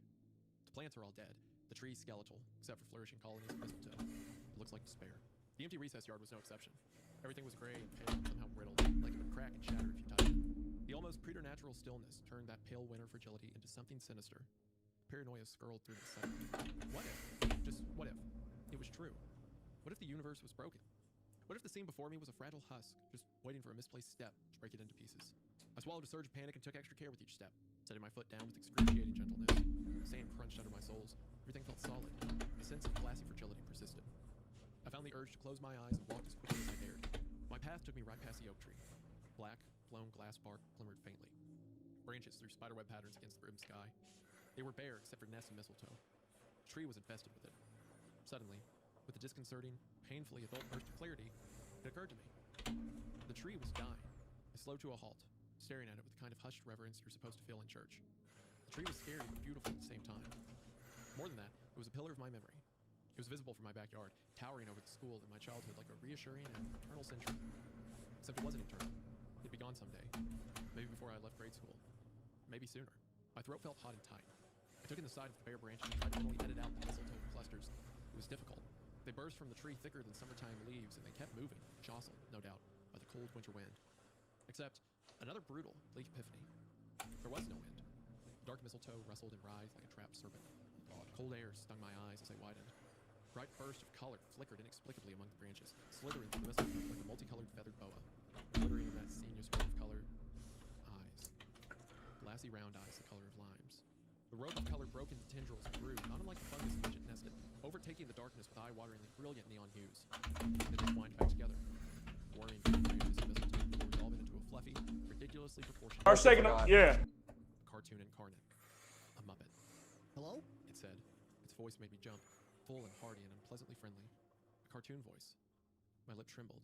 Tears pricked my eyes, scorching and frigid at once. You're not real. Yes, I am. It fixed me with a sharp, reptilian stare that made me want to scream. I might even be realer than you. The world looked glassier than ever, faded and brittle except for the obscenely bright monstrosity above me. I stamped my foot and held my breath, praying that the world would shatter, taking the technicolored monster with it. If I broke a broken world, would I break anything at all? But the pavement remained solid. The frozen chill bypassed the soles of my shoes, and I unleashed into my feet. The creature stretched and stretched and stretched, slowly snaking its way down the trunk of the tree, simultaneously sloth-like and reptilian, bursting with that ridiculous Crayola fur. It should have been funny. Why wasn't it funny? Why was I scared? Why wasn't I running away? It slid down the bark until its eyes were level. Only really real things can hide themselves in plain sight. Real things like me and Jason Hughes. Your friends call me Muppet Man, and you can too. I want to take a moment to thank today's sponsor, Cash App. Once upon a time, Hunter thought I was reading off my credit card. Star second, yeah. That would have been bad, and it wouldn't be beyond reason that I would do something stupid like that. But even without me simply giving it away, there are plenty of scammers lurking around trying to access sensitive information. And that's why I use Cash App. Cash App lets you keep your money protected and send it securely. When you get the Cash App card, not only do you get access to a ton of perks and benefits like exclusive early access to nationwide concert pre-sales or discounts on popular brands, but you also have extra security with the power to instantly lock or unlock your card right from your phone. If a suspicious transaction pops up on your card, Cash App has your back by automatically declining the purchase and sending you a heads up to confirm if it's you or not. Behind the scenes, you can rest assured knowing your account balance is protected by 24/7 fraud monitoring. Not to mention the Cash App makes sending and receiving money easier than ever. So you can spend with peace of mind today and order a Cash App card in the app or at cash.app/card. And for a limited time only, new Cash App customers can earn $10 if they use code SECURE10 in their profile sign up and send. Hold on. I gotta go get some water. Be right back.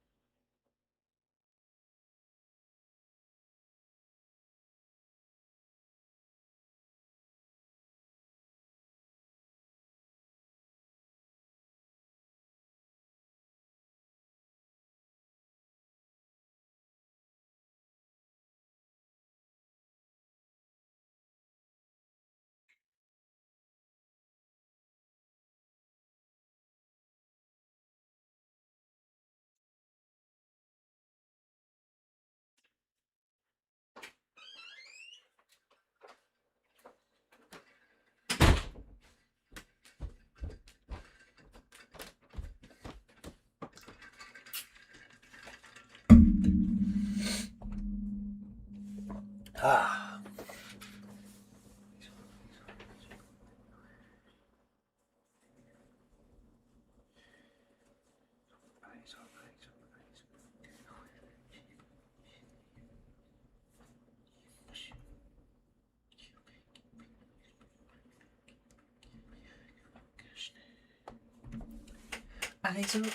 eyes on my day. 와라지 나 희지다요. 그가라지 가가 이주메로.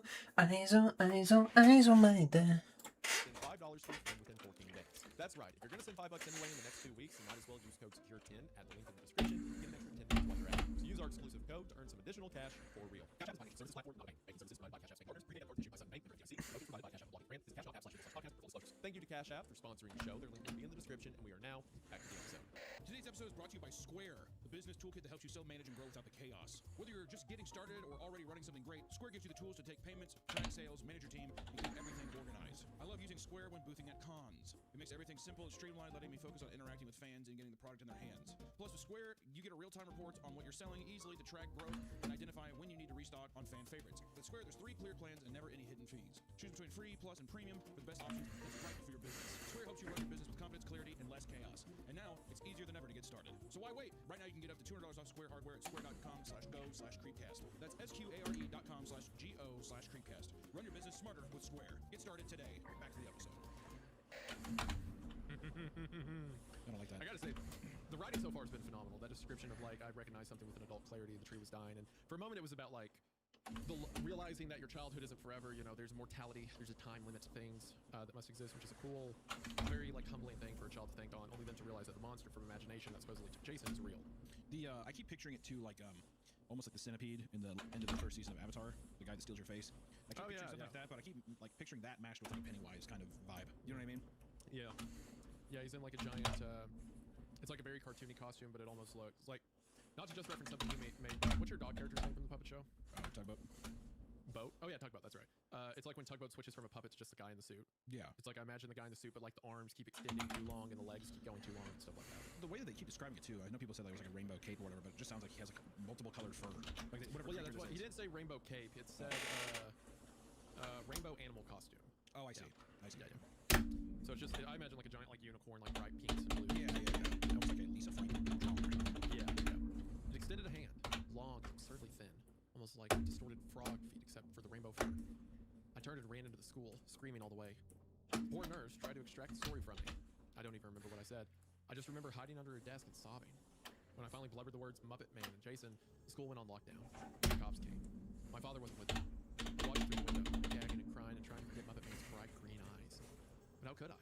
When everything else, the oak tree and the police, the nurse and the sky and my own shaking hands, looked so brittle and faded. Muppet Man was the only vibrant thing. The only bright thing. The only whole thing. The only real thing. Sometime later, maybe a minute, maybe 10 hours for all I knew, a cop came into the nurse's office. He grabbed my elbow over the protestations of the nurse and marched me outside. The world rushed past me in a gray, dead, glittering blur. The tree loomed ahead, dark and plain, close. I flailed. It dragged me to the oak tree and shoved me forward. I stopped inches from the bark, dark and dead and cracked, except for absurd tufts. Start shaking up. Yeah. The cop demanded. Do what? Do what? Did you put that? He pointed to a particularly obscene knot of neon pink fur. On this tree! I told him no. I told him it was Muppet Man, that I'd seen Muppet Man. That Muppet Man knew Jason, and now he knew me. The nurse sent me home shortly thereafter, and my parents packed me off to my grandparents' house in San Diego that very night. I stayed for 3 weeks. I stayed until I stopped having nightmares of Muppet Man eating Jason's bloody, shit-stained clothes while I watched, trapped by his bright eyes. Yeah. Yeah, that is. Yeah, that is. I know it was a mistake because I remember looking at my mom's calendar. Bossy and full of Start shaking up. Yeah. It made me smile. My parents Start shaking up. ice cream cake, then taken to bed. When I pulled my covers back, I froze. Everything around me blanched, very pale and classy. Everything, except the dirty tufts of neon bright fur on my pillow. Yeah. Yeah. Yeah, that is. Yeah, that is. Like dick him. Did it and yelled at me for almost an hour, but they let me sleep in their bed anyway. It's almost like poison infection or something, right? What? Just like it seems like where he's like coming in contact with is like now it seems like the Muppet Man is there after him. It's like he's like infected. He's like touching or interacting with, right? I think the Muppet Man's just like stalking him. Oh, okay, so you're saying that he took the form of like his pillow or whatever? Yeah. Oh, okay, yeah. I see. Or like, well, maybe not the pillow. It's just a tuft of fur, so it's like Muppet Man's been in his room. Oh, okay. So you're saying it's just like it's been where he's slept and okay. Yeah. And Yeah. the tuft of fur there is like he left the tree before the people got there. Yeah. School was a nightmare. I spent the entire morning. When the bell rang, I thought about Eyes on, eyes on. stay in the classroom, but I'd get in trouble. My parents would be angry. I'd go to the principal's office. Besides, there'd be other kids on the playground. Vibrant, living, colorful, noisy kids. All that noise and brightness would be too much for Muppet Man. I told myself these things, but still ran to the bathroom when the bell rang. I threw up and sat in the stall until a teacher, summoned no doubt by a tattletale, came and told me I had to go outside. I dithered in the corner by the tetherball court, as far from the oak tree as I could get. Even from a distance, I thought I caught glimpses of bright fur slithering through the branches. I decided I was seeing things. When the days finally got warmer, steel skies softening to rich blue in the daytime and Easter egg colors at night, bare branches spreading buds, flowers growing in the planter boxes all around the school, I resumed my recess ritual, reading under the tree. I understand thinking that you're seeing things, but I'm not going back under the tree, you know? Yeah. Maybe another tree, but not that tree. I was cautious at first, but determined. Every adult in my life had me convinced that I was hallucinating. Every kid in the school knew I had a breakdown about Muppet Man. The taunts alone were enough to steal my resolve. Before I knew it, I was reading under the tree like always, glassy winter horror, barely more than a memory. One afternoon in April, something pulled me out of my book.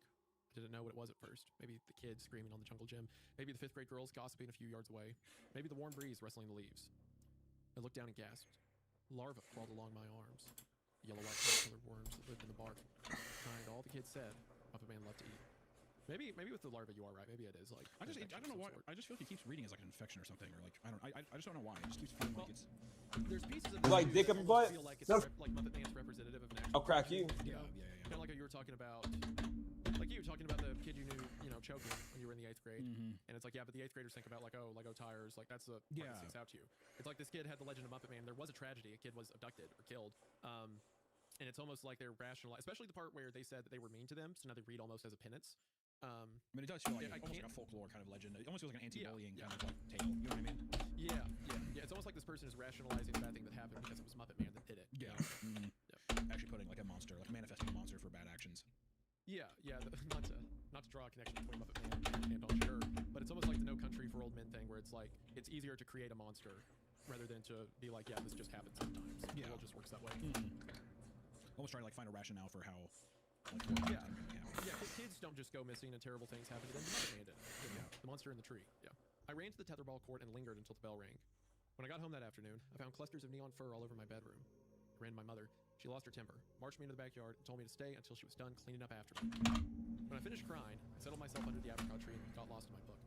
As the afternoon light deepened, rich daylight giving way to copper, something snapped me out of my reverie. I looked down and saw white worms, soft and tiny, and somehow wet, inching over my arms. Hello? Whispered an unpleasantly friendly voice. Sorry it's been so long. I guess I've been a bad friend. I'm crazy. I whispered, snapped my book shut and closed my eyes. Crazy. Scratchy polyester fur crumbled against my skin. Not crazy. Muppet Man said, Just really like me and Jason Hughes. What are you reading? He reached out, blinding multicolor fur blazing in the dappled sunlight, and flipped the book over. Black Beauty. Is it good? It's great. I wanted to leap to my feet, wanted to run screaming into the house, but my bones got watery close at once. I wouldn't be able to stand up, let alone run.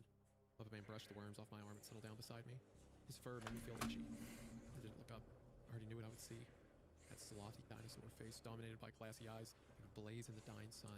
I didn't want to see it. I was afraid of what would happen if I did. I won't see you. You should read to me. Tears flooded my eyes. Strong, fuzzy fingers wrapped my wrist. I want you to read to me. No. If you read to me, I'll take you to Jason Hughes. I almost scoffed. Jason Hughes with giant glasses and bikini beanies. Vicious Jason Hughes who stole all the art paper in the classroom just to draw stupid fish and stupid beetles. Jason Hughes had been reduced to bloody, shit-stained clothes at the base of the schoolyard tree. Why? Because we're lonely. Glanced at the house, praying my mother would look out and see us. If he's lonely, he should go home. He can't. His mom doesn't like him. I pondered this briefly. I thought of my dad. My poor dad who worked himself to death with overtime. My poor dad who couldn't catch a break at work. But what if I could help him? What if I could find Jason Hughes? Give my dad all the credit. When would I see Jason? Depends on how well you read. Oh, gosh. I mean, the pedophilia undertones are very present, right? Like, I'm not imagining that.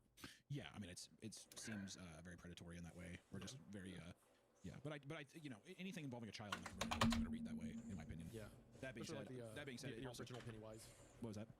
Like the original Pennywise, like the Tim Curry one. Yeah. There's much more like child predator, like I'm your friend, aren't I? Kind of thing. Yeah.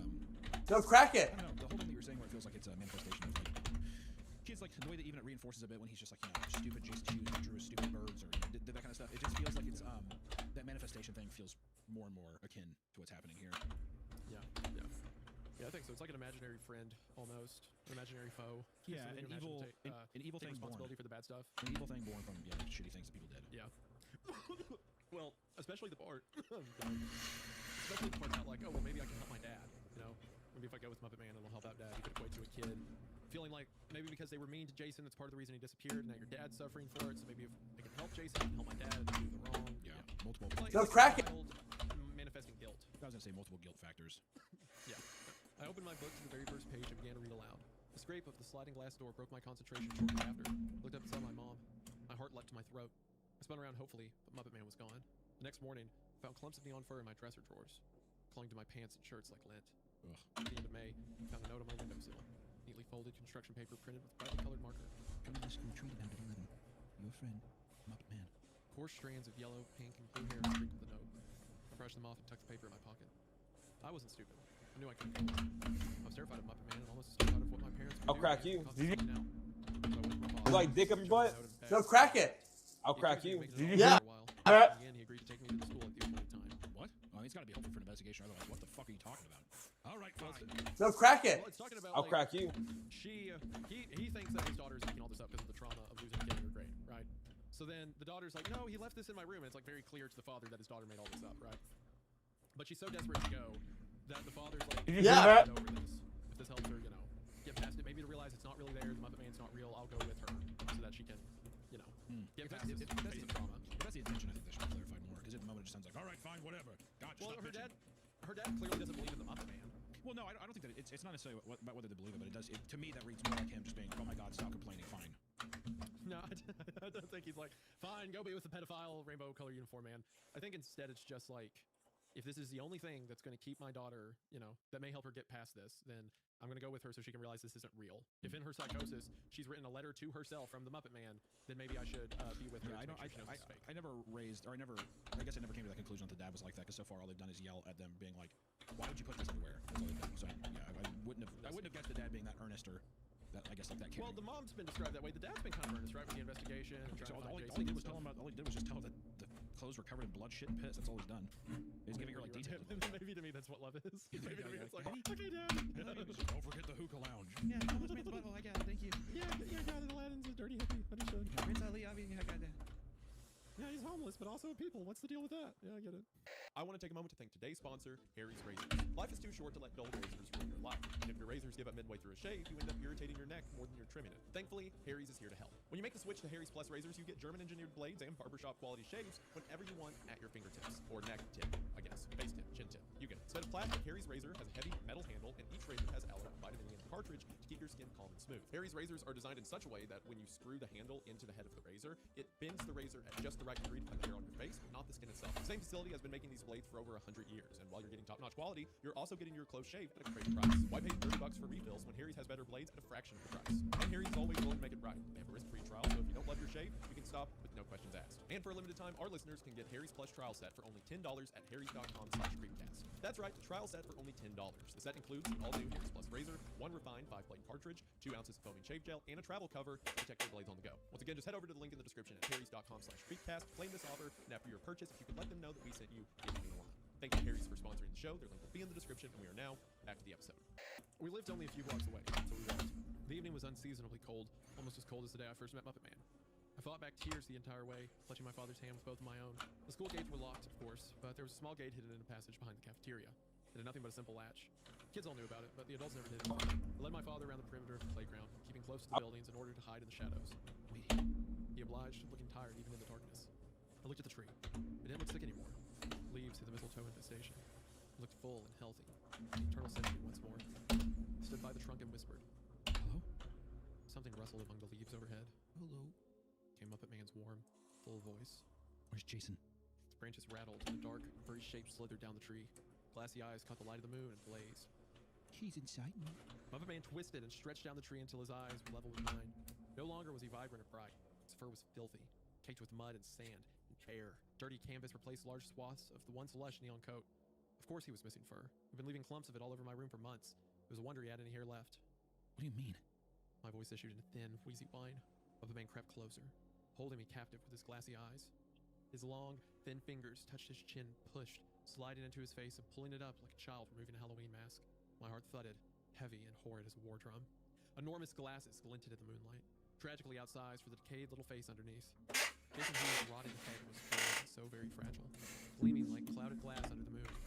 If I touched him, he would shatter. The absurd costume fell to the ground with a whisper, dull and faded. Even the eyes were dead now. The costume was dead.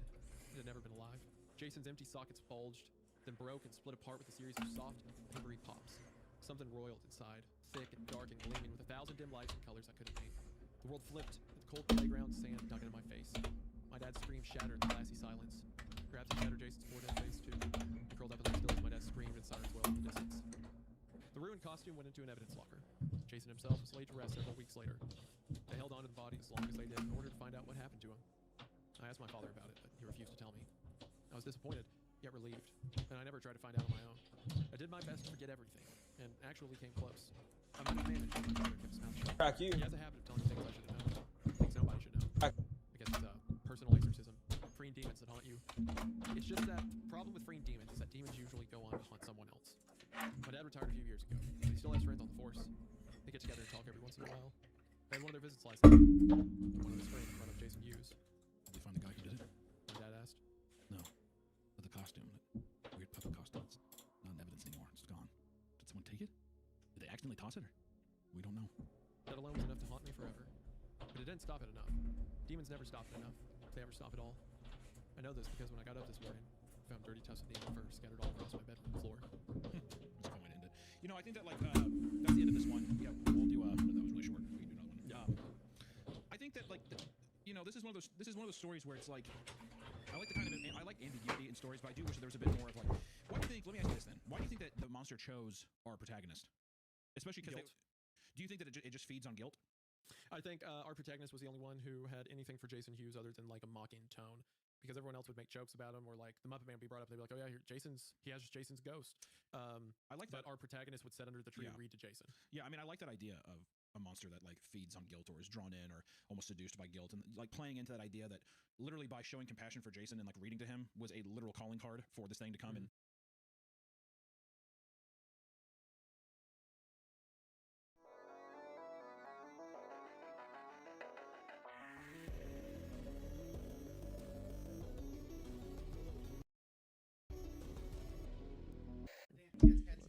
Let's get this. All right. Here, go ahead and sing the song. I'm a cat, and I dance, cats. I'm a kitty cat. Hold on one second, I step out of the room. Cat. I'm a kitty cat. So dance. That was a beautiful rendition, Nick. Would you do me a favor? Baby, could you do me a favor real quick, actually? Baby, can you do me a favor? Oh, can you get Daddy just a little Red Bull? Alright. Daddy needs a little Red Bull. Nikki, can you go in there and get me a Red Bull? Thank you, Princess. Okay. Make sure it's sugar-free. Nick, hurry, I need it. Can you see the stream now? Yeah. Okay. Is anyone saying anything yet? Is that sugar-free? Oh. Thank you, Daddy. Huh? The writer's journey? What the fuck is Journey to the West mean? What does that mean? Are you memeing me? What is that, like Nazi propaganda or something? What the fuck are you talking about? I don't know what that means. It's Chinese Odyssey? This is the writer's journey. I heard it's a good writing book, so I was going to read it. All my communist Chinese literature is in the other room. You know that, Nick. Come on. Red Bull. Oh my god. Even? Oh my god, sugar-free. Welcome to the Robin, okay. Oh my god. Yeah. Wow. Alright, now there's people showing up. There it is. Wow. Sugar-free Red Bull. Okay, you guys can't see him right now. And Hunter refused to set this up in a way where you could see him, but you can hear him right now. Oh my god, this is incredible. Guys, you can't see me, so you're gonna have to use your imagination. First off, let me tell you right now, Isaiah, you'll see this in the final cut on the edit. But you're gonna see that I'm completely nude right now. I'm not even joking. Completely naked. And I'm gonna do this. Really, I want you to listen to this and close your eyes, Isaiah. I can see it on the stream, so you have to close your eyes. Ready? Ready? Ready? Yeah, I'm ready. Oh my gosh. That was magical. Wow. Oh, it's good.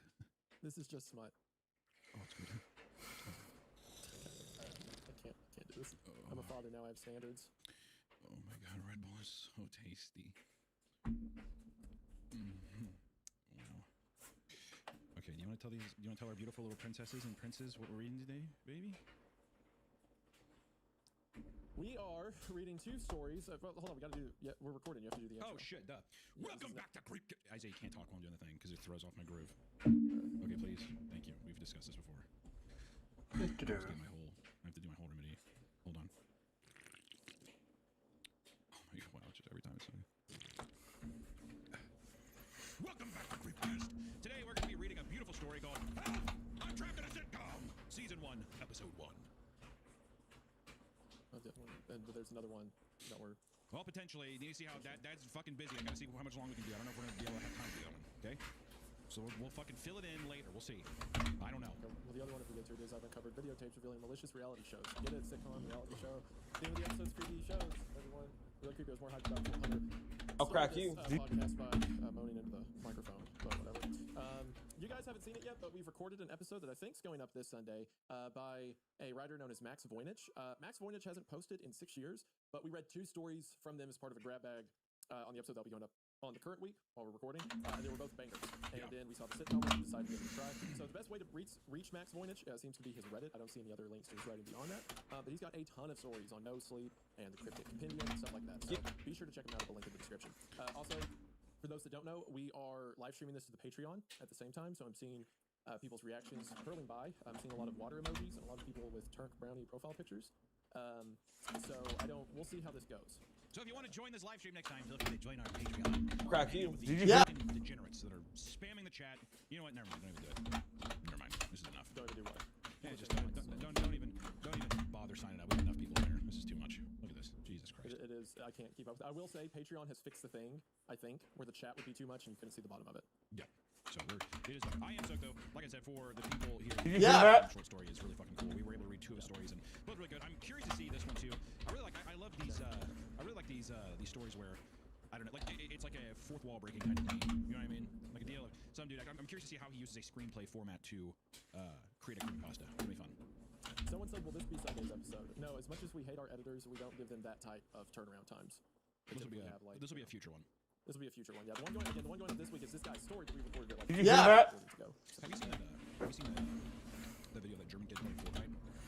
I love that one. Why did you bring that up? I don't really know. Because people are saying yippee. That's what I'm thinking. Because he does. Fortnite! Wir sprechen! Yippie! Meine Mama hat einfach erlaubt, dass ich Cola trinken darf. Wie cool ist das bitte? Jetzt zocke ich Fortnite und trinke Cola. Yippie! Hold on. How long is this? Gotta see that.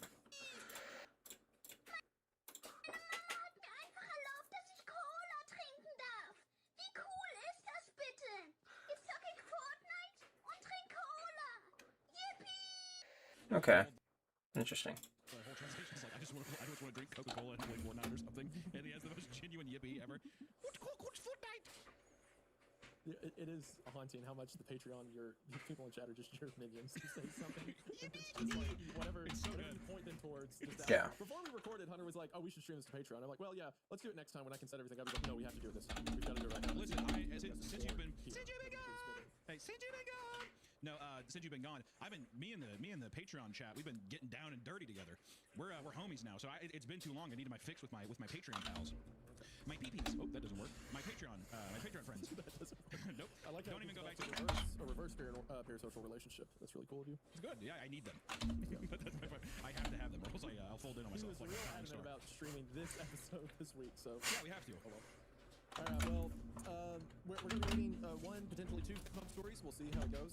Thank you to... I'll crack you. Did you hear that? Live recording. So actually, this is kind of fitting. We're doing a sitcom episode. We have a live studio audience while we record.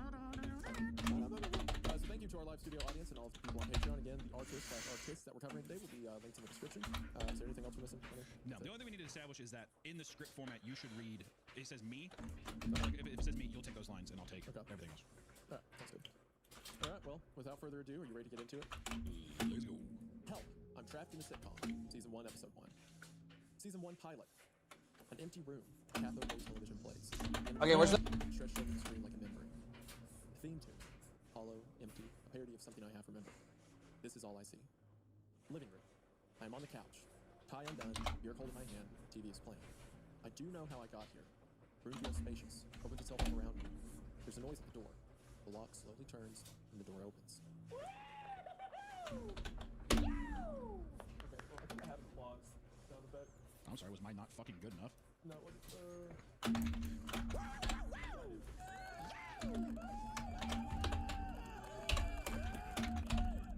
well, the stream should have been able to hear it. Okay. Well, I looked over. I looked over at the audio bar, and it was peaked red the whole time. Drums, yeah. And everyone's like, everyone's like, ah! Help! Yeah. All right, there, you get it. We're in the mood. I want to do the one. I want to do the one where it's like, ooh. Actually, dude, I can wait. Hold on. I forgot. I can. Let me know if you can hear this. I'm gonna record this. 1 second. Yeah. All right, now it should be on a button, so I should do. I can't hear that. Okay, that's unfortunate. Well, I tried. Okay. Well, anyway, I can do. What else? I can do this to him. Whatever I want.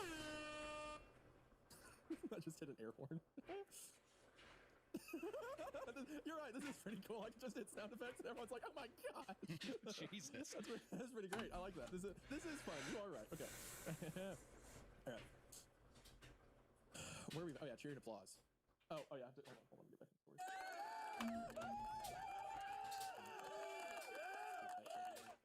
I freeze. What's that? For a moment, I think it might just be tinnitus or the kettle whistling, but the sound is unmistakable. It's an audience cheering, and as they cheer, Bill walks through the door. Miss me, champ. He moves his hands and his hips as he says, "Champ." Practice over-the-top motion. He grins like a wolf. I'm frozen for a second, and there's dead air in the silence. Did you hear that? Hear what, champ? I frowned. He must have heard it. It was loud and ominous. It was so loud I couldn't stand. The applause, the cheering, when you entered. Bill grins, wiggles his hips again, offers me a theatrical shrug as if to say, "No idea what you're on about." Well, at least someone's glad I'm here. Also, for love of God, turn up your fucking mic so people will stop bitching in chat. I maxed it out. Unfucking believable. It's touching the Well, then you need to lay down the law and tell them that it's fucking good enough. Okay, Hunter, it's good enough! Alright? You turn on listen to the stream for a second and see if you can hear it. I heard it sounds fine. Okay, then everyone else, grow up. If I see one more fucking comment about it, we're in this shit. You hear me? Tell me if you see one more comment right now. Alright, I will. Alright, go ahead. Okay. I saw someone said turn it up. I can hear a horn. I freeze. What was that? For a moment, I think it might just be tinnitus or the kettle whistling, but the sound is unmistakable. It's an audience cheering, and as they cheer, my friend Bill walks through the door. You've already read all this, dude. I already read all that. See, we're gonna edit that out of the final cut, but now there's a live audience who knows that I do. You know why? It's because we have stage fright.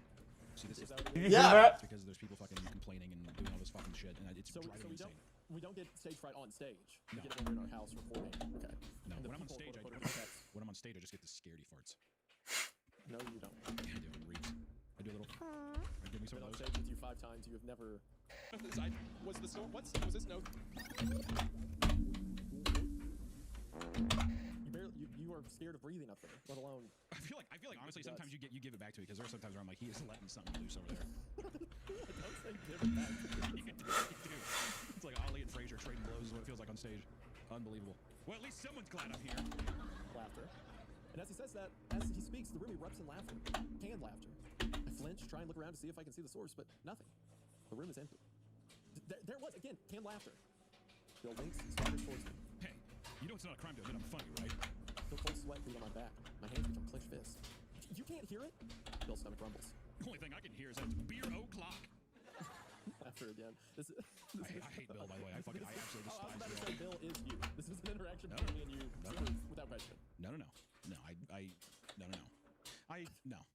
not gonna acknowledge that. No, wrong. That's 100% something you would say. Only thing I can hear is that it's beer o'clock. That's you. The swaggering of the hips, the like hip sachet mentioned, that's also something you would do. There's a clip of you that's very well-rounded on the internet of you setting up the back of your set and then spreading your legs in and out while staring at the camera. So that actually never happened. Yeah, I've seen it many times. Anytime you say something crazy on Poppy 8, I get 1,000 replies the next day. They're like, "This is your co-host. You're with this guy." I can't confirm or deny. All I know is that I don't like Bill. Okay, where's the? I looked over. I made a mistake too. I looked over. Chad is seriously like a Japanese ghost or something. I looked over. The first thing I saw was Fat Pam. You know what, dude? Why the fuck do I subject myself to this shit? I sat there and I said they were my pals. What the fuck is up with this? It doesn't matter. Go ahead and keep reading. Someone keeps saying swig break. That's something you said, right? No. I'm pretty sure you said that. Okay. He jumps over the back of the couch and fishes a beer from the six-pack that's in front of us. Is that always been there? Okay, where's the... One and the phone rings. Since when have we had a landline? It's an old-fashioned sound. A mechanical, shrill ringing that goes and goes. I imagine some little insect crashing inside a plastic case. I'll get it. Bill shakes his head, grabs my shoulder, his grip is tight. I try to shrug him off. Hey, stop. He interrupts me. Looks dead into my eyes. The phone's still ringing. Done it. Can you not read it like that? Can you be perceptible? At least so the Discord picks it up. Okay, whatever. Bill? Please don't hit yourself. Okay. You know what, babe? Wherever you want. Sure, why not? My head hurts, throbs against my skull. Am I hallucinating? Something about Bill almost shocks me. Such a departure from his previous cheery demeanor. He looks panicked, older somehow. His teeth yellow and the bags under his eyes are the color of a bruise. Okay, this is definitely me, actually. That's you. Yeah, no, I have two Persian bags under my eyes and just fucking staring teeth. All right.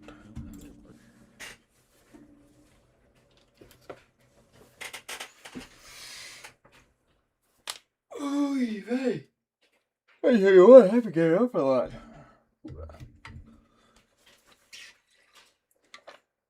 I'm gonna use the bathroom, be right back.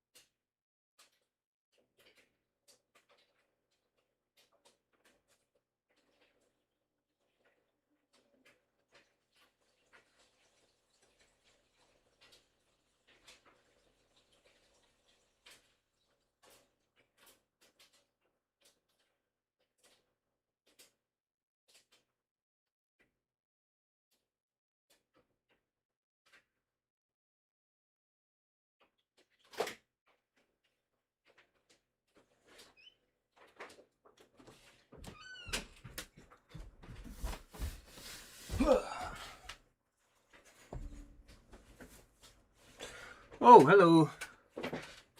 Keep up the hard work. Good luck. Postilinism. Thank you.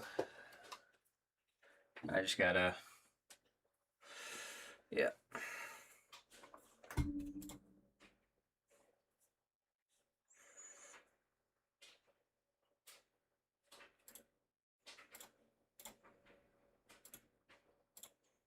You'll have to see it. Alright, hi. Yes.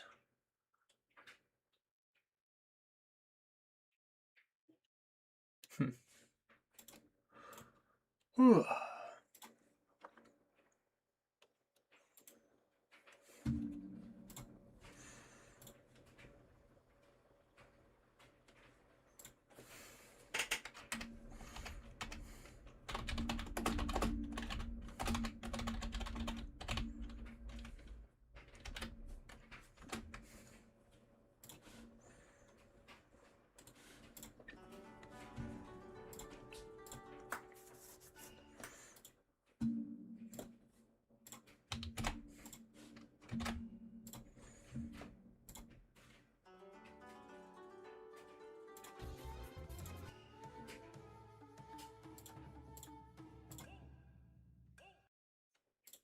Come on, let me see this.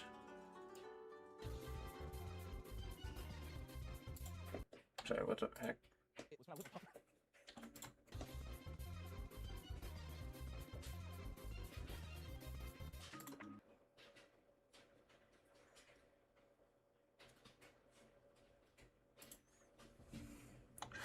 How long have you been doing animation? I mean, basically, I think about 2 years at this point, I would say.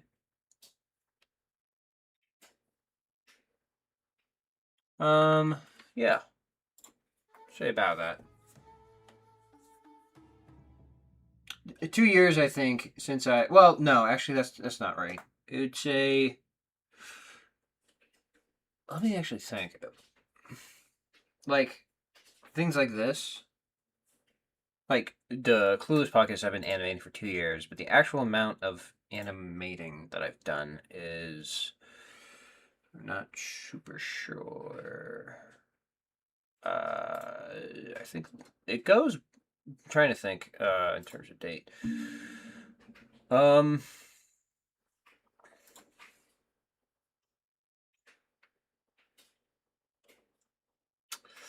mean, I guess closer to 3-ish. I'd say about 2.5 years. I guess if I were to be more accurate, I'd say about 2.5 at this point.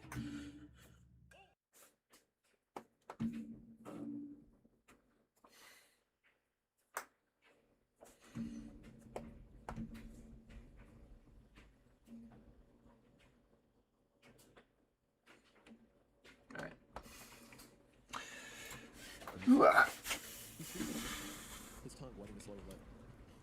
Just please, don't get to the phone. That's all. Mark enters. I look at him. 1,000 questions on my lips. He says nothing. He soaks through. Like, there's a gash on his Yep. It's pouring out there. He chews a nail, tries to walk past me. I can see the bulge of some implement inside his coat and smell petrol and smoke on his skin. He's breathing deeply, panting almost, as he tries to walk past. He speaks. Have you been here the entire time? I have no idea what he's talking about, and where. Turns to look at me. Looks at me as if I'm someone else entirely. I'm sorry, I had no choice. When I turn to look, I can see that the hallway behind me, one Mark is walking down, stretches as far as the eye can see. The halogen lights flicker. Mark turns around, offers a ghosting smile. So is it like he's possessing like someone else who's a part of the show? I don't know. All I know is I tried doing. But that was my legitimate earnest attempt at a Joey Wheeler kind of like accent, and it was atrocious. I'm gonna try to really wrangle in Mark's voice more, but that was horrible. Okay, to me it sounded like you were trying to do like a stereotypical like Ray Liotta mobster accent. Okay, well that's kind of what it's. Okay, it's not terrible then. Some people said you sound like Yogi Bear. I've also seen a lot of requests for you to fart into the microphone. So don't give it to them. This is what you want. Someone said Hunter's Moloch. That I can with. I can get behind that. Hunter's message table. You know, man, we're fucking. Hey, we're reading a story. We're not conversing with chat right now, right? There's moments for that. Right now, we're locked the fuck in. Dude, you're so new to this, man. I've had so much more experience now. So usually my streams are baking powder. Okay, where's the baking soda? I went to Stuber. I'm going to sleep at 1 a.m. in my country right now. Oh, I have no problem. I enjoy the interaction with chat, so. But, I mean, obviously it's still, the school week and whatnot, so. No problem. I hope you have a good night's rest. Hope you be bright-eyed and bushy-tailed in the morning. Good night. Also, I haven't. Wait, hold on. I'm trying to see that.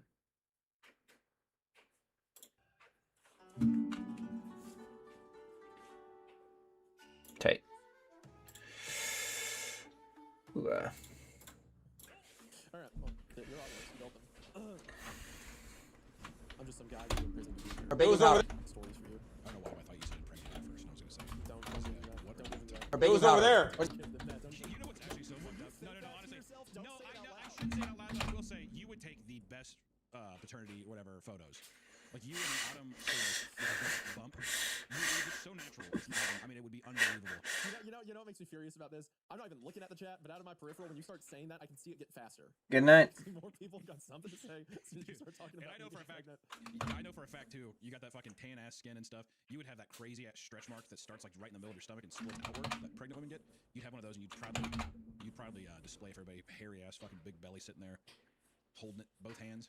Easy peasy. I don't appreciate a lot of the comments people are publicly making about me and my podcast co-host, my business partner. Some of the things that are being said in chat right now regarding me being pregnant are just obscene. Oh, I don't like it. Alright, okay. I want to keep reading the story. That's a coffee shop. I don't remember how I got here. One moment we were in my apartment and in the hallway, and then coffee cups hot in my hand, a small heart in the front. And I look at the barista, an attractive mid-20s woman, bows her head and smiles, dazzling white, geometrically perfect teeth, like small square tiles on a bathroom floor, I think. Do I know her? Bill speaking. And that's when I turn to her and I say, talk about having a turkey. Laughter. I said laughter. Canned laughter again. It makes me flinch. Lean in, look behind me. No one's laughing here.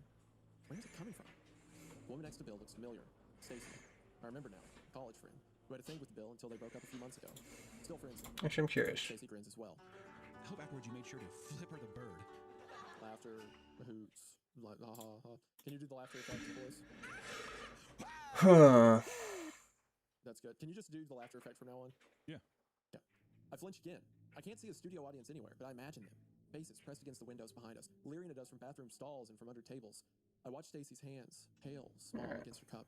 She takes her ride and takes 2 sugar cubes from a bowl in the center of the table, dropping them into the murky brown liquid. I can see how perfectly manicured her nails are, and as I study them closer, I notice something. There, under the nail, blood. Ew. Blood and what seems to be dirt. I didn't know dirt did. Stacy, what's up with your nails? Were you cooking? That is kind of a funny thing to say. Were you cooking? It's like you assume it's dirt. What do you mean? Oh, well, you were digging animals out of the ground, right? Also, too, if he's eating bloody nails, how the fuck do you think that the brown thing of the nails is dirt, not poo? Am I wrong? Wouldn't you think that's just poo? Why would you think that's dirt? I'm sorry, I just see you. Will you read the Wendigoon Impreg fan fiction? Hunter, draw Wendigoon pregnant. You started something. So. Am I wrong though? I mean, I know it's vulgar and it's nasty, but if I saw perfectly manicured fingernails and I saw a little bit of blood underneath, I wouldn't assume that the brown substance underneath it is dirt. Oh, I'm sure it's not just the color brown. I'm sure it looks like smeared dirt. You can tell the difference between dirt and poop.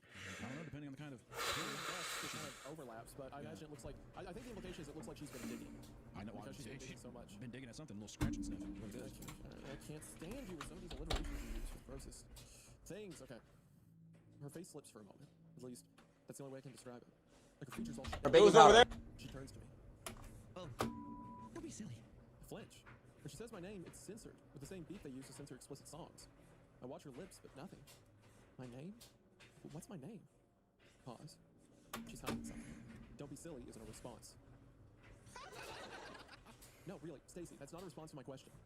She takes a moment, theatrically examines her nails, runs her tongue over her glossy teeth, takes another sugar cube from the bowl, examines it, drops it into a cup.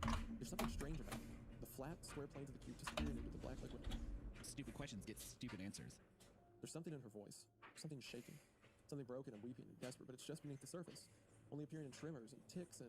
Should I try to do her line again, except more shaky? I think what you were doing was good, where it's like stereotypical, like bimbo, Valley girl kind of. Valley girl, Yeah. but put a little like twinge on it. Ooh, on it, yeah. Stupid questions get stupid answers.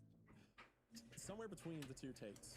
I think. See, now the live audience are going to see us workshop this. We'll do this in episodes a lot, where there will be a line, and I just saw "Where's the windy tongue?" I hate what you've done here. I hate you've established. Stupid questions get stupid answers. That was good. That was it right there. That's it right there.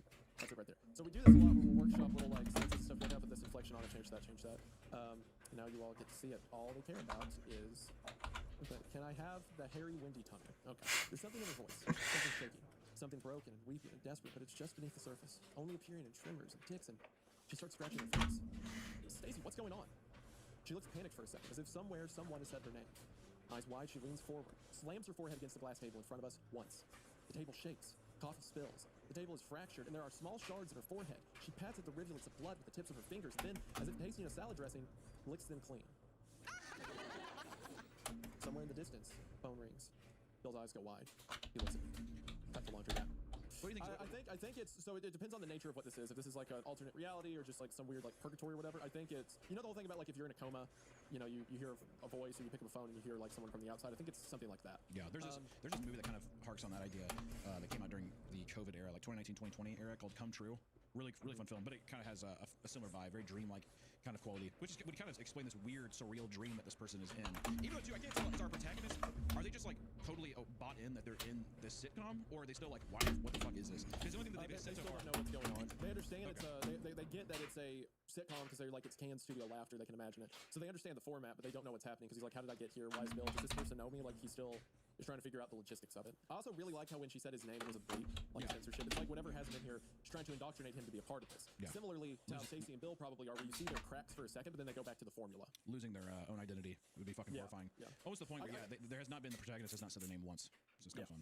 So far, I really like the setup where it's like, because he's acting completely reasonable, being like, what's wrong with you? What are we doing? But it's in the backdrop of a sitcom, so it's so out of place. Or like that one where he says like, he says like, what's wrong with your nails? And there's laughter. He's like, that's not an answer. Quit. Like he's shaking it off almost to continue deliberating. So it's a fun setup, like the premise a lot. Cut to laundromat. I sit on a chair reading a magazine. Since when do people read magazines? Go to laundromats. Something hurts behind my eyes. Presses against the cornea, drapes itself over the front of my brain. Kathy has her hands on her hips, looking at me. As she talks, she stuffs a wedding dress after wedding dress into the open, chrome mouth of the machine. It seems endless, as if the chrome mouth leads to chrome guts, some great rusted interior, coiled steel intestines and whistling iron lungs. And the throat, that continues forever and ever. Iron lung? Iron lung reference? Well, I don't know what to say. What? If you like her, you should just ask her out the old-fashioned way. She keeps putting wedding dresses in, and with each new dress, they become progressively more and more soiled, covered in dirt and blood and yellow stains I can't identify, and they just keep coming. They keep coming. There's no end to them. Like some perverse marital magician, she just keeps pulling these wedding dresses out of small plastic laundry bags, and now they're ripped, just a bundle of blood-stained threads, a handful of dust. I have expected her to pull a rabbit out of the open mouth of another machine, some half-dead gray thing, drowned in stomach-filled. Where's the bacon? I imagine her smoothing its wet, matted fur, patting out clumps of bubbles the color of oil slick. Sweet. I don't know who you're talking about. I don't know how I got here. My head hurts. I can taste blood. I think I'm gonna be sick. I think I'm gonna be sick if you keep running away from your problems. She seems perfect, made for you. I don't think I know you. I don't think I know anyone. I think my skin's too thin and stretched over the wrong bones, and she looks at me. And something passes over her face. Puts it in shadow for me. It's a reflection of clouds. Wait, why are we listening? Over there, over there. Wait, why are we listening?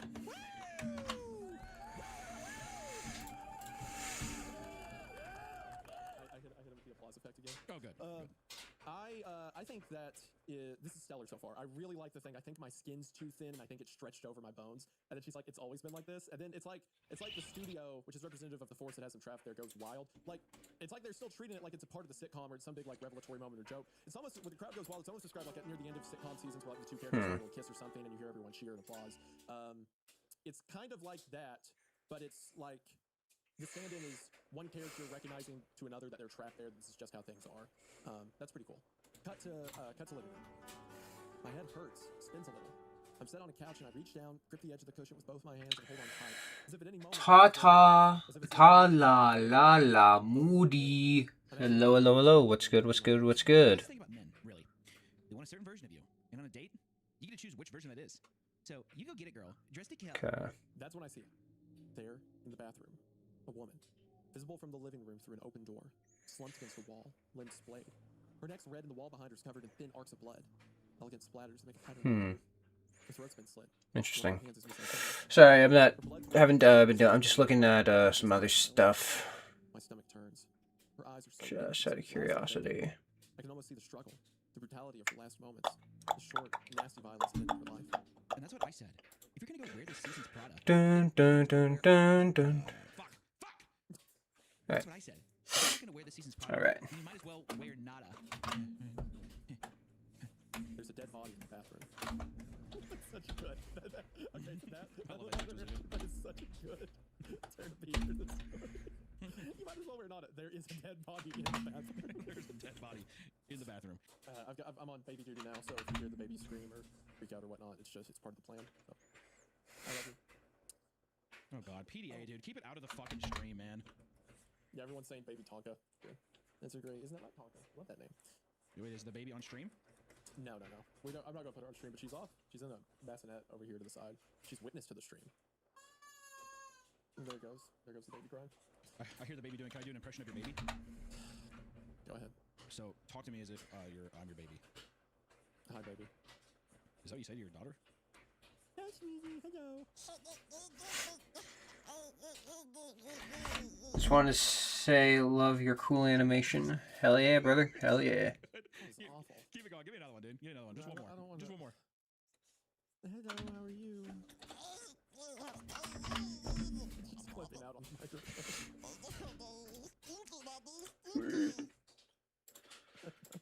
You like that? So awesome. I've got books of info to destroy to just bring up. I can't wait for the expose video in a year where it's like he would go on podcasts in the Patreon server and he would pretend to be his co-host's newborn child. He would sit there and he would pretend to be a baby. And everyone in the chat would be urging him on sexual euphemisms. Yeah, one day it'll happen. Okay. There's a dead body in the bathroom. Her skin is pallid, drained, and has taken on a waxy quality, a muted sheen. It's just your line, no rush. I'm not lost to me. It shows he's still in the Discord call. Maybe he had to mute his mic for something. Get with it. Diddy's hard work for women. You think I shop all the time just to look good for me? I think someone's been murdered and their body's in the bathroom and it's covered in blood. Aww. Hey, dating isn't easy for guys either. There are 3 things I need to make a date worth it: food, beer, and more beer. You are so middle. I can see through the open door to the bedroom, a room lit by a red light, and there I can see a shadow moving, shifting. It seems to grow small and sways as if dancing. As if, I think, someone... There's still watch party occasionally, not as much, unfortunately, but, you know, it's more so just because... Just not in general, I mean... But not at any recent point, unfortunately. So... You cannot hear. Their skin shifting and riding up their leg like a dress, and their mouth half open. Blood begins to pool around the body's legs. I can see that the incision on her throat was wild, sloppy. From the bedroom, there is the sound of a muffled moan. Yeah, fortunately not at the moment. I think whoever murdered that girl is still here, and I want them to leave. I want them to leave. Let me see. So this story's actually really well paced. I like how the scenes go on, and there's like a presence here, and now there's like this woman lying dead over there. I really think this is awesome. It's a shame the story is, you know, getting hindered with, you know, me being pregnant and you. Oh yeah, no, they're still fun to watch. It's just haven't had anything particularly. Well, I don't think you should stop per se. I just more so want to outline that it's your fault. I think the show, legitimately, I agree. I fucked it up. Well, no, I think that this show, because if someone really wants to read the story directly, they can go read it. That's totally the point of it. I think a lot of the appeal to this show is that we are going to ruin the story sometimes, and they're going to be for absurdist reasons. So I think that that's fine. I mean, I'm just sitting here pulling concrete out of my hand. So. Have you showed them your update? Oh yeah, you guys haven't seen that episode's update. It's looking better. I wrecked my dirt bike and absolutely skinned my hands open. Like this hand is just like you can see the muscle striations and there's blood everywhere. Yeah. And in a couple of last podcast recordings, I've had these really thick gauze and bandages on them. So funny. Yeah, I have the video. So I have the video on the security cam of the house we're wrecking. So good.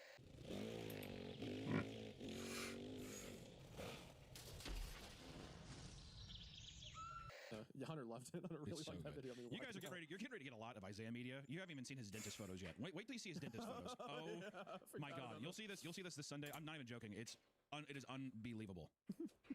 Unreal. Yeah. I actually I have that photo right here. Do you want to give him a sneak peek? You can give us a sneak. I would love to see it again. It's unreal. First off, I just want to say this is a dentist photo. It might be one of the most sexual photos I've ever seen in my life. First of all, look how tiny it is. Look how Creepcast, technically. So, yes. Looks like a donkey got Botox. Yep. Wow. It is criminal that they did this to you. Also, did they take this photo in a closet? Where the fuck? Wait, why are we listening? This is your dentist. Over there. Wait, why? It looks like a Sabrina Carpenter album cover. 1,000,000%. I'm a bad bitch. When I showed Hunter this photo for the first time, he was hollering. Oh my God! Legitimately, in the episode, you'll hear how genuine my reaction is. It is unbelievable. Well, also just zoom it out to its normal size, Isaiah. Someone said, "Can we put it on a T-shirt?" I want it to be the thumbnail. I want it to be the thumbnail of the episode. T-shirt with that in the center. That's its original size. There's a lot of stuff going on with this. There's a lot of stuff going on with this. I lost connection for a second. I should be back now. Yeah. I think I'm back. Is it out? We're back now. What were you saying? There's a lot of stuff going on with what? Are you sure? I don't see it on live. Oh, goodness sake. People are saying the lips were so powerful it crashed the stream. There. Yeah. One thing about So this how you do it? Yep. What I don't understand about you, how many teeth are in the human mouth? Is it 20, 28? No, it's 32, I think. Also, people are immediately making it their profile pictures. It's really funny. I've seen like 5 of them go by. I just want to say there are supposed to be 32 teeth in a mouth. Zoom in on this. There is like I don't know why, but your teeth, it just doesn't feel like you have enough teeth in your mouth. It seems like they just cover far too much room. It seems like in Isaiah's mouth there might be 12 to 16 teeth instead of the normal 32. Yep.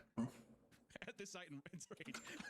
This fucking photo is just unbelievable. It is unbelievable to give this. Wait, hold on. Send me that photo really quick. I have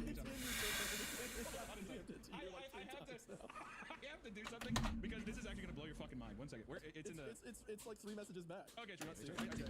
Yep. This is gonna. Pretty much. I'm gonna send you something back, and I want you to be sure and show this. Okay. The context for everyone is I got a new dentist lately, and the new dentist was like, okay, we just need your records from the old dentist. So the old dentist sends the records, and the records, quote unquote, was a Word document that had every like X-ray and every dental picture I had on one page. Like they had just copy pasted all of the pictures onto one page. So all of them were like super small, and the new dentist was like, yeah, we can't use these. But in the midst of all of the X-rays, in the dead center of the page was just this photograph. That I guess they just held the camera up to my face and took a flash shot, I guess. Hold on a second. Hold on a second. Look at this. Okay. I don't see anything yet. Hold on a second. I'm sitting here. This is very quick. I want to do another pass. Okay. But we should unironically make this a photo. Look at this. Okay. What are you sitting this? You're cracking up. You're crying over this. I'm sitting here. It's okay. I wish I took more time. I need more time. It's not like you're dying. Just a little more time. Here, I sent you a Discord. There you go. Yeah, I mean, it's more not so much Easter eggs, but more so just like references to other media is, I guess, a way to do it. Like in my in the one that I did that I released yesterday, I had Captain Knuckles from Flapjack. You were trying to get some rest? No problem, no problem. I mean, you were here in the beginning, so we've been going for basically 8 hours. So no problem, no problem. It'll probably end in about... It'll end, I think, as soon as I either get part 3 done, or close to around 7:30 is when I'll probably end it, just because I have to hit the gym at that time. So, yeah. Yeah.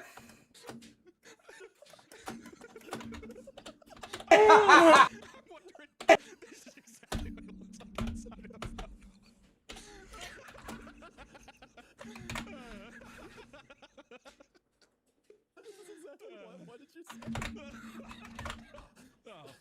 Oh my god. What did you say? This exactly what? This is exactly what, because I was like, I would kill to have the rest of his face to see what your face looked like during the photo.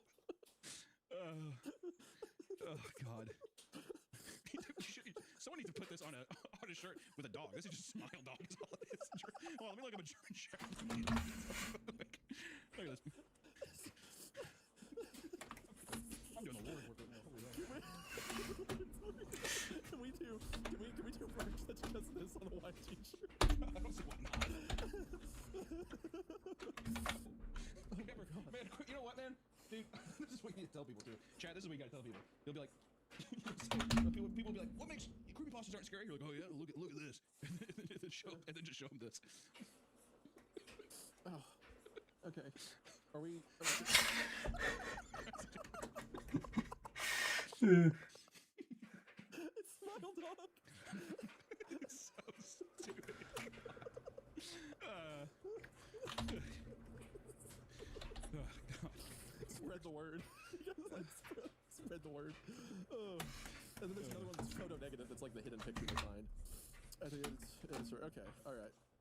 Should we go back to the sitcom board now? Someone said this is my first. Oh, I see. No problem. It's important to get rest if you're sick. All right. Chat's not getting bored, so we can edit this down in the final cut. Yeah, this won't be in there. This is where it's. No problem. This is a glitch. Anytime we record with Wait, why are we listening? Chat, it just becomes their show, which is fine for them. Like, the final recording is not going to be decipherable. I'm getting my. A bunch of people have now changed their picture to the drawing of me with the flips. Okay, this is Hunter's newest work of art. I like taking an actual image of me and then being like, no, this is what he looks like. It's my lips blown up like 1,000 times. Oh, barely blown up. Okay, all right. My lips are pretty big in that picture. I will admit. I love the idea that they're like, all right, just relax. This is what you do. Yeah. Just kind of give us a little smile. I like how you titled it His Lips Hot Data. That sounds like the name of a creepypasta. that is legitimately a creepypasta name. His lips don't JPEG is such a... Okay, hold on. Oh, God. Is that... Here we go. His lipping is so good. Probably thought I wasn't sick when I told him he felt bad. He didn't want. He didn't want me to sleep for the rest of the day. Oh, I see. Is it up there? Just go look at my account. Let me see. Yeah, dude, it looks so good. It looks so good. That's such a good profile picture. There you go. Yeah. This is the good stuff. Okay. There you go. All right. Hallway. For a bit. Hallway. All right, yeah. Back to the story. Cut to hallway. Mark pushes past me towards the door. He has a coat on. Sorry. Okay. Hold on. Hey, sorry, didn't see you there. He looks out the window. It's starting to rain. Where are you going? No one can. Shifts on his feet. Looks outside. Don't worry about it. Catch car. I'm driving a small car. A car that I recognize as mine. The wheel is cool in my hands, and as the car banks left, someone in the passenger seat falls against me. The radio plays, soft, calm newsreader's voice. The wash is over me. Slowly, I tune into the individual words. I reach to turn it up. Thank you for joining us this evening. Reports of an arson attack are reaching us. And despite the heavy rain, all the building was burnt to a crisp. Eyewitnesses say they could see members of the household trying to unlock the upstairs windows, but to no avail. Stacy, asleep in the passenger seat, shifts so that she's now leaning against the window. The rain licks at the glass behind her head. Windscreen wipers scrape a dull rhythm in front of me. There's a spade resting between her legs. She wakes up, her eyes pinned open, leans forward, and reaches into the footwell. What now? You cannot show it. Wait, why are we listening to him? Are you just sitting here doing this instead of being participating? This is actually. Yeah. Do I want some tea? What kind of tea? Kind of depends. I can describe it, right?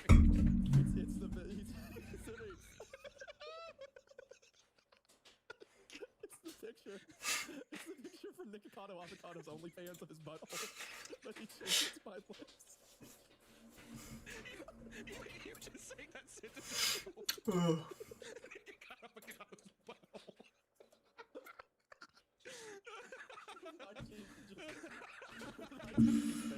You might as well show them. They paid for the photo. I don't think it's covered. It's covered. There's nothing. Someone's, wouldn't we hypothetically get in trouble for that? I don't. But I maybe. guess it's a meme. Yeah, I mean, there's nothing actually. It's Okay, I'll show it here in the stream. Well, no, because you can kind of see. No, let's not. You can see some detail on the edges. The teeth aren't big enough, so we'll say no to that one. Yeah, probably. You can imagine. Yeah, you can imagine. Okay, all right. Can you read your line now? Yeah, where? Petrol burns. You've made my daughter cry. Petrol burns even when it rains and the flesh catches like kindling. They're coming. We got a deal. They're coming for us. And oh God, when they find us, oh God. She checks the rearview mirror. It's true. I can see a long road behind us. Empty, except for a pair of headlights that are slowly gaining on us. And I, for one, can't wait. We can't run forever. Oh my God. Do you have any idea what they'll do when they catch us? Skin's only so thick. It's only so thick. Skin, there's that mention of skin again, not being tight. The headlights are getting closer. The beam's illuminating the. Can you just lock in for 5 minutes? You can't fucking just have your follow beat. There's a thing about the skin being tied. Yeah, because earlier he said that. Ooh, that does sound good. But I gotta be honest, because it's becoming autumn, like a nice, like kind of cinnamon apple kind of tea is phenomenal in my opinion. Some random, let's go. Hello. Use like an old wedding dress stuffed in the attic, slit wide open. Okay. Stacy starts to cry.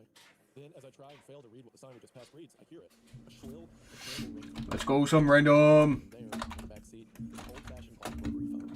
The receiver laid flat on top of the black casing. The strange numbered symbol beneath. A dial. I believe it's called a dial. Stacy retches again into the footwell. Looks at me. Don't. Cut to hotel. Don't you remember? I shake my head. I was just in the car with Stacy, and there was someone behind us in a phone. Phone on the back seat. Remember what? Think about it. Don't you remember? The lobby hums with a quiet energy. I realize that I've been holding my breath. It's deserted. A huge empty space, like some giant underground cavern except with carpeted floors, a ceiling that extends up seemingly forever. I can't hear anything. That dim, sterile hotel light, sickly, pale. My mouth feels dry. I feel so small. Like when you finally make it out of the city and you realize that the horizon stretches on so much further than you thought, and it continues almost into infinity, that you can watch it go. There's paper on the table in front of me, empty, like an invitation, crisscrossed with pale gray lines. I start walking away from the reception desk, through the lobby, and my feet don't make a sound against the floor. And it seems that this room extends forever. No windows. Same strange pattern on the carpet. Circles and stars and numbers, repeated until my eyes hurt. I'm dwarfed. Infinitely small as the lobby stretches out, away from me, in all directions. It's so empty, and I can't help but feel if there was someone else here, someone else treading the same pattern, it might not be so... I'm trying hard to remember, but I don't know what. I can feel my face being pulled in all sorts of strange directions, and it's only then that I realize I'm crying. My cheeks are hot with tears, and I'm breathing in short, frantic bursts. Somewhere behind me, an elevator chimes. Doors slide open. I love the way this thing's written. You have these like otherwise mundane moments, settings of the hotel, the car, stuff like that, but you get these little clues in each set piece of some history behind, like the receptionist telling him, no, you have to remember, and then like the mentions of skin and stuff like that, like you get these little breadcrumbs, and here, he's starting to see something like through this haze he's in. It's almost like I said earlier, he's in a coma and he's able to look out of it. Like it's the infinite Oh, yeah, itchy. the hotels, he's starting to realize the illusion. There we go. Not itchy anymore. Nope. Itchy again. Bill slouches against the wall in an alley. Red neon from behind. Streetlights from front. He's smoking. Black eye, front tooth missing. Shirt's brown with blood. He's waiting for someone. I need to tell you something. You need to know this. It's important. I raise an eyebrow. When they come, you must listen. They don't know all of it. The whole story. Right? He wipes his face. That's right. He holds up the center is a small hole, ragged at the edges, black, red. He it to his face till I can see his eye through it. It started to rain. Then quiet. So quiet I almost can't hear. A stage whisper. I won't harm myself. I can't sleep at night. I stay awake and I look at the ceiling and I dream of hurting myself. It makes me feel excited. Like sex. Someone walks past and Bill flinches. A woman in a tight black t-shirt. Can't see her face, but she seems familiar. I've seen her somewhere before. There's some sort of design on the back of her shirt. Screen printed in red. A pentagram. Each point of the star numbered. Oh, I see. Its own numbered circle. When she's gone, it's quiet again. Bill drinks from a hip flask, his hands shaking. I can hear footsteps behind me. They're here.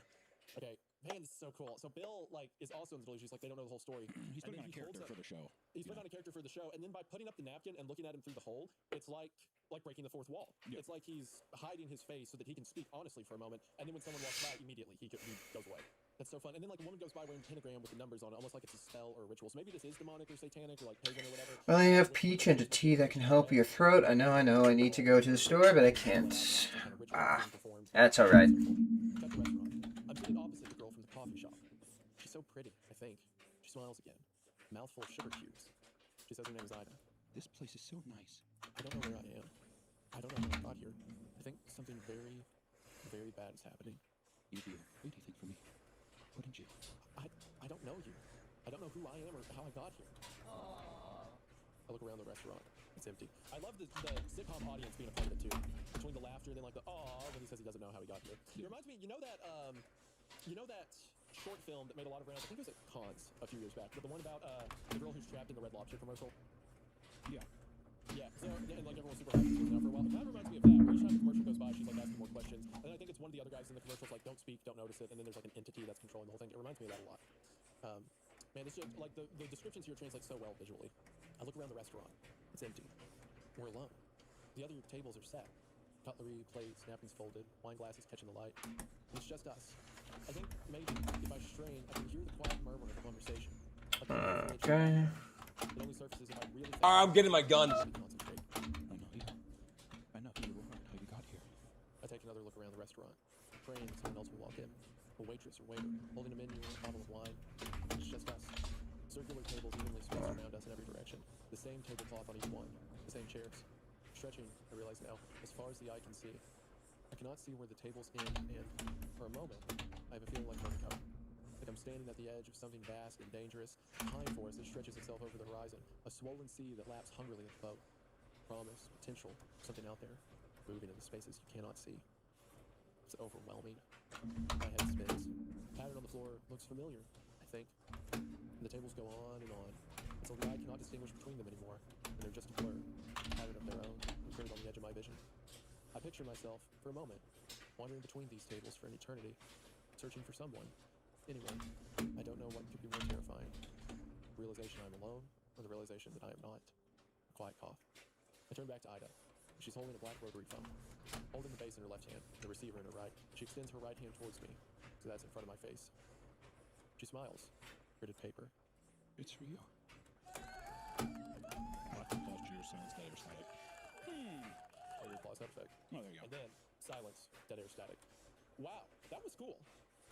I really enjoyed that one. What a weird way. Do you think by answering it, do you think it seals their fate, or do you think that you have to connect? Like, I'm wondering, what do you think is on the phone?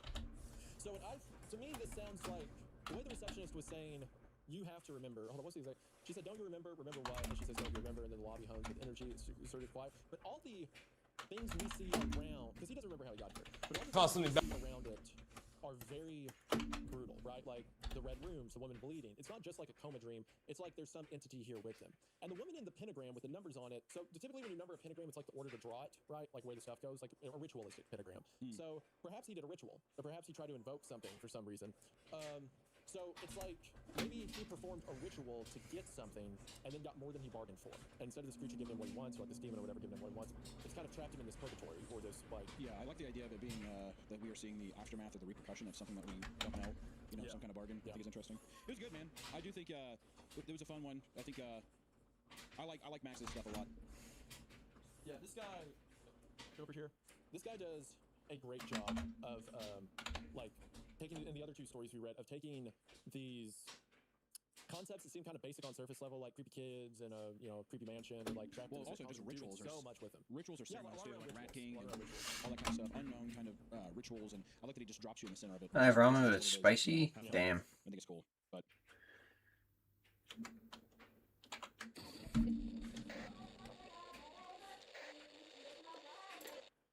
Personally, I was blown away with how effective some of the scares. Well, anywho. I think I really like. So if it goes to vacation, I think the person on the other end of the phone is either someone who wasn't taken to this place like everyone else was. Yeah. Any real purpose besides being like, what if there's a place where the people dressed up like clowns and they tried killing? Hold on. Let me see if I can find a slightly better. There is an episode I prefer. There we go. Special effects artists had never seen Star Wars. It's like it's such a hyper niche thing. It's like, of course you've seen the starting of it, right? Like the. I know. Sorry.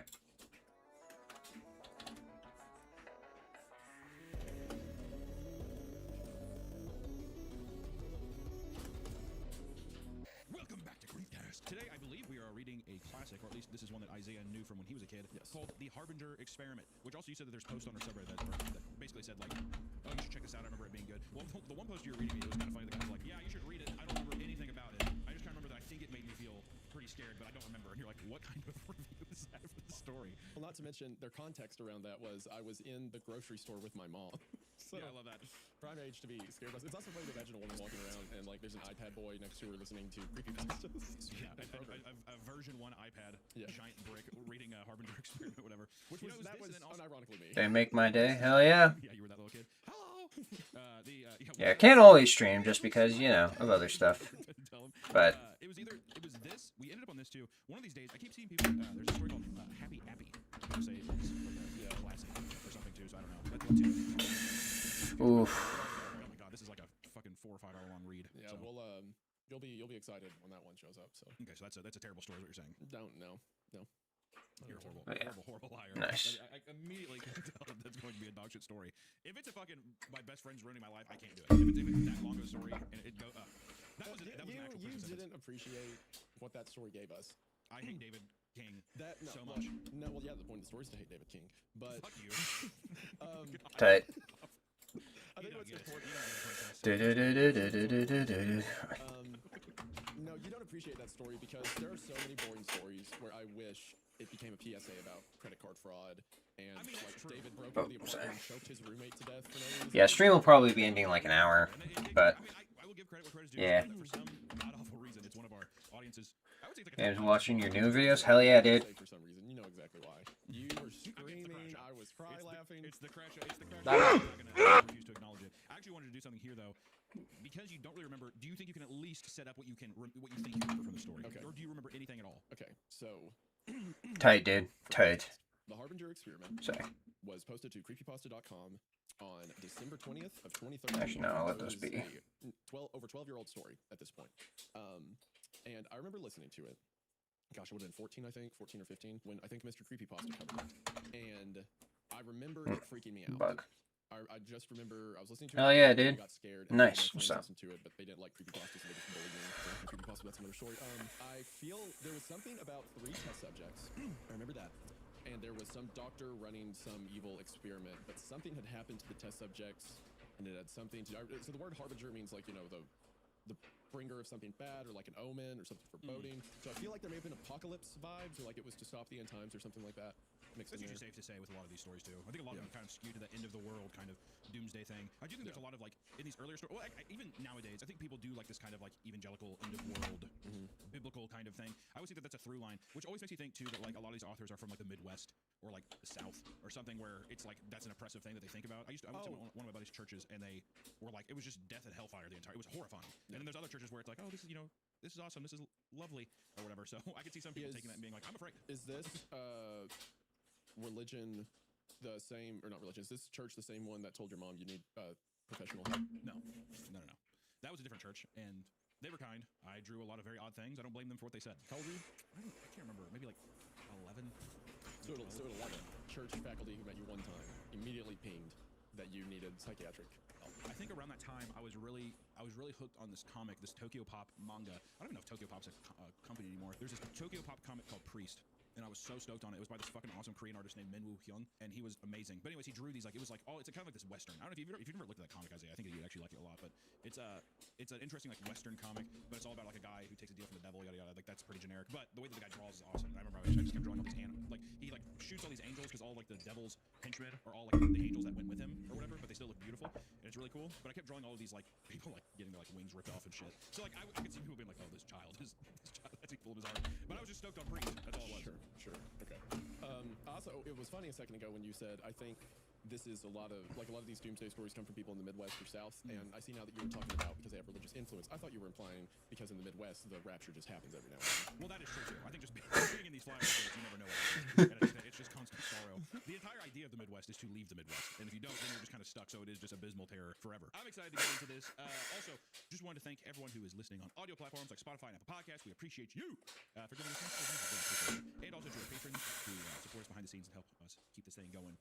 Isaiah, are you ready to jump back into the past as I dive in with you? I'm ready to jump into the past. I'm ready to see if this was something actually scary or if this is just another public flagellation. So we'll find out. I always like to think that whenever we go into these, I never think they're going to be scary like these old ones.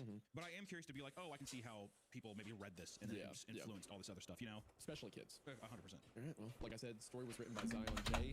He's written a few stories, most recent of which was in 2016, but we'll leave a link to his creepypasta profile in the description so you can check out the other stories. Anyway, without further ado, the Harbinger experiment. The world we live in is full of things we don't understand.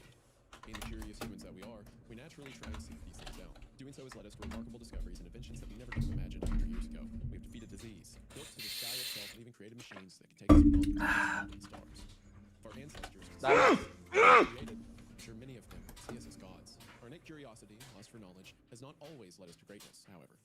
True evil and darkness have also been uncovered in humanity's conquest of knowledge. And in the end, I fear this evil will be our doom. Should we also shout out the author and stuff real quick? I did. That's what I just did a second ago. Oh, we did? Okay, just make sure. Yeah, right before I started, I said we'll leave his link out. Yeah. Okay, sorry. Did you go comatose for a second? I always am. All right. I'm in a constant state like a river. All right. Make sure you leave in him asking me to shout out the author just so the audience knows what I go through. If you leave it in that editor, you will be fired. No, you won't. But if you get fired, I will double whatever he's paying you on.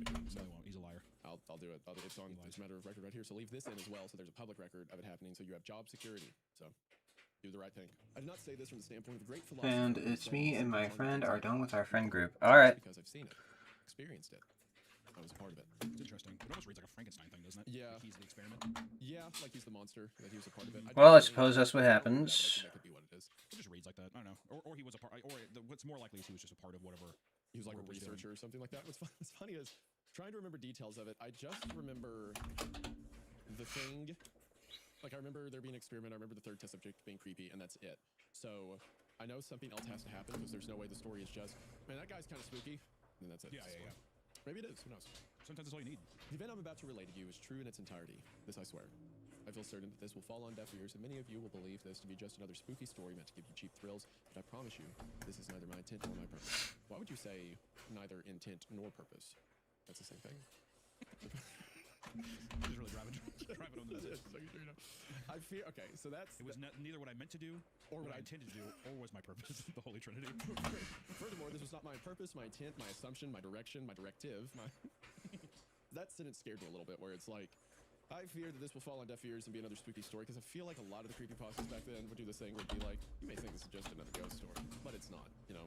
I love that. I love that young energy of just being like, you could just I make think this this is another some spooky story. It's not. story. But as a kid, though, I know that I would be in. I'd be like, oh, what? Is this real? Yeah. It's like whenever the first time I saw Paranormal Activity, I was like, wait, fucking, that was real? What the fuck? You know, just because there was no credits or whatever. I want to thank you. Paramount Pictures, you're like, what? That kind of thing. Yeah, like I said previously, I would, this and No End House were the ones when I was really young, like 13, maybe 13, 14, that I would always tell people was my favorite. Or I'd be like, oh, this is the best one ever. It was like this, No End House, and I think an Aussie Scout Man were the ones that were like prime for 13-year-olds. No End House was good, though. I like that one. It was good. It just wasn't like the scariest. So like now we've read stuff that, you know, far surpasses it.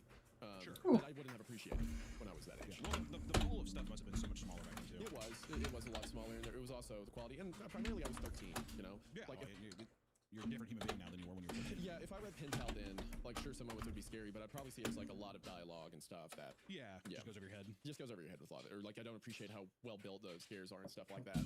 Sure. Whereas now it's way more impactful. At the time, a house with 7 creepy doors was way more impactful. That's all you need. Yeah. That's one too many doors. Oh my gosh, if it was 6, I could take it to 7. 6 is fine. If it was 6, I wouldn't be pissing my pants at 7. That's why you hear those driblets. That's why you hear those driblets. Actually, wasn't it like 9 doors? I think it was way more. That's way more than 6. You're asking the wrong guy, dude. That's way more than 6. I remember he thought he had gone home and then drives to his house and his parents are dead. And then it's like there's another door. Yeah. There's another door that was like a time warp where like he spent an eternity in the void or whatever. Yeah.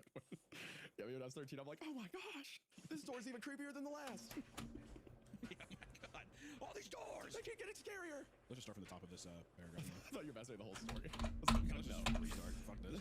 The purpose of this story is to simply warn you of what lurks beyond the veil of what we can see and understand, to show you what awaits us in the darkness, even if I myself don't understand it. What I'm about to tell you has happened, and I feel certain will happen again. In 1971, a not-so-well-known scientist began preparations for an extremely secretive project known simply as the Harbinger experiment. I would like to keep the identity of the scientist a secret for personal reasons, so throughout this recounting, I will refer to him. Sorry, I got a bug. Of course it's him. Alright, now, you know what, it could be I could clown on it for having a stereotypical German name for a German, like an evil scientist, right? Sure. But I'm not gonna do that, because it could be good. The story could be good, and I'm just getting I mean, flashbacks. he's kind of a German scientist. I'm not faulting it for having Zimmerman. That's fine. But if he said Count, like Count Zimmerman, okay, let's fucking reel it back. But Zimmerman to me is fine. You know what, maybe I'm just afraid. Because what's happened several times in the shows, I've pulled up a story I liked, and it's been just trash. So I'm just... That's 90% of the stories we read, Isaiah. Okay. So you don't have to go that hard. But I've just got my gloves up a little bit. But I'm good. Zimmerman's background is unclear at best beyond 1971.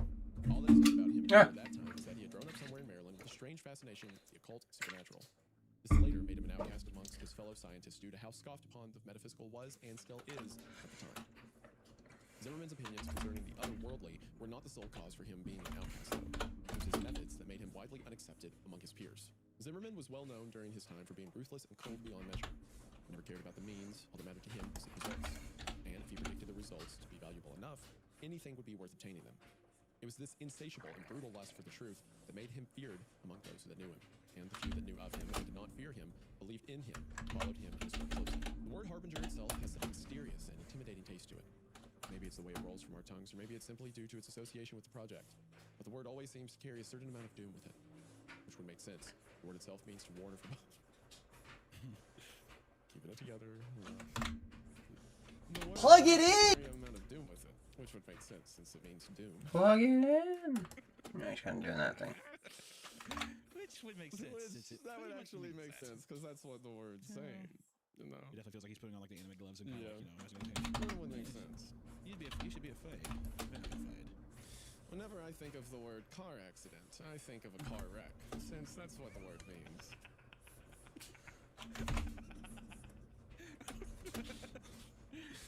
Of course. What does it mean? Right away. Yes. When I think of the word explosion, I think about something blowing up, since that's what explosion means. That's pretty much what blowing up means. Yeah. Thank you for clarifying for us. Which would make sense. The word itself means to warn or forebode. I can't imagine Zimmerman's reason for giving the experiment this title, but in retrospect, it fits perfectly. Oh my gosh. I can't comprehend at all why he would give it this title, but in retrospect, it actually makes a lot of sense. So No. That means that he knew that it was going to be a fucking like doomsday experiment, right? When I think of Dr. Zimmerman would never be so crass. When I think of an explosion, I think of something blowing up.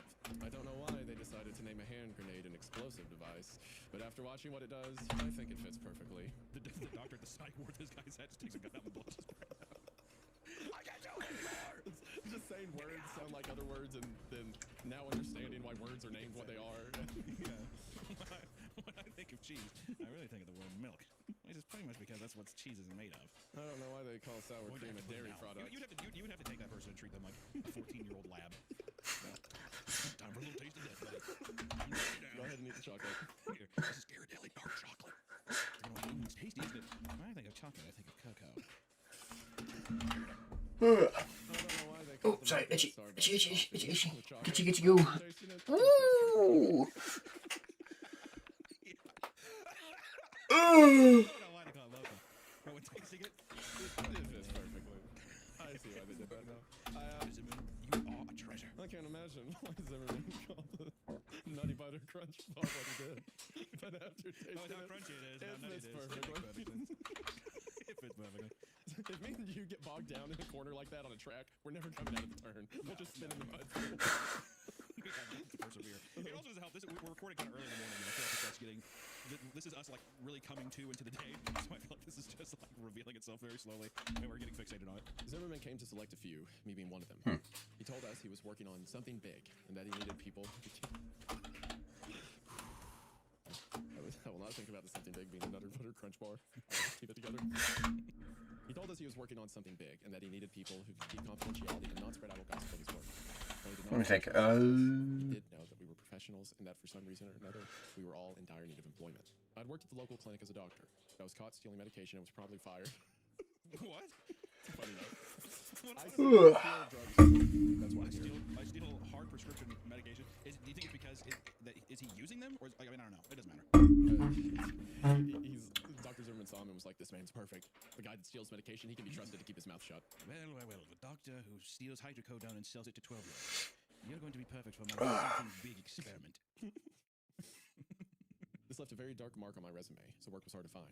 I was also a native to Alaska and lived near where the experiment would take place, so I guess you could say I was a convenient choice. As you can imagine, I jumped at the opportunity. It was hard not to when I saw the payout. So he's getting a ragtag team of basically blacklisted professionals. Yeah, whatever. yeah. So I'm guessing it's just because it's like, well, no one's even gonna like see them gone because they're basically already ostracized from their fields. Yeah. It feels very, well, maybe not the professional part, but it feels SCP almost. Dude, I was actually gonna say the exact same thing. Expendable people to experiment on or whatever, or like be a part of it. Because like the SCP people, they're all like prisoners, right? Well, the D class are. There's different classes of people there. Because like the researchers and doctors aren't expendable per se, but the D class are. The D class are like food they throw in to see what it does or how it treats people and stuff. It's like, oh, well, we threw that man into the time prison forever, so oops. 15 of us were hired in total. Some were colleagues of his that have been working with him for a while, and were maintenance workers. I'm playing some DBD. It's a good game, and I think you would like it, but playing solo as Survivor is difficult. Oh, Dead by Daylight? I'll be honest. I don't know if I... From what I understand, is it... And help me with this, because I'm too lazy to research and I don't want to. Is it like an extraction, not an extraction shooter, but it's basically like a escape kind of thing, right? I'm not too familiar with the game. I know Pezzy plays it, and I think Pasta also plays it.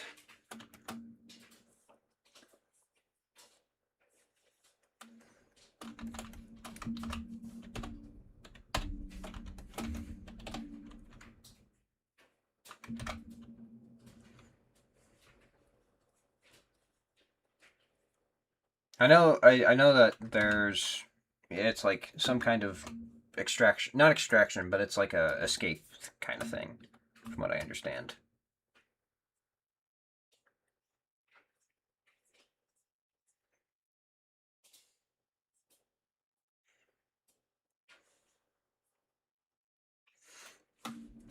It was not entirely legal. But legal or not, I needed the money and he was paying. Looking back, it's a decision I've come to regret. After Zimmerman obtained his money, he used it to buy a relatively large plot of land taken to the frozen wilderness of Alaska. And upon that piece of land, Zimmerman built a concrete structure. 5 gen before the killer can hook them 3 times. I see. Its goal was to keep any potential damage contained within the structure. I don't know. As he put it. most of the structure dug underneath the earth, which had the effect of making the underground complex seem so much smaller than it really was from the outside, as would be expected. There's only one way of entering and leaving the underground structure, and it was through a ladder that led from a small, unassuming... Not because I don't think the game is good, it's just one of those games where it's like... It's more so strategy games. It's like, I feel like the only way where I can actually enjoy a strategy game is if I put like a significant amount of time into it. And I just do not have the time for like a strategy game like that, especially with multiplayer. It's... Ugh.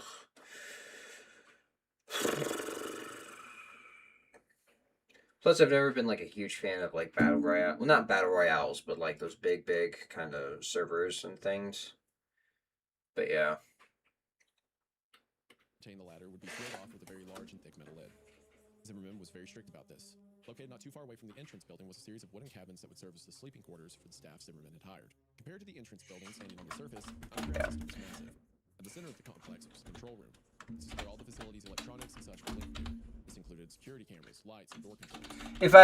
Well, I mean, like, I could do it with friends, but I would, and this is just me, I would do it with friends to, like, make a video, not so much to, like, actually play the game. But yeah. Yeah, it's one of those things where it's like, if it's hard to get into, then it's... I don't know if I would put my time into it, unless it's, like... I can give an example. Like, Pizza Tower, is not a hard game, quote-unquote, to get into, but there is a... Like, I don't mind a difficulty, like a difficulty curve. That I have no problem with.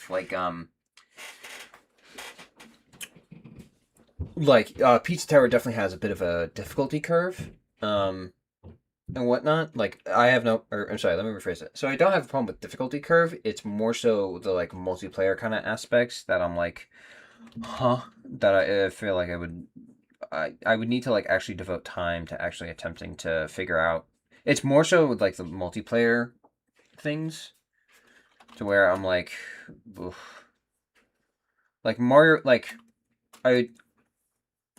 or like to give not so much a counter argument, but like Mario Kart is easy to get into. It's just one of those things. I'm decent at Mario Kart. I'm not like phenomenal at it, but like the difficulty thing is like. Yeah, it's just one of those, like, if I was not doing, like, this, and I was doing streams, maybe I'd check it out, but at the moment, it's not, like, super... What? It was just... What? But it's just one of those things where... Yeah...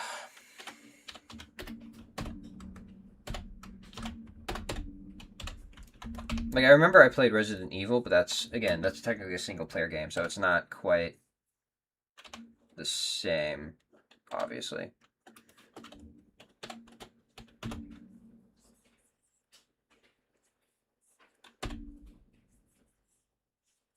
Like, I know that Resident Evil characters are in Dead by Daylight, but...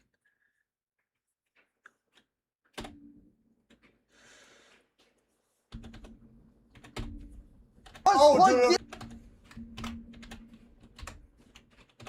What? But yeah.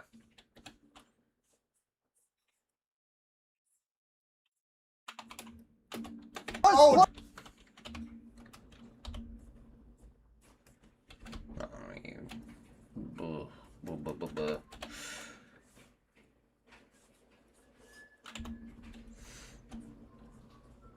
Yeah. Probably have to go soon. Have a great rest of your stream. Alright, you have a good rest of your day, some random. But yeah, video will be... Yep, video is obviously going to come out same time, same place. Feel free to... Yep. If you would like early access, feel free to join either the members or the Patreon. Choose either one, but yeah, have a good day.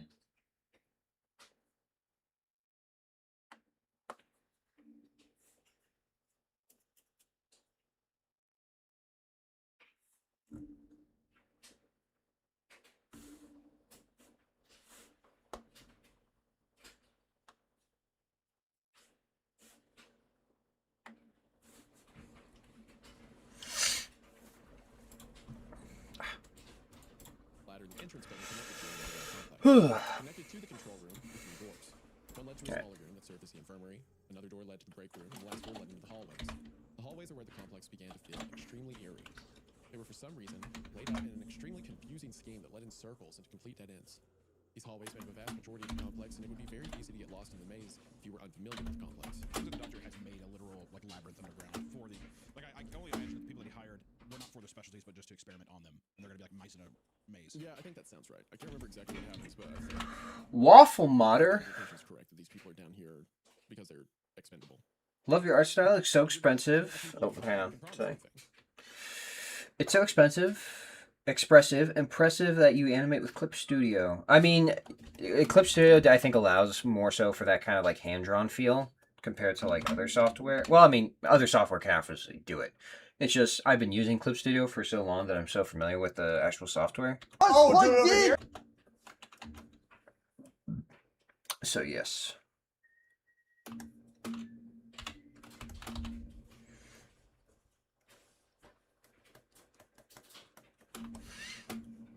And then I used DaVinci Resolve to do some more like effects and stuff, and some more like motion graphic style stuff. But yeah.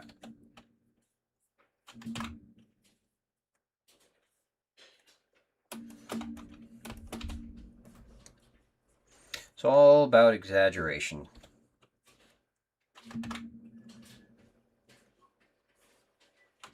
Yeah!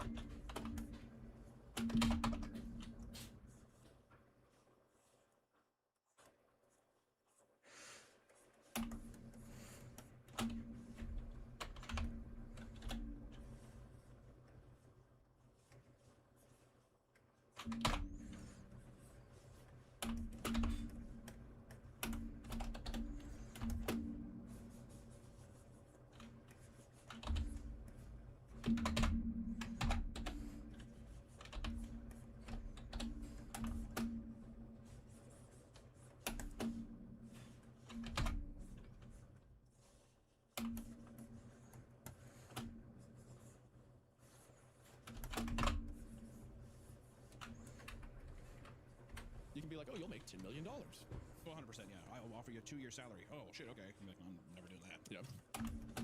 They don't know they're going to die. Which is kind of... Oh, God. Good luck, Amy. Can't wait to see it finished. Thank you very much. He calls it the death chamber. Death makes me think of dying. But after what happened, it fit perfect. It fits perfect. What? It was just plugged in, yeah! Working on it and definitely how many streaming subscriptions I need. And that's where our sponsor Rocket Money comes in. The unfortunate truth is that it's easy to spend money. Thank you very much. You have a good rest of your night too, Waffle Modder. Controlling your personal finances takes planning and budgeting, and with so much going on, it can be easy to overlook. Some- Well, today's sponsor Rocket Money is here to help. Rocket Money is an easy-to-use app that helps you save more and manage your money better. I love using Rocket Money to set budgets, and with Rocket Money, you can create a customized budget in seconds. The app keeps track of your money at all times, let it be the guiding light when it comes to spending. The app identifies your top spending categories with important insights on how to budget better. But that's not all. Rocket Money also helps automate your savings. We all need to save money, so why not let someone else do it for you? It automatically analyzes your accounts to determine the optimal time to save, so you reach your goals faster. I'll make it a little bit thinner. There we go. I plan to use it again this year to hit a new goal this year. Whether you're planning on buying a house or going back to school or just planning for the future, Rocket Money has got you covered. Yes. Control your finances today. Go to rocketmoney.com/creepcast to get started for free. You can also scan the QR code or click the link in the description. Unlock even more features when you sign up for a premium. That's rocketmoney.com/creepcast or click the link in the description to get started for free. Thank you so much, Rocket Money. Now back to the episode.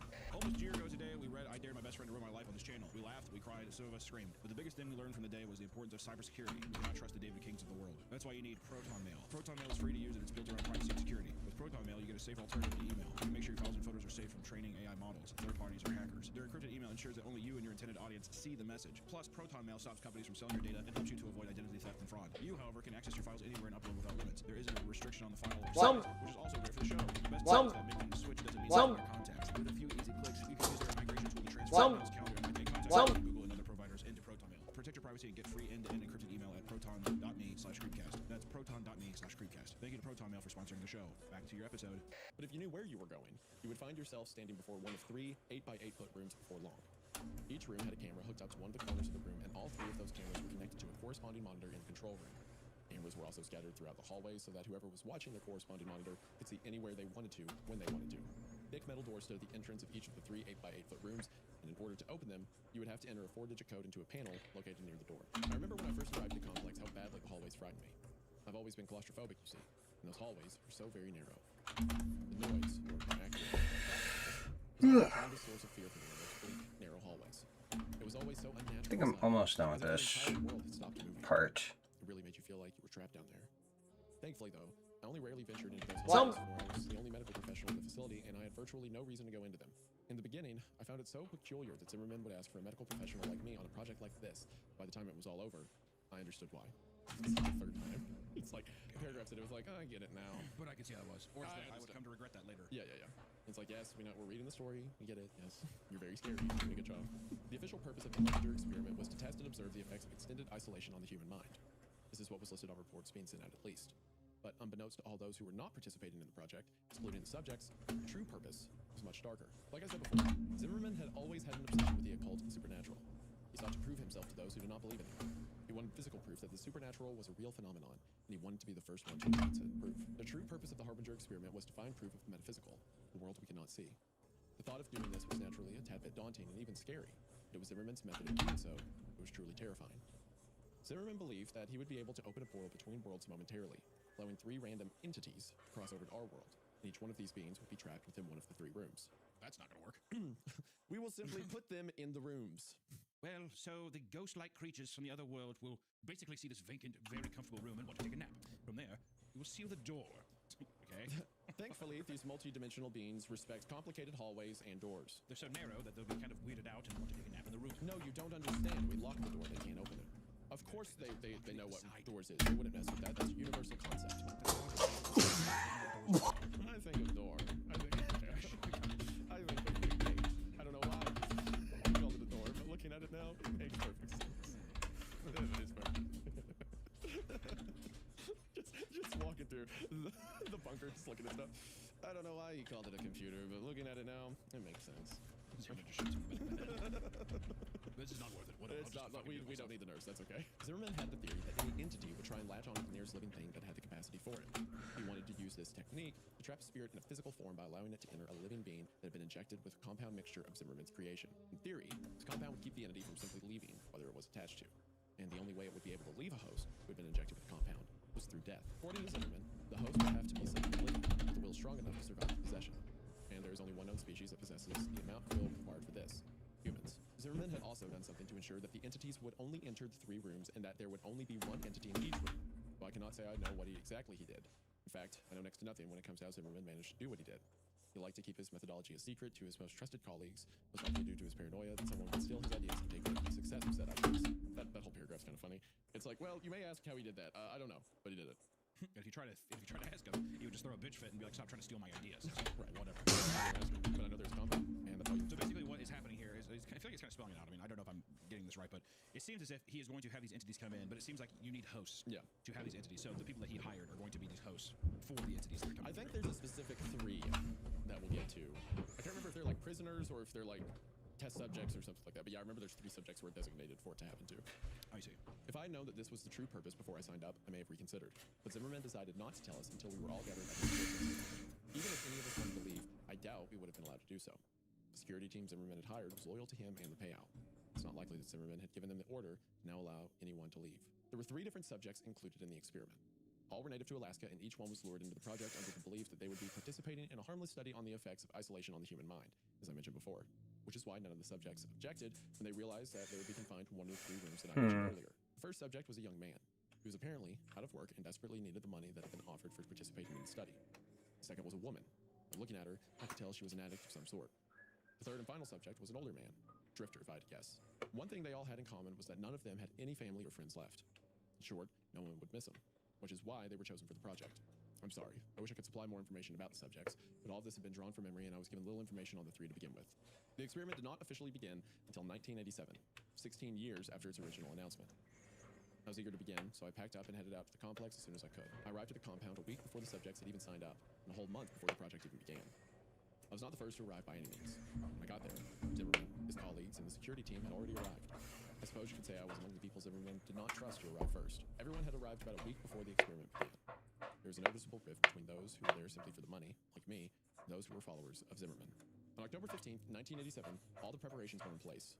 Subjects had been sealed in their rooms, cameras, lights, and speakers were fully operational, and all the staff members had settled in. The time had come for the experiment to officially begin. I will say I do like this. Like, I think this is kind of interesting of a secret, like, just like a secret experiment thing, and people being subjects of like a paranormal, like like basically like a rift opening between worlds and allowing something in and seeing the effects it has for like hosting or whatever. But this kind of like fucked up guinea pig experiment is interesting enough. Like it kind of reminds me of like a Stanford prison experiment or something where it's just like these fucked up weird experiments that people are doing for the quote unquote, you know, for quote unquote research purposes or whatever. Yeah, it just feels like torture or something. Yeah, I also like the distinction between there are people there with Zimmerman and there's people there for the money. I think it's cool. There's kind of like this shadow group moving in the midst of it and stuff like that. It's interesting so far. I'm actually like invested in the story because I remember some details, but I don't remember where it goes. So like I'm bought in effectively. It's silly with some of the writing or whatever, but I will say there is like a fun experiment there, or there's like a fun idea here. Yeah. And I was gonna say too, I was trying to figure out this definitely has to be a guy who read the Russian Sleep Experiment and was influenced. Yeah. Well, anyone who was writing the Russian Sleep Experiment.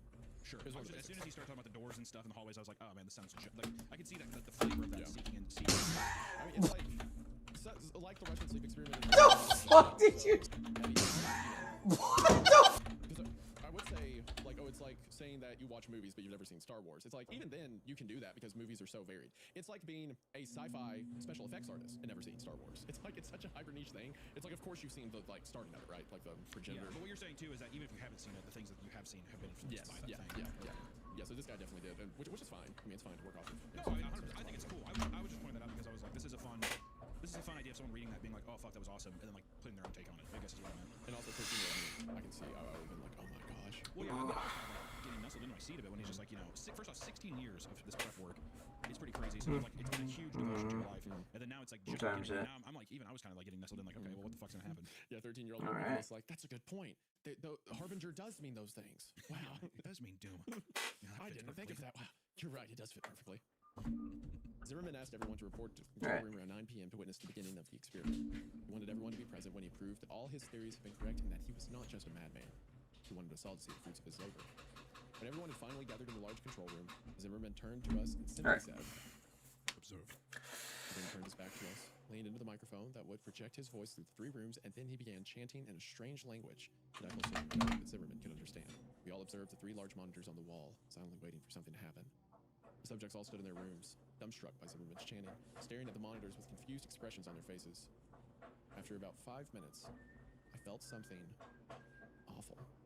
I cannot explain what exactly it was, but a horrible feeling of dread washed over me, riddling me with fear. It was then the ground actually began to shake subtly and the lights began to flicker. Zimmerman continued chanting into the microphone as if nothing was off or wrong, while the subjects began dashing around their rooms, screaming for help. But suddenly, the ground stopped shaking and the monitor's image turned into static. The air began to become very heavy as we all stared at the monitors, waiting for them to regain their image and show us what was happening or had happened in those 3 rooms. For a while, all was silent. But then there was screaming. Screams of a woman going through unbearable pain and terror began to echo through the compound. The similar screams of men began to coincide with the woman's terrified screams, and together they mixed into an awful symphony of pain and fear that beat mercilessly into our ears. Those of us who were here for the money began to give each other scared looks, while those loyal to Zimmerman seemed completely unfazed. We wanted to leave and never come back to this awful place, but we all knew deep down that Zimmerman would never allow that to happen. We were here for the long haul. There's no escape. It was 10:13 p.m. when the screaming finally stopped. The monitors had yet to reveal to us what had occurred in those 3 rooms. As soon as the screaming ended, Zimmerman stood and dismissed us all for the night, adding that we were all forbidden to come back into the compound until 10 a.m. tomorrow morning. Not like any of us wanted to. We all solemnly made our way out of the compound towards the cabins and settled in for the night. I feel it's safe to say that not all of us slept well that night, and I was not one of them. The following morning, all of the staff had arrived at the entrance building. We all stood inside exchanging tired and nervous looks as we waited for Zimmerman to arrive and open the hatch that concealed the ladder. I could see palpable fear in the eyes of some of us, while others did not seem to have been even remotely affected by what had happened last night.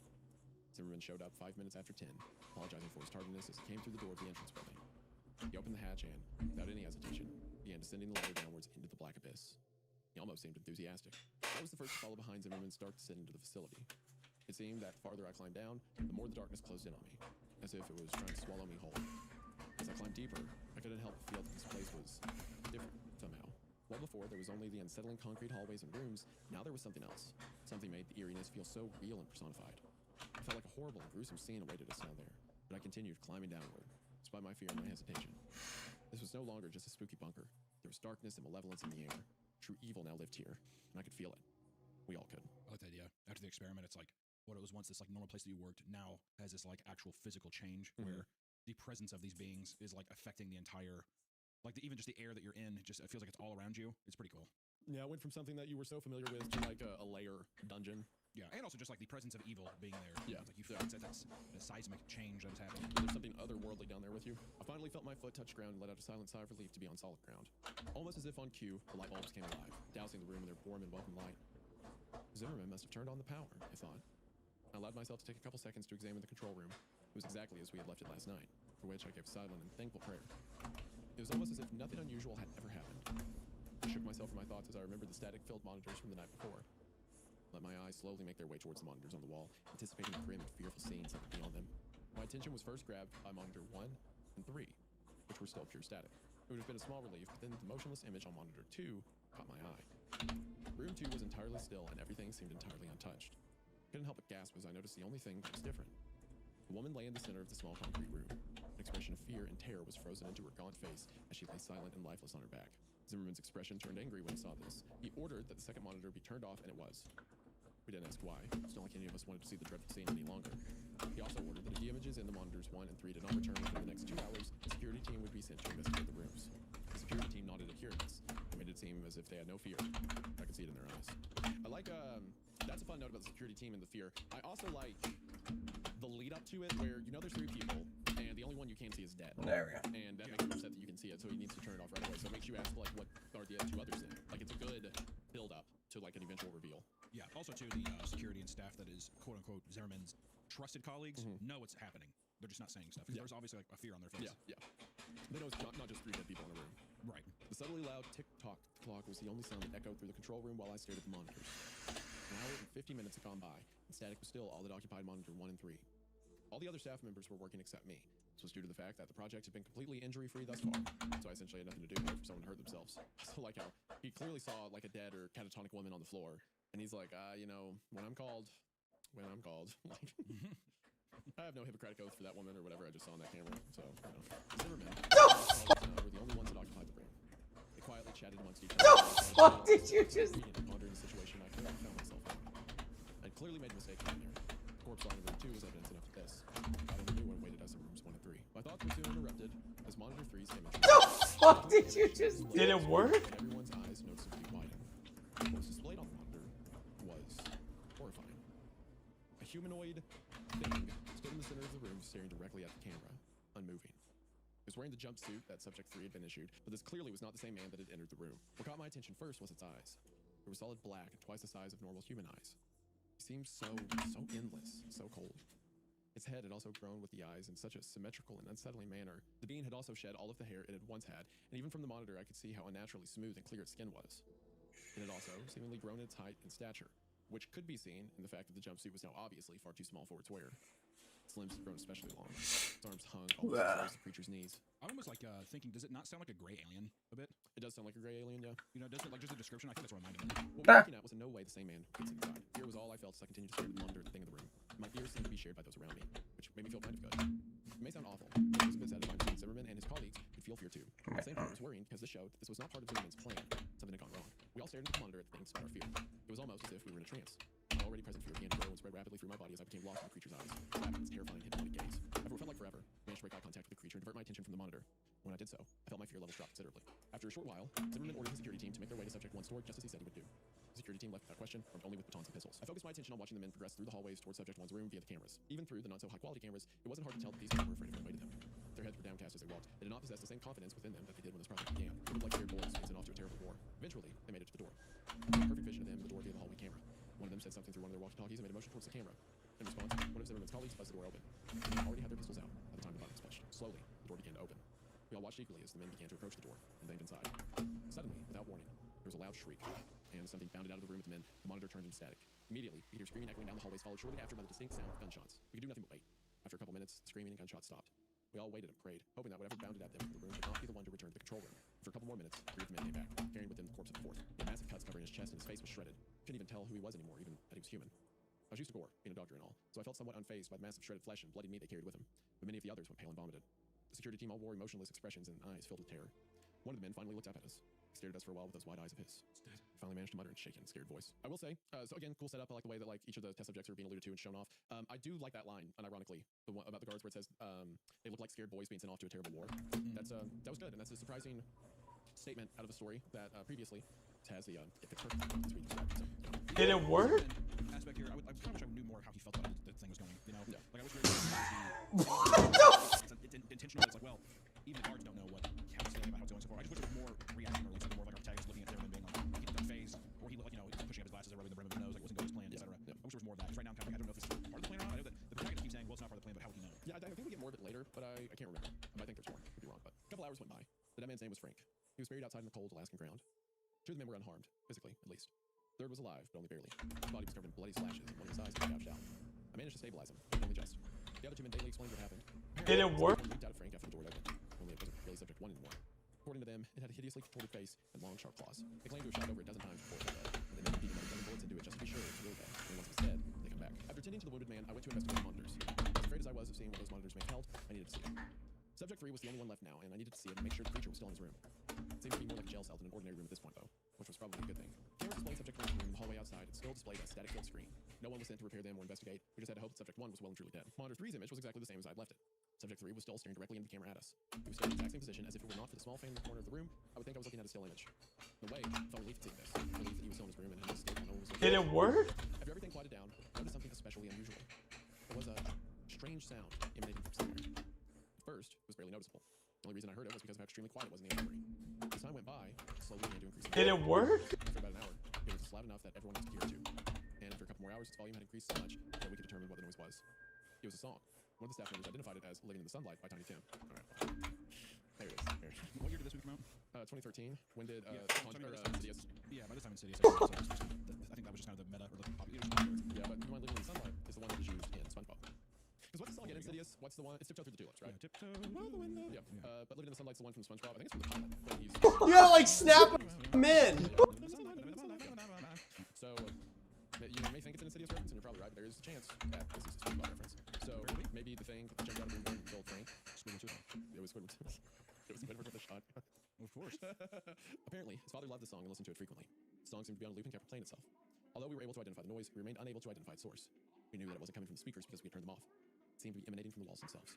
More time ticked by as we all began to become increasingly agitated by the song. I spent most of my time in the infirmary attending to Frank or in the control room.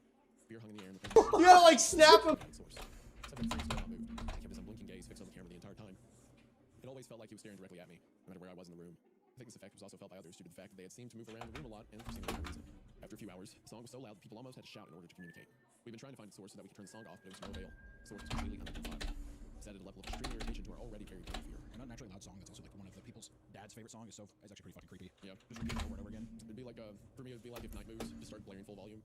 Okay, that would actually be terrifying. Okay, now that I say that out loud, that would be pretty freaky. I'm in an unfamiliar place. And it's so personal. You know, Yeah. I don't know, it's just odd. I remember my what's that line near the end where it's like I'm playing a song from 1962 and funny how the night moves. I remember my dad saying that and like recognizing his nostalgia for and stuff like that. So if I was in like an abandoned building and that was playing full volume, like I couldn't hear anything else, that's actually Also unnaturally loud. Like it's getting louder even though we're standing in the same spot. It's insane. Like something's getting closer. Yeah, 100%. It was around 8:30 that the ground itself began to shake once again, just as it had done the previous night.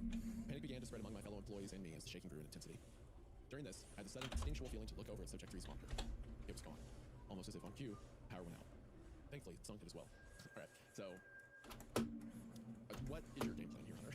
This series of events is happening. You're down Like there. at this moment, it feels like what can you actually do? You know, If you're trying to ladder, the you get power shot. goes out, you're in the complete dark. Yeah. I mean, I don't know. I cry. I probably get under the table and I just cry. Probably try a lot. Probably be a big baby. Probably a big baby.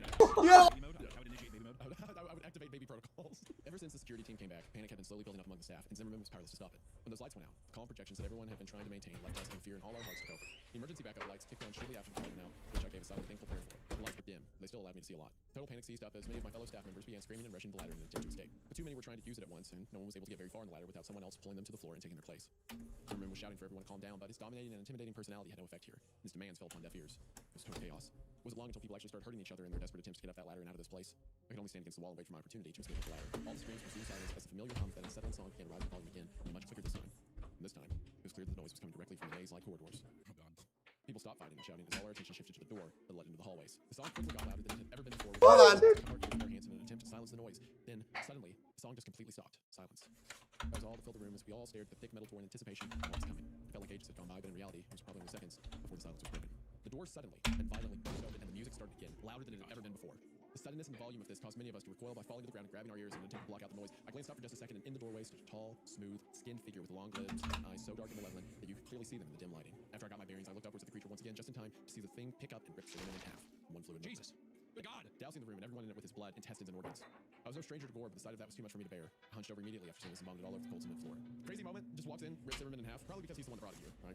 You'd have to assume so. I mean, he's the one who did the chant, so that's why I'm assuming that that's the subject, or that's like their target. But yeah. At the same time, is he the one that just hasn't been scurrying back in fear or whatever, and then he just gets picked up? He's just the closest one. Yeah. Also, like Hold on. characters thrown up. He's like supposed to distribute. I vomited and stuff like that. So it's funny to imagine this guy in the middle of this being like, can you give me a second? I'm like bending over to like do the whole turtle thing. That ladder is my only hope for survival. I thought to myself as I forced myself to a standing position. As my eyes rose along with the rest of me, I could see the thing ripping and tearing through the people as they scattered in an attempt to escape. I was distracted. It was awful sounds. This was my only chance to get up that ladder. I forced my legs to move towards the ladder, trying to block out the terrified screams of my fellow staff members and the unbearably loud music. I could hear gunshots coinciding with the screams and terrible sounds of flesh being ripped apart somewhere in the mess of noise. I reached my hands outwards and felt a wave of relief wash over me as my fingers came into contact with the hard metal rungs of the ladder. I gripped them and began to climb upwards as quickly as I could in a disoriented state, all the while praying that the monster would not see me and pull me off the ladder and back into the slaughter. Felt like at any moment I would feel one of its smooth hands wrap around my ankles and pull me to my death, but I eventually made it to the top. There was no question in my mind. I had to close the hatch and seal that thing down there, even if it meant sudden death for my colleagues. I cannot allow that thing to escape. I gripped the thick metal lid and began to push with all my might. Don't touch the. Despite how dense and sturdy it was, the lid was surprisingly easy to move and did not take very much effort to push it over the hatch, even in my weakened state.